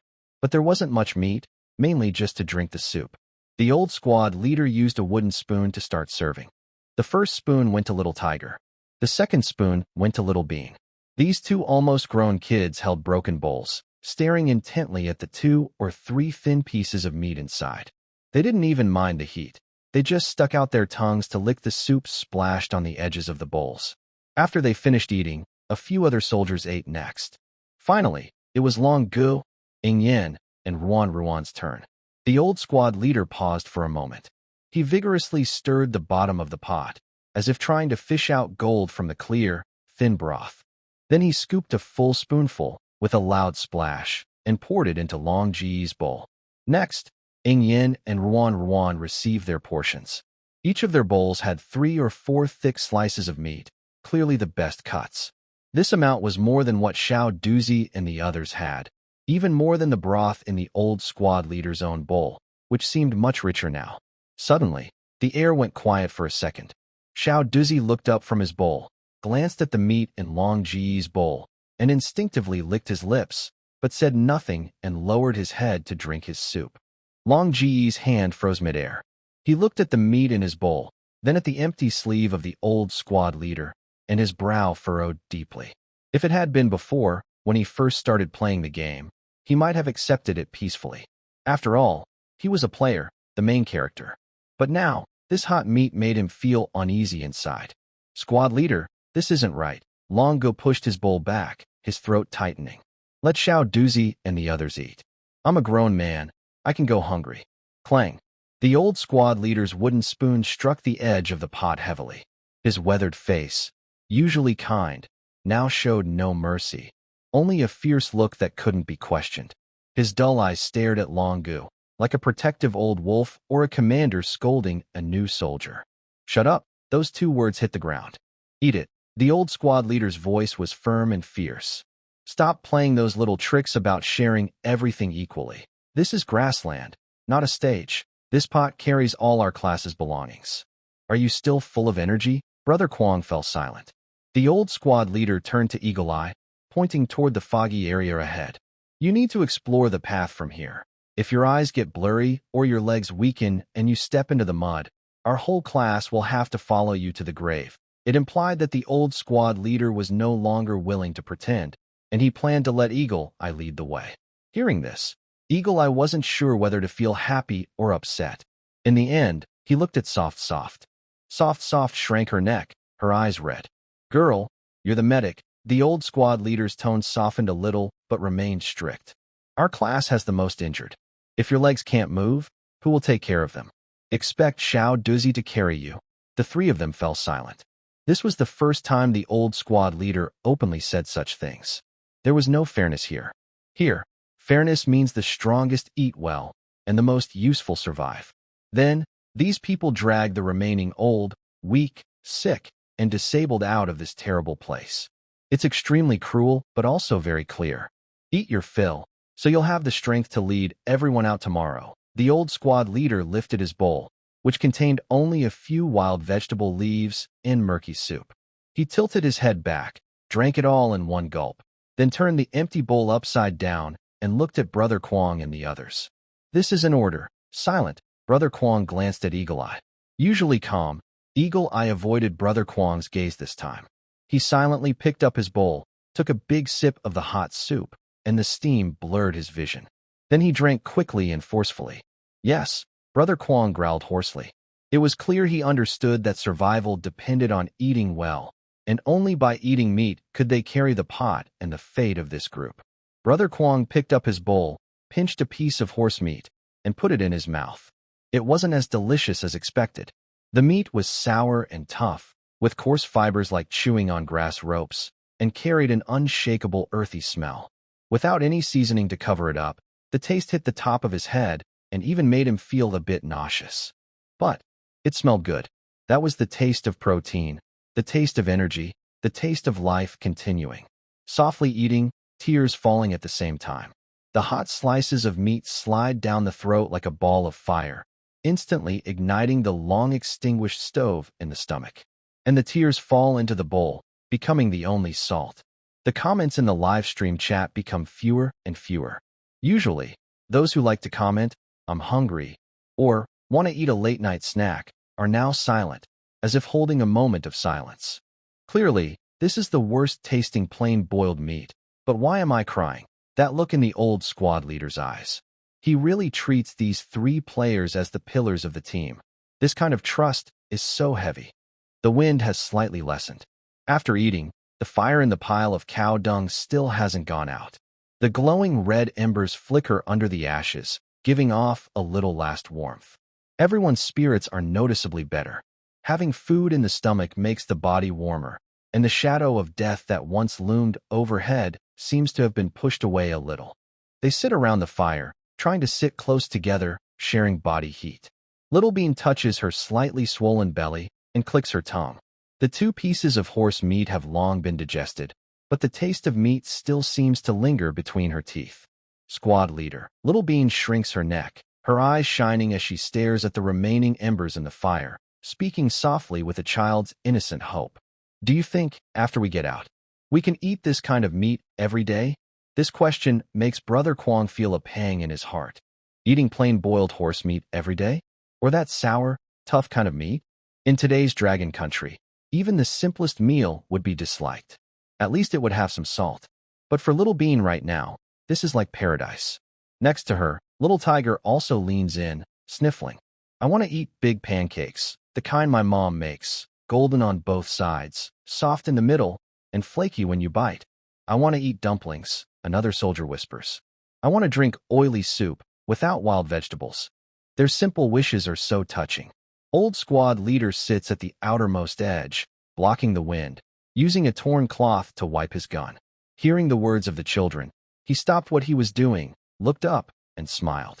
That smile looked especially warm in the glow of the fire, smoothing out some of the deep wrinkles on his face. Good job. The old squad leader reached out, rubbed his chin at the collar decorated with a golden fish hook, and gently tapped Xiao Duzi's head. Is that all you want? Horse meat? Flatbread? The old squad leader snorted, his tone full of pride. It was as if he wasn't sitting in a muddy pit, but at the head of a grand banquet hall. When we succeed in reuniting and drive away those enemies. His eyes sparkled with a bright light. That light was brighter than the fire and hotter than the sun in the sky. Then I'll let you all eat braised pork. Braised pork? Xiao Duzi's eyes widened. What's that? That's a good thing. The experienced old squad leader gestured excitedly, spitting as he spoke. Cut into 4 squares, with fat and lean parts. No boiling water, just caramelized sugar stir-fried. Add soy sauce, cooking wine, and stew until tender and oily. Take a bite, and the oil and juice will flow down your chin. It's sweet and fragrant. When the time comes, I'll let you eat it every day, every meal. Eat so much you wanna eat until just seeing meat makes you wanna run. Wow. Xiao Duzi and Xiao Hu and the others all exclaimed in surprise, their throats making synchronized swallowing sounds. Can we really eat it every day? Softly, Xiao Soft couldn't help but ask, voice trembling a little. Yes. The old squad leader answered firmly, without hesitation. As long as we go out and win the fight. Our children, our children's children, will definitely live that kind of life. What kind of life is that? Xiao Hu mumbled to himself, eyes dreamy. It was as if he could see the big pieces of braised pork dancing before his eyes. Brother Kwong lowered his head, looking at his muddy hands. In the Blue Star's dragon country, that future belonged to the old squad leader and his friends. In Brother Kwong's time and space, braised pork had become a common dish. Some people even found it too greasy and started to pursue weight loss and vegetarian diets. But for that, tired of eating, future, these people are willing to risk their lives, along with those of the horses, to fill this grassland. Someone chuckled first. Then, everyone let out a low, hoarse laugh. Their laughter echoed across the open field. Although faint and gasping, it carried a strong, stubborn spirit that seemed capable of breaking the sky. Also, your support for updates is very important. Please try not to spoil the story with too many spoilers. With your support, I have the motivation to keep going. Thank you so much. Finally, I'd really appreciate some good reviews. The laughter on the open field gradually stopped. The longing for braised pork was like a warm breeze, briefly clearing the gloom hanging over everyone's heads. The team started moving again, continuing to crawl forward. Meanwhile, the live stream comments were still reminiscing about the braised pork. But many people shifted their attention to the passionate words of the old squad leader. Brothers, what kind of strength do you think the ghost soldiers the old squad leader mentioned have? What else? Like the cherry blossom nation on our blue star, which has many invaded countries calling their soldiers ghost soldiers. I guess so. Old Luo is based on the cherry blossom nation. When Qin and the others defended the country's borders, it was pretty fierce. Almost didn't hold it. So, in this parallel world, the dragon country was invaded by the cherry blossom nation? I don't think it's that simple. The old squad leader's goal isn't just to fight ghosts. To be honest, even if old Luo is simulating the cherry blossom nation's invasion, I think the old squad leader and their team are suffering because their equipment is so much worse. Qin and the others' gear isn't that bad. Soft glanced at the comments and felt confused. She quickly took a few steps forward, catching up to the hunched figure ahead. Squad leader. Her voice was careful and innocent, like a girl who had never seen the world. You always say we should drive the enemies away. But what do those enemies look like? The scout at the front paused slightly, listening carefully. As a skilled player, he was always very sensitive to enemy information. During these days of playing, besides the planes in the sky and the muddy ground, they hadn't really fought the so-called enemies or any other foes. They knew little about the parallel world of Old Luo. Some information was naturally revealed by the squad leader and others. If the squad leader hadn't mentioned enemies, Soft's innocent questions wouldn't get any answers. Hearing her naive question, the squad leader stopped and turned around. His face, which had been kind and smiling when describing braised pork, now looked cold and stern. His dull eyes showed a fierce chill, making Soft instinctively shrink back. Gulp. Brother Kwang's Adam's apple moved, and he clenched his stick tighter. The squad leader's aura changed sharply, like a freshly bloodied knife. Bah! He turned his head and spat harshly into the muddy water beside him. This was a rare act of impurity for him. Throughout this journey, although his clothes were ragged, he valued discipline and appearance more than life itself. Even when sleeping in mud, he kept his collar buttoned properly. But now, he looked like he was spitting out something filthy, his face full of disgust. Young girl, not seeing is a blessing. The squad leader looked at Soft, and the fierce cold in his eyes softened slightly, turning into pity for his inexperienced junior. He raised his head, gazing across the vast grassland toward the distant north, his voice colder. Enemies? The squad leader snorted coldly. They are just a bunch of beasts hiding behind human skins. The lively atmosphere in the live stream, which had been lightened by talk of braised pork, suddenly vanished without a trace. Beast? Softly hesitated and asked instinctively, is it because they stole our food? In the minds of players on Blue Star, war is harsh but mostly involves sieging cities and stealing resources. Even the war to defend the country that Grandpa Qin participated in was brutal, but still involved people. However, other countries invaded by Sakura country didn't have such luck. Old squad leader shook his head. He didn't explain directly but pointed with his thin, withered finger at the large camp pot on Kwang Ji's back. More precisely, he pointed at the half-belt tied to the pot. That was left by Old Li, right? Old squad leader asked softly. Kwang Gu was stunned and nodded instinctively. Yes, it's Old Li's keepsake. Hearing Old Li's name, Little Tiger and Little Bean's eyes turned red, and they looked down. Old Li wasn't a cook before. Old squad leader's voice was calm, almost unsettling. That was 3 or 4 years ago. Back then, Old Li was in his hometown in the north, a skilled blacksmith with strength, and his family had 2 acres of thin land, with a warm bed for his wife and children. Later, those Japanese devils came. Old squad leader's throat moved, each word tinged with a bloody smell. They not only stole food, but also took people, whether you're a farmer, a blacksmith, or a teacher. As long as you're a man with a voice, you'll be with a rope, like a grasshopper, and taken north. Old Li was caught. Eagle Eye couldn't help but stop and turn back, frowning. Conscription? Isn't that just normal in war? Conscription? Old squad leader glanced at Eagle Eye. He didn't expect Eagle Eye, who played with guns, to be so naive. Conscription means going to fight and risking your life, Old squad leader said coldly. Being taken by the Japanese devils means you're just material. Material? Eagle Eye was stunned. It means digging coal for the enemy, repairing fortresses, and doing hard labor, old squad leader continued. In that system, you lose your name and only have a number. Oldly was called 1457 back then. What about the clothing? The old squad leader brushed his torn cotton jacket, which was frayed and showing cotton fluff. Clothes like this are a luxury somewhere. They gave Oldly a sack, he continued. Cut 3 holes in the middle, 1 for the head and 2 for the arms, and it became a shirt. What about food? Mixed with sawdust and sand, acorn flour. It's the best they had. Sometimes it was just moldy bean cakes, covered in mold and hair. 1 meal a day for each person. As long as they didn't starve. The comments in the live chat grew quiet. On Blue Star, only Sakura country treats prisoners of war or laborers like this. The Japanese soldiers in the old leader's world are clearly based on Sakura country. But what the old leader said next went beyond what Crazy Brother and the Dragon Kingdom livestream viewers could understand. These things are nothing. He waved his hand in the air as if trying to grasp a dark memory from Old Lee's past. The worst thing is getting sick. Over there, human life isn't valued.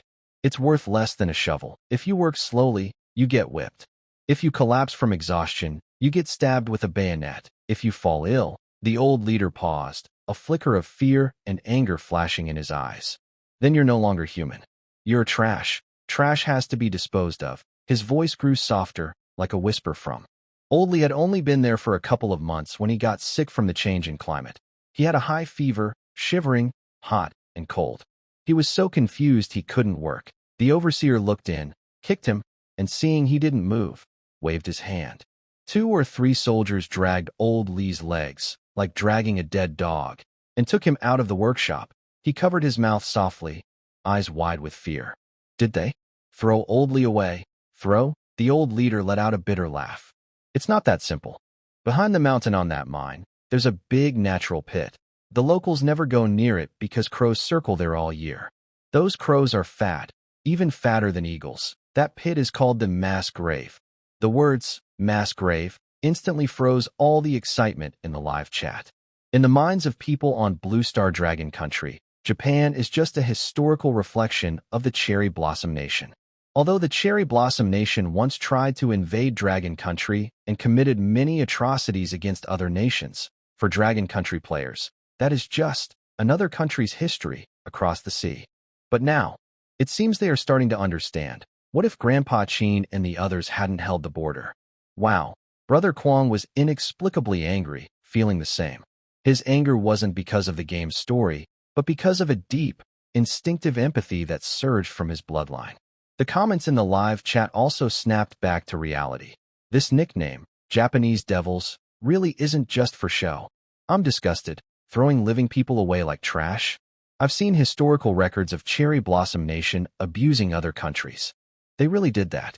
Old Luo's setting is so realistic. It's frightening how real it feels. The wind on the grass seemed even colder. Softly curled behind Brother Kwong, her body still trembling slightly. The imagery of the mass grave scene was too shocking for a girl living in peacetime.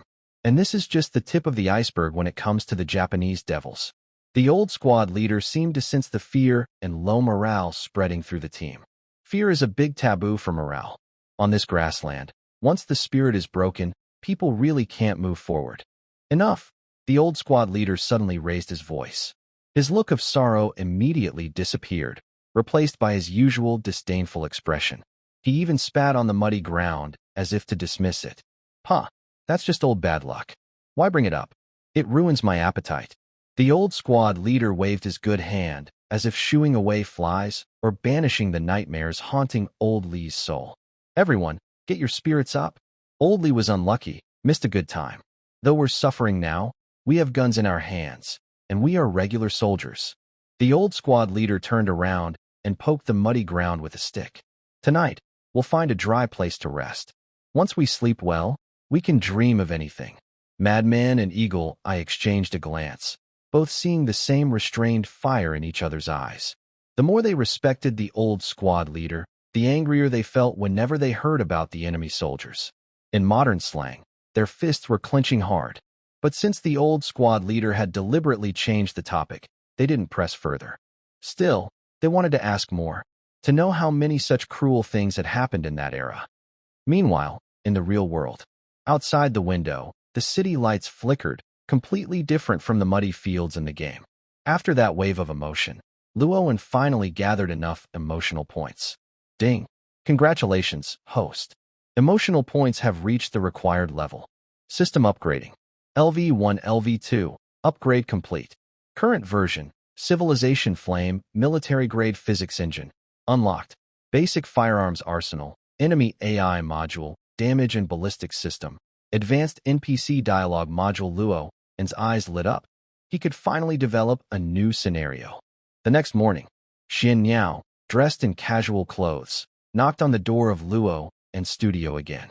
Mr. Luo, I'll get straight to the point. She sat on the sofa, her expression serious. The special training in the snowy mountains and grasslands has worked well these days. But it's still not enough.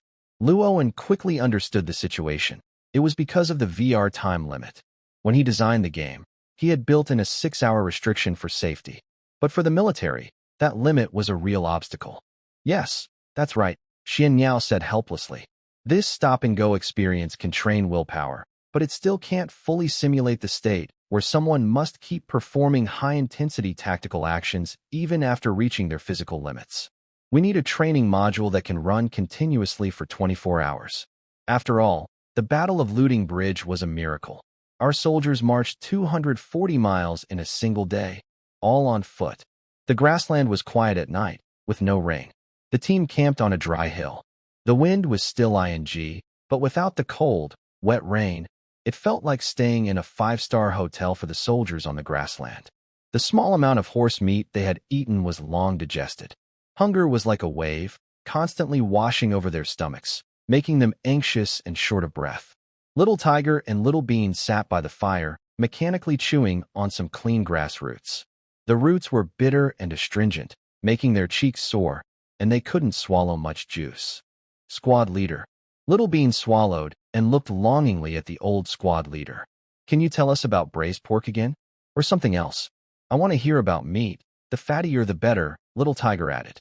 The old squad leader's stories painted such vivid pictures that maybe, just maybe, the grass roots in their mouths wouldn't taste so bad anymore.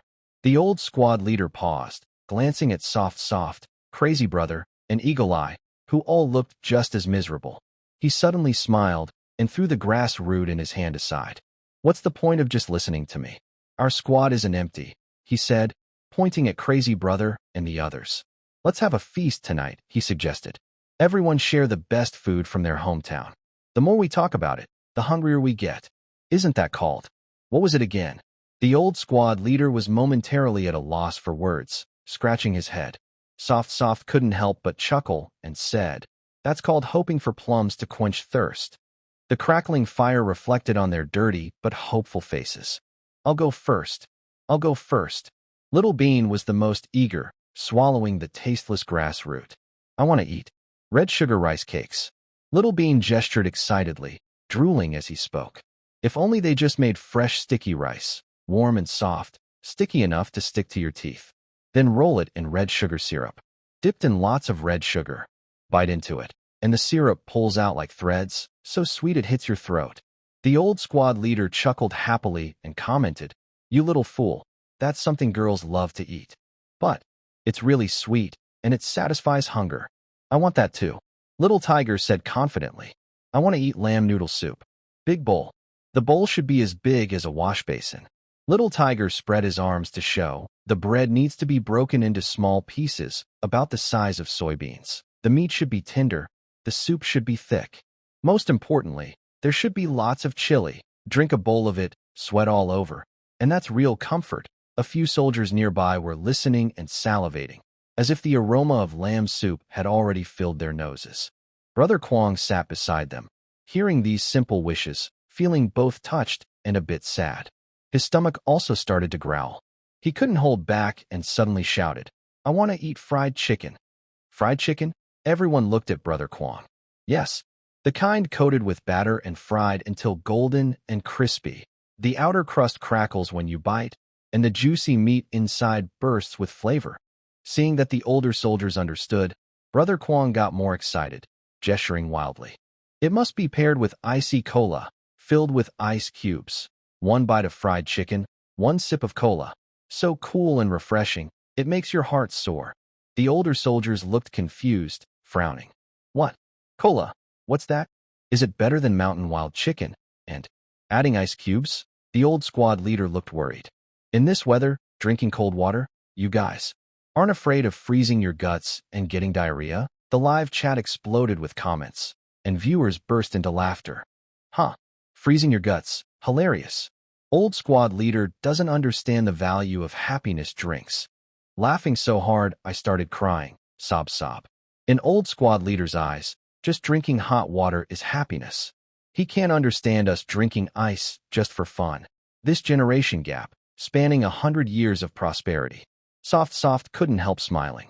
She hugged her knees, smiling gently, her eyes curved like crescent moons. Squad leader, I want to eat spicy crayfish. The 13 spice flavor, garlic flavor, all of it. And I want to drink bubble tea.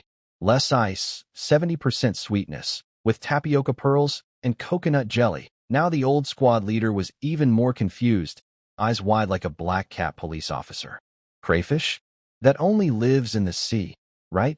That's under the control of the Dragon King. Can we eat it too? The old squad leader looked shocked, then pointed at Soft, looking disappointed. And those pearls. Pearls are just jewelry you wear around your neck. How can a stone egg be put into the mouth? You girl, you seem smart. Why do you want to eat a stone? Be careful not to break all your teeth. Ha ha. A burst of laughter erupted around the camp. Even Eagle Eye, who was becoming more serious, couldn't help but smile a little. This kind of misunderstanding across time and space felt especially warm at this moment. It was a bit of future's lively atmosphere, warming up this group of ancestors who were about to freeze. After a while of joking around, everyone got tired. Although their stomachs were still empty, they felt like they had just had a big meal mentally, even with new ideas for their dreams. At this time, the old squad leader suddenly stood up mysteriously, holding a torch, and went toward the nearby troop camp. It took a long time before he returned. He wasn't holding food, but a thin object, and was muttering to himself. These stingy folks, borrowing a needle like it's life or death, afraid I'll lose it. The old squad leader sat back by the fire, waved for Brother Kwong to come over. Come here, Kwong, pull down your pants. Brother Kwong was surprised and a little nervous. Huh, don't be silly. The old squad leader pointed at Kwong's back pocket. A grown man showing half his. What's that supposed to mean? If you don't mind being cold, I'm worried you'll get frostbite and hurt your guts. Brother Kwong instinctively touched his backside. His pants had a big tear, worn out by the edge of the marching pot. The cold wind had been ing and fiercely all this time, making it really cold.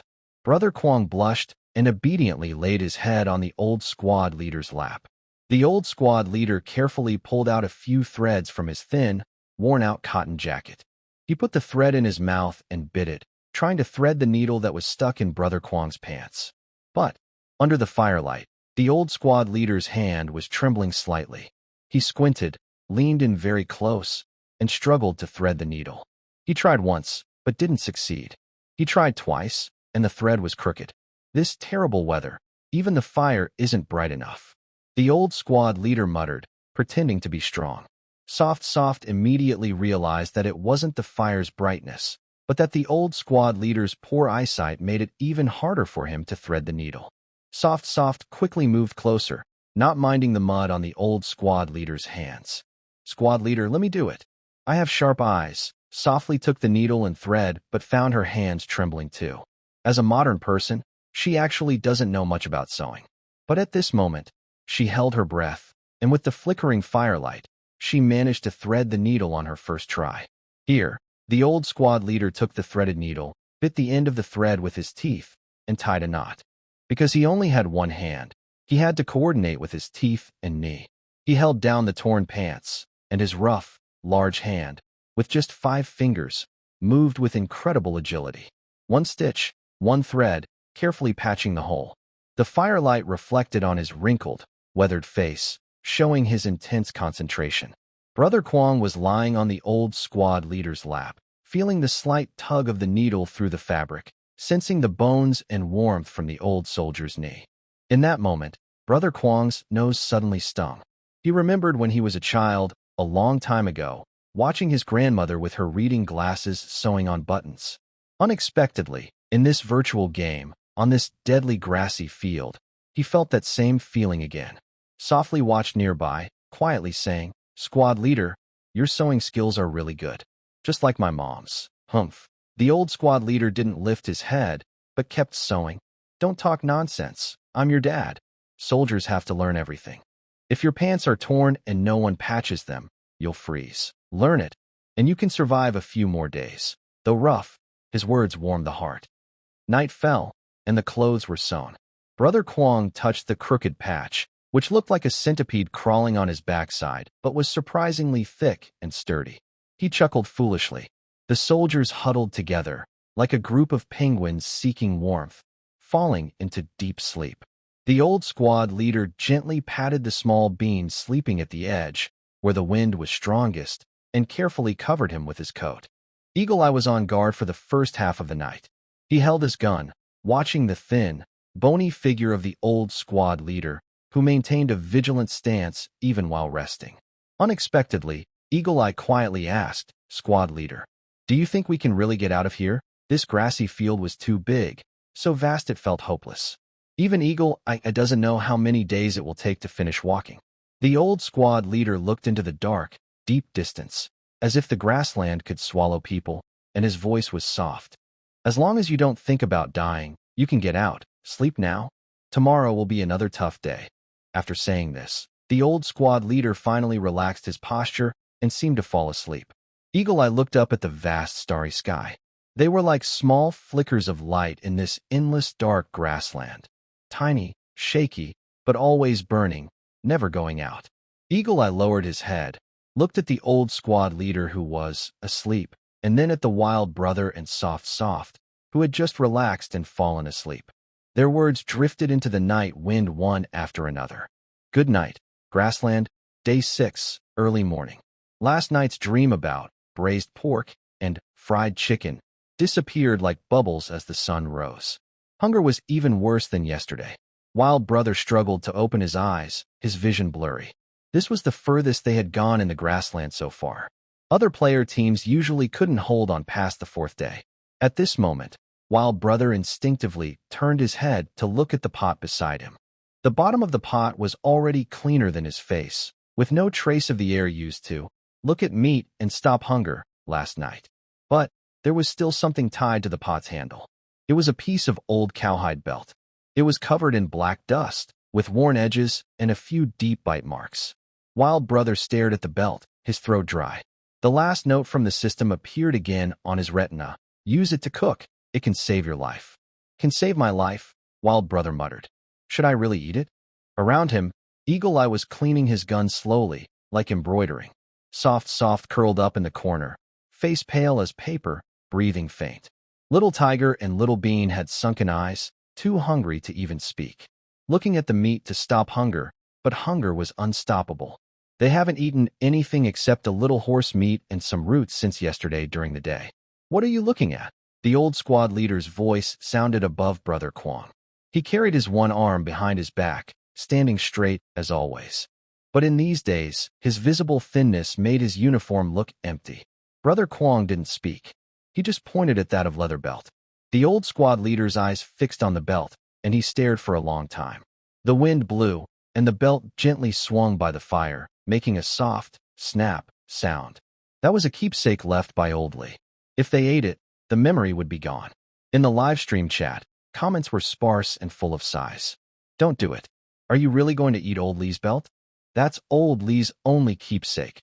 But suddenly, the old squad leader moved.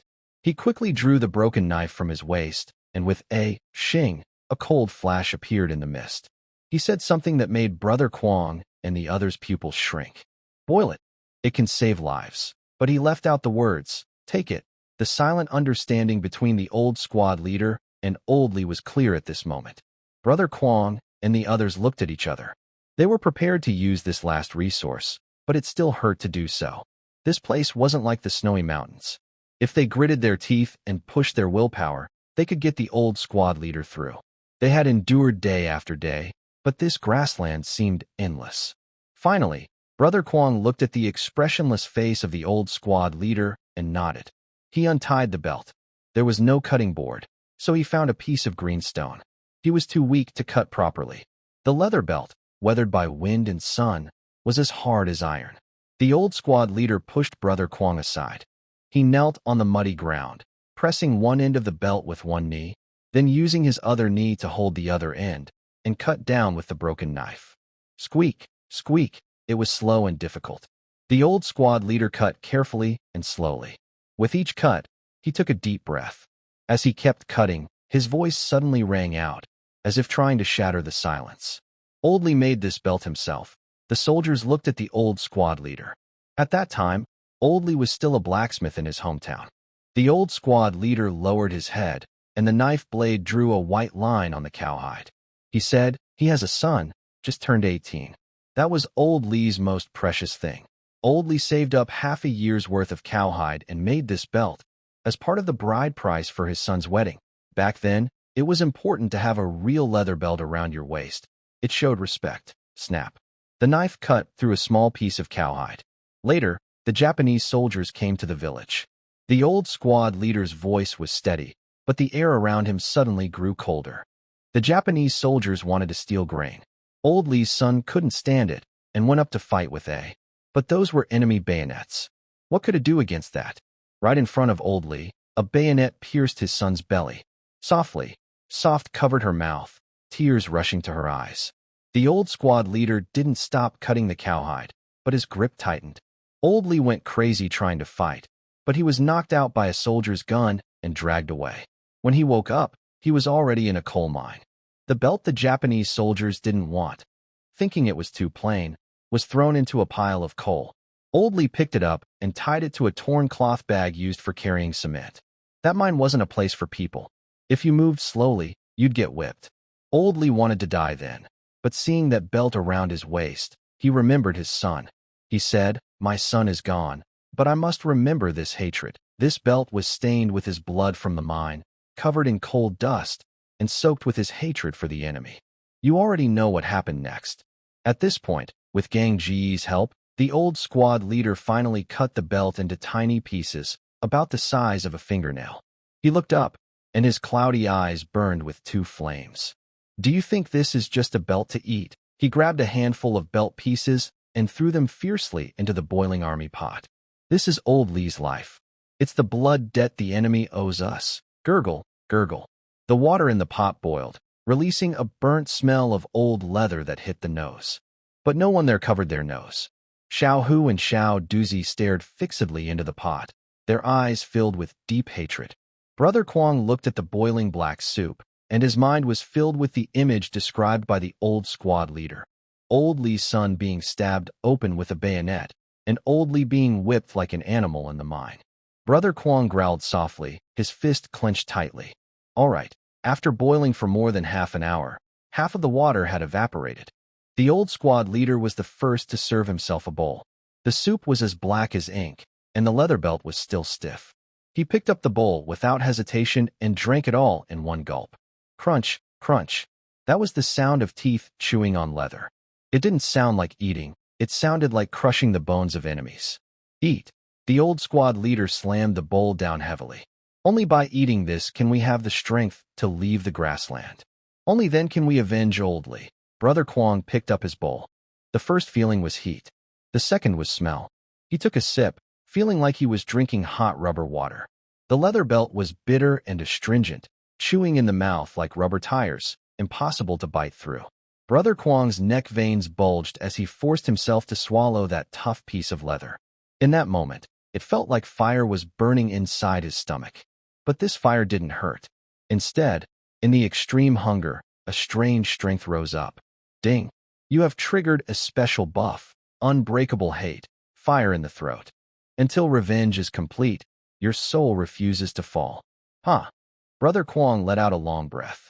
Although his stomach only contained these few pieces of indigestible leather, the feeling of weakness that had almost made him collapse just now had truly disappeared.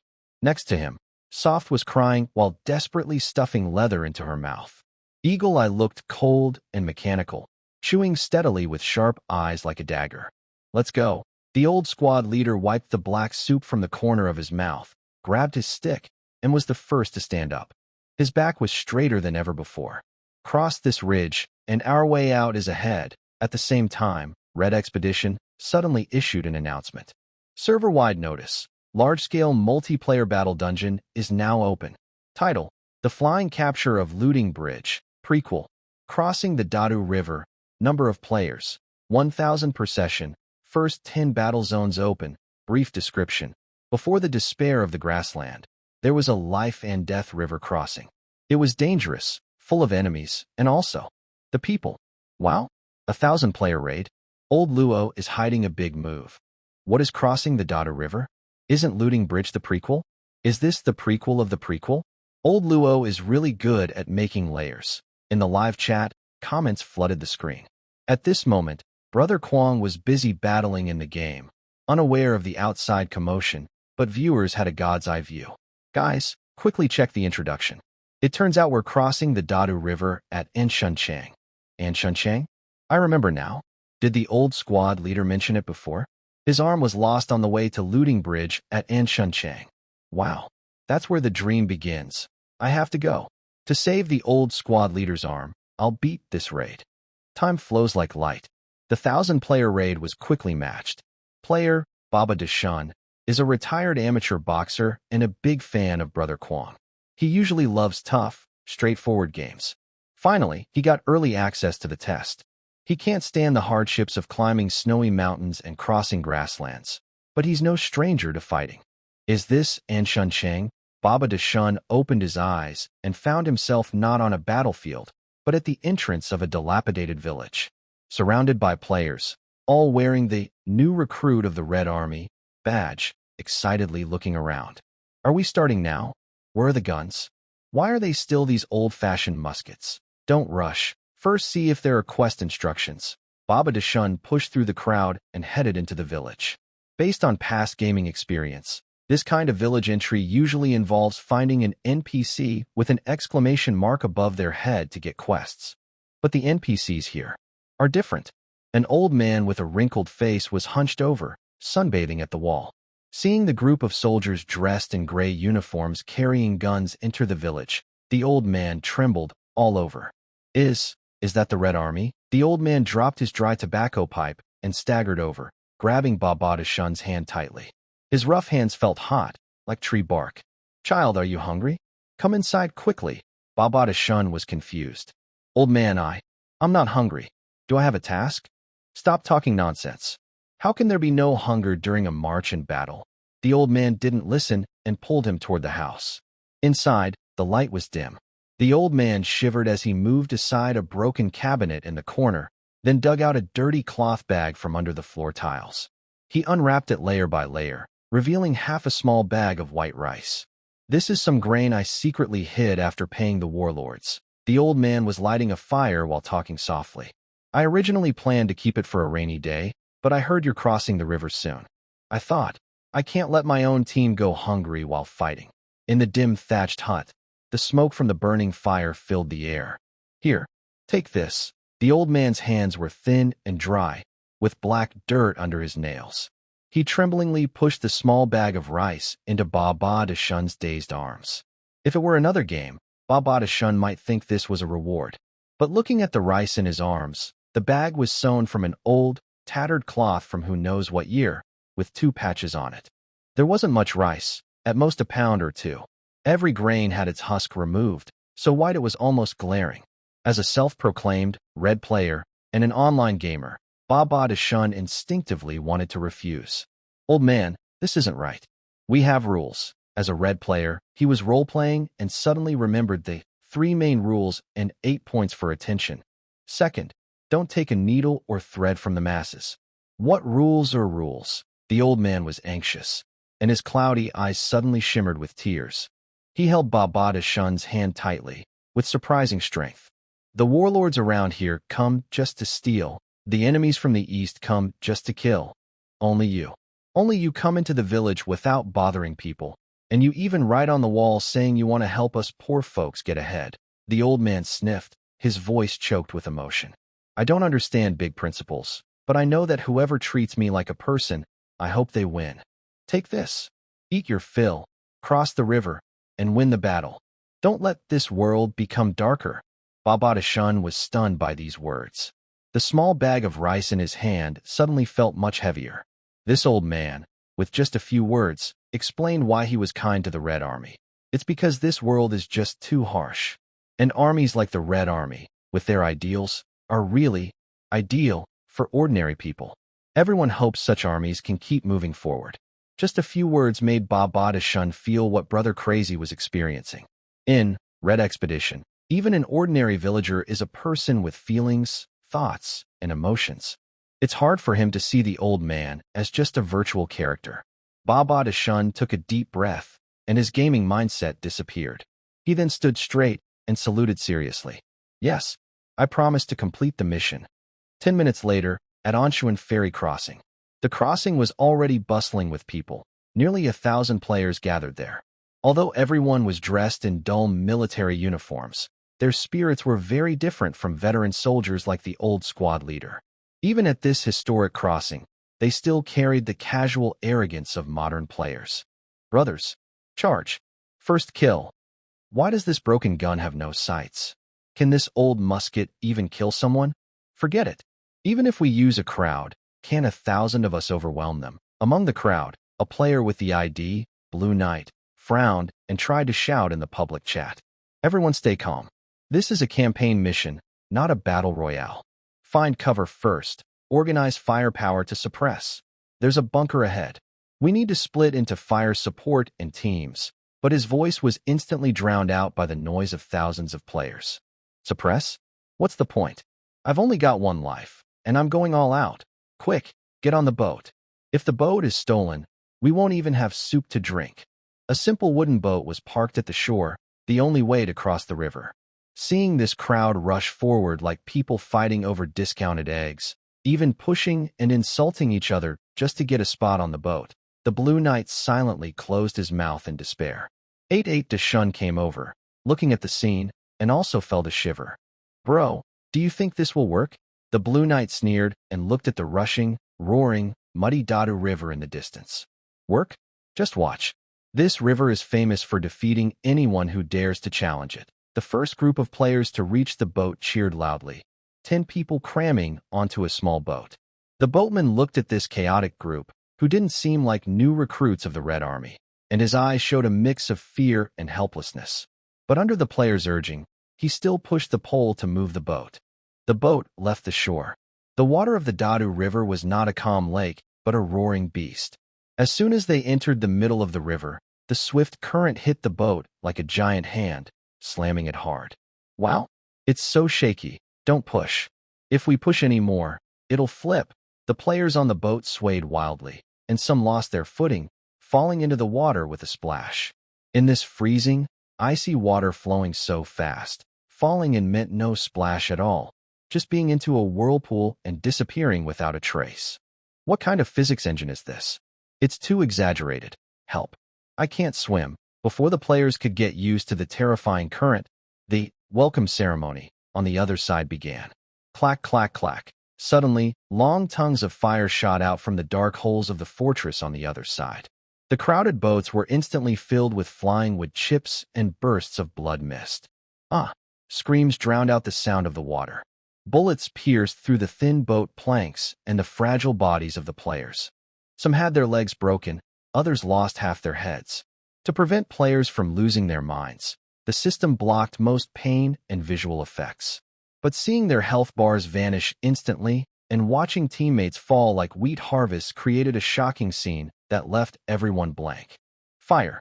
Counterattack! Someone shouted on the boat, raising an old-fashioned musket and firing randomly toward the opposite bank. Bang! A bullet was fired, but no one knew where it landed. This old-style rifle, on a bumpy boat without sights, was almost impossible to hit the shooting holes in the fortress on the shore. It was a hopeless dream. Within a few minutes, the crossing team, which represented hope for crossing the river, was destroyed, and the only boat sank, marking the quick end of this game. On the shore, more than 900 players with scattered guns suddenly stopped shooting altogether. Is the game over now? Many players hadn't even understood the rules before the game ended so suddenly. Back in the matchmaking lobby, The Blue Knight looked at the equally speechless 88 Big Luck. Do you know what we're missing? 88 Big Luck frowned. Missing gear. No, discipline. He then thought of the 3 main disciplines and 8 points for attention. First, all actions follow orders. The Blue Knight surprisingly looked at 88 Big Luck and nodded. Yes, discipline is what we lack. And discipline is the biggest problem for a team of 1,000 players. 88 Big Luck was silent. Discipline, for ordinary players, is indeed far away. After all, this is just a game. By the way, how much longer until Brother Kwong and the others finish the level? 88 Big Luck suddenly asked. They couldn't organize players, but the popular Red Expedition trio, led by Brother Kwong, should be able to gather players, right? The Blue Knight glanced at the Eagle Eye live stream he was familiar with and thought for a moment before replying. Old Luo's plan to release the prequel to Looting Bridge might be because they're about to leave the grassland. Thanks to Shallow Blue Reader Night for the big health boost. My head is buzzing from the extra writing. Brother Kwong feels like his legs no longer belong to him. Every step he takes, he first has to pull his leg out of the muddy water that's over half a meter deep. The sticky, gripping sensation feels like countless rotten hands are holding onto his ankles beneath the mud. Huh. Brother Kwong's breath quickly turns to white frost in the cold wind. He has a piece of grass rope tied around his waist, with the other end fastened to his soft body. Soft, at this moment, has messy hair sticking to her face, covered in mud, with her eyes half open and half closed. She is almost in a semi-conscious state, moving forward only because Brother Kwong is dragging her along. That old Lee's leather belt soup really saved their lives, but it couldn't turn them into superheroes. No way out. The eagle-eyed person at the front suddenly stops walking. He leans on his stick, his eyes clouded and bloodshot. Ahead is a vast area of water plants. It looks like solid ground, but when the eagle-eyed person tentatively pokes the stick into the water, the stick sinks instantly without touching the bottom. This is a dead end. Turn left. Go around. An older voice comes from the side front. Brother Kwong instinctively looks up at the figure standing at the very front of the team, like a lighthouse. But he freezes. The old leader's back is trembling. The trembling is unnatural, not because of cold or fear. The old leader's left hand is tightly gripping his stick, his body bent like a cooked shrimp. And his empty right sleeve is twitching violently and uncontrollably. It's as if an invisible ghostly hand is struggling inside that sleeve, trying to tear through the fabric and come out. Leader? Brother Kwong's heart tightens, and he wants to go forward to help. Don't come any closer. Suddenly, the old leader shouts loudly, his voice filled with restrained pain. He quickly turns around, his pale face covered in cold sweat. The sweat washes away some of the mud on his face, leaving pale streaks behind. In the live stream, viewers who know medicine immediately send comments. Wow, this is nerve pain from amputation. It's most likely to happen during rainy or very humid cold weather. I heard that kind of pain is like sawing at a bone that doesn't exist or being burned by fire or shocked by electricity, and it never stops because the hand is gone, and you can't even rub it. Old squad leader. Has he been holding it in all along? The old squad leader leaned against a dead, dried-up tree trunk, gasping heavily. His eyes looked a bit blank, but he stared tightly at his empty sleeve. In that moment, he seemed to be back at the edge of the fiery Luoding Bridge. That was where he lost his hand, and where he lost half his life. Squad leader, take a break. Eagle Eye came over, trying to help. Get lost.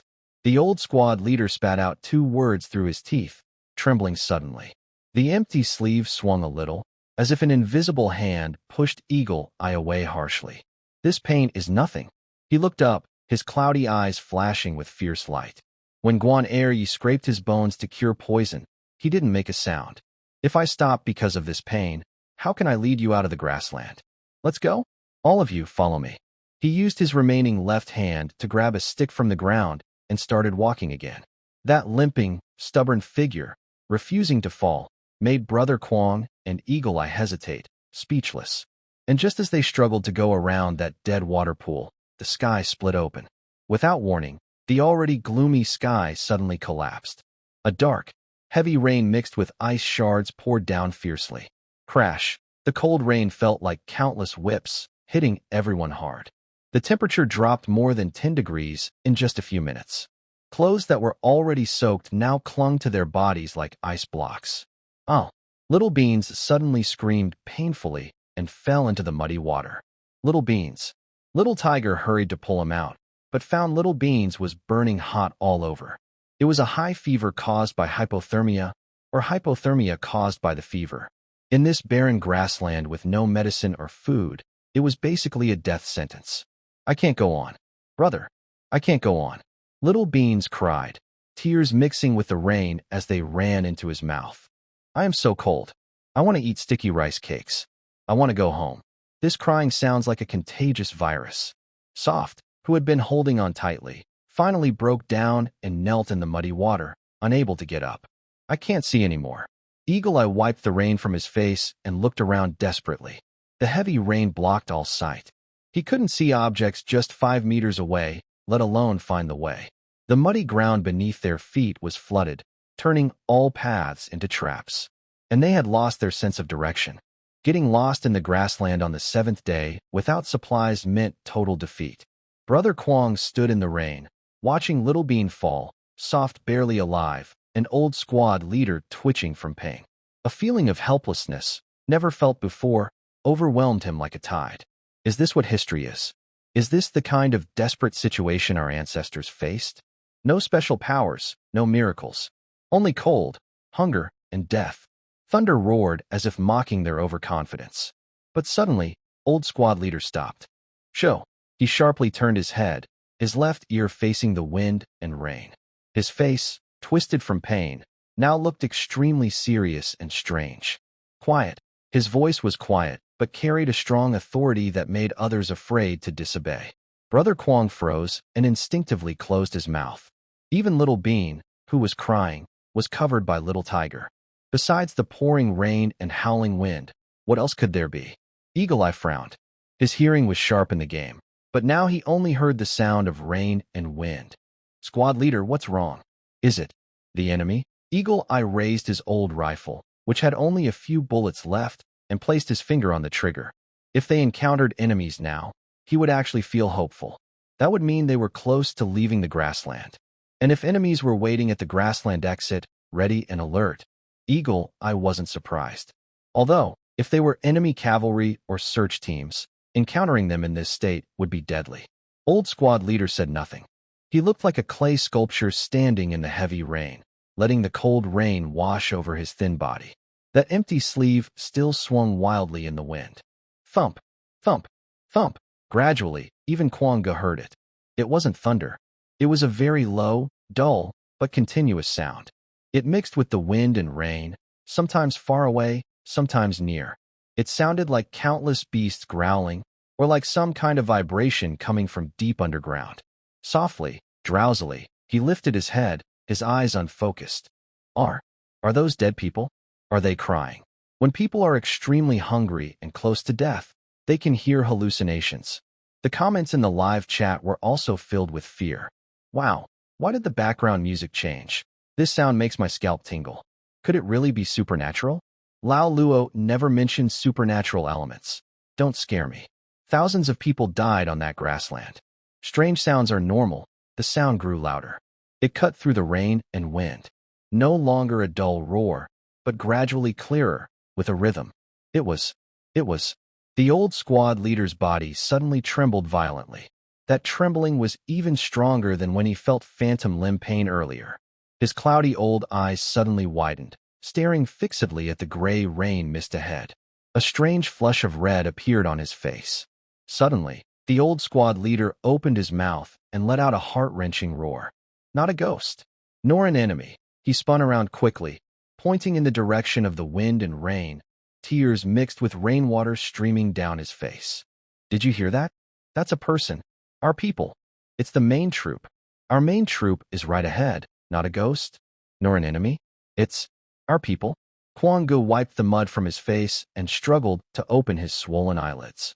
Following the direction pointed by the old squad leader's single arm, he saw the black shadow that he once thought was a muddy hill actually moving. That deep, rumbling sound pierced through the rain, again and again. There are hundreds of feet stomping in the mud, pulling out, and stepping down again. Help me. Help me up. At this moment, the old squad leader no longer cared about the terrible pain from his broken arm. Just a moment ago, when he turned around, he accidentally fell down. His swollen leg was trembling badly. He tried twice, but couldn't stand up. While Brother and Eagle Eye exchanged a glance. One on the left, one on the right. They firmly held the old squad leader's armpits. Soft, who was already exhausted, suddenly found new strength. He gritted his teeth, carried the unconscious Little Bean, and pulled along Little Tiger, who was dazed and just now realized to help support Little Bean. The group staggered forward, like a bunch of evil spirits crawling out of, desperately climbing up the dirt. Mud seeped into their shoes, slippery and cold. Every step took all their remaining breath. When Wild Brother finally peeked over the edge of the dirt and saw the scene before him, he felt a tingling scalp and his whole body bristled with goosebumps. There was no neat army formation, no grand banners waving. What he saw was a dark, endless wave of people. In this black swamp that had swallowed countless lives, over 1,000 ragged soldiers lined up in rows. Because the mud under their feet was too soft and deep, a single person walking would be swallowed by its gaping mouth instantly. So they held hands. The person on the left clasped the arm of the person on the right, and the person on the right tightly gripped the wrist of the person on the left. About 100 people in a row, dozens in a line. They used each other's strength, turning themselves into floating logs, forming a human barrier. Some had already sunk halfway, with only their chests above the mud, but they didn't struggle. Their comrades held their shoulders tightly, pulling them out like pulling out a carrot. Some, while walking, suddenly tilted and stopped breathing. But the people beside them didn't let go. They dragged their bodies forward, continuing to move. This was a gray dragon made of flesh and blood. It wriggled and twisted in this deadly zone. Slow, but determined, it stretched toward the north. This is the main force. Eagle Eye's old rifle slipped from his hand with a snap into the mud.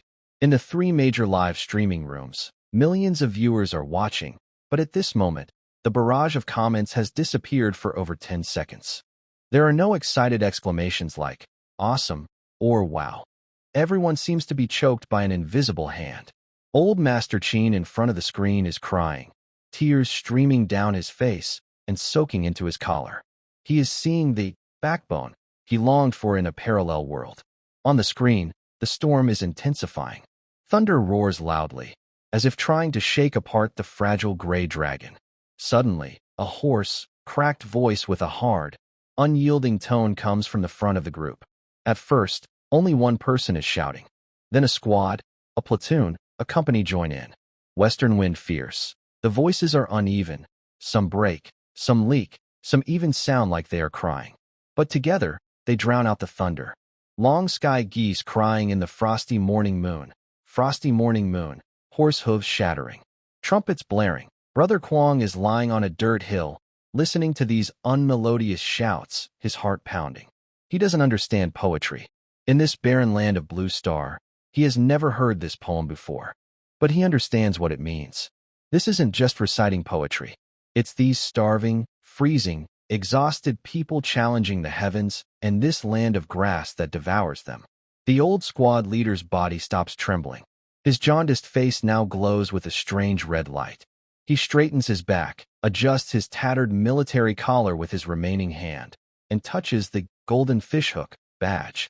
Then he takes a deep breath and joins the chorus with his rough voice. Great passes are truly like iron. As soon as he shouts, Brother Kwong feels his soul tremble. Great passes are truly like iron. Even if the road ahead is as hard as iron, as tough as iron to break. And now, we march forward. Starting anew, thousands of voices roar together, tearing a gap in the pouring rain. Start anew. Start anew. Wah, I am crying while writing. The song of the prototype is not allowed to be written, so I can only change it to Mao poetry. Cross from the beginning. Cross from the beginning. Brother Kwong has never heard this phrase before. The over 10 million viewers on Blue Star in the live stream haven't heard it either. But that doesn't stop the blood in their bodies from burning hot at this moment. It's a feeling that goes beyond words, beyond time and space, a shared resonance.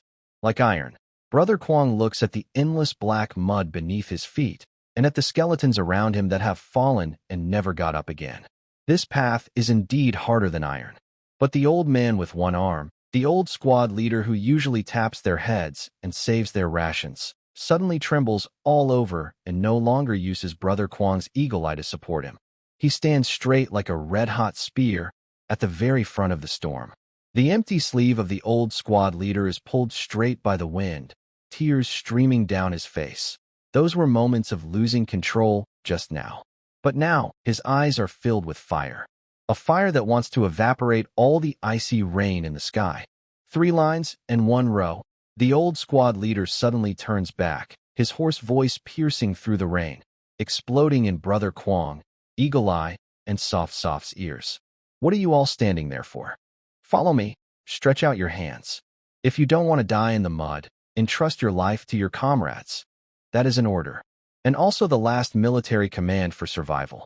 Brother Kwang and the others shiver all over and instinctively move. Yes, Brother Kwang roars loudly, quickly taking the unconscious little bean from Soft's back, giving her a gentle shake. Then he frees his left hand to grab a nearby little soldier. Soft, with her last strength, is almost at her limit.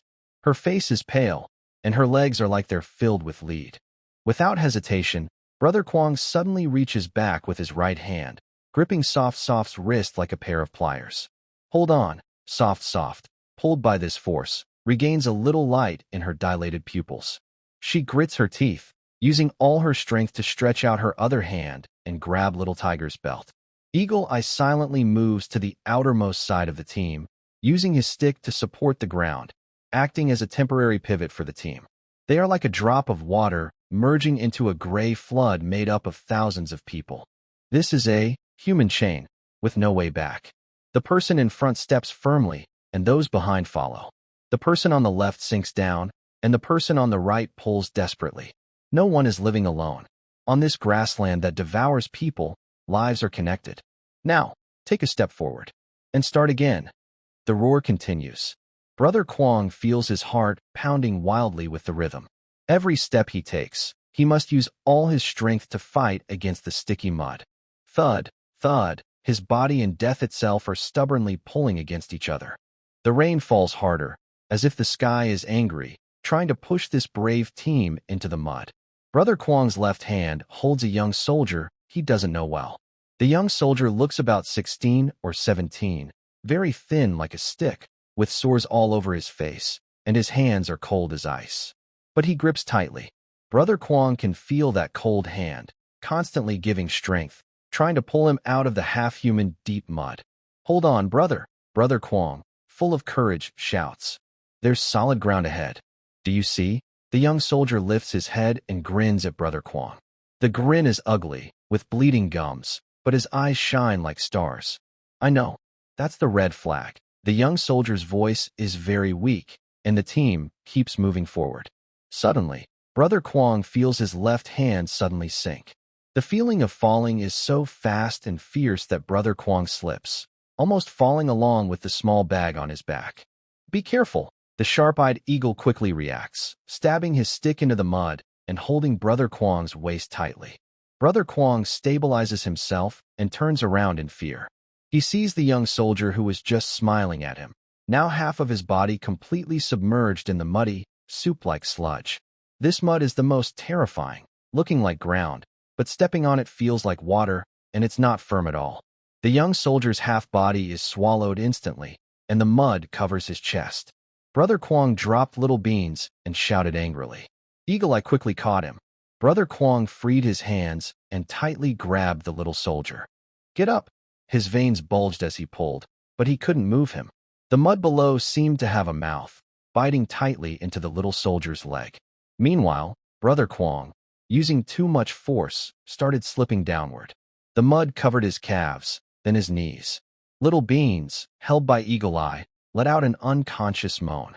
The little soldier looked at Brother Kwang's reddening face, then at Eagle Eye protecting Little Beans and pulling hard.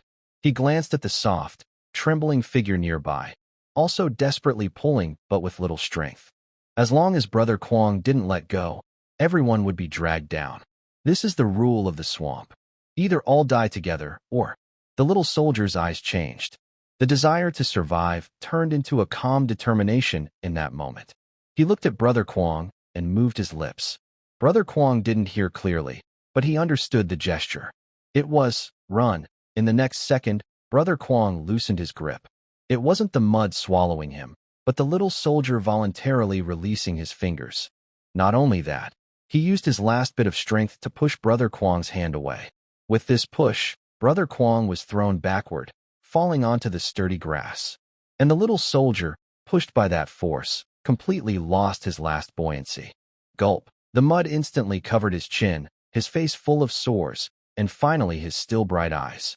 In his final moment of sinking, he still looked up. His mouth seemed to silently recite the last half of a phrase, matching the rhythm of the troupe. From the head, the mud closed over him. Only a few murky bubbles remained, bursting instantly in the heavy rain. Brother Kwong lay in the mud, frozen in the reaching pose. One life. Just like that, in front of him, it was gone in less than a few seconds. No dramatic parting, no heroic music.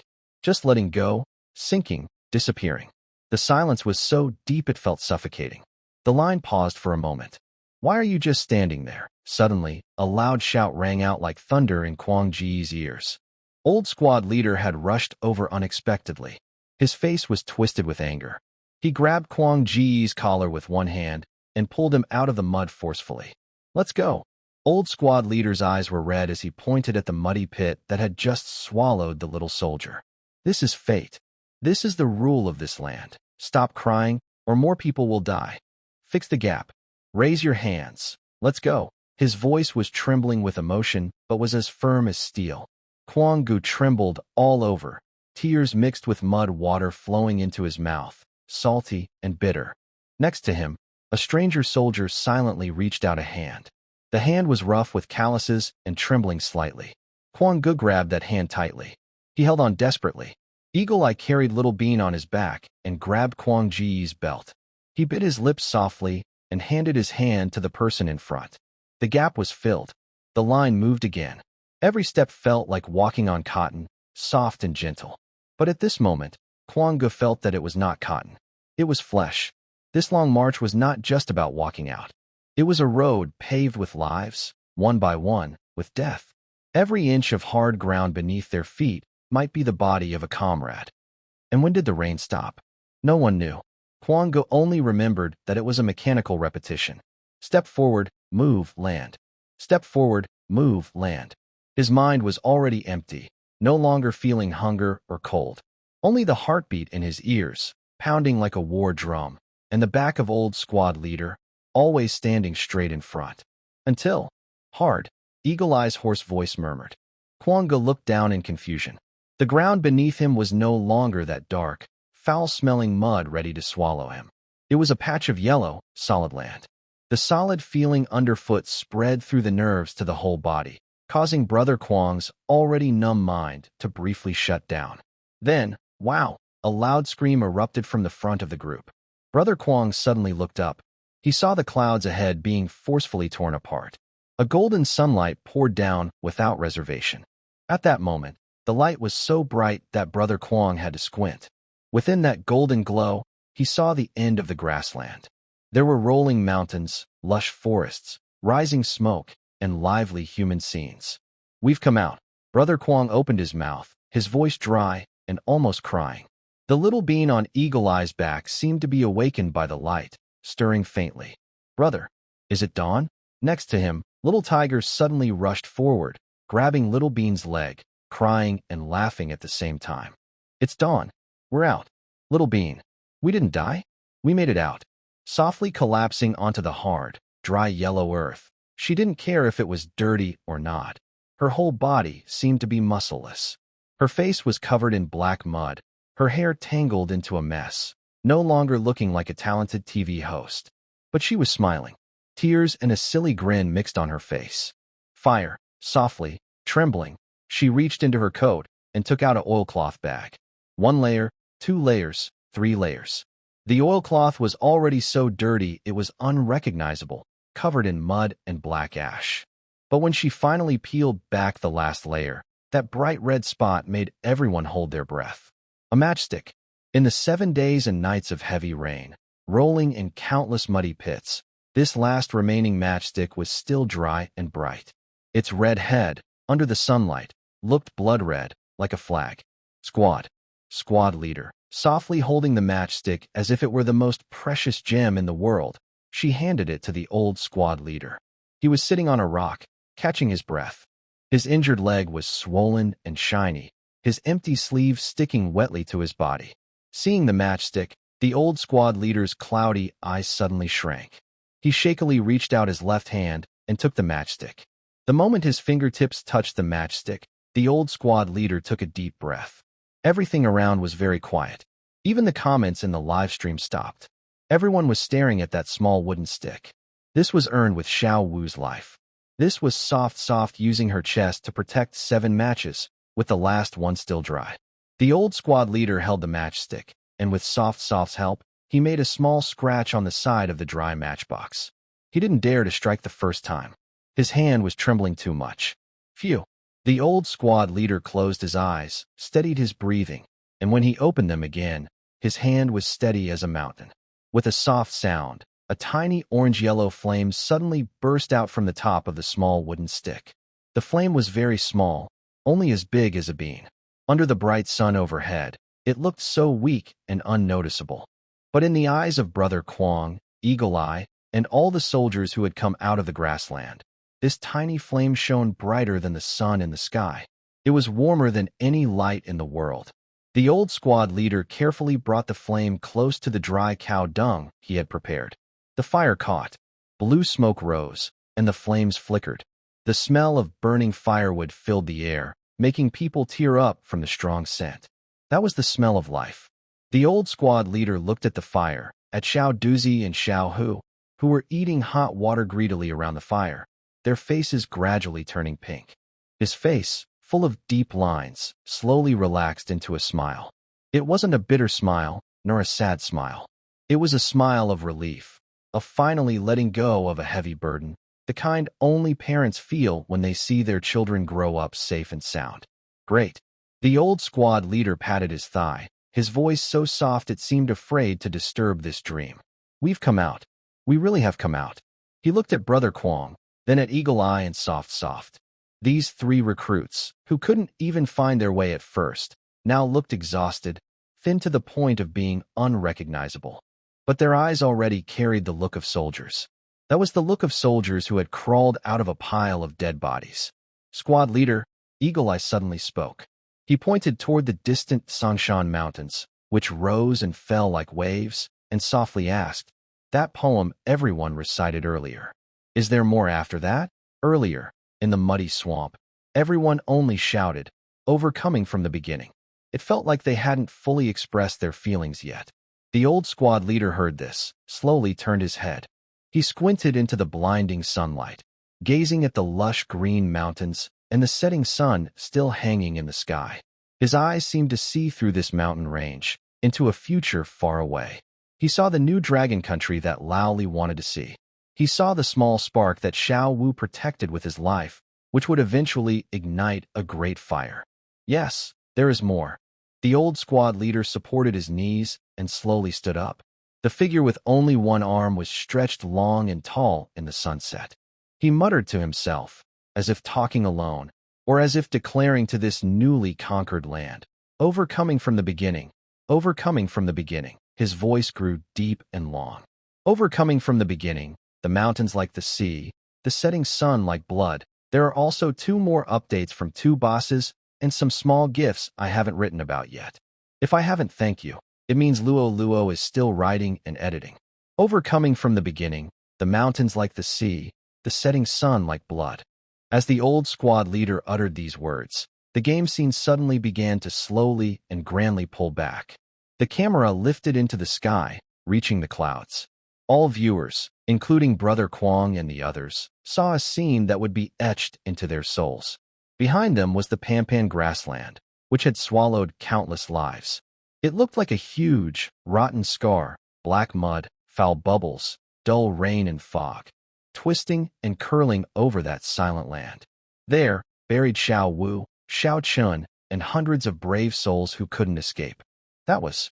And before their eyes, as the heavy clouds completely dispersed, the rolling mountains looked like green waves, layer upon layer, endlessly rushing toward the horizon.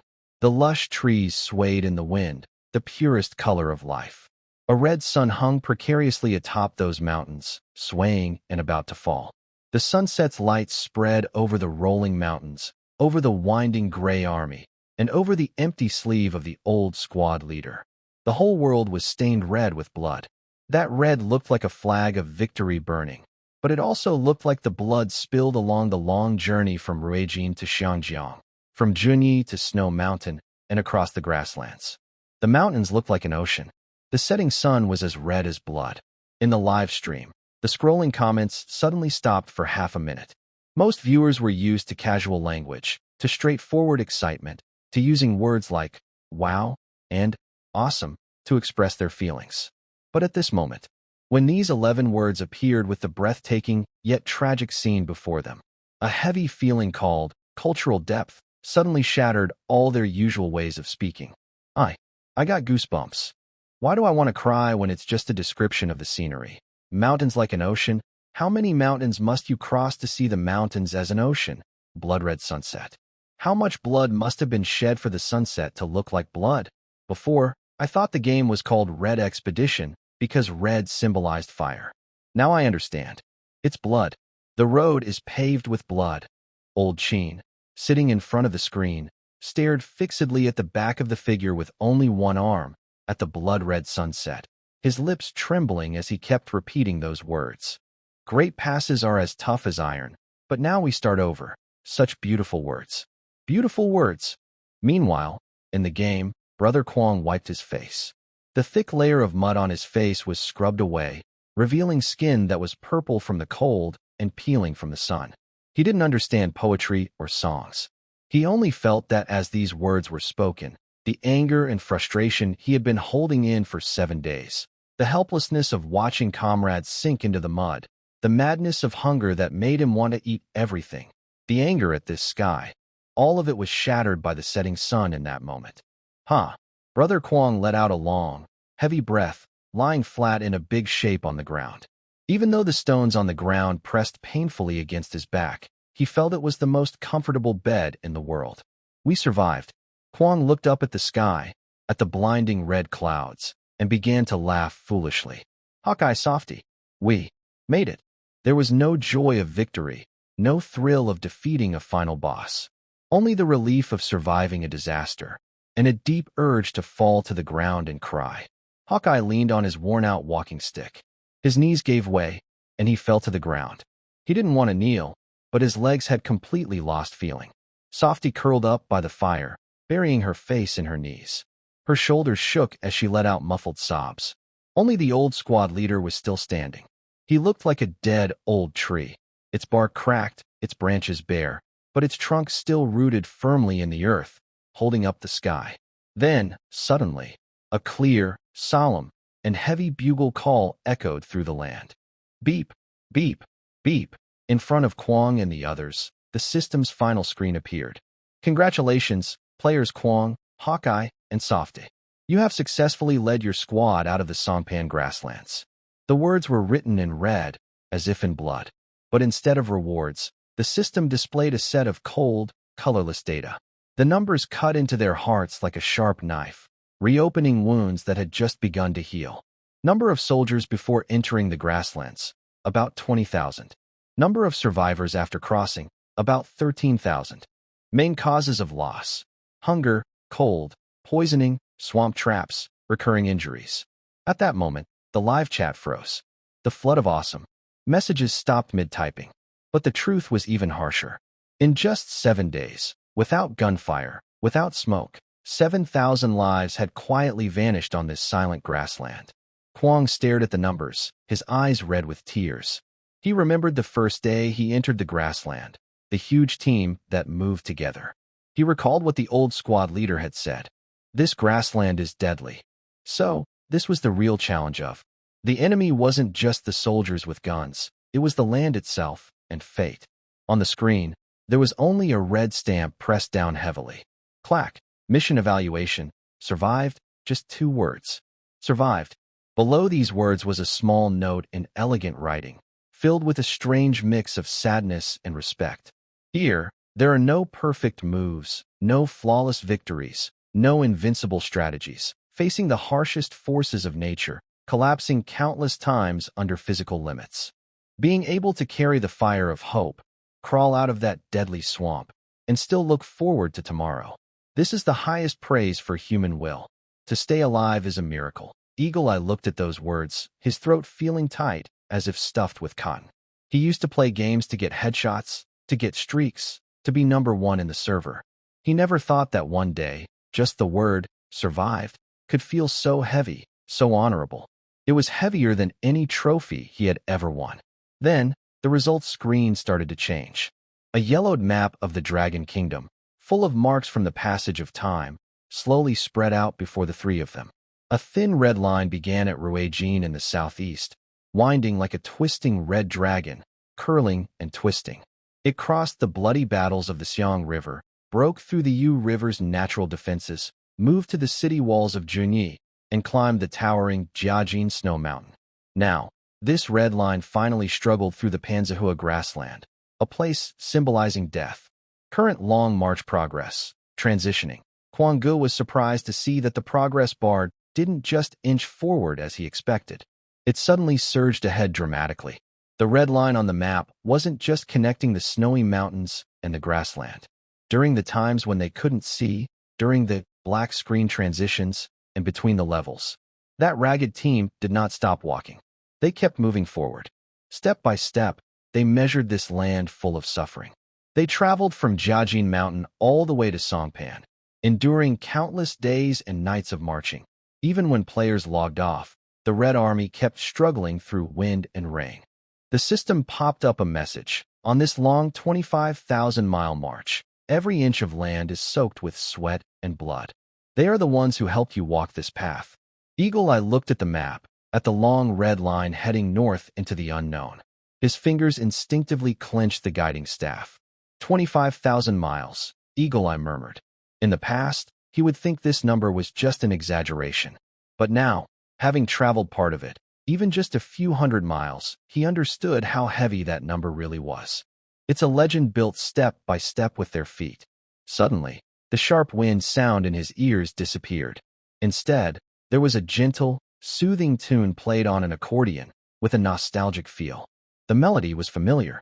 It was the soft lullaby used by soldiers, the 3 main rules and 8 points for attention.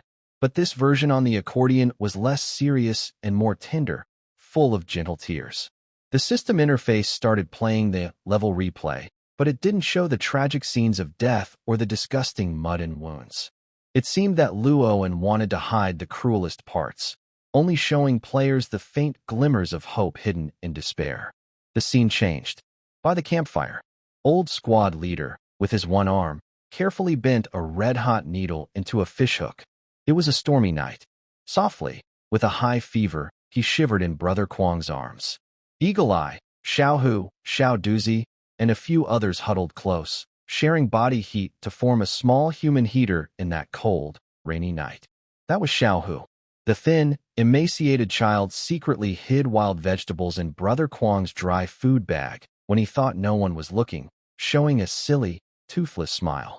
Brother Kuang only now realized who it was. It was Xiao Wu. In the last moment when he was swallowed by the mud, that raised hand. That hand was stiff and purple, but it clung tightly to the oilcloth bag, never letting go until the very end. Scenes flashed one after another. Details that seemed forgotten now felt like gentle knives stabbing into everyone's tears. Sniff, please don't. Laoze, be a good person. Why are you showing me this? I always thought this was just a sad game, but now I see. It's a really depressing game. Going through all this has been so hard.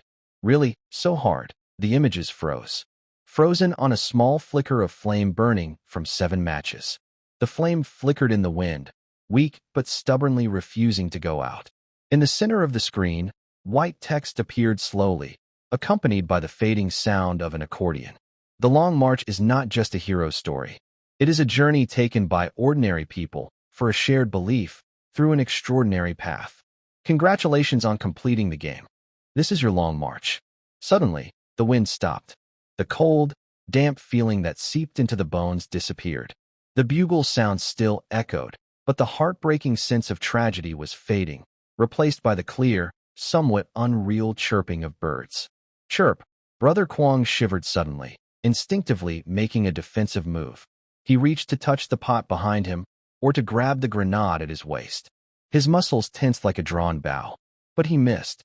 The touch on his fingertips wasn't cold metal or rough fabric, but soft, delicate cotton. This, Brother Kwong froze. He looked down, staring blankly at himself. The stinky, hardened, lice-infested military uniform was gone. He was wearing the limited edition trendy hoodie he had on before entering the game, and on his feet were brand new air cushion sneakers, with the white uppers almost blinding.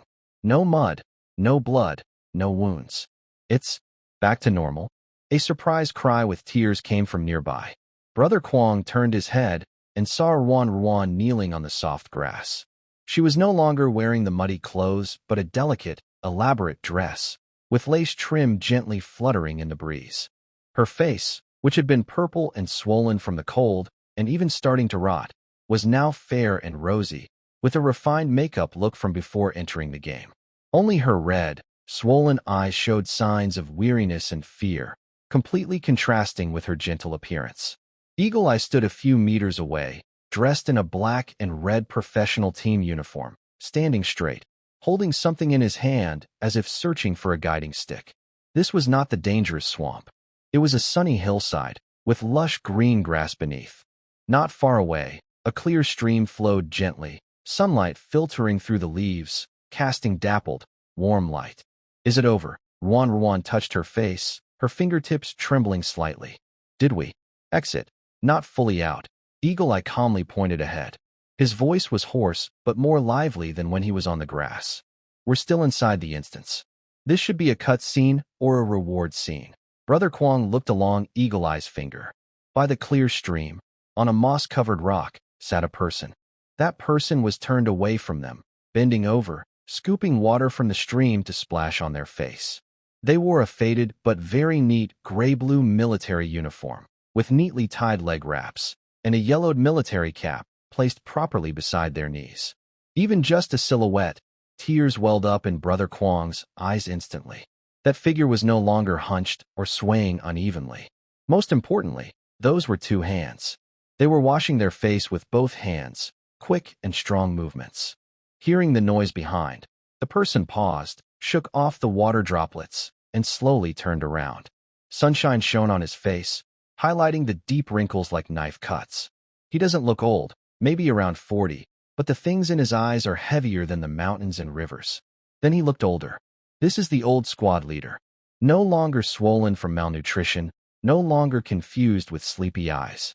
Now his eyes are clear, and he has a faint smile on his lips. Why are you all just standing there? The old squad leader waved his hand, his voice strong and full of energy. Come here and wash your face. That call brought the three brothers back from their days. Brother Kwong rushed over quickly, stumbling as he ran.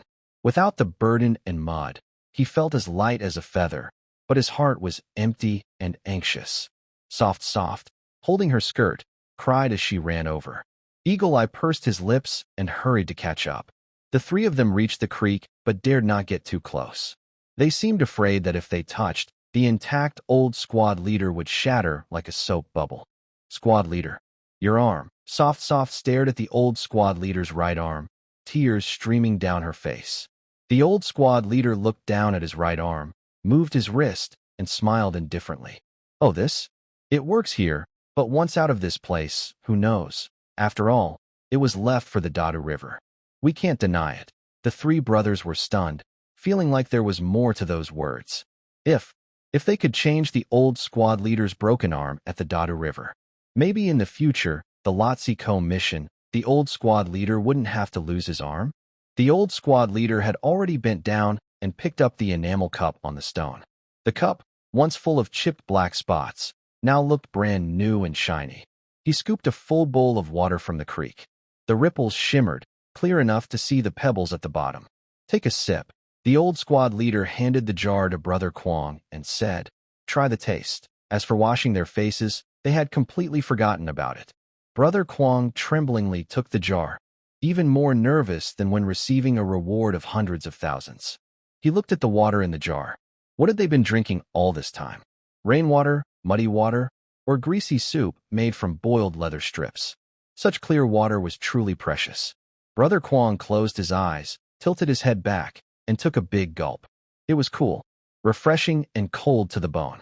The sweet liquid flowed down his throat into his stomach, as if washing away 6 days and nights of hunger and fear.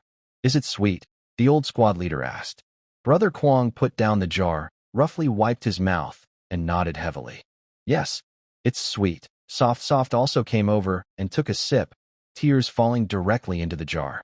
"That's the right kind of sweetness," the old squad leader said as he took the jar back and drank a sip himself. "Once we leave the grassland, the water will only get sweeter." The old squad leader set the jar down and looked at the three of them, dressed in bright, modern clothes. He reached out and pinched the fabric of Brother Kwong's hoodie, then looked at Soft's delicate lace skirt. "This fabric is good. Soft and not itchy," he sighed. "Much better than our coarse cloth.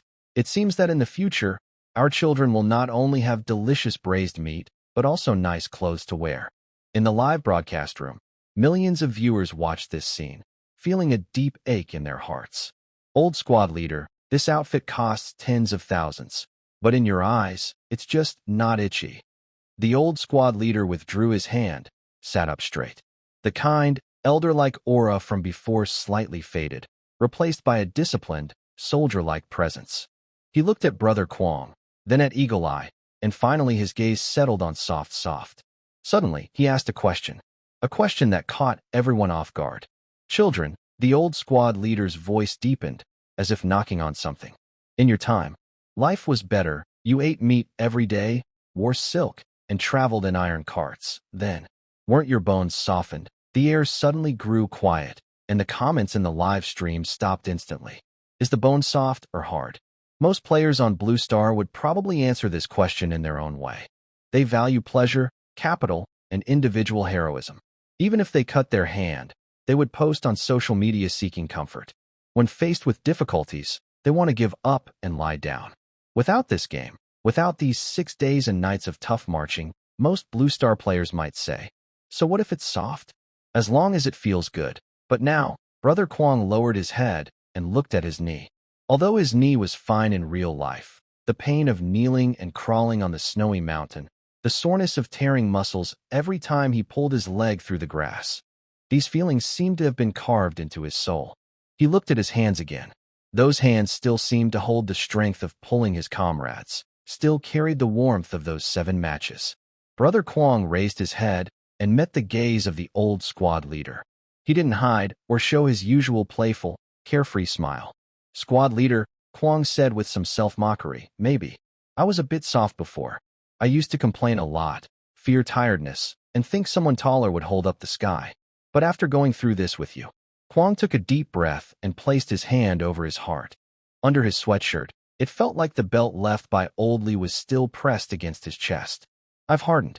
This bone, filled with snow from the mountain, packed with the mud of the grassland. No matter what difficulties come in the future, just thinking of this grassland, thinking of those brothers who fell along the way." Kwong clenched his teeth, eyes red, speaking slowly and clearly. "This bone, it can't be soft anymore." Eagle Eye stood quietly beside him, straightening his posture. He didn't say anything, just stood even more upright. Brother Kwong wiped away his tears, and the fragile look in his eyes was gone. The old squad leader looked at them, watching for a long time, very long. Suddenly, he smiled. Good. The old squad leader stood up, not with the condescending look of an elder looking at a fool, but with a serious gaze like a comrade and teammate, watching these 3 young people from the future. "I knew it. As long as the fire in our dragon nation still burns, our spirit will never break." As the old squad leader spoke, he reached into his chest pocket and took out 3 small objects. They were made of woven grass roots, rough and a bit uneven, but it was still clear that they were shaped like 5-pointed stars. In the center of each star was tied of red cloth. Red, bright, and striking. The old squad leader stepped forward and carefully placed one of the grass stars into the hands of Kwong, Eagle Eye, and Ruan. "Take it." His hand was warm, so warm that Kwang's palm trembled. I don't have much to give you. These grassroots came from the field. This red cloth carries the spirit of our team. Keep it, and remember the path. Congratulations, players Kwang, Eagle Eye, and Ruan. You have received a special identity, the old squad leader's soldiers. Identity effects. 1. Willpower inheritance. In all future historical missions related to the Red Legion, when you face despair, your willpower collapse threshold permanently increases by 30%. 2. Special bond. You don't need a name. Because in the memory of this iron team, your place already exists, no matter where you are. No matter where you are. Just as Kwang and the others were moved to tears by the medal they had received and were about to speak. Beep beep da. Beep beep. A sharp, urgent bugle call suddenly broke the peaceful silence of this hidden valley. The old squad leader's gentle expression vanished instantly. Almost by reflex, he stood at attention. Then he quickly bent down, picked up the military cap by his knee, held it firmly by the brim, and placed it squarely on his head. He lowered his head, brushed the dust from his trousers, and tightened the belt around his waist. His movements were crisp and firm, filled with the resolve of someone ready to face anything. Kwang and Eagle Eye felt their hearts sink. They had only just started talking. Was the old squad leader leaving already? Squad leader. Ruan panicked, taking a few quick steps forward, reaching out to grab his sleeve. Could you stay a little longer? Please, take one more look at the future of our dragon nation. Nowadays, we don't need to eat roots or chew on belts. Everyone is dressed warmly. That's a blessing you've waited your whole life for. Even just one look would be enough. In the live broadcast room, everyone agreed. Yes, old squad leader, take one more look. Once you leave, you'll be missing an arm. Soft fingers almost touched the old squad leader's sleeve, but missed at the last moment. Around the old squad leader's body, faint golden particles began to appear, like an old photo being in away by the wind, gradually fading. Hearing Soft's cry, the old squad leader paused his action of fixing his bandage. He turned around. In his deep eye sockets, a flicker of longing for a better future world flashed. It was a dream he never dared to have when he froze to death on the snowy mountain. But he only looked once. Then, that longing was replaced by a firm, steel-like resolve. The old squad leader looked at Brother Kwang, Eagle Eye, and Soft, and slowly shook his head. A look of acceptance and peace appeared on his weathered face. Not looking anymore, he turned around, raised his hand, and pointed to the misty void behind him. The road ahead, Lhotse Pass, hasn't been fought through. The Six Plateau Mountain is still ahead, and there's a long way to go on foot. The old squad leader paused, his gaze becoming very deep. If I go now to enjoy the good days, my breath will relax, my spirit will become wild, my bones will loosen. Who will walk the road behind? If I don't go, where will your future come from? This question made Soft fall silent instantly. Yes, if our ancestors had chosen comfort, had chosen to stay in that dream enjoying their victory, who would push the wheel of history? Who would clear the thorny, bloody path? For players, this is just a game. For the spirit projection of the old squad leader, it is a chance to relive history. No matter how many times. Although once caught in the fog of war, he forgets the golden wheat waves and the future with meat and bread. The spirit projection of the old squad leader looked deeply at Brother Kwang, Eagle Eye, and Soft one last time. There was satisfaction, reluctance, and trust in his eyes. He left one final message. Go ahead. I will be waiting for you up front. After saying this, the old squad leader didn't hesitate at all. He suddenly turned around and ran toward the fog of war that seemed to vanish into nothingness. Squad leader! Brother Kwang shouted desperately, trying to catch up. But in the next second, the three of them suddenly welled up with tears. Because as the old squad leader ran, his figure was about to disappear into the mist. The right arm that had been perfectly intact in the spirit realm, just moments ago handing water to Brother Kwang, vanished first. Pop! It sounded like a bubble bursting softly. The tall, healthy figure in the sunlight instantly transformed back into the old soldier with a lonely, hunched figure and an empty sleeve on his right arm. He wanted to return to his battlefield, to continue being his grave keeper, to be the old squad leader who leaves the last morsel of food for his children. Resolute, unwavering. As the dream faded, the spirit realm disappeared, replaced by a pure white game settlement hall. Brother Kwong, Eagle Eye, and Soft Soft stood there blankly, as if everything just now was a fleeting dream. But the rough feeling in their hands told them it was not a dream. They opened their palms. The grass-woven five-pointed star was quietly resting in their hands. The grass roots were woven roughly, even a bit crooked, but the red cloth in the middle was glaringly bright. It seemed to carry the scent of grass and soil, and the warmth of the old squad leader. They looked at the system note for Old Squad Leader's Soldier. In this team, you will always have a place, feeling a mix of loss and longing. It was truly a feeling of loss. But because of this special reward, they felt incredibly happy. In the live stream, the viewers, who had been immersed in sadness, suddenly snapped out of it as they saw the system interface that Brother Kwong and others opened. The comments shifted quickly, filled with shock and envy. Permanent willpower buff 30%. Is this some kind of official cheat? That's shallow. Even without attribute boosts, just this identity. Old Squad Leader's Soldier is something acknowledged directly by the ancestors. Exactly 3 unique honor titles in the whole server. This is more impressive than any divine weapon. And look at the second effect. Just having this identity means, in future dungeons, if there's an old squad leader, you won't have to worry about being assigned to other squads, right? Sniff, I also want that status. I want to be the squad leader's soldier. At this moment, a bright gold announcement appeared across the server, interrupting all player discussions. The chat paused, then instantly erupted in celebration. Thanks to the 3 big players for taking the risk first. Sniff, I finally dare to go in. Honestly, after watching the live stream, I don't dare to try the real historical mode. I'm too fragile to handle it, and would just cause trouble for the squad leader. Me too. I can't handle the real historical mode at all. So, big players, I'll leave the challenge to you in the future. Agreed. We'll just cheer you on from behind, shouting 666, and supporting you with all our hearts. Kwang Gu and the others looked at these messages, feeling both amused and helpless.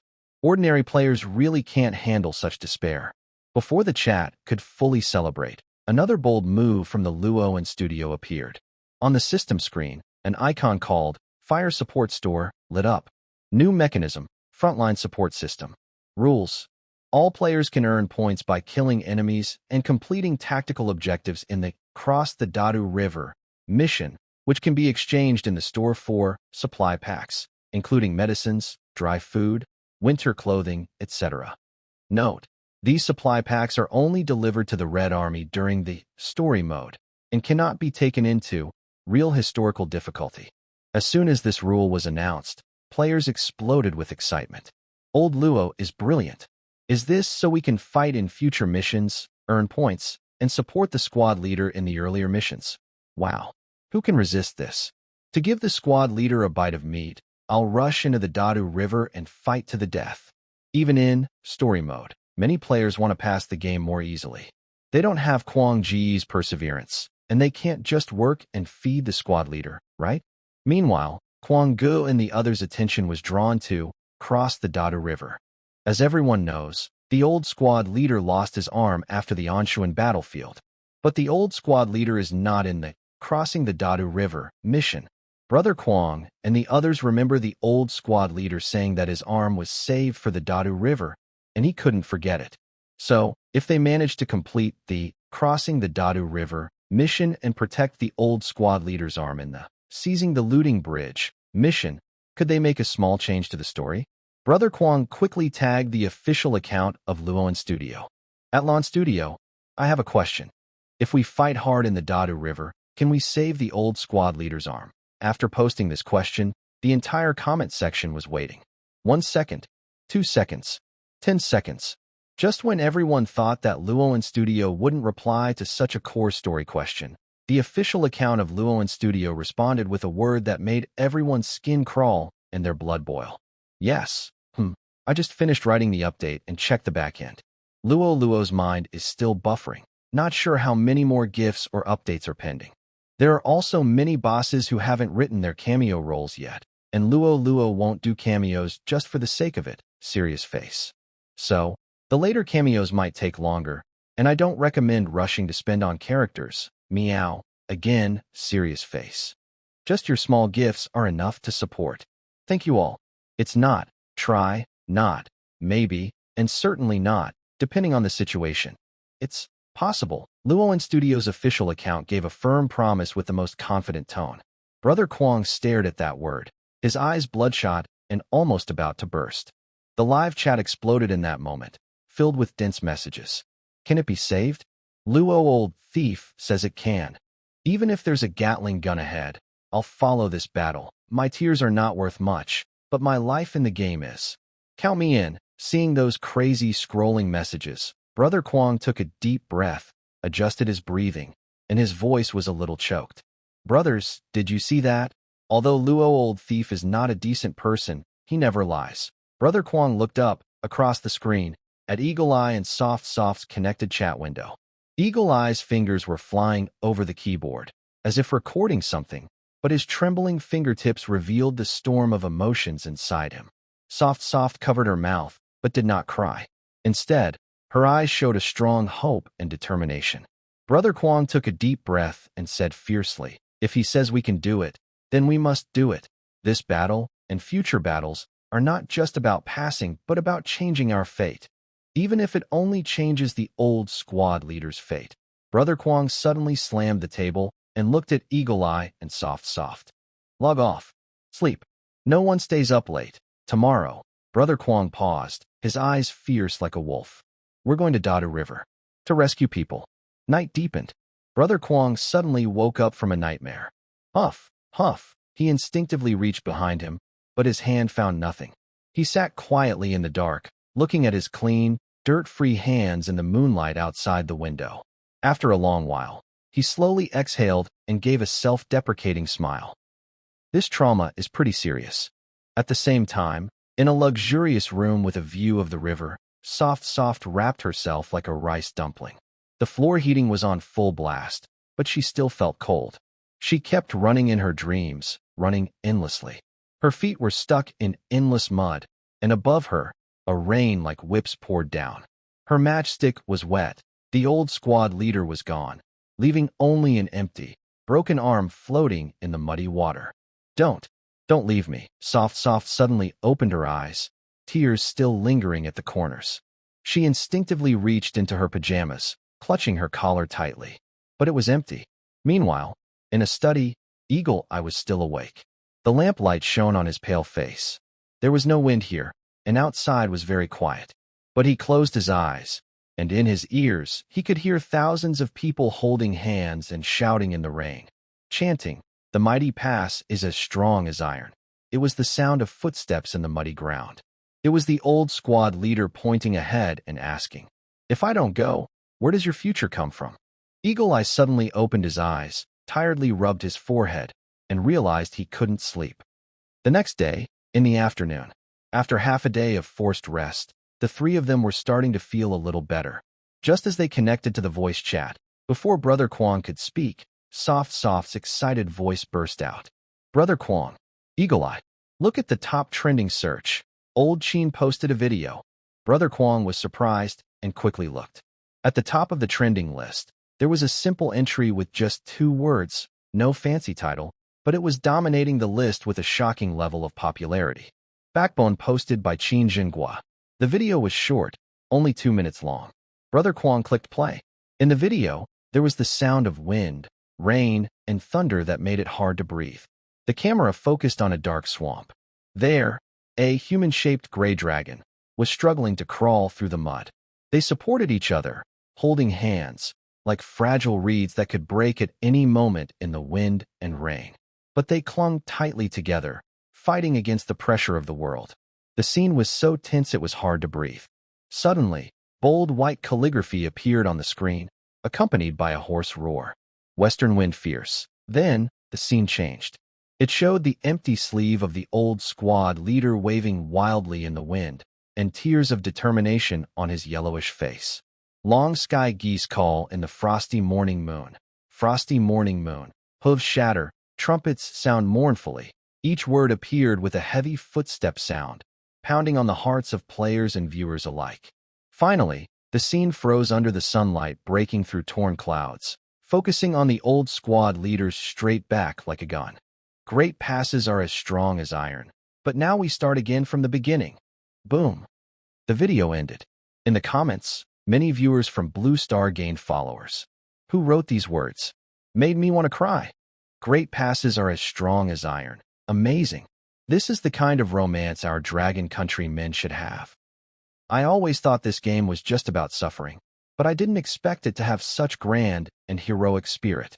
Is this the Red Army? Is this the kind of thing that AI-generated development engine can produce? Where did old Luo find these divine texts?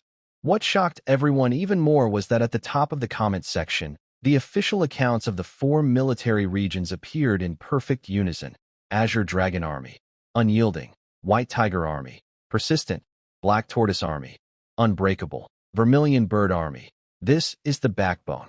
At the end of the video, Old Chin only left one sentence. Luo and told me this poem is called Remembering Chin Lushan Pass, a voice from that era. He hopes you understand what it means to start anew. Awesome, Brother Kwong muttered to himself. Not just passers-by. Even Brother Kwong and others felt that Luo and was bringing a real historical story into the game, whose game includes references like the 3 main disciplines and 8 points of attention, or Remembering Chin Lushan Pass. Alright, save the touching words for after we clear the level. Eagle Eye's calm voice interrupted everyone's emotions, though his tone was slightly trembling. Since Chin Lao has ignited this fire for us, we must carry it on. I've already brought someone into the room. Brother Kwong, you should recognize him. As soon as he finished speaking, a notification sounded in the voice chat. Player Blue Knight has joined the room. Brother Kwong raised an eyebrow. Blue Knight? The crazy commander who led the first clear of the Warcraft secret dungeon. A steady, slightly tired male voice responded. Brother Kwong, I've heard of you. Not a madman. But it's true that these scattered players have driven me crazy. Blue Knight, one of the top players who is friends with Eagle Eye, had wanted to join Brother Kwong's team for the Wilderness expansion, but Brother Kwong, Eagle Eye, and the others always refused anyone who came. No need for formalities. Blue Knight cut straight to the point, his tone serious. This 10,000-player dungeon, bye-bye to Shun, and I have explored many times. Just relying on stacking people won't get us through. There are 2 dead ends in this dungeon. Blue Knight posted a tactical map on the public chat, marking 2 points with red circles. First, the ship. There's only one usable boat for the entire team, ideally carrying 9 combatants. If the boat is destroyed, the game is over. But that's not the main point. The key question is, who will be the team? Who will provide cover on the shore? Even if the current players consciously organize an attack, they are still random players, you know. The 3 brothers nodded. They had looked into this before and knew that no one had successfully organized a group of 1,000 players before. But with random matchmaking, it's not easy to command such players. Leave this to us, said the leader, representing the 3. As the most popular trio in Red Expedition, they are the easiest to organize and try to lead the randomly matched players. Seeing this, the Blue Knight nodded. This isn't even the most dangerous part. His finger pointed at a fortress icon on the opposite bank of the river. The most dangerous part is this. We've calculated the firepower of that fortress. It has at least 2 heavy machine guns and shooting holes with no blind spots. The boat in the middle of the river is just a sitting target. As long as that fortress is operational, no matter how many of us go, we'll just be feeding it. A silence fell over the voice chat. This is a typical example of asymmetric warfare. Their equipment isn't being crushed. In fact, the Red Legion has the advantage.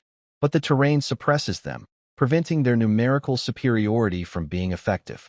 So, how do we fight this? Softly asked, unable to hold back. We can't even fill the gun holes with our lives. There's a variable, said the Blue Knight suddenly, taking a deep breath.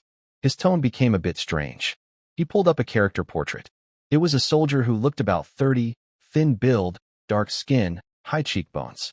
If you didn't look carefully, he looked just like any other ordinary Red Legion soldier. But next to him, there was something. A mortar without a mount or scope, only 3 shells. Not to mention, without a mount or scope, even if it had one, players wouldn't understand how to use this old-fashioned antique. And this NPC is the only heavy fire support unit the old thief Luo has given us in this entire mission. But he seems to have lost his soul, No matter how much we shout at him, or even put shells into his hands, he shows no reaction. The three brothers were momentarily stunned by what they heard, and Soft suddenly spoke up. He isn't an NPC. Do you know his name? The Blue Knight paused for a moment, then nodded. Yes, he's not an NPC. However, the Blue Knight then slightly shook his head. But we only know his surname is Zhao. Zhao? Crazy Brother repeated the surname, his brow furrowed. It seemed he wanted to find a different meaning from the top of the common family names. Yes, the Blue Knight nodded, his voice deep. He has only one surname. The system shows him as Divine Gunner, but strangely, his mortar has no mount. No mount? Eagle Eye was surprised. In the game images, that incomplete heavy weapon really was their mortar? A mortar relies on a base and mount to adjust the angle and absorb recoil. Without a mount, how can it fire? Eagle Eye frowned. Can't just hold it by hand, right? The shell's flight depends on luck. That's the problem. The Blue Knight continued, then changed the subject. But Lao Tze's design shouldn't have flaws. I guess, to activate this Divine Gunner, it's not about operation or strategy. It's Soft, who had been silent, suddenly spoke softly. It's about players not wanting to. The three men were stunned. Soft stared into the eyes of the Divine Gunner in the screenshot, speaking with firm certainty. In Lao Tze's parallel world, his comrades are old squad leader, Little Tiger, and those who risked their lives to avoid burdening the team and sank into the swamp. And what about the current players? Soft frowned. Although many try to immerse themselves in history, they don't have our kind of historical immersion mindset. Most of them are just playing the game. In the eyes of that Divine Gunner, most players might even be just a bunch of thugs in military uniforms. So, the soul of the Divine Gunner hasn't been awakened, Crazy Brother added, pausing. Then let's gather a decent team for him. Brother Kwong suddenly looked at the time on the screen. This dungeon is a 1,000-player raid. We definitely can't do it alone. We can't control the 990 others, but the core team of 10 must be the toughest players on the server. Eagle Eye, do you have anyone on your side? Someone who is quiet and reliable. Even if the sky falls, they won't flinch. Eagle Eye smiled. Yes, I'm going to invite some from the frontline team now. Invite. Knight, you need to coordinate 1,000 people and do the data calculations. Do you have a good assistant? The Blue Knight didn't hesitate. I have a human calculator who has been with me during the main battles. They should still be around. Invite. Brother Kwong also opened his friends list, his eyes fixed on an avatar with a rice bowl ID. I'll pick someone too. This guy may have a bad temper, but he's really brave and straightforward. In just 5 minutes, this voice chat room, originally with only 4 people, started ringing with notification sounds one after another. The elite team of 10 was assembled. Besides the original 4 and the 8 brought in by Blue Knight, 5 new IDs appeared clearly. Early morning, Sharpshooter, haha. Eagle Eye, what are you doing sending messages so late? I just dreamed about my fully equipped AWM. Eagle Eye, Sharpshooter, stop sleeping. I'll take you to see a Mosin Nagant without a scope. Monday no food. Machine Gunner, Brother Kwong. You better have something urgent. I just ordered takeout. The noodles are almost cold, Brother Kwong. I'll take you to eat some braised pork. Do you want to join? Wow. I'm online. Then came the quiet and reserved Machine Gunner, Yin Danhong, and the chatterbox data expert, Digital Brother. Knight. According to the data pack released by Luoan Studio, the water flow in the Dadu River is between 4 and 5 meters per second, and the bullet trajectory deviation. Stop. Blue Knight rubbed his forehead. Let's calculate that after we get into the dungeon. The last one was Soft, brought in by Lilo. As soon as she entered, her style changed completely. Soft baby. I heard someone is bullying you, and you're going to roll around in the mud? I'll go buy off that old rascal Luoan right now. Her voice was sweet, with a confident tone of, this pond is mine to take. Brother Kwong was a bit confused. Who is this? Softly, she giggled. She's my best friend, She has a little money, and she's in charge of paying off everyone here. 10 people gathered together. Brother Kwong looked at the group of strange characters in the room, but somehow, he felt more confident. He opened the long quiet live stream with the title, Tonight, we must clear the Crossing the Dadu River level. As soon as he started the stream, viewers who had been waiting all day flooded in. Brother Kwong immediately maximized the Crossing the Dadu River game match interface. Brothers, I won't waste time talking. Me, Eagle Eye, Softly, and these other guys, plus a wealthy supporter, are going to do something big at the Dadu River. This level is for 1,000 players, meaning 1,000 people join in each game. I can't control the random players, but I trust you guys. If you want to help us clear crossing the Dadu River and then rush to capture the looting bridge to fight, let's match in 3 minutes and start at the Dadu River. Half an hour later, the match was successful. Brother Kwong opened his eyes. Before he could see the scene clearly, a wave of water vapor hit his face. He wiped his face and gradually saw clearly, but the noise around him was loud. Wow, is this the Dadu River? Is the current really that strong? Where are the boats? I heard there are boats. Why don't I see any? Don't push. Who stepped on my foot? In front of him, countless players dressed in old gray military uniforms crowded together. 1,000 players were packed onto this narrow riverbank, like a boiling pot of mixed porridge. Blue Knight shook his head helplessly. It was still chaotic and headache-inducing. But compared to 2 days ago, it was much better. At least now players weren't blindly rushing and fighting, ending the game quickly. Seeing this, Brother Kwong immediately opened the regional voice chat, without wasting words.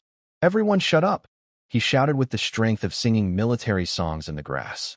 The noisy riverbank, like a busy market, suddenly fell silent.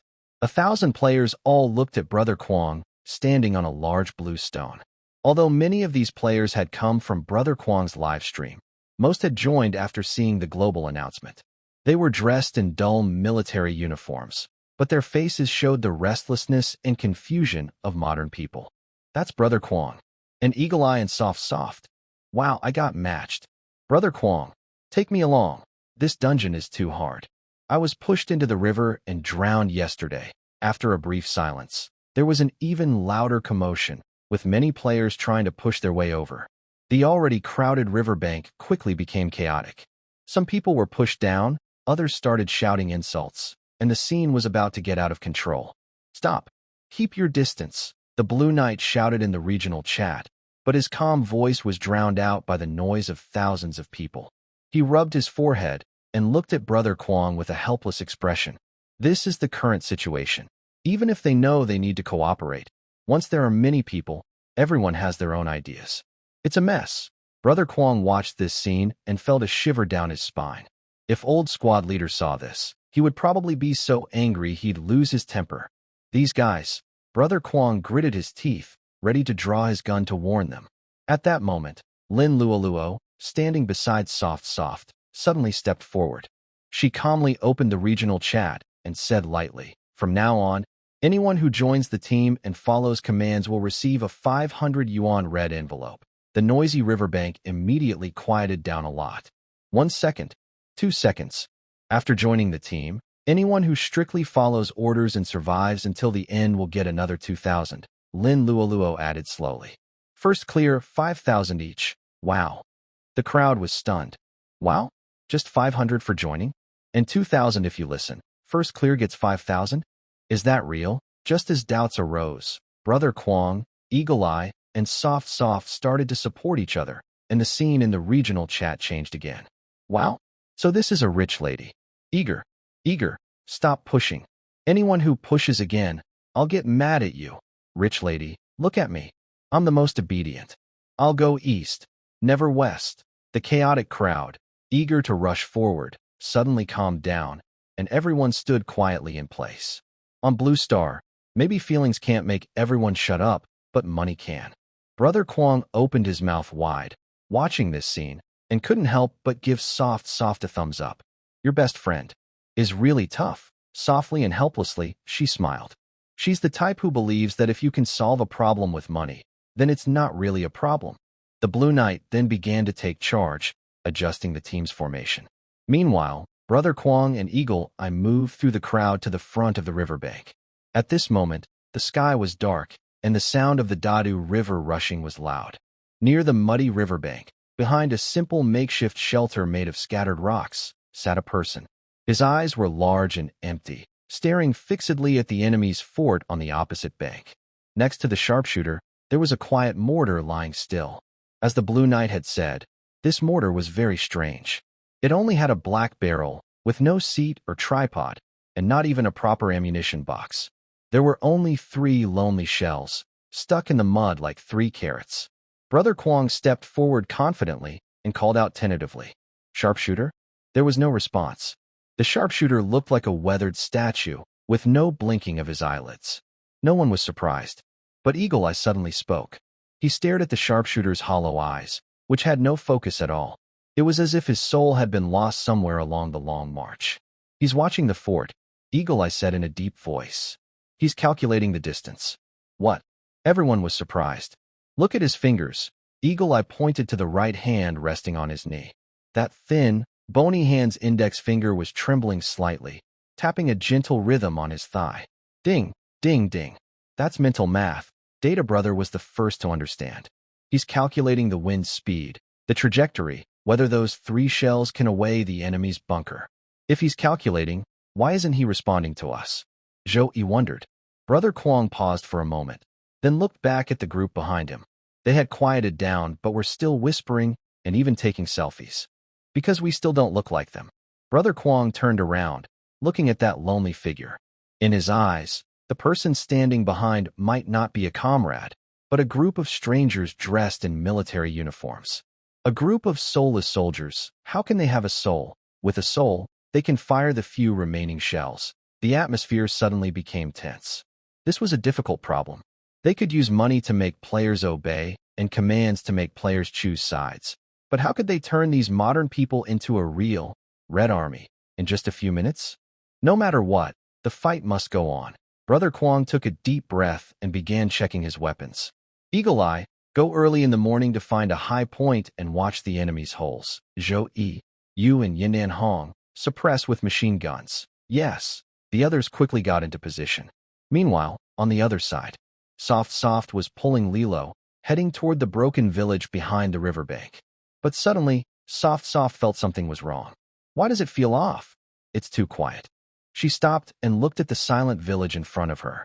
According to the plan, there should be rising smoke and friendly villagers. But now, every house had its doors and windows shut tight. Some windows were boarded up with uneven planks. It felt like they were preparing for a flood or a fierce beast, or maybe bandits. Soft's heart skipped a beat. She suddenly remembered that this level had been open for 2 days. That means, over these 2 days, countless players of varying skill had come here. Some might have broken into villagers' homes to steal food. Some might have kicked open doors to find clues. Others, like bandits, might have been venting their malice in this virtual world called the 4th Day Calamity. If this were just a normal game, NPCs would refresh their memories after a while. But this was Lao Ze's game. These villagers probably had nightmares too, and they had become wary of the approaching players, who didn't seem like the Red Army. Soft looked at the tightly shut doors and windows, as if she saw trembling, fearful eyes in the darkness. They thought they were part of the Red Army, but in the eyes of these villagers, they might be even more terrifying than warlords. At this moment, although Riluo was a money-making fighter, she also felt a bit scared by the strange atmosphere. Soft, what should we do? Riluo shrank closer to Soft. There's no hometown here. It feels like a ghost village, Soft replied. Someone's there. Soft looked at a rickety thatched hut ahead, her voice soft but firm. I hear it. In the howling wind, there was a faint, very suppressed moan of pain. If you didn't listen carefully, it could be drowned out by the sound of the Dadu River's waves. Soft took a deep breath, checked her medical kit, and quickly moved toward the hut. Riluo followed closely. When they reached the old wooden door, Soft stopped and gently knocked 3 times. Knock, knock, knock. The suppressed moan inside the house suddenly stopped. After a moment of silence, there was a hurried shuffling sound, like someone pressing a heavy object against the door or hiding someone in a cellar. Hometown, Soft tried to keep her voice gentle. We're just passing by and want to ask for some water, she said. As Soft finished saying, ask for some water, the muffled moan inside the house was abruptly cut off. The wind blew, causing the dilapidated thatched roof to creak. Occasionally, a very soft, muffled sound came from inside, as if someone was covering their mouth. Riluo, standing behind Soft, was covered in sweat from the eerie atmosphere. She instinctively wanted to step forward and knock on the shaky wooden door. Don't move. Soft Soft suddenly turned around and grabbed Rilyuo's wrist. Rilyuo was stunned, looking at her best friend. Soft Soft's face, once delicate and fair in live streams, now had dark gray smudges. She looked different, but her eyes showed a fierce determination that made Rilyuo feel unfamiliar. "What's wrong?" Rilyuo asked softly, feeling a bit of pain from being grabbed. "If we don't open the door, how can we trigger the mission?" Rilyuo didn't know that the game, Red Expedition, was different from other games in how its missions worked. "This isn't a mission," Soft Soft said, releasing her grip. Her gaze was fixed on the closed wooden door, her voice so low it was almost carried away by the wind. "Don't speak. Stay back." "Huh?" Liluoluo widened her eyes and pointed at herself. "Me? Stay back? Soft Soft, are you losing it? Your smell is too strong." Soft Soft interrupted Liluoluo. She looked at Liluoluo with complicated eyes. Although Liluoluo was wearing military clothes, her wealthy aura from a privileged life still showed. "What smell?" "I just took a shower before entering the game." Liluoluo instinctively sniffed her sleeve. "The smell of money," Soft Soft teased lightly, then became serious. "It's that confident, safe feeling, like you've never gone hungry or been cold. That's too strong. And we too." Standing at the door, to them, Soft Soft glanced at the dark gap in the door. "To them, we're no different from thugs trying to steal their lives. Go hide behind the haystack over there. I won't call you, and you must stay silent and not peek." Soft Soft's tone was firm and unquestioning. It even made Liluoluo feel a little unfamiliar. She only thought Soft Soft was very serious, very focused. But, all right, I got it. Who told you you're some expert who cleared that grassland level?" Liluoluo snorted, not holding back her words. Her body, however, honestly crouched low and tiptoed quietly to hide behind a broken haystack about 10 meters away. In front of the door, only Soft Soft remained. She didn't knock again or try to push the rotten wooden board that could be kicked open with one foot. She simply took a deep breath, turned around, sat down on the cold, muddy ground with her back to the door, completely unguarded. "Hey, don't be afraid, neighbor." Soft Soft's voice was soft and hoarse. "I won't go inside. I'm just tired after a long walk. I'll rest here at your door for a bit, block the wind." Inside, everything was silent again. But behind the dark door, there was a pair of extremely frightened eyes staring fixedly at Soft Soft's back. It was the look of prey watching the hunter. As soon as Soft Soft moved, the person inside, even if it meant risking everything, wouldn't let her go easily. Time passed second by second. The roar of the Dadu River echoed in the distance, like muffled thunder. Liluoluo, crouched behind the haystack, felt her legs go numb. She looked through the dry grass at the thin figure in the distance. In her memory, Soft Soft was the gentle girl who cried for a long time in the live stream when her finger was cut by a piece of A4 paper. She was the delicate girl who would coax the nanny to feed stray cats because she was afraid of getting her dress dirty. She was the streamer who would happily send hearts and call out, "Brother," whenever someone sent a Supreme Tomato gift. But now, that figure, covered in mud and patched with ugly, centipede-like cloth on the knees of her military uniform, looked so small in this cold, broken village. Yet somehow, she also seemed like a mountain. While Soft Soft was lost in her thoughts, the oppressive moaning from inside the house sounded again. This time, it was clearer. It was a child's cry, mixed with delirious words from a high fever, making her heart ache. Soft Soft's figure stiffened. She hesitated for a moment, then took off her withered, pitiful medical cloth bag, placed it on her lap, and opened it. The bag was empty. Except for a roll of yellowed gauze, there was only a tiny glass bottle about the size of a thumb, half filled with murky liquid, and a withered, blackened herb. "Broken system," Soft Soft muttered silently as she looked at these items. This was her initial supply as a medic entering this copy. It was life-saving stuff. She bit her lip. According to normal game logic, she should knock on the door, hold up the medicine, and negotiate with the NPC inside to exchange for information or favor. But Soft Soft didn't. She remembered the old squad leader. She remembered the little soldier who, to avoid burdening his comrades, willingly sank into the swamp. If she tried to bargain with this little bit of medicine now, would the old squad leader, if he knew, give her a harsh slap with that unbroken hand? A faint smile appeared on Soft Soft's lips as she teased herself. Then she carefully put the bottle away, grabbed the herb, and slowly crouched on the ground. Like a thief, she moved inch by inch toward the door, but not to open the door. Instead, she carefully slid the salt water and the herb through the small hole gnawed by mice at the bottom of the door. Her movements were gentle, as if afraid to wake the butterfly. "Child, your condition isn't good," Soft said softly through the door. "Just some salt water to clean the wound," she added. "Crushed herbs might help reduce the fever," she continued. After finishing, Soft immediately moved back to her original spot. She sat even farther away than before.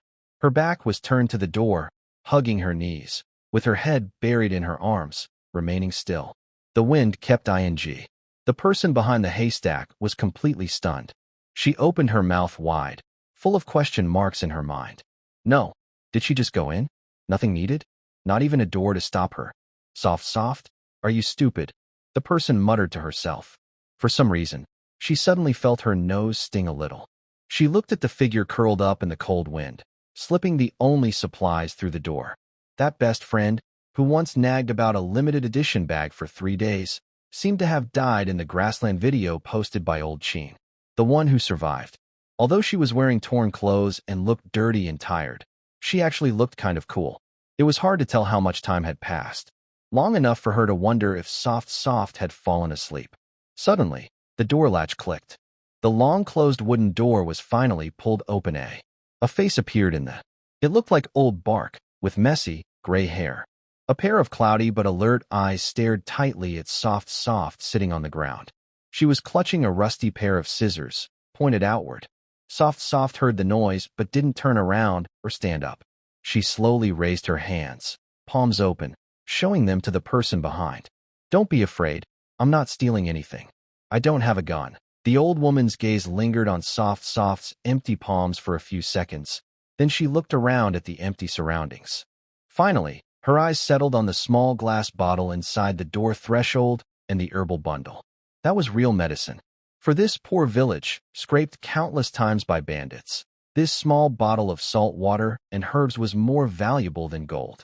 "Come in, please." The old woman's voice was hoarse, with a cautious and tentative tone. Softly turned around slowly, stood up, and brushed off the dirt on her skirt. She made a subtle hand gesture toward the distant haystack, signaling Lilo to stay hidden. Then she walked alone into the dimly lit room. The room was very dark, filled with a musty smell mixed with blood and pus, very strong. Softly immediately saw the child lying on the Kong bed. He was about 5 or 6 years old, very thin, with his face flushed red, twitching unconsciously. On his small leg, there was a thumb-sized blood hole, as if pierced by a sharp wooden stake. The wound was swollen and red around the edges, oozing yellowish-white pus. What a tragedy. The old woman was clutching scissors, trembling in the corner, wiping tears from her eyes. "He got hurt when we hid from the soldiers on the mountain. No medicine, no doctor." Without hesitation, Softly quickly walked to the side of the Kong. "Ma'am, can you help me with something later?" Softly reminded her. She had learned emergency medical skills in real life for this game, and now they finally came in handy. Without a scalpel, she took out a small dagger from her leg wrap, sterilized it over the fire. "Hold on a bit," Softly whispered softly, not caring if the child could hear her. She moved swiftly to open the abscess, cleaned the wound, and squeezed out pus and blood. The child suddenly twitched in pain and let out a sharp, pitiful scream. "Hold him down," Softly shouted without turning back. The old woman trembled as she rushed forward to hold her grandson down. Softly clenched her teeth, rinsed the wound with the precious salt water, then chewed some herbs in her mouth and applied the paste to the bloody hole. Finally, she tore a clean piece of cloth from her inner shirt, skillfully wrapped and tied it. The whole process was smooth and efficient, with no unnecessary movements. After finishing, Softly sank to the ground, gasping heavily, her forehead covered in sweat. The live chat was already exploding. "Wow, is this still Softly? Her wound cleaning skills are even better than my intern nurse. She used to cry for half a day just because her finger was cut. Now she can calmly chew herbs." The look she gave just now was deadly. So impressive. Is this the kind of soldier the old squad leader trained? The child on the bed no longer twitches. His breathing is still rapid but much calmer. The old woman stares blankly at the scene, and the scissors in her hand fall to the ground with a clatter. She looks at her grandson's bandaged leg, and then at soft, sitting on the ground with blood all over her hands. Suddenly, the old woman seems to remember something. She quickly turns around and rushes toward the muddy ground in the corner of the wall. Using her dry, withered hands, she frantically digs through the mud, her nails full of black dirt, finally uncovering a dark, old clay jar. Clatter, more than a dozen copper coins with a musty smell, some even covered in green moss, and 2 silver coins that look like they've been there for a long time fall to the ground. The old woman holds these coins tremblingly, about to kneel and give them to soft. Soldier, this is the family's life savings. All for you. All for you. At that moment, quietly, Liluoluo, hiding outside the door and watching secretly, covers her mouth. She has played many holographic online games and is used to NPCs giving out quests and rewards. But she has never seen such a scene before. An NPC digging out his own life savings, kneeling and begging the player to accept it just to save his family. The humility and fear so deep it's like dust make Liluoluo, a soft-hearted player, feel a bit stunned. She used to avoid watching Soft's live streams because some scenes in this game are too real. So real that she can hardly understand. Are these really common people from that era? In their view, it seems that when soldiers get sick, they need money, perhaps even risking their lives for it. But just as the old woman's knees are about to touch the ground, a pair of blood-stained, muddy hands suddenly support her. Soft's strength isn't much, but this support is very steady. Ma'am, what are you doing? Soft, hearing the words, soldier, is even more anxious than the old woman. She quickly grabs the copper coins and silver coins, regardless of how dirty they are, and forcefully puts them back into the old woman's hands. Put them away. Quickly put them away. The old woman is stunned, her cloudy eyes full of disbelief. Soldier, are you unhappy with this? I don't think it's enough. No, I can't accept it. Soft was a bit speechless. Seeing the frightened look on the old woman's face, she straightened her back. Ma'am, look carefully. Soft pointed to her hat, which was old but still neat, with a red 5-pointed star on it. We are the Red Army. We have discipline. Soft spoke firmly, as if to engrave her words into every beam of the room. Don't take a single needle or thread from the people. This is our rule, and it's an order. The old woman, with her toothless mouth, held a copper coin that had been lost and found again, and she froze completely. Not taking a needle or thread. Having lived most of her life, she had seen people in yellow and black clothes. Every time they entered a house, they rummaged through everything. Every time, they ate everything dry and clean. They treated the sick and didn't ask for money. Has this world changed? The child still needs water. I should go now. Afraid the old woman would keep bothering her, Soft didn't dare to stay longer. She turned around, grabbed her empty bag, and ran outside. Until she stepped out into the cold wind, Soft felt her heart pounding so hard it seemed like it might jump out of her throat. Oh my gosh, Lila was no longer hiding. She jumped out, looking at Soft with a face full of surprise, as if she saw an alien. Soft, are you okay? That was money. Although I don't know if it can be used in this game, but that was money. Lilo's words sounded like she was saying so, but her tone wasn't greedy. Instead, she was full of shock. That's the not taking a needle or thread rule. Soft glared at her, rubbing the blood on her hand onto her clothes, and muttered softly.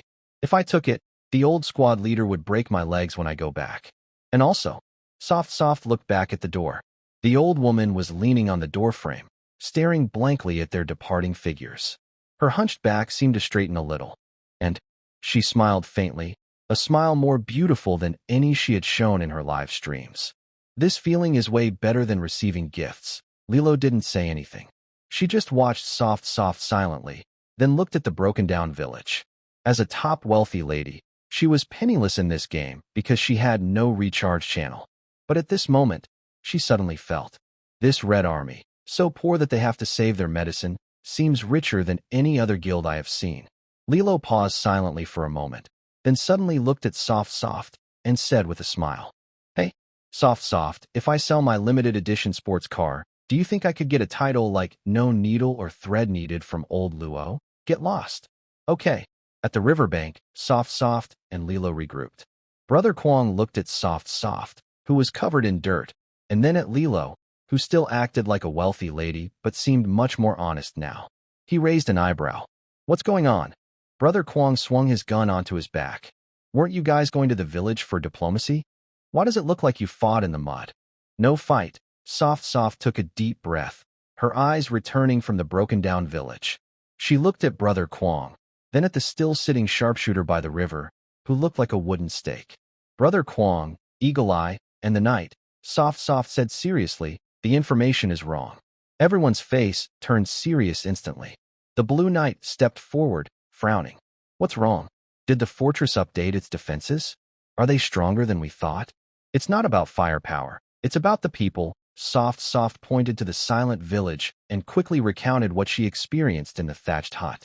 From the unbreakable door, to the wary eyes peeking through and finally the old woman kneeling on the ground, terrified of paying for her life.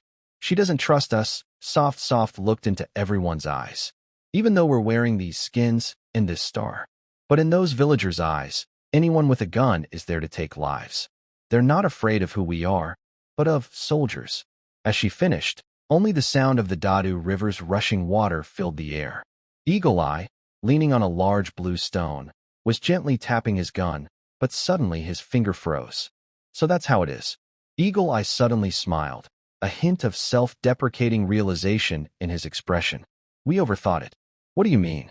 Zhou scratched his head, not understanding. Eagle Eye, stop with the riddles. My head hurts. Eagle Eye straightened up and walked behind the unresponsive artilleryman.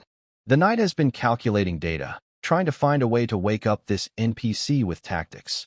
We're also thinking about whether to give him a gun mount or find an observer for him. Or maybe rebuild our player group's military spirit. But you know that's impossible and unrealistic. Money power can barely control the players' bodies, but can't control their minds, let alone revive the spirit of our 1,000-player team. Everyone nodded in agreement and looked at the 1,000 players. Although the players were temporarily subdued by the money power of the barrier, they didn't dare to run around. But their postures were strange and varied. Some squatted on the ground drawing circles, some huddled together joking and pointing guns, others pushed and shoved to get better positions, cursing loudly. Even in gray military uniforms, the relaxed, chaotic, fourth plague vibe was noticeable from 2 miles away. Do they look like soldiers? Eagle Eye asked. No one answered. Not at all. It was like a group of actors dressed as soldiers, ready to go to a market. At this moment, Dadu River, who had been silent, suddenly took a step forward. This retired amateur boxer was usually carefree, but since entering this game, he had become somewhat silent. I think Eagle Eye is right, he said quietly, recalling a small bag of rice. The first time I entered this book, I met an old man who told me almost the same thing.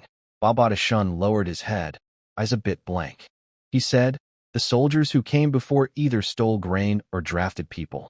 But we, the Red Army, go into villages without causing trouble, even write on the walls that they want to help the poor. The old man said, whoever treats us like humans, we hope they win. Dadu River looked up, eyes slightly red, finally reacting. Brothers, actually, the answer to this dungeon is written all over Lao Ze's face. We don't really need to be as awesome as the Red Army, with some military spirit. That level is too high.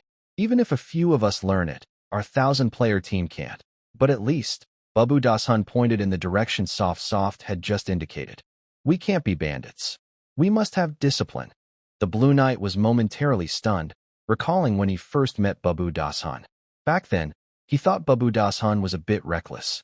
But it turned out he was very sharp and could get to the heart of the problem. Yes, discipline. They were overthinking how to wake up the divine artilleryman. First, all actions follow commands. Second, don't steal from the people. Maybe it's not as complicated as they thought. Got it, Crazy Brother said with bright eyes. We were overthinking it. Knight. Crazy Brother looked at the Blue Knight. You're the commander. Set the rules. The Blue Knight took a deep breath and looked at the sky. It was dusk now, and the steam from the Dadu River rose cold and sharp. According to normal game logic, they should sneak around at night. But he made what seemed like the most time-wasting, unreasonable decision. 15 hours left, The Blue Knight glanced at the game countdown. Tomorrow morning, we must launch the main attack or the mission fails. But tonight, we don't scout. Then what do we do?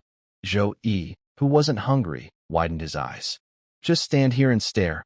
The Blue Knight pointed to the muddy, cow dung and ice shard mixed ground at the village entrance. Practice sleeping. Huh. Everyone was confused. Tonight, everyone, the Blue Knight explained. No entering the village, no knocking on doors, no staying overnight. Just sleep on the muddy ground at the village entrance. Anyone who disturbs the village, even just to ask for water, kick them out of the team. Crazy Brother grinned, smiling strangely, with a sense of inexplicable excitement. All right, Crazy Brother said, pulling at his gun. I like this job. He turned and strode onto the highest large green stone. Facing the over 1,000 players still excited about receiving money and whispering among themselves, Crazy Brother suddenly pulled the bolt. Click. The crisp sound of metal hitting echoed across the riverbank. Everyone shut the up. 1,000 players suddenly fell silent, and all looked at Brother Crazy. I know many of you came for the money, and some for old squad leader, or just for the nostalgia. Brother Crazy raised his gun, pointing it at the sky, but his eyes scanned everyone like a wolf. Those wanting money, those aiming for a first clear, or those who want to brag later about crossing the Dadu River with us. Now listen to my command. He pointed to the cold, dirty, foul-smelling village entrance mud. Everyone, tonight, you all sleep right there in that mud. If anyone dares step into the village, I'll shoot the first one. The players immediately exploded with chatter. Whoa, Brother Crazy, are you serious? That's just mud. I looked earlier, it's all cow dung and mud. How are we supposed to sleep there? Exactly, there's a village nearby. Even borrowing a place from NPCs would be better. It's below freezing tonight. People could freeze to death. This game's pain system, even at the lowest setting, makes everything wet and cold. Real history difficulty is really tough. Voices of complaint rose among the crowd. After all, it's just a game. Even though Luo's game emphasizes realism, players are still players. They find it exciting to rush through gunfire and danger. But making them suffer in cold mud without any fighting? That hits the casual player limit. Some troublemakers even started walking toward the village. Fine, I'll sleep somewhere else. I'll find a haystack in the village. As long as I don't kill NPCs, it's fine, right? Bang! A gunshot. The dirt at the player's feet exploded, splattering mud on his pants. Early morning, leaning against a crooked tree, his rifle still faintly smoking. He barely opened his eyes, looking half asleep, lazily yawning. Take one more step forward, and I'll shoot you in the head. His voice was quiet but carried the cold professionalism of a seasoned player. The player's face turned pale with fear, frozen in place, not daring to move. What's wrong? Too little money? Luo Lolo stepped forward. As the treasurer of the team, she knows that for these makeshift players, talking about feelings or discipline is pointless. Only money matters. It's the most real. Liluo directly opened the regional chat, and the pinned golden message flashed again, blinding everyone. Player, Liluo, now I have an extra request. Camp at the village entrance without disturbing others. Each person who does this gets an extra 500. If anyone sneaks into the village. Liluo paused, her tone showing a casual contempt. Anyone who breaks the rules and causes everyone to miss the first clear reward. I want to know who will compensate for the loss of these 1,000 people. As soon as she said this, players who had wanted to cause trouble suddenly felt a chill down their spines. This isn't just about money. If it causes the whole team of 1,000 people to miss out on their rewards, without her lifting a finger, the 999 brothers around her, eager for the money, could tear him apart alive. Sleep. It's just sleeping on the ground, right? I used to queue for graphics cards, and even slept in the snow. For Brother Kwong. For the first clear. 4. Cough cough. For 500 bucks. Everyone stop pushing. Queue up and sleep. Anyone who dares enter the village, I'll be mad at them. Night deepened. The wind from the Dadu River felt like it was cutting. At the ruined village entrance, nearly 1,000 players were packed tightly. Some curled up, some back-to-back, lying under eaves or on muddy ground along the street. To avoid blocking the way, they even consciously left a narrow path in the middle for one person to pass. Most were still quietly complaining and shivering. But no one knocked on the locked door. No one kicked the drafty window. not because they didn't want to, but because they dared not. Meanwhile, Zhou Bu, a foodie with serious road rage and anger issues, was crouched in a corner, clutching a dry, hard black bun that the system had given him, as hard as a stone. He was hungry, so hungry that it felt like a hand was scratching inside his stomach. At this moment, a player nearby was sneakingly pulling out a wild chicken he had caught from somewhere, trying to secretly start a fire and roast it. Zhou Bu's eyes instantly turned red, not from hunger, but from anger. He suddenly jumped up, quickly rushing over in 3 steps, and knocked the flint out of the other player's hand. "What the heck are you doing?" The player was startled. "Who told you to catch chickens?" Zhou Bu, not a foodie, growled softly, spitting saliva onto the person's face. "This is a local farmer's chicken. It's just a chicken. It's data," the player replied. "To with your data."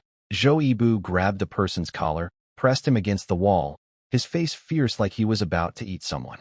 Brother Kwong said, "Don't take a single needle or thread from the crowd. Is this chicken yours? Did the system send it? Put it back. Otherwise, even if the rich lady doesn't deduct your money, I'll break your legs." The player was so scared by his madness that he stammered and returned the clucking chicken. Zhou Bu, angry, sat back down and looked at the black bread in his hand. He bit into it hard, feeling his teeth ache. "After we clear this level, I want to eat 10 family buckets," he cursed while swallowing the bread, tears almost choking him. If only the village wasn't so remote that guns couldn't be used, afraid of disturbing the villagers. With his temper, he wouldn't be complaining at all. Not far away, Yin Danhong remained silent. This guy was a quiet type.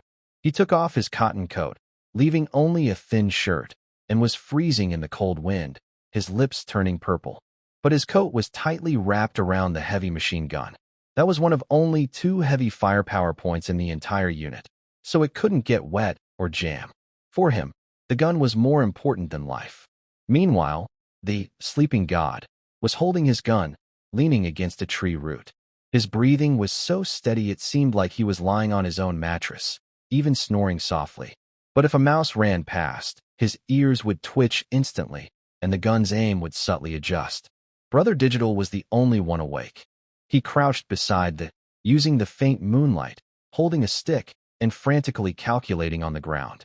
Wind speed level 4, correction value 0.3. No, wait, considering the rising air over the river, at another 0.1.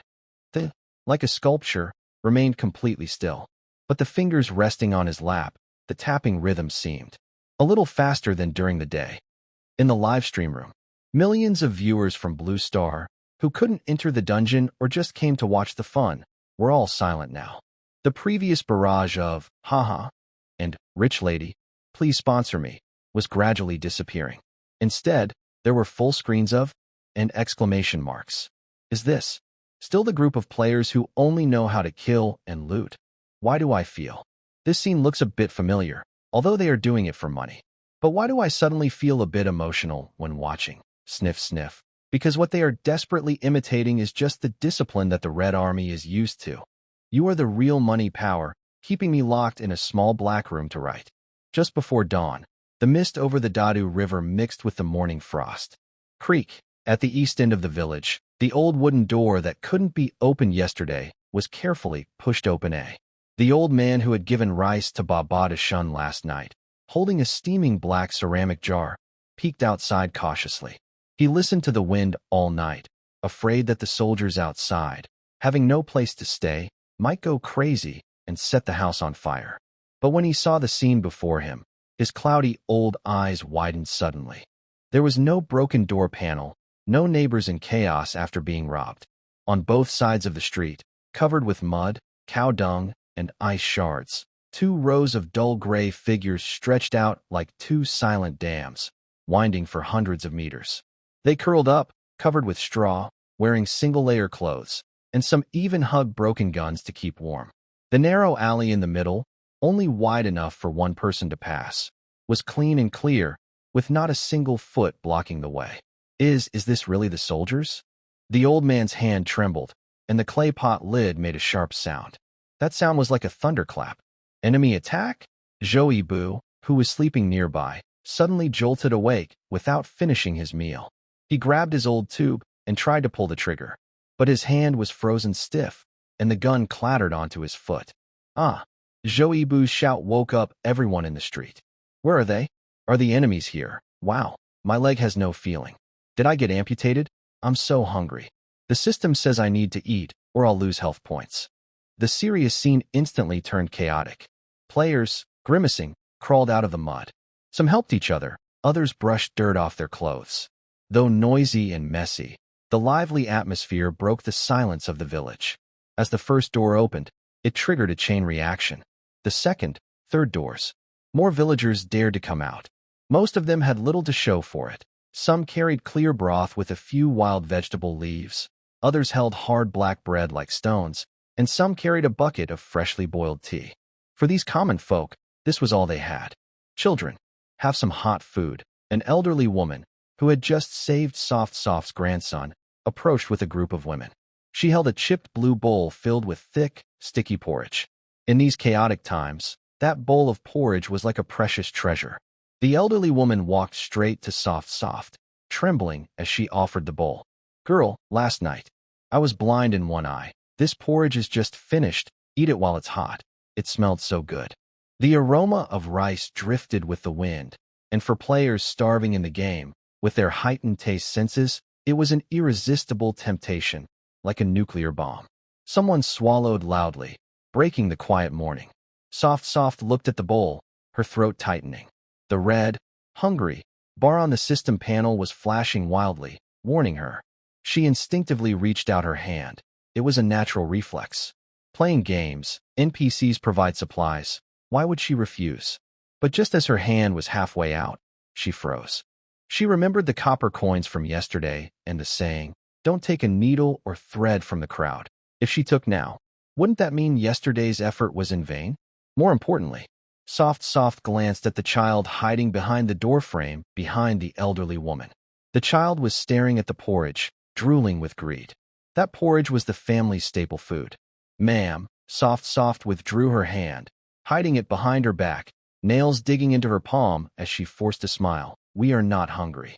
See, we have dry food. To prove her point, Soft took out a hard, black flatbread from her pocket, pretending to take a bite, almost breaking her front tooth. Yes, we have food. Nearby, Zhou Yi, who wasn't eating, was drooling and nodding wildly. He slapped his thigh hard, trying to suppress his craving. Ma'am, you keep the food. We are disciplined soldiers. We can't take things from ordinary people for free. The comments in the live stream exploded. Wow, is that Zhou Yi, who would chase me across 3 maps just to grab an airdrop? Tears, everyone. Is this the legendary, because it rained, so I want to share my umbrella? Stop the sentimental stuff up there. Look at Zhou Yi's hands trembling. Are they hungry or just craving? The villagers didn't care about these details. All they knew was that these soldiers didn't disturb their homes last night. They treated the children's illnesses without asking for money, and now they wouldn't even eat a hot meal. People's hearts are made of flesh. Who cares about discipline or not? The hot-tempered old man was upset, slamming the soup bucket onto the ground, splashing mud everywhere. If they don't eat, they look down on us. They think we're poor. Exactly. How can we let benefactors go hungry? Take it. You must take it. The villagers were honest and straightforward, immediately reaching out. A few women surrounded Zhou Yi, stuffing steaming roasted sweet potatoes into his arms. The elderly woman even grabbed Soft's hand, insisting on feeding her the porridge. The scene quickly got out of control. This time, it wasn't players attacking NPCs, but NPCs surrounding players. Stop. Don't hurt him. Wow, this sweet potato is so hot. I won't eat it. I really can't eat it. Amidst the chaos, someone spoke up. Everyone, stop fighting. Brother Kwong stepped forward and separated the crowd. He looked at the villagers eager to repay kindness and at the players who were starving but still trying to hold back. He took a deep breath, then turned to Soft, paper and pen. Huh? Oh, Soft quickly took out a crumpled little notebook and a half-used pencil from a treasure-like first aid kit. Brother Kwong took the paper and pen without hesitation and quickly wrote a few lines. His movements were rough but serious. Rip. He tore the paper and handed it to the old man leading the group. Grandpa, Brother Kwong's voice was deep, we'll eat this meal. But let's be clear, he added, this isn't charity. This is an IOU. He pointed to the note, which was written crookedly, Red Army Vanguard, borrowing 1 bowl of rice porridge, 3 sweet potatoes, and a barrel of soup from the villagers. After crossing to the other side, we will repay double with the spoils. Signed, Brother Kwong, we're broke now, no money in our pockets. Brother Kwong grinned, pointing behind him to the roaring Dadu River. But as long as we cross this river, as long as we're not dead yet, this debt, the Red Army, we accept it. The old man held the light paper, trembling even more. He couldn't read many words, but he recognized the 5-pointed star drawn in the corner. That was a promise heavier than the ocean. Eat. Everyone, eat. Brother Kwong turned around and shouted at the impatient players, what the villagers gave us, don't waste it. Eat your fill so you'll have the strength to fight. Yes, the shouts echoed loudly. Finally, the players stopped holding back and started gobbling down their food. That simple bowl of rice porridge and the earthy-tasting sweet potatoes tasted better than any feast they had ever had in real life. Because eating this meal is about more than just carbohydrates. It also involves something called dignity. Not far away, by the riverbank, there sat the divine artilleryman, as still as a sculpture, completely unresponsive to the outside world since the start of the mission. At this moment, as the morning breeze brought laughter and the smell of rice, his neck suddenly. The divine artilleryman slowly turned his head. For the first time, his bloodshot, hollow, lifeless eyes focused. He looked at the wild brother surrounded by villagers, then at the soft girl feeding the children. His fingers, which had been tapping on his lap, stopped. Then, that hand, rough with calluses and smelling of gunpowder, slowly lowered, as if reaching for the cold mortar tube beside him. After eating and drinking enough, they sat on a bare, large blue stone washed clean by the river. The Blue Knight held a piece of charred wood in his hand and drew rough lines on the stone's surface. Brothers, the situation is very bad. His voice sounded tired from staying up late. He sharply pointed at the curve representing the river. Brother number 2 has just calculated that we are facing 3 deadlocks. First, the current deadlock. The Dadu River is in flood season, with a flow rate over 4.5 meters per second. Second, the firepower deadlock. The Blue Knight drew a circle and then a cross on the opposite side. On the other side, that bunker, combined with the machine gun positions on the flanks, forms an absolute crossfire net. And our landing point. He pointed to a small, pale gravel beach on the opposite bank. There's no cover here. Even if the boat can land, it's just a sitting target. The third and deadliest, vehicle deadlock. The Blue Knight threw the charcoal onto the stone, sparks flying. We're upstream, and there's only that one boat. This broken boat can carry fewer than 20 people at a time. Even if we're all sharpshooters, even if we're willing to risk our lives, the boat has a limit. What's more dangerous is, his gaze swept across everyone. We have no boatmen, and no one here knows how to row in this ghostly place. As soon as he finished, the whole scene fell into complete silence. I can paddle a kayak. A player timidly raised his hand. That's useless. A big brother who does outdoor sports in real life immediately shot him down. With these waves and whirlpools, not only a kayak, even a motorboat would flip. Only those who understand this river's temperament can handle it. So what do? Wait to die? Or restart the game? Restart? No way. The dungeon countdown still has 4 hours. Anxiety spread among the crowd. The morale built from that bowl of porridge suddenly felt fragile. Let's find someone from our hometown. At this moment, Babu Das Han, who had been crouching at Brother Kwong's feet tying his leg, suddenly stood up. If we don't know how, then the locals definitely do. People who grew up by this river should be good at navigating the waters. Babu Das Han pointed to the village behind him, still emitting smoke from cooking. That bowl of porridge you just drank, the locals no longer see us as bandits. We should ask for help. As long as we're sincere, I don't believe no one will help. Yeah, we are now the righteous and benevolent team. Let's go. To see the village chief, a few minutes later. Brother Kwong, soft, Babu Das Han, and the Blue Knight surrounded the old man who had once delivered rice to Babu Das Han. After hearing their request, the old man's kind face suddenly fell, and his hands trembled holding his pipe. Children, it's not that we won't help, the old man sighed. his cloudy eyes full of fear. This river, it's like a tiger's mouth that eats people. At this time of year in previous years, we wouldn't dare to sail. And the village boatmen have long run away. Run away? Brother Kwong frowned. The dungeon had only been open for a short time, yet it had already changed so much. The dungeon designed by old thief Luo clearly wasn't the same after a reset. Everyone's afraid of the soldiers over there. The old man pointed across the river. A few days ago, they drafted villagers, took the strong men to build bunkers and carry ammunition. If anyone disobeyed, they were shot and thrown into the river to feed the fish. The remaining young men don't dare to show themselves anymore. Brother Kwong's heart sank. In this parallel world, the violence of warlords has made ordinary people deeply afraid of and distrustful toward anyone in uniform. Even a small act of kindness, like sharing a bowl of porridge, isn't enough to make them risk their lives. After all, this is the difficult challenge created by the players themselves, and now it's up to the Wild Brothers to pay the price. If they had come earlier to explore, things wouldn't have turned out this way. There's really no way, softly biting her lip, her voice trembling. The old man looked at the anxious young people and finally couldn't bear to see them suffer. He hesitated for a moment, then lowered his voice and pointed to the misty reed marsh upstream. If you truly want to cross the river, there's only one hope. In that reed marsh, there's a man called Shuai Bazi. He's the best boatman in 10 miles around, known as the adopted son of the river god. Once he's willing to come out of hiding, the river will be open, and he dares to cross it. But the old man paused, his face turning grim. This man has a strange temper and won't listen to persuasion. Most importantly, he hates soldiers the most right now. Upstream, the reed marsh. The wind here is colder than at the ferry crossing, ing through the yellowed reeds and making a sound like ghostly wails. The muddy ground beneath is black and foul-smelling. Every step sinks into the mud, and when pulled out, it makes a sound that's hard to bear. Wild Brother walks at the front, softly, and Babu Dashan follow closely behind. To show good faith, they only brought small guns and kept the intimidating big sword on their backs.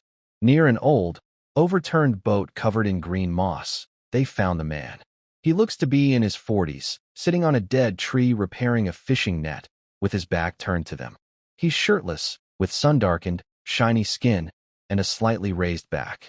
He's been a boatman for years, with well-defined muscles that aren't exaggerated but full of power. He also has a pipe in his mouth, unlit. Even when he hears their footsteps, he doesn't turn his head. Master Shuaibaji? Babu Dashan steps forward. Though rough, he tries to sound polite. We are from the Red Army, and we'd like to ask for your help. There was only one word. The sound was not loud, but it felt like two stones crashing together, cold and harsh. Baba Dashan was stunned and wanted to explain. Master, I said, get out. Shuaibazi finally turned around.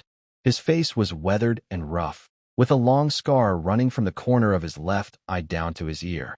He looked indifferent, threw the shuttle onto the ground, and stood up. The pressure was so strong that even boxing champ Baba Dashan instinctively took a half-step back. The river is flooding, and there's gunfire everywhere. That's a death sentence. Shuaibazi took down his pipe, tapped it against the boat's side with a loud bang, knocking off a layer of ash. Our lives are also lives. We won't be cannon fodder for any team. Uncle, Ruan couldn't hold back and stepped forward eagerly. We're different. We fight so that no one dares to bully you in the future. For the future, Shuaibazi sneered. That's what the last group of soldiers said too. Shuaibazi pointed at the muddy Dadu River. And what happened? When they reached the middle of the river, to block the bullets, my brothers had to stand in front. My brothers' bodies are still rotting downstream, and their bones are incomplete. Shuaibazi stared hard at Ruan's anxious face, then looked at Kwang Ji's tattered military uniform. In my eyes, anyone wearing that kind of skin is just the same. As long as you're on the boat, that's your life-saving charm, but it's also our death sentence. Before I make a move, get out of these reeds, or don't blame me if my spear gets out of control. After speaking, Shuaibazi turned to leave. Clearly, the hatred built up from these bloody lessons couldn't be broken by a few passionate slogans or empty promises. Stop! Kwang Gu suddenly shouted loudly. He stepped forward twice and stood directly behind Shuaibazi, reaching for his waist.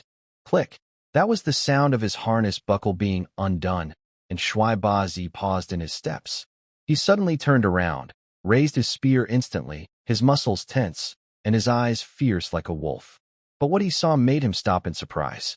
Brother Kwong had thrown the armed belt, full of grenades and bullet pouches, along with the pistol at his waist, into the stinky, rotten mud. At this close distance, throwing the gun was like risking his life. Brother Kwong stood there empty-handed, looking straight at Shuai Bazi's hostile eyes. "You're right, that's a death sentence. The fortress is right across, and the machine gun is aiming at the river. Whoever gets on the boat is a target, and they should be ready to meet their end." Shuai Baji's grip on the spear loosened a little, but his eyes stayed alert. He didn't understand what this soldier was planning. "So, we have a rule." Brother Kwong pointed at himself and then at Ruan and Baba Dasan behind him. "If we need to cross the river, when we reach the middle and bullets start flying, we soldiers will stand up and block them. If the boat leaks or sinks, we will jump off first to lighten the load and support the boat and river." Brother Kwong moved one step forward, ignoring the sharp spear. "Shuai Baji, listen carefully. If the first boat and all of us die, you turn back. No need to make a second trip or fish out the bodies. Our Red Army has a rule. No civilians are sacrificed with us. If we're going to die, we die up front." His words weren't fancy or poetic, just plain talk. But the smell of blood and the firm resolve in every word made Shuai Bazi, a tough man who had been through many storms in the river, blink hard. He wasn't afraid of being tough or ruthless, but he was afraid of this reckless kind of bravery. And this reckless bravery was meant to keep them alive. "Uncle," Ruan added from behind, "that morning's porridge, we're keeping track of the bill. We crossed the river not for anything else, but to break through and clear the way, so that in the future, no one dares to use you as cannon fodder, and you can fish or farm whenever you want." Ruan pointed to the red star on his hat. "As long as that star is there, we have to die before you." He wanted to sneer coldly, but he couldn't help but fall silent. He looked at these three young soldiers, who didn't seem to have the usual greed, cruelty, or cunning in their eyes. Their eyes looked strange, a bit silly, but they shone brightly, like fire. After a full minute, he slowly lowered his spear. He picked up his pipe and tucked it into his shiny leather belt. He looked up, took a deep breath of the cold, fishy air. "You stubborn fools." Suddenly, he cursed, his voice trembling with a fierce spirit. "Fine, I'll trust you this time. The Dadu River is like the tears of heaven, and it's not up to that yin guy to decide." He then put his finger in his mouth. A sharp, high-pitched whistle suddenly broke the silence of the reed marsh. The surrounding reeds and muddy pits, which seemed empty before, suddenly moved. Splash, splash. 7 strong men, like black eels, emerged from hiding.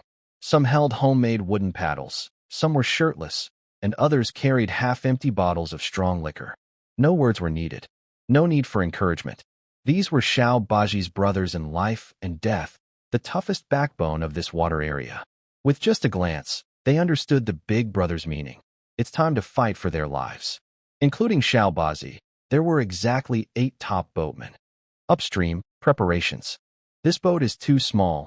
Xiao Baji looked at the only usable boat. "The waterline is right there. It'll flip with one wave."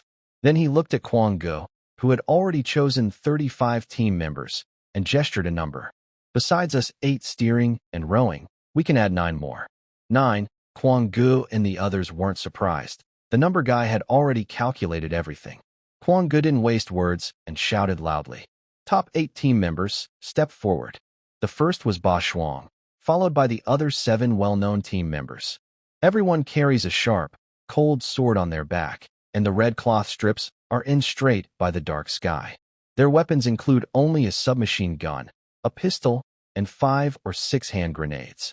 The leader squints, looks over the 9 people, and says nothing about risking death. He turns and jumps onto the stern of the boat. "Get on board." "Yes." 9 figures, full of fierce determination, leap into the small boat. At the same time, the Blue Knight, who received a message on the regional channel, takes a deep breath. Because they wasted a night and still couldn't wake the artillery expert, the chances for Brother Kwong and the others are very slim. Not to mention, they prepared 4 groups of attackers, but whether the first group can cross the river is uncertain. They have no other choice and no way back, so they must prepare for battle on all fronts. Team ready, machine gun team ready. Commands keep coming to the Blue Knight. He glances at the countdown for the mission, less than 3 hours remaining. Start the boat. Let's go. The boatmen shout in unison from their throats.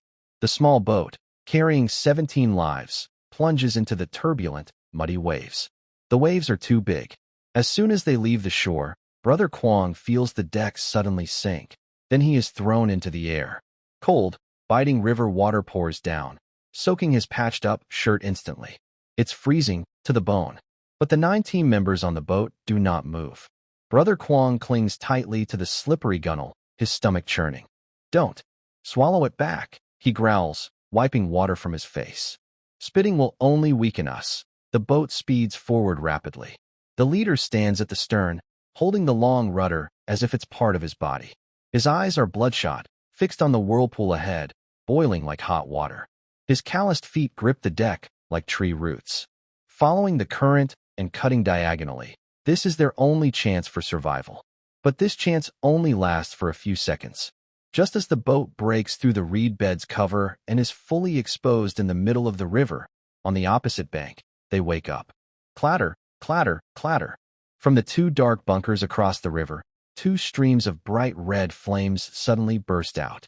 In the middle of the muddy waves, a row of 2-meter-high water jets suddenly shot up.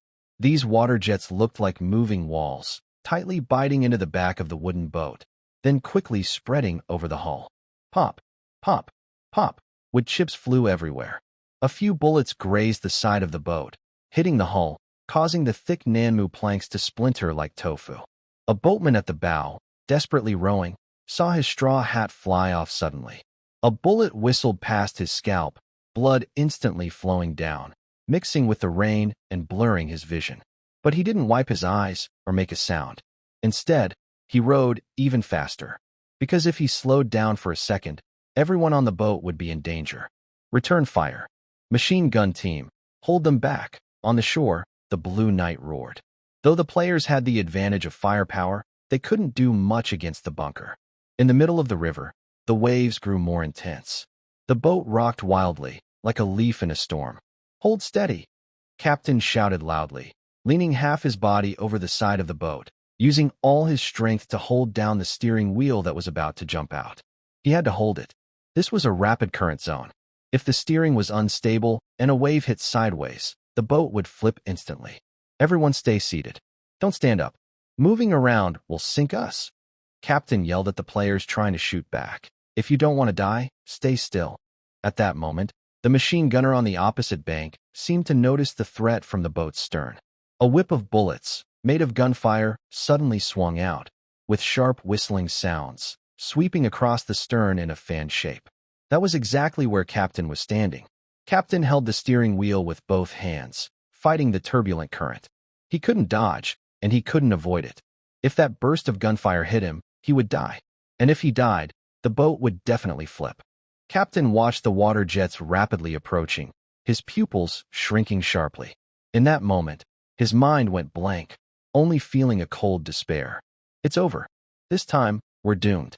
Get up! A furious shout suddenly exploded in Captain's ears. The handsome man suddenly felt a blackness in front of his eyes as a dull, gray figure suddenly leapt up from the boat deck. That person spread his arms wide, like a clumsy bird trying to block a storm, or like a sturdy but not very wide wall. Baba Shun stood straight in front of Shui Ba Zi, blocking the path of the bullets. This man, who usually liked to attack rather than defend when boxing in real life, made the most perfect block of his life at this moment. The sound was dull. 3 bright red blood flowers burst out fiercely from Baba Shun's chest. It was machine gun bullets, with strong force and spinning tearing power, instantly smashing his breastbone and internal organs. Ugh! Baba Shun's body trembled suddenly, and his back slammed heavily into Shui Ba Zi's chest. Shui Ba Zi felt a warm sensation on his face, as blood mixed with broken internal organs splattered onto his face, which was full of wind, frost, and shock. Shui Ba Zi was stunned. He had been sailing on the Dadu River for 30 years, seen drowned ghosts, seen corpses shot by guns. But he had never seen anyone do this before. To save a boatman who was just now cursing them as bandits and soldiers? But the shock was not over yet. At the moment Baba Shun fell, the bullets did not stop. Another figure stood up behind Baba Shun. He used his body to fill the gap left by Baba Shun. They players are afraid of everything, except dying on the charge. Another muffled sound. That player was knocked into the air and fell straight into the rushing river, instantly swallowed by the waves. Then came the third one. It seemed as if the wind paused for a moment. Baba Shun's body was as soft as mud, hanging on the side of the boat, half of his body sticking out of the water, swaying with the boat's movement. He struggled to turn his head, blood foam constantly bubbling from his mouth. Clearly his lungs were shattered. He looked at Shui Ba Zi, whose face was covered in blood, pupils trembling all over. Baba Shun wanted to laugh, but pulling his wound made him grimace in pain. The elders have spoken. Block the bullets. We keep our word. As the words fell, the determined look in 88 Shun finally faded. In just a few seconds, 3 players, 3 lives, 3 walls. Together they stubbornly absorbed all the deadly bullets. On this loud battlefield, Shui Ba Zi felt an eerie silence around him. His hands trembled violently on the steering wheel, his soul trembling. This young man, whom he saw as a bandit, a disaster, even tried to kill with a spear just moments ago. He was the first to risk his life, saving Shui Ba Zi's. A roar burst out. Tears mixed with 88 Shun's blood streamed down Shui Ba Zi's face, carving 2 deep lines. He suddenly kicked the steering wheel, forcing the ship's bow toward the opposite bank. Your ancestors. Row all you can. Even if I have to lose my life in this river, I will send my benefactor ashore. Keep rowing. Don't stop, Brother Kwong shouted without looking back, too afraid to turn around. At this moment, the 5 remaining team members on the boat had instinctively moved into position behind 88 Shun. Those chosen as sharpshooters by Brother Kwong might not have the perseverance to climb snowy mountains or cross grasslands, but they had the courage to block bullets when it mattered. They were like silent bricks, sealing any leaks, taking hits where the bullets came. The boat rocked violently, each surge feeling like a dance on the edge of death. The 2 heavy machine guns in the fortress across the river didn't stop firing just because 3 people had fallen. In fact, their flames grew fiercer. Clack, clack, clack. A few more bullets bit into the boat's side. Wood chips flew, cutting across Kwong's cheek. From the opposite bank, now at mid-range, it was a deadly situation. On the riverbank, the Blue Knight roared. Machine gun team, suppress fire. What about the team? Eagle Eye, early in the morning, can you hit that firing hole? Eagle Eye and De Qing Zhao, who had just opened his sleepy eyes, exchanged a distant glance, both helpless.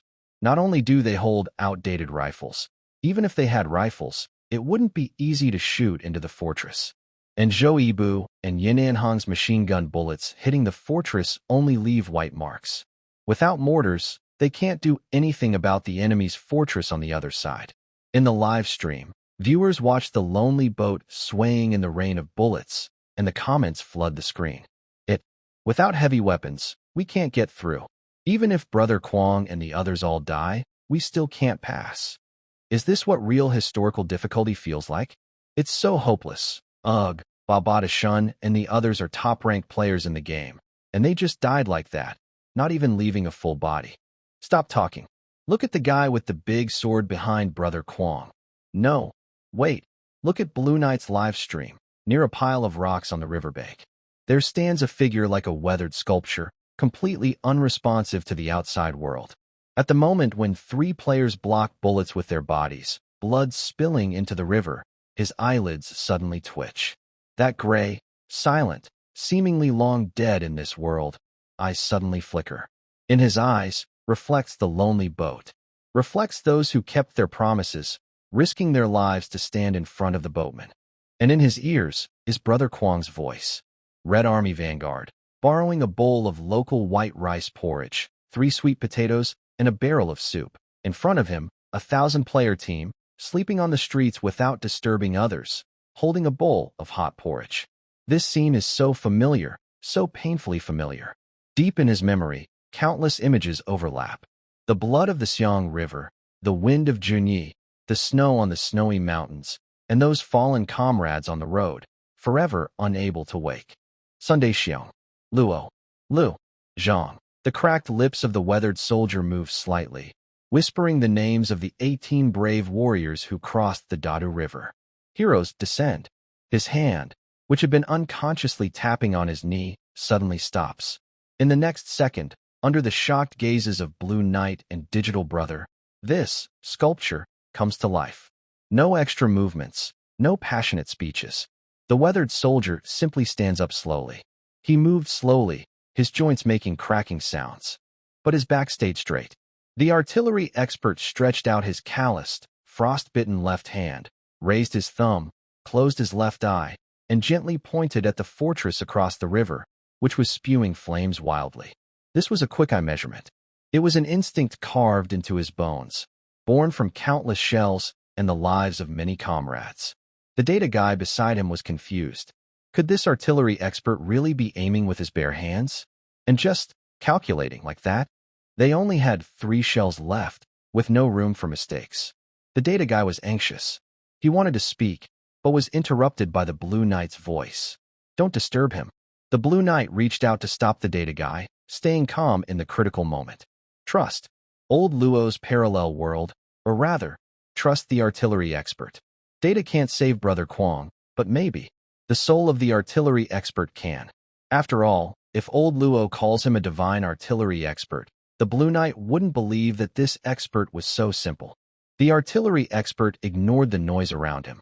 In his world, only the sound of the wind, water, and the fierce roar of machine guns across the river existed. He bent down, grabbing the cold mortar tube from the ground. No seat. No need. No tripod. No need. He squatted, kneeling his right knee on the rocky riverbank, stepping forward with his left leg.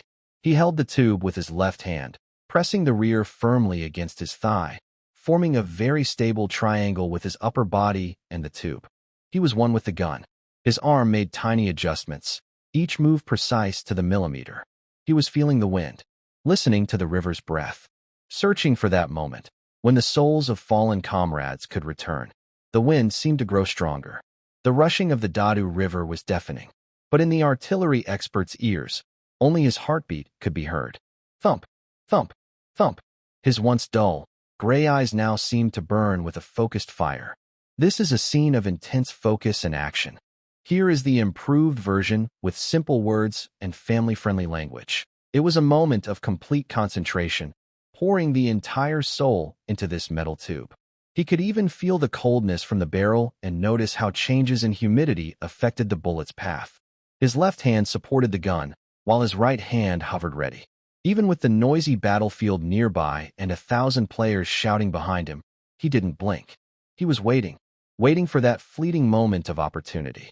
At this moment, in the middle of the river, "Get down!" Brother Kwong shouted angrily, pushing a nearby player onto the boat's floor. Bang! Bang! Bang! A burst of bullets whizzed past, hitting a support beam on the boat. "We can't hold it anymore." The player lying at the front, face pressed against the wet wood, looked desperate. They've changed their ammo. The next wave of fire will be even heavier. Shuai, covered in blood, was desperately steering the boat. Right now, the wooden boat looked like a torn leaf in a storm. But at this critical moment, the skilled shooter's right hand finally moved. He gently placed a bright yellow mortar shell into the barrel. Without hesitation, almost casually, it slipped, hit, and the fuse ignited. Boom! A deep yet sharp sound broke through the noise of gunfire. A cloud of white smoke burst from the barrel. The powerful recoil slammed the gun against the ground, making nearby stones jump. The shooter trembled suddenly, but his iron-like arm stayed steady. A shell shot into the sky, tracing a high arc like an eye, flying toward the other side. It crossed the wide river, avoided the strong wind, and dodged the rushing water vapor. Then, straight as an arrow, it plunged into the enemy's fortress with the firing hull still spewing flames. Boom! A deafening explosion erupted, and the fortress on the other side was apart instantly. The fierce machine gun roared no more. The metal storm that had made everyone hold their breath stopped. For a moment, the world was silent. "Whoa! What?" someone shouted first. Immediately, The entire riverbank and live broadcast area erupted like a volcano. Wow, that was incredible. A perfect shot. Hit the bunker with a mortar. Could it be cheating? Human cannon? Blind shot. No way. The data expert knelt on the ground, staring at the smoking bunker, completely stunned. In front of the divine artilleryman's intuition, the numbers seemed insignificant. The tense blue night finally relaxed. The divine artilleryman truly is a divine shooter. He guessed right. On the boat, Brother Kwong and others suddenly looked up. Brother Kwong looked at the silent bunker across the river, then turned to glance at the lonely figure still kneeling on the distant shore. His eyes instantly turned red. When a divine being awakens, it must be called back with blood. It took the lives of the 8-8 good luck team to awaken this divine artilleryman. Brothers, Brother Kwong wiped the water and blood from his face, his voice choked but loud. Did you see that? Our family is watching us. The divine artilleryman cleared the way for us.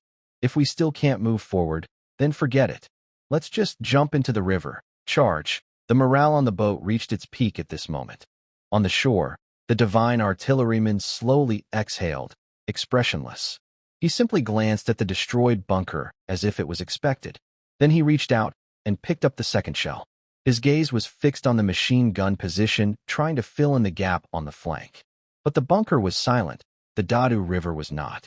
If this natural barrier were so easy to overcome, it wouldn't have been the graveyard for armies with similar fates 72 years ago.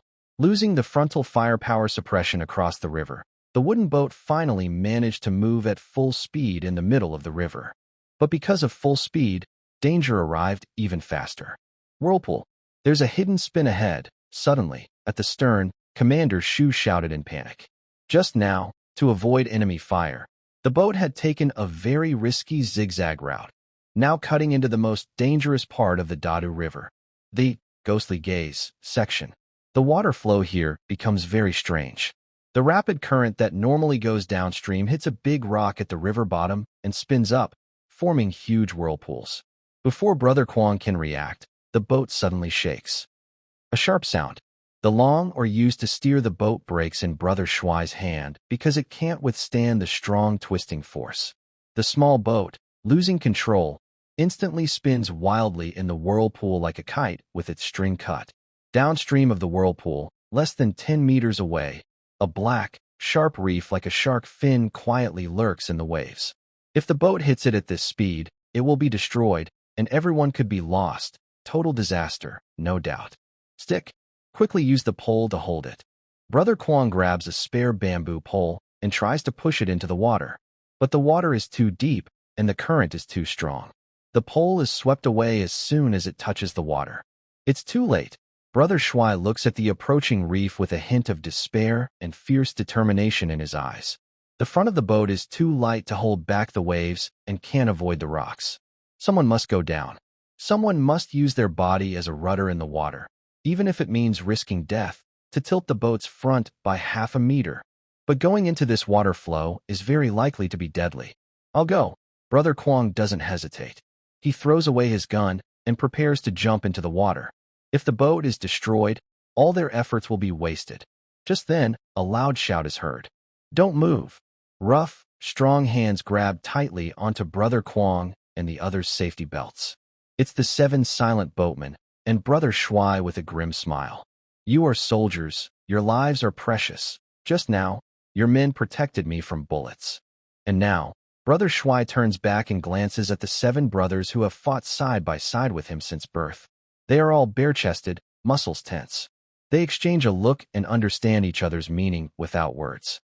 Soldiers can die, but they are not cowards. Let's go for it. The youngest boatman shouts loudly, first to leap into the icy, biting water. Then the second, third, and fourth follow.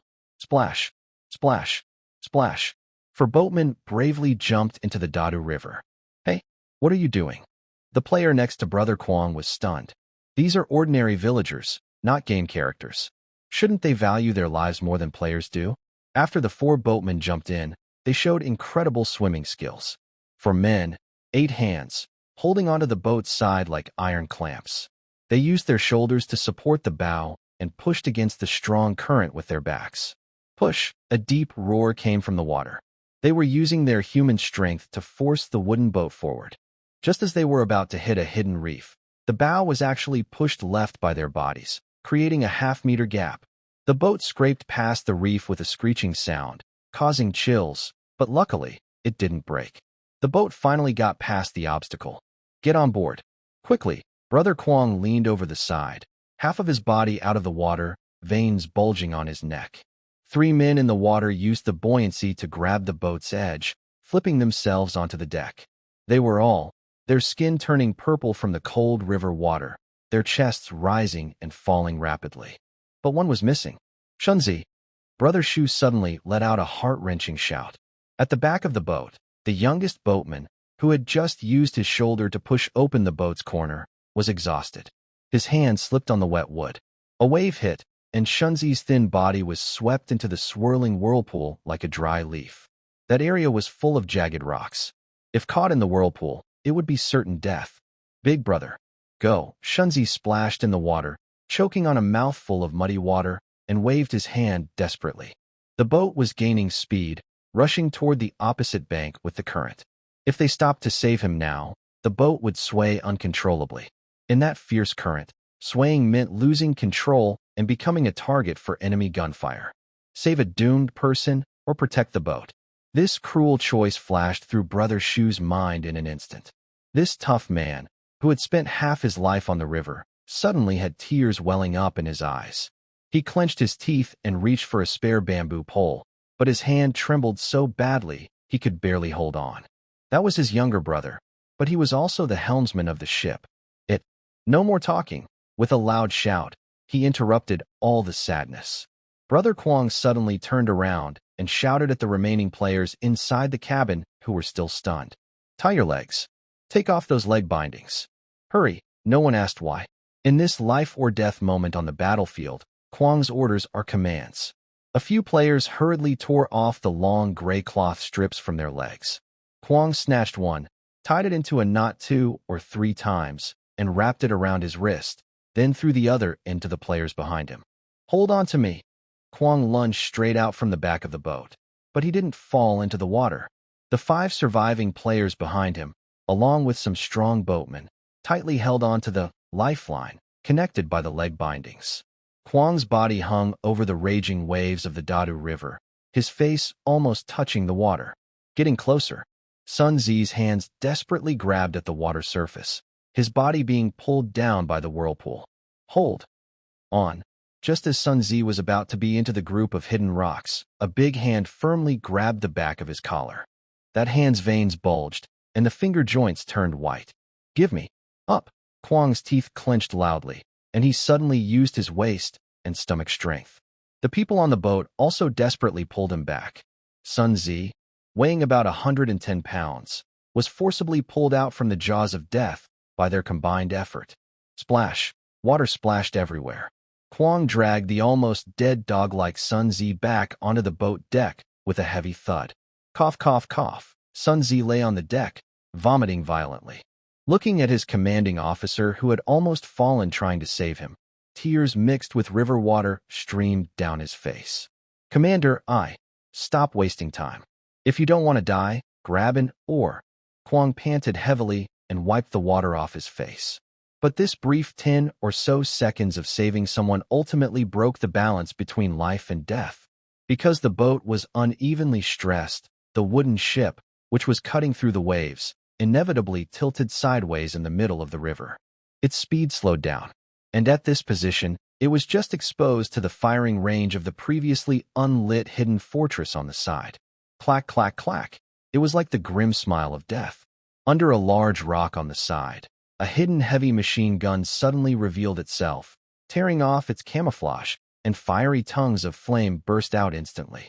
The boat was stranded in the middle of the river, completely exposed as an unprotected target.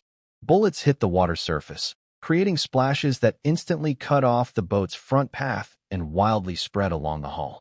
It's over. Shui looked at the deadly fire whip, and his heart instantly turned cold. From this angle and distance, the people on the boat had no way to escape. The live chat was filled with despair. Old Luo, are you human? Is it wrong to save people? What kind of difficult level is this? There are hidden fire points on the side. But at this moment, the sharpshooter suddenly moved. He was waiting for this sneaky fire point, the moment it revealed itself. The sharpshooter's stance was very strange. He didn't use any support. His left hand held the hot barrel, his elbow resting on his knee, palm facing up, like a devout monk begging for alms. It was as if he was bowing in prayer with one hand. This was the sharpshooter's special skill, a shooting stance that risked his life. No base, no scope needed. His body was the mount, his eyes the ruler, and his soul the aiming point. The wind brushed past his ear, carrying the moisture from the Dadu River, slightly leaning west. The sharpshooter's left arm lifted slightly, only about 2 millimeters.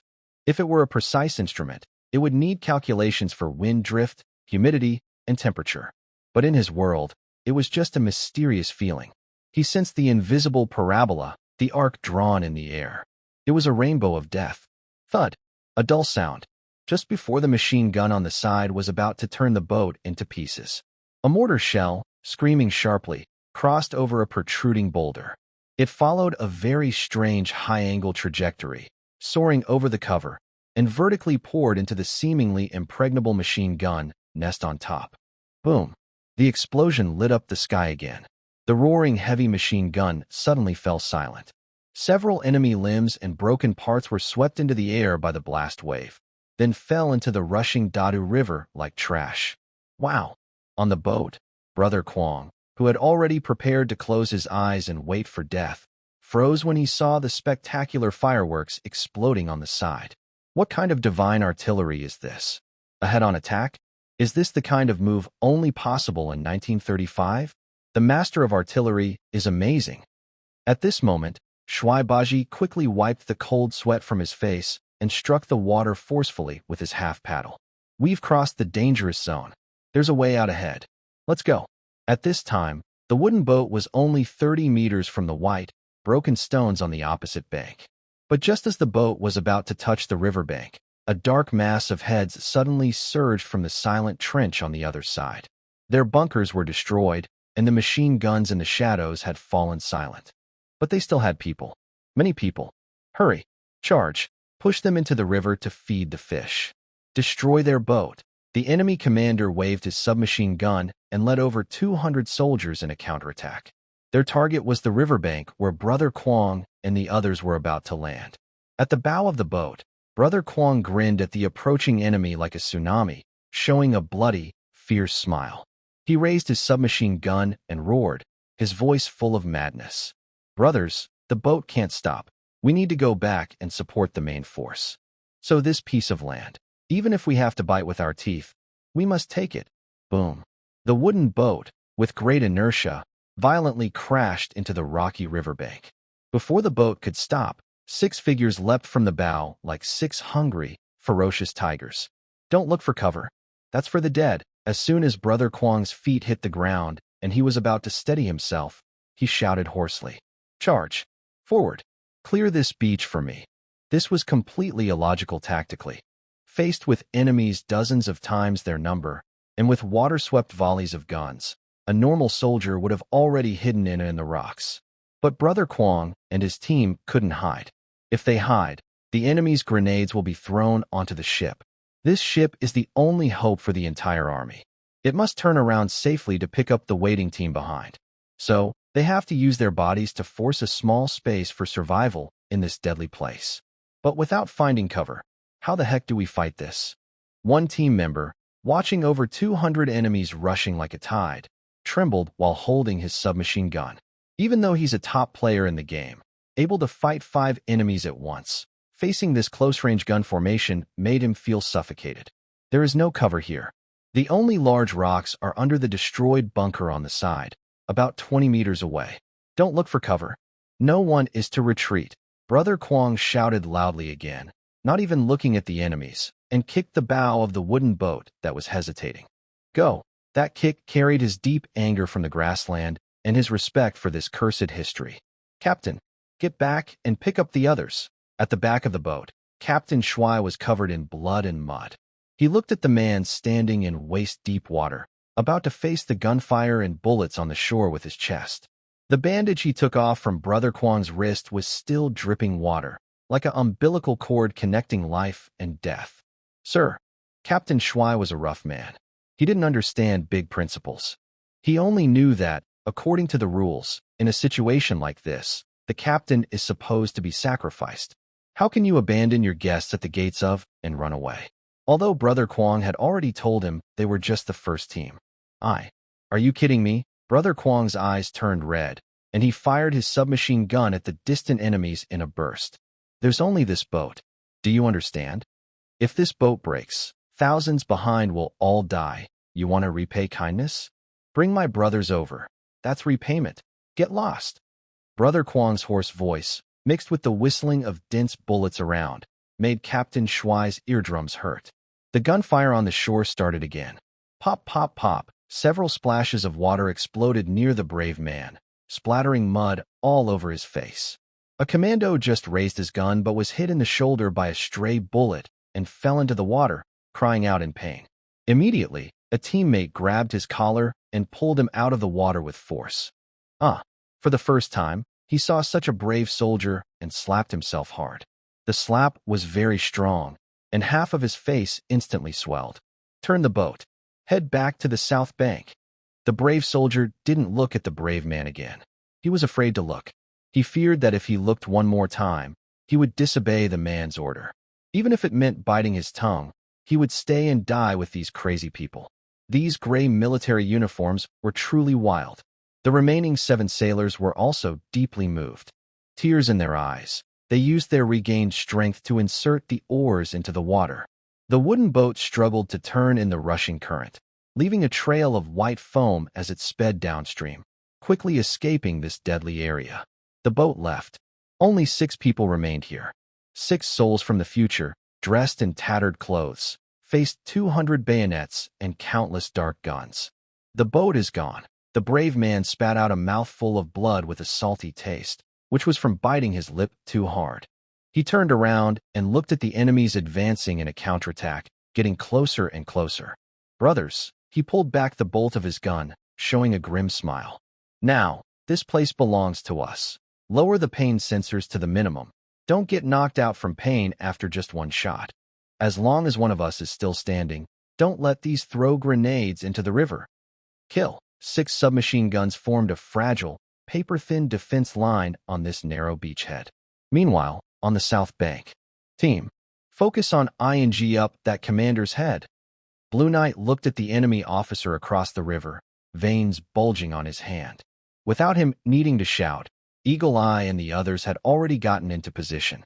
Eagle Eye was lying on a high ground with a clear view, holding an old Hanyang rifle, the stock pressed tightly against his shoulder. In his sight, the enemy officer waving a machine gun across the river was just a tiny moving black dot. Under these conditions, using such an old-fashioned gun to shoot moving targets is almost impossible. But Hawkeye is very steady. His breathing becomes very slow, as if the noisy battlefield around him is far away. Next to him, another teammate is also sniping from a distance, wide awake early in the morning, with only cold, killing intent in his eyes. Click. Both of them pull their triggers almost at the same time. This shows a deep understanding between top players, without needing words. Moreover, they are teammates who have won championships together. Hawkeye aims at the officer's chest.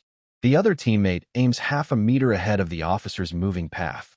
They block the enemy's movement and predict their actions. Bang! Bang! 2 clear gunshots blend into the rushing river sounds, almost inaudible. But the effect is immediate. Across the river, the shouting enemy officer suddenly stiffens. A bullet hits the rock at his feet, causing debris to fly, making him pause instinctively. In that moment, another bullet, like a deadly kiss, precisely pierces his neck, spraying blood and mist. The officer doesn't even grunt, falling down the hillside. Great shot. In the live stream, countless viewers holding their breath suddenly erupt in excitement. Hawkeye has been retired for so long, but his marksmanship is still sharp. That's the quality of a former professional. The early morning shot was perfect. These two are truly from the same team, working together like one person. Stop praising.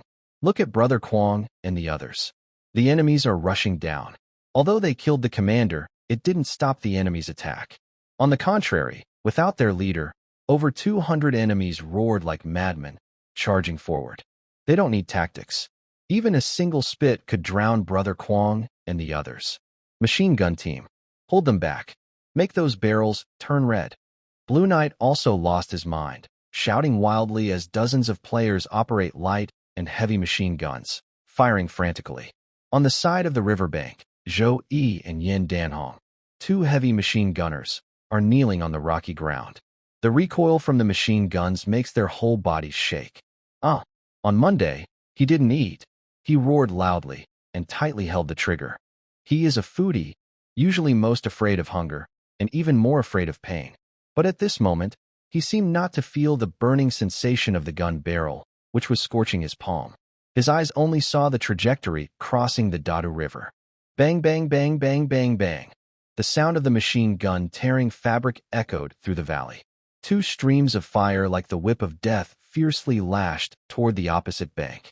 Although the shots were fired across the river and spread over a large area, this dense rain of bullets still caused great psychological pressure on the advancing enemies. Many enemies were hit so hard they couldn't lift their heads, and their charge was temporarily halted. But that was only for a moment. Useless. Too far away. Yan Danhong no longer remained silent, his eyes nearly splitting. The bullets are flying too wildly. They can't cause real damage. After a brief panic, the enemies quickly realized that although the fire on the opposite bank looked fierce, their aim was very poor. Charge forward. There aren't many of them. That boat is about to leave. Throw grenades, someone from the crowd on the other side shouted. Dozens of enemies, using the terrain for cover, had already circled around to the flank, less than 30 meters from the Crazy Brothers. This distance was within grenade-throwing range.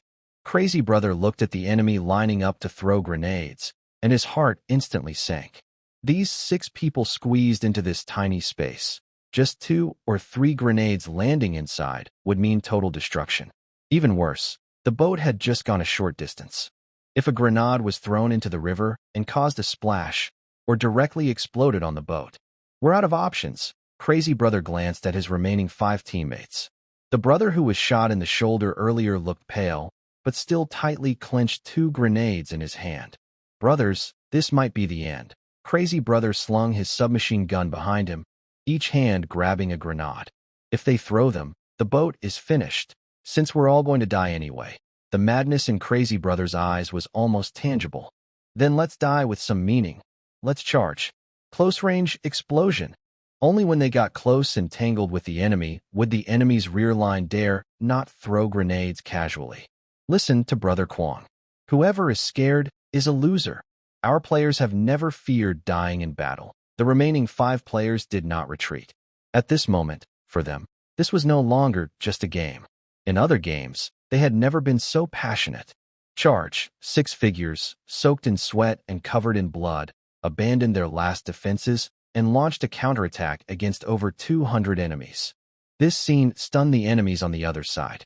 They had fought for many years, seen reckless fighters, but never seen anyone so fearless. 6 people charging into a position of over 200? Are they crazy? In the live stream, the comments had stopped. Everyone stared intently at the screen, their hearts clenched tightly. It was a tragic scene that, even knowing the outcome, was impossible to look away from. But just as Brother Kwong and the others were about to crash into the enemy and trigger the glory explosion, a strange sound suddenly pierced through the noisy battlefield. Whoosh! The sound was sharp, heavy, and commanding. Brother Kwong instinctively looked up. He saw a dark shell flying across the sky overhead.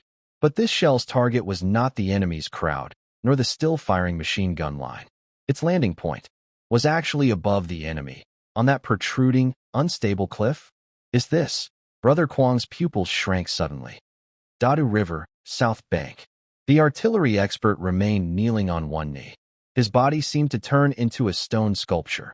Even with the gunfire roaring on the riverbank just moments ago, and the players behind him anxiously jumping, he remained perfectly still. He held the last shell in his hand, the very last one in the entire game. Even the rough iron shell of this grenade still carried the warmth of his palm. In his view, the enemies across the river, including Brother Kwong and others, looked like ants about to be devoured by marching ants. The enemies had already encircled from both sides. Those over 200 enemies were like a tightening clamp, about to crush these 6 scouts into pieces. Even now, if he were to fire the shell into the crowd, he could kill at least 7 or 8 people with one shot, and if lucky, more than 10. But what's the use? The remaining 200 people would still rush forward, cut up Brother Kwong and the others into pieces, and kill the boatman on the Shui Baizi ship, or even up that single boat. This kind of damage wouldn't save anyone or win the battle. The sharpshooter's gaze slowly lifts upward. He looks past the fierce, shouting enemies and beyond the smoky battlefield. His eyes follow the steep mountain terrain, climbing higher and higher. This is the unique landscape of the Dadu River Gorge. The cliffs on both sides are like sharp knives, with layers of rocks weathered over millions of years, now fragile and easily broken. Right above the enemy group, about 30 meters high, there is a protruding rock, like a shaky tusk hanging in midair.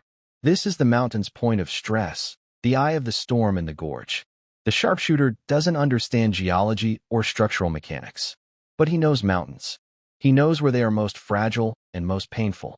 On the long march, with this instinct, he has set up countless bunkers and opened many paths in desperate situations. Today, he plans to use this last shell to gamble big with the heavens. The sharpshooter gently exhales, and his breath turns into a white mist in the cold wind. His left hand slightly adjusts the angle of the barrel. This adjustment is huge. Next to him, Brother Go, the numbers expert, is so shocked he can't speak.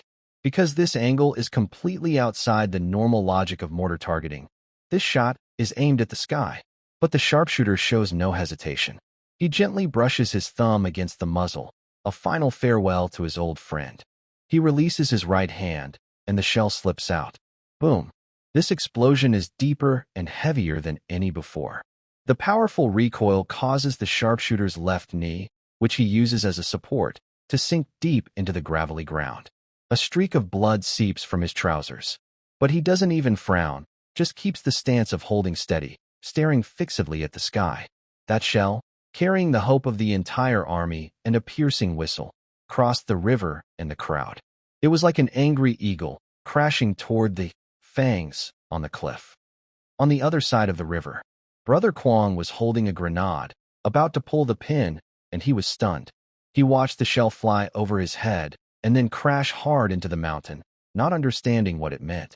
Did it miss? As soon as the thought appeared, it was shattered by a loud, earth-shaking explosion. Boom! That was the sound of a mountain collapsing. The expert artillery shot precisely into in the weathered rock layer. The explosion caused a blast that made a huge stone, about the size of half a basketball court, and the dirt on top of it, scream under the pressure. Then it collapsed. Boom! The sky and earth changed color. A huge cloud of dust shot into the sky, like a gray mushroom cloud rising by the Dadu River. At that moment, over 200 enemies rushing toward Brother Kwong and his team froze in shock. They instinctively stopped and looked up in fear. Suddenly, the sky above turned dark. Countless pieces of stone, dirt, and dead wood, like a landslide, fell down in a torrent. Run! The mountain is collapsing. Heavy artillery. There are heavy guns on the other side. Run! The enemy formation instantly broke apart. This was a fear no human could withstand. In front of divine power, what they called a charge or bravery seemed like a joke. The falling giant stone didn't hit most of the troops directly, but it struck the only winding dirt road. Boom! The ground trembled violently. Brother Kwong and his 5 companions were knocked to the ground, ears ringing, blood flowing from their 7 orifices. But this stone not only cut off the enemy's retreat, but also seemed to form a wall of size, completely separating Brother Kwong and his team from the enemy reinforcements. The shockwave and dust from that moment plunged the entire battlefield into chaos. Cough, cough, cough. After some time, Brother Kwong struggled to crawl out of the dirt. He felt like 2 of his ribs were broken, and each breath was like swallowing a knife. But he immediately reached for his gun. Alive. Count yourself. Brother Kwong's voice was weak. 1, 2, 3. Among the dirt nearby, a group of muddy, grim-faced figures wriggled and got up. Including Brother Kwong, there were 6 people. Besides having perforated eardrums and injuries all over, none of them had died, because they were the farthest from the cliff, right in the blind spot of falling rocks. Meanwhile, the enemy army, originally over 200 strong and full of momentum, they were now in chaos. Some had been killed by falling rocks, others scared and fleeing after falling into the river, and some thought they were under heavy artillery fire and ran in panic. The encirclement, which seemed doomed, was actually broken open by a single shot from the divine artillery operator. Is this even possible? A nearby team member wiped dirt from his face, his eyes wide with fear and excitement. He looked at the collapsed narrow pass and the still rising dust clouds. This isn't a mortar. It's more like a precise explosion, and it's guided. Their 3 shots, all hitting their targets, proved the worth of the so-called divine artillery operator. What was most unbelievable was that this divine artillery operator's mortar didn't even have a proper mount. Brother Kwong spat out blood, then looked toward the south bank. Across the river, through the smoke and dust, he seemed to see that lonely figure kneeling on the riverbank. That figure looked small and weak. But in Brother Kwong's eyes, that figure was wider than the Dadu River and taller than the surrounding mountains. Incredible, Brother Kwong grinned, showing a mouthful of bloody teeth, laughing wildly. This shot was truly amazing. At this moment, the enemy's attack had completely fallen apart. Although there were still some remnants on the mountain, the massive landslide made them think the main force of the Red Army had heavy artillery support. This psychological was even more deadly than killing dozens of soldiers. They no longer dared to charge. They began to retreat and called their leaders to confirm the information. This gave Brother Kwong and the others the most precious moment to breathe. Don't just stand there. Brother Kwong struggled to stand straight.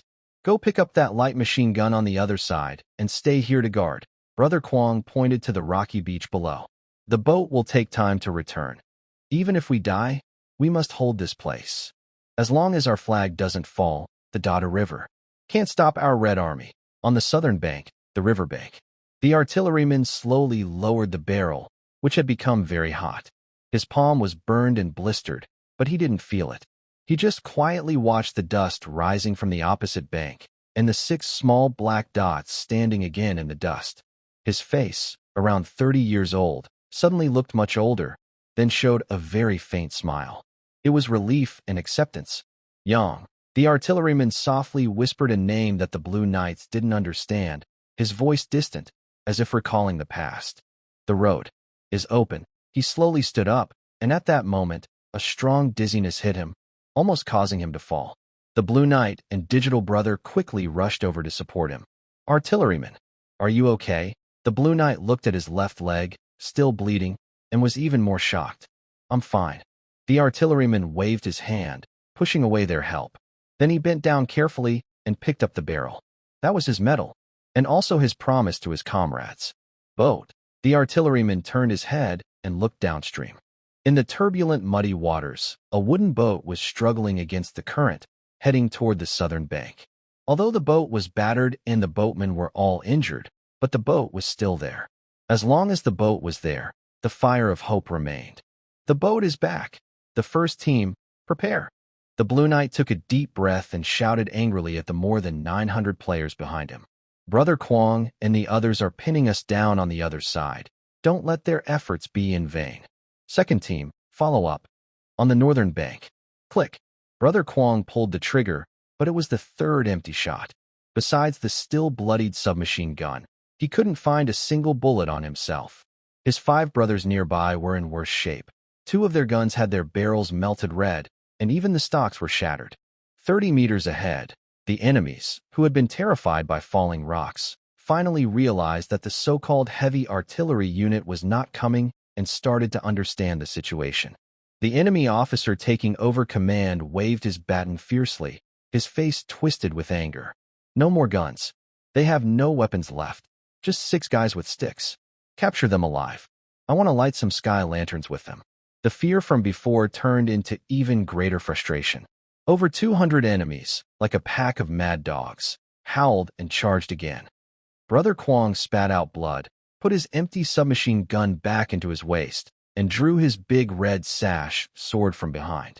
Brothers, Kwang looked at the 5 players breathing heavily beside him. Are you scared? Scared? No. Kwang, I've been wanting to try how this game feels with a big sword for a long time, said a player with the ID Old Black Dew, smiling mischievously. Though his smile looked more like a grimace, he already drew his big sword. Then it settled. Kwang took a deep breath and looked at the rushing crowd. This is just a game. If we die, we can restart. Kwang suddenly raised his sword and shouted his last battle cry on the smoky riverbank. But hey, yo! A synchronized shout suddenly exploded behind Kwang and his friends. The sound was so close, it felt like it was right next to their ears. It was so loud that it even drowned out the roaring waters of the Dadu River. Kwang turned around sharply.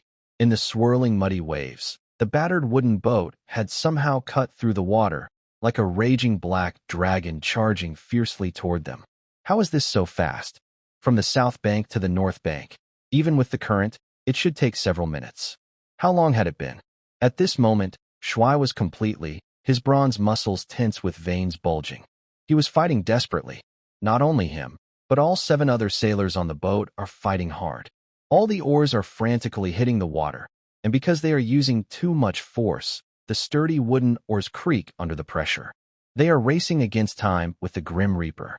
That is, the enemy officer looks at the wooden boat rushing toward him like a cannonball, his pupils suddenly shrinking. He sees 9 fully armed soldiers in gray uniforms standing straight at the bow. 9 people, 18 eyes. There is no fear or nervousness in their eyes, only a suppressed rage about to explode. This game is so frustrating, so tense that they have to use all their strength just to land. So tense that they could only watch helplessly as Baba Shun and others died on the southern bank.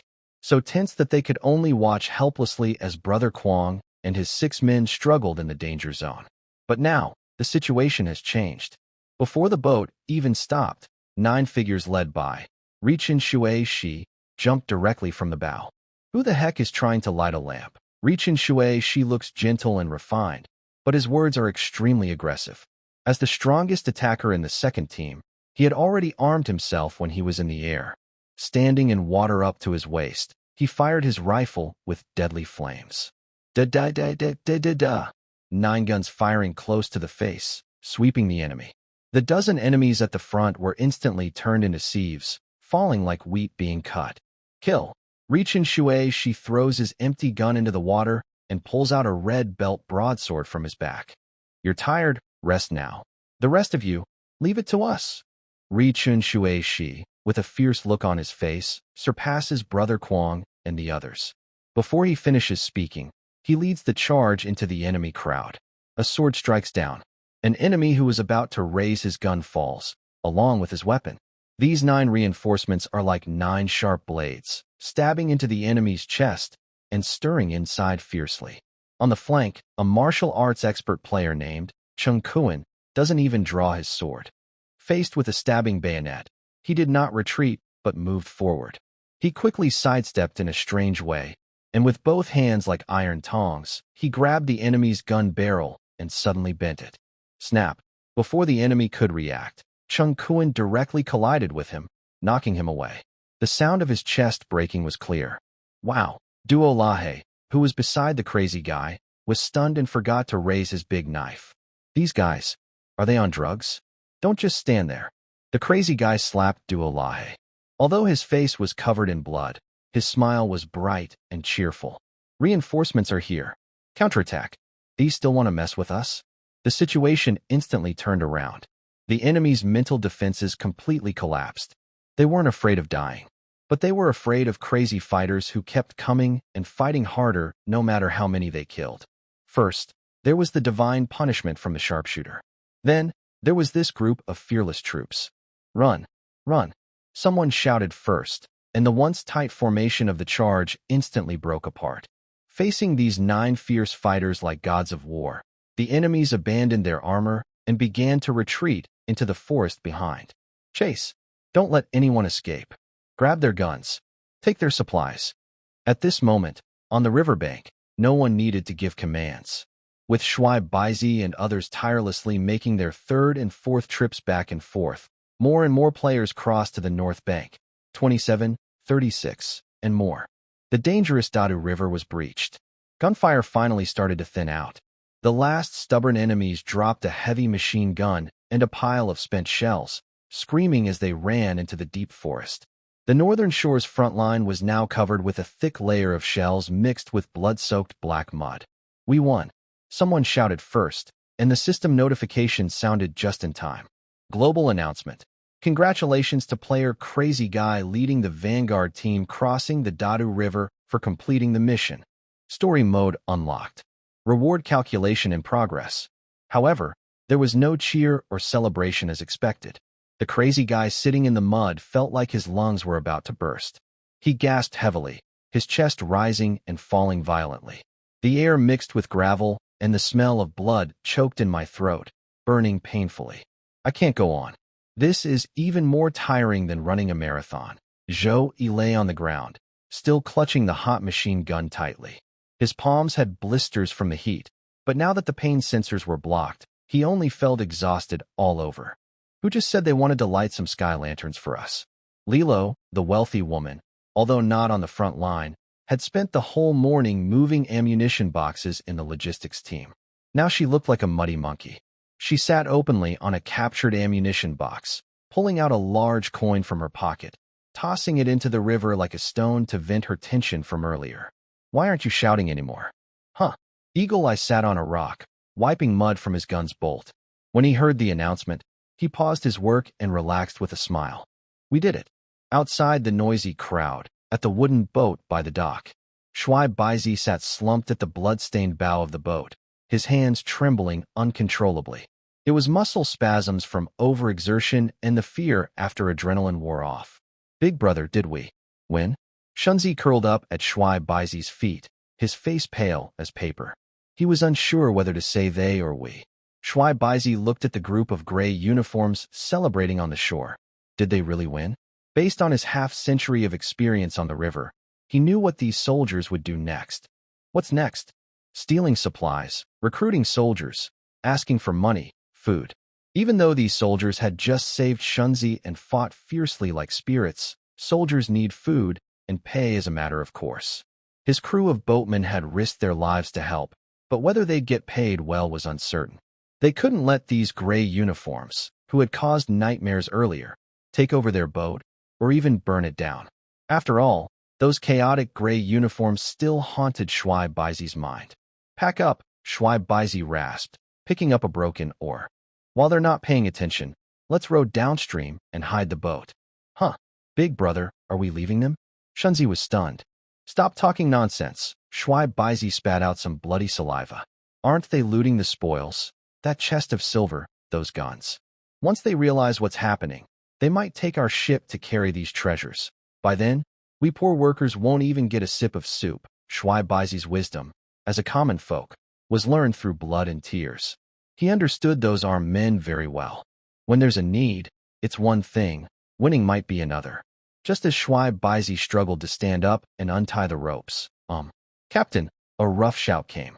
Shui Baizi stiffened and instinctively shielded Shunzi behind him. Out came Kuang Gu, limping from the crowd. His military uniform was torn and dirty, with his left sleeve ripped open, revealing a bleeding arm. His face was covered in black dirt, but his wide mouth showed white teeth, looking a bit frightening. Behind Kuang Gu, Soft followed, along with the emotionless gunner. What made Shui Baizi even more nervous was that behind them, several players were struggling to carry two heavy wooden boxes. Shui Baizi's heart sank. This was a sign they were about to reveal everything. Ch. Chong. Captain, Shui Baizi forced himself to speak, bowing slightly. His posture was straight, but his tone carried some fear. The battle is over, and we're all exhausted. Don't rush to leave. Kuanga stepped quickly to the ship's bow and grabbed Shui Baizi's shoulder. His grip was strong and hot, making Shui Baizi feel scared. Captain, this ship is really our livelihood, Shui Baizi said anxiously. Who the needs your broken ship? Kuanga glared, and then carefully took out something from his inner pocket. Because he had been in the water and sweating from the intense activity, the item was wet and soft. It was a crumpled piece of paper, stained with a dark red bloodstain. Kuanga gently unfolded the paper, revealing an old IOU note. Red Army Vanguard, borrowed a bowl of rice porridge, 3 sweet potatoes, and a barrel of soup from the local folks. Waiting to cross to the other side, we will repay double what we owe. Signed, Brother Kwong. Fellow villager. Brother Kwong waved the nearly torn note in front of Shuaibazi. The wind was strong, and the thin note fluttered loudly, as if it could tear apart at any moment. What is this? Shuaibazi was stunned. This was a IOU left by these people after eating porridge at the village entrance before leaving in the morning. It seemed they borrowed not much, but Brother Kwong and the others had actually borrowed a lot more, all stored with ruan. Taking out a IOU at this moment, the meaning was clear. However, at that time, Shuaibazi heard about this in the reed marsh and just thought it was a joke. Who would borrow money from soldiers and then leave an IOU? Isn't that nonsense? During the fight just now, I kept holding on to this thing, afraid it would get soaked by water. Brother Kwong grinned, a smile that carried a strange mix of foolishness and pride. I said before, interest doubles and must be paid back. If you're a penny short, I'll poke you with a fish spear. After saying this, Brother Kwong suddenly turned around and waved his hand. Bring it up, clang, clang. Thanks to Yim Shadow for the gift of the king. I will add 4,000 words during the day to make up for the update. And then, I really want to cry. The pressure of a 10,000-word update all at once is too much. I've been writing for 10 hours straight. My brain is dizzy. I need a break. I really can't finish the extra update. Oh, clang, clang. 2 dull thuds as the large wooden chest was carried and dropped by the players. Brother Kwong pried open the latch and opened the chest. The not-so-bright sunlight by the Dadu River suddenly gathered together. Shuaibazi and others gasped in shock. A whole chest of silver coins, neatly stacked, gleamed coldly in the sunlight. The shiny silver coins are the hardest truth in this chaotic world. They are the real currency that can make ghosts push mills and people work hard.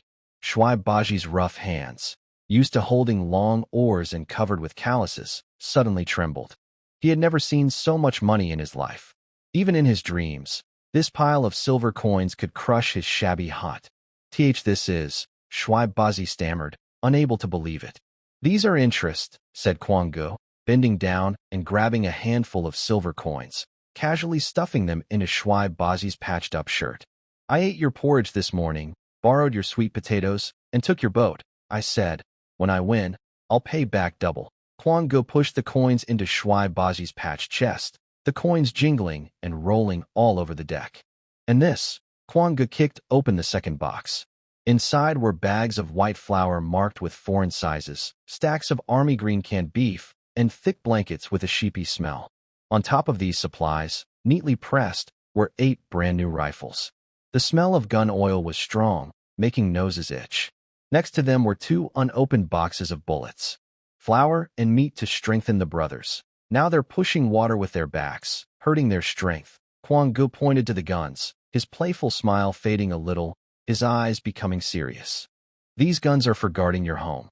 This world is chaotic, with many bandits. With these guns, anyone who dares to bully you again can be reasoned with using these. Shuaibazi was completely stunned. Suanzi was also stunned.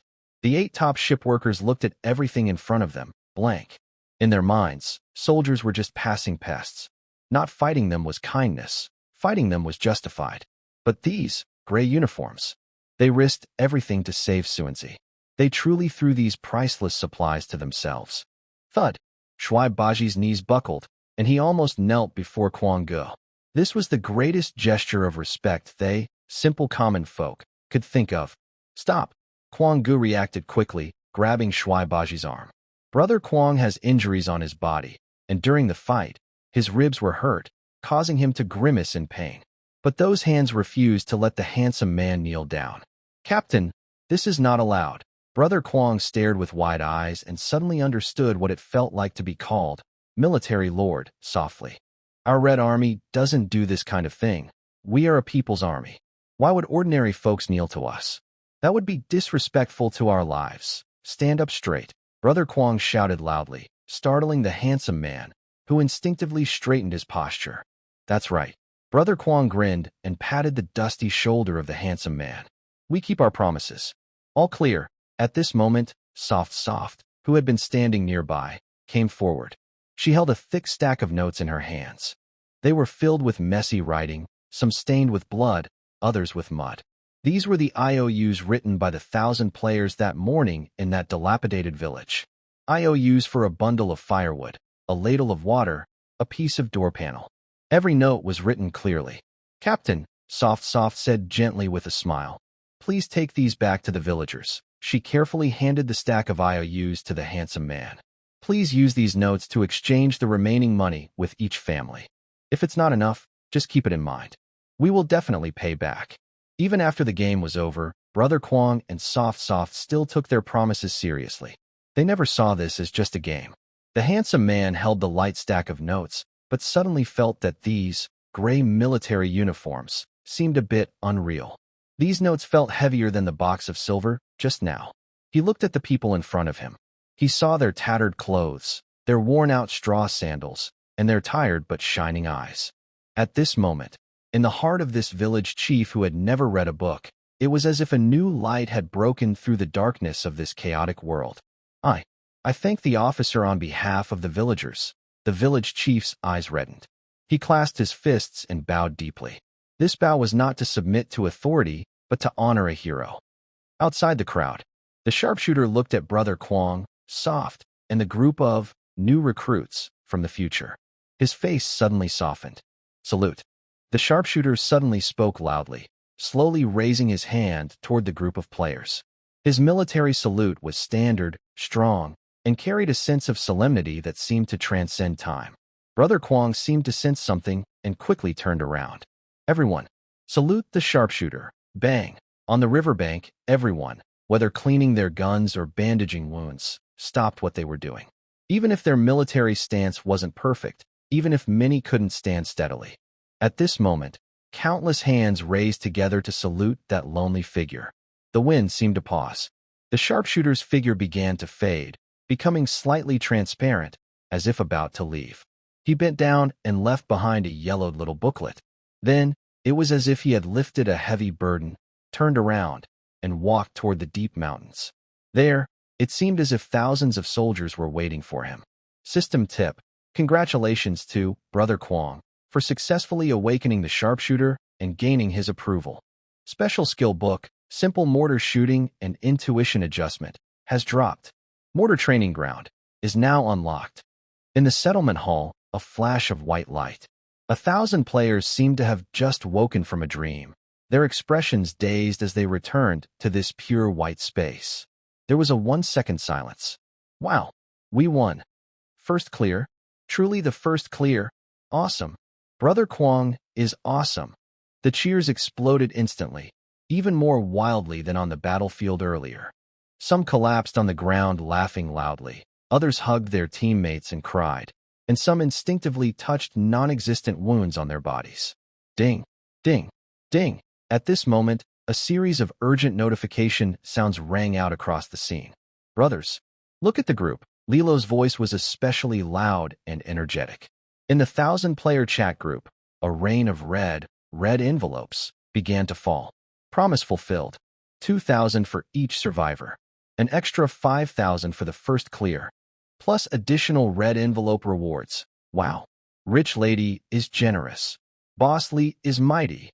The atmosphere suddenly became as lively as during a New Year's celebration. The Blue Knight was standing in front of a virtual screen in the hall, reviewing the battle. Although the start was a bit chaotic, it didn't affect our final tactics. The Blue Knight's fingers moved across the screen, displaying the data from the recent fight. Especially the teamwork between the team and the machine gun team was textbook perfect. And the final charge led by Brother Kwong, along with the quick entry of the second team, was very well coordinated. Overall, in this battle, we pushed the fighting ability of the players group to the limit. Hearing this, the players below puffed out their chests, feeling like elite soldiers. The live chat was filled with praise. Really impressive. Even in such a tough situation, they managed to turn the tide. That's top-level skill. Most other games with thousands of players just have people getting eliminated, but Brother Kwong's team is like a real army. 88 Dashun also looked excited among the crowd. Look, are we about to see some highlights? There must be a close-up of me blocking bullets. That's a classic moment. To meet everyone's expectations, the huge main screen in the center of the hall suddenly went dark. Then, large red characters slowly appeared. History rewind. The true Dadu River. Here it comes. The CG animation is starting. This must be a close-up shot of us. The players widened their eyes, ready to see their heroic moments in history. But what appeared on the screen was a rough black and white image, as if viewed through a foggy glass of time. There was no background music, only the sound of howling wind and the roaring river. The scene shifted to a familiar figure. At this moment, the sharpshooter's eyes were clear, without any emptiness or confusion. Because he didn't need anyone to wake him up, he was always awake. He is the bravest in the team. In the scene, the sharpshooter moved very quickly, holding the cannon with his left hand and loading with his right. Bang! The first shot destroyed the enemy's bunker. Bang! The second shot blew up the enemy's machine gun position. Bang! The third shot caused chaos among the enemy as they tried to counterattack. A line of white subtitles slowly appeared at the bottom of the screen. God Cannon Shooter. 3 shots decide the world. No test shots, no calibration, all hits. The players weren't surprised. They had already seen the power of the God Cannon Shooter, though they still found it unbelievable. The screen flickered again, this time showing the Dadu River. Next to a wooden boat, 18 figures stood. They split into 2 groups, charging onto the enemy shore under the cover of the shooter's incredible artillery fire. They faced an enemy battalion. Grenades flew everywhere, and machine guns roared wildly. But the brave warriors appeared amid thick smoke, their shining blades making enemies tremble. The 18 heroes of the Dadu River actually defeated an entire battalion 10 times their size. Finally, the scene froze on a black and white photo. 18 figures stood firm on the northern bank, though wounded and covered in blood. Not a single one was missing. The crowd was stunned. Kwang Gu and others looked shocked. They had sent 3 full groups of soldiers, top players in the game, yet half of them were lost. It was only through the skill of the experts and the brave charge of the players that they managed to break the enemy's battalion. Baba Bashi looked at the screen. He had wanted to get a close-up of himself, but now he only felt awkward. I thought, blocking those bullets made me a hero. But these 18 people just crushed an entire battalion and all survived? Isn't that cheating? Blue Knight frowned and thought, noticing a detail that made him feel helpless too. Look, historically, the Red Army never disturbed the villagers from the start. They quietly entered the village and worked behind the scenes. So the boatmen volunteered. They were prepared in advance. And we, Blue Knight, didn't continue. They were dealing with a hellish version influenced by disruptive players. Because of that, their simple goal of not disturbing the villagers couldn't even wake the God Cannon Shooter, and only with a blood promise could he be awakened. After a moment of silence, the live chat stopped blindly praising and joking. Who just said Kwang Gu and the others are war gods? Come out and get hit. Looking at these 18 people, I feel like Brother Fong and the others, 1,000 of them, are just a group of kids on a school trip. This is the real Red Army. 18 people defeating an entire battalion and all surviving. Such fighting power is unbelievable. Old Thief Luo's move. It's a deadly to the heart. Suddenly, Brother Fong smiled. Yes, these special fighters can block pain and keep fighting. But the 18 brave warriors have nothing. Only unwavering faith. Then they fight and fight.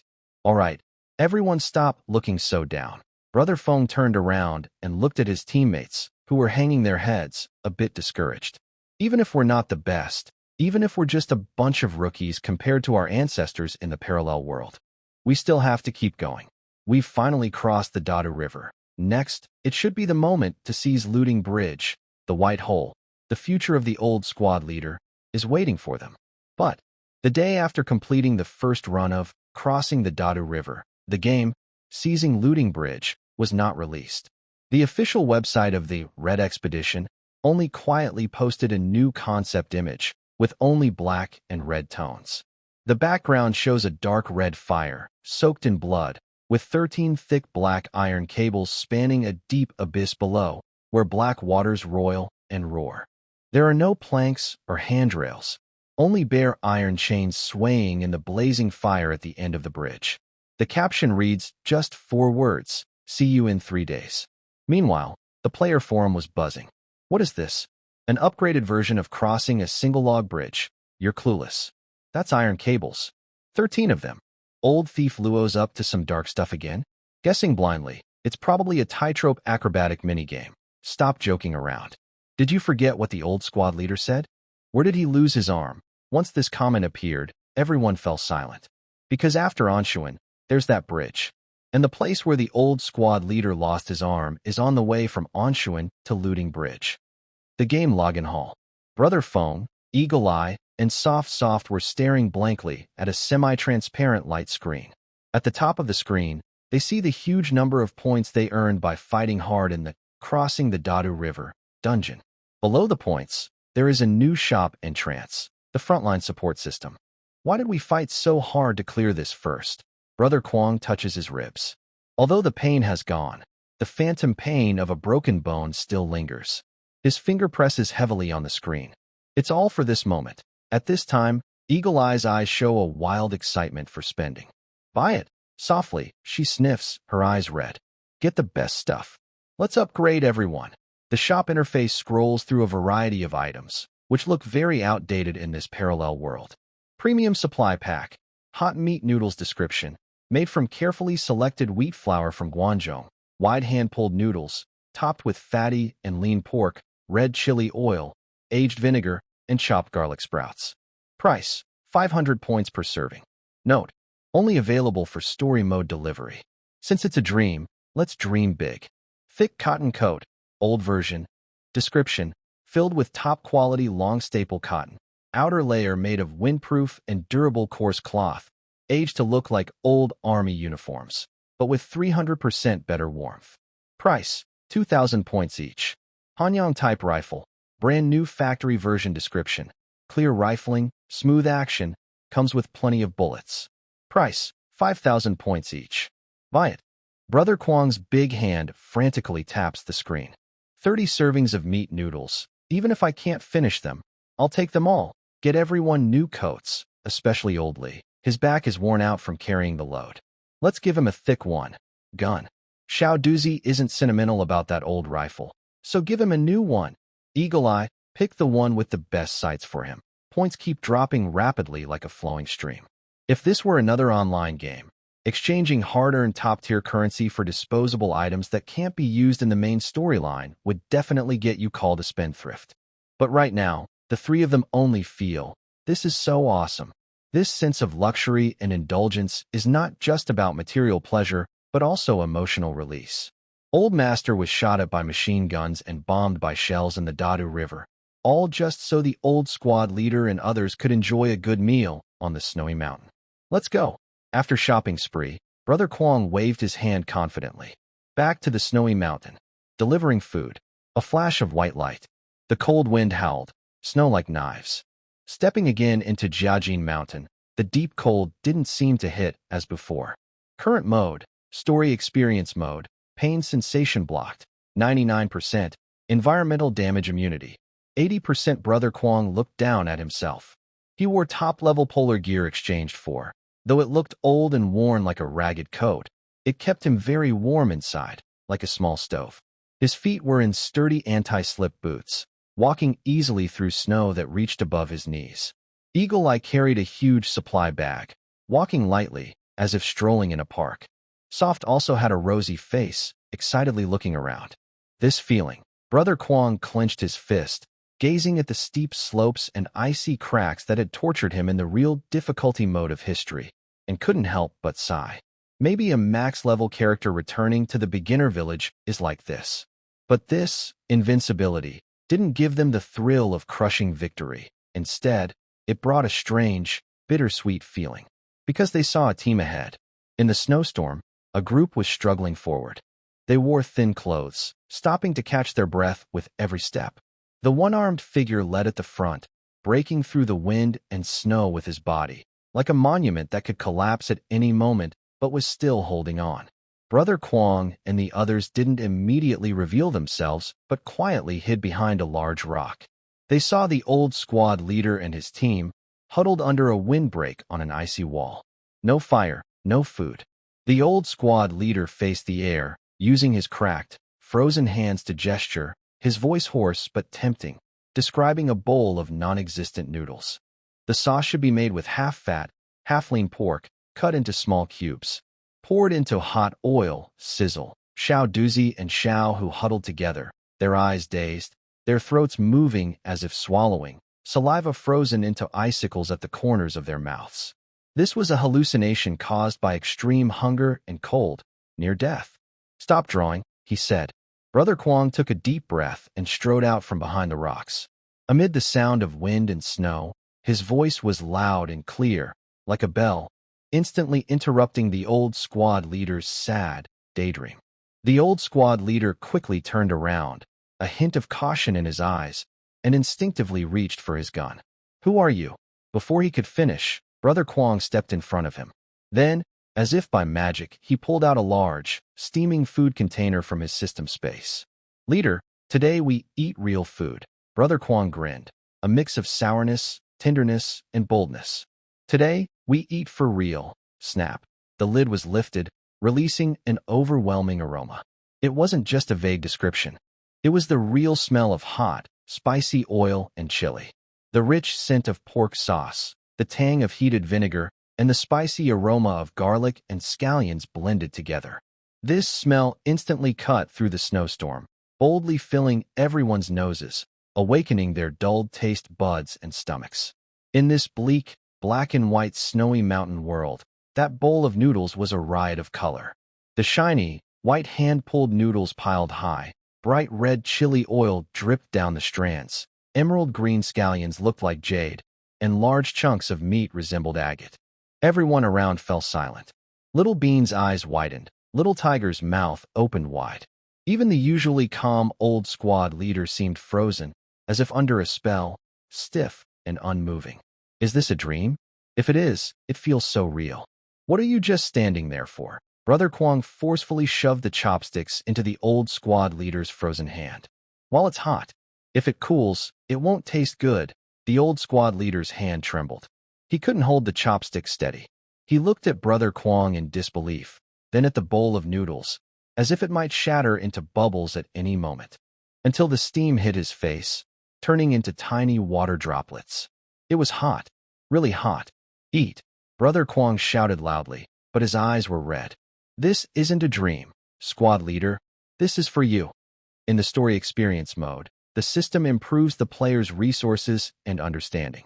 The old squad leader carefully picks up a strand of noodles and puts it in his mouth. The hot noodles slide down his throat into his already frozen stomach. At that moment, it feels like a fire explodes inside him. The old squad leader's pale, stiff face suddenly becomes lively, even showing a strange flush. "Meat. It's meat," he mumbles unclearly, tears suddenly streaming down his face, falling into the bowl that Brother Kwong is holding. But he doesn't bother to wipe his tears or chew. He just swallows big bites eagerly. There are no dramatic lines. In this cold, snowy land, only the sounds of slurping and the satisfaction of swallowing meat can be heard. Little Bean has his whole face buried in a bowl bigger than his face, eating with a face covered in oil. Little Tiger eats while crying, with tears and snot bubbles coming out. Even the usually honest and quiet old Lee is now holding his bowl, and the marching pot on his back doesn't seem so heavy. Next to old Lee, Soft quietly helps him take off the marching pot and drapes a thick new coat over him. "Uncle Lee, this coat is warm. Wear it," Soft says as she nervously buttons up his coat. Meanwhile, Eagle Eye finds Little Bean in the corner. He takes away Little Bean's worn-out rifle and puts a brand-new Hanyang rifle into his arms. Then, he casually adds a finely crafted repair kit. "Don't use rags to clean your gun anymore." Eagle Eye gently pats Little Bean's head. "Use this. This gun will stay with you until the end." This is the story experience mode. This is a few minutes gained with countless points. Brother Kwong watches this scene, sees the old squad leader eating with a messy face, sees the soldiers' faces full of happiness as if they are in heaven. He smiles. And as he smiles, tears fall. He is very clear, more clear than ever. He knows this is just the story experience mode. Once he leaves here, once he returns to real history, the old squad leader will not have eaten this bowl of noodles. They still drank snow water, chewed on leather straps, and even turned into ice sculptures in the snowstorm. This bowl of noodles couldn't change history, but it wasn't meaningless either. For Brother Kwong and the others, the healing from this bowl of noodles wasn't really for the old squad leader. It was for themselves, who always wanted to do something, even if it seemed pointless. But, as the old squad leader once said in the spirit space, now that we've relaxed, our spirits are free, our bones are loose, who will walk the path ahead? Suddenly, Brother Kwong understood how the old squad leader felt at that moment. Some dreams are so real they can dazzle like sunlight, even blinding. Squad leader, Kwong sighed silently in his heart. Please eat this bowl of noodles. We give you dreams in the virtual world so that in real history, we remember your hardships. Kwong looked at the one-armed old man eating eagerly, his eyes growing sharp like a blade. Eat your fill of this bowl of noodles, stay warm. No matter how difficult the next crossing of Looting Bridge is, no matter how many lives it costs, your arm, I promise to protect it. The snowstorm seemed to lessen a bit. Finally, the old squad leader lifted his head, placing the bowl, now clean of soup and water, down. He let out a big burp. It was the loudest, most extravagant burp Kwong and the others had ever heard from him. His face was rosy, his spirit high. Just as he was about to ask where these three miraculous children had come from, his vision blurred. Kwong, Eagle Eye, and Soft suddenly disappeared as quietly as they had arrived, just like before, into the snowstorm. All that remained was some supplies and a team dressed in new coats, carrying new guns, their stomachs warm. The old squad leader was stunned for a moment, reached out to touch his stomach. It was warm, solid. Good children, he mumbled to the snowstorm. Then he tidied his military cap, and with a strong wave of his one arm, his voice cut through the snow. Everyone move out. Stand up. Let's go. 2 days later, on the official website of Red Expedition, an announcement was posted. Flying to capture Looting Bridge will start today at 6 p.m. Note. This mission involves intense continuous marching and combat. All players should prepare both physically and mentally. Here, time is life. Once this announcement was made, the game forum was filled with complaints. Wow, old Luo, just be a person. This entry requirement is way too high. Crossing the Dadu River is also crazy. Each battle zone has only 1,000 spots, and everyone is fighting for them. Even if Luo adds 10 more battle zones, up to 100, it still wouldn't be enough. Exactly. And what's even more annoying is that even if you match successfully for crossing the Dadu River, there are always idiots causing trouble. One troublemaker, and the whole team suffers. Brother Kwong and the others gave us the answer on our first try, but we can't copy it. Players are complaining loudly. Probably only about 1,000 people in the whole server have qualified to enter, since only they managed to complete crossing the Dadu River on their first try. Alright, I guess we'd better just watch Brother Kwong's live stream quietly. Actually, it's not just top players leading the team. Suddenly, a post was pinned to the top of the forum. The original poster included a screenshot. It showed 4 women in worn military uniforms, still looking youthful and vibrant. Their IDs were Ming Ming, Bunny, Octopus, and Soft. Whoa, isn't this the girl group called All Lucky Charm? Exactly. I'm amazed. These 4 are basically System's favorite daughters. Brother Kwong and the others are eating belts and gnawing on grass roots. But these 4 got lost in the snow mountains, crawled into a cave, and it just happened to be filled with dry wood and smoked meat left by hunters. Is this the world of the lucky ones? We're playing Survival Road, and they're playing the Long March Simulator, Spring Outing Edition. Although everyone feels jealous, they all understand clearly. The announcement for Flying to Capture Looting Bridge clearly states that the dungeon involves intense continuous marching combat, so having good luck alone won't help. Evening, 6 p.m. Brother Kwong, Eagle Eye, and Soft stand side by side. Loading map, Anshuan Field Looting Bridge, detected special title, Old Squad Leader Soldier, identity successfully linked, Vanguard of the Red Army, 1st Company, 1st Squad. The white light fades, and a damp river breeze sets in. The 3 appear at the ferry crossing in Anshuan Field. Around them, a dense line of soldiers is preparing their leg bindings and checking their straw shoes. Everyone looks serious, ready for a long journey. This dungeon feels off. Eagle Eye observes carefully. There are no gunshots, and it doesn't seem like a battle. It looks more like moving. Are we just landing and heading straight to Looting Bridge? Forget about whether we're moving or not. First, find someone. Soft tiptoes and searches anxiously through the crowd for the old squad leader. They don't have to look long. Right at the front of the line, a familiar figure stands with his back to them, holding a list and checking it carefully. And the most important part, his right sleeve isn't empty. That hand is firmly gripping a charcoal stick, marking the list.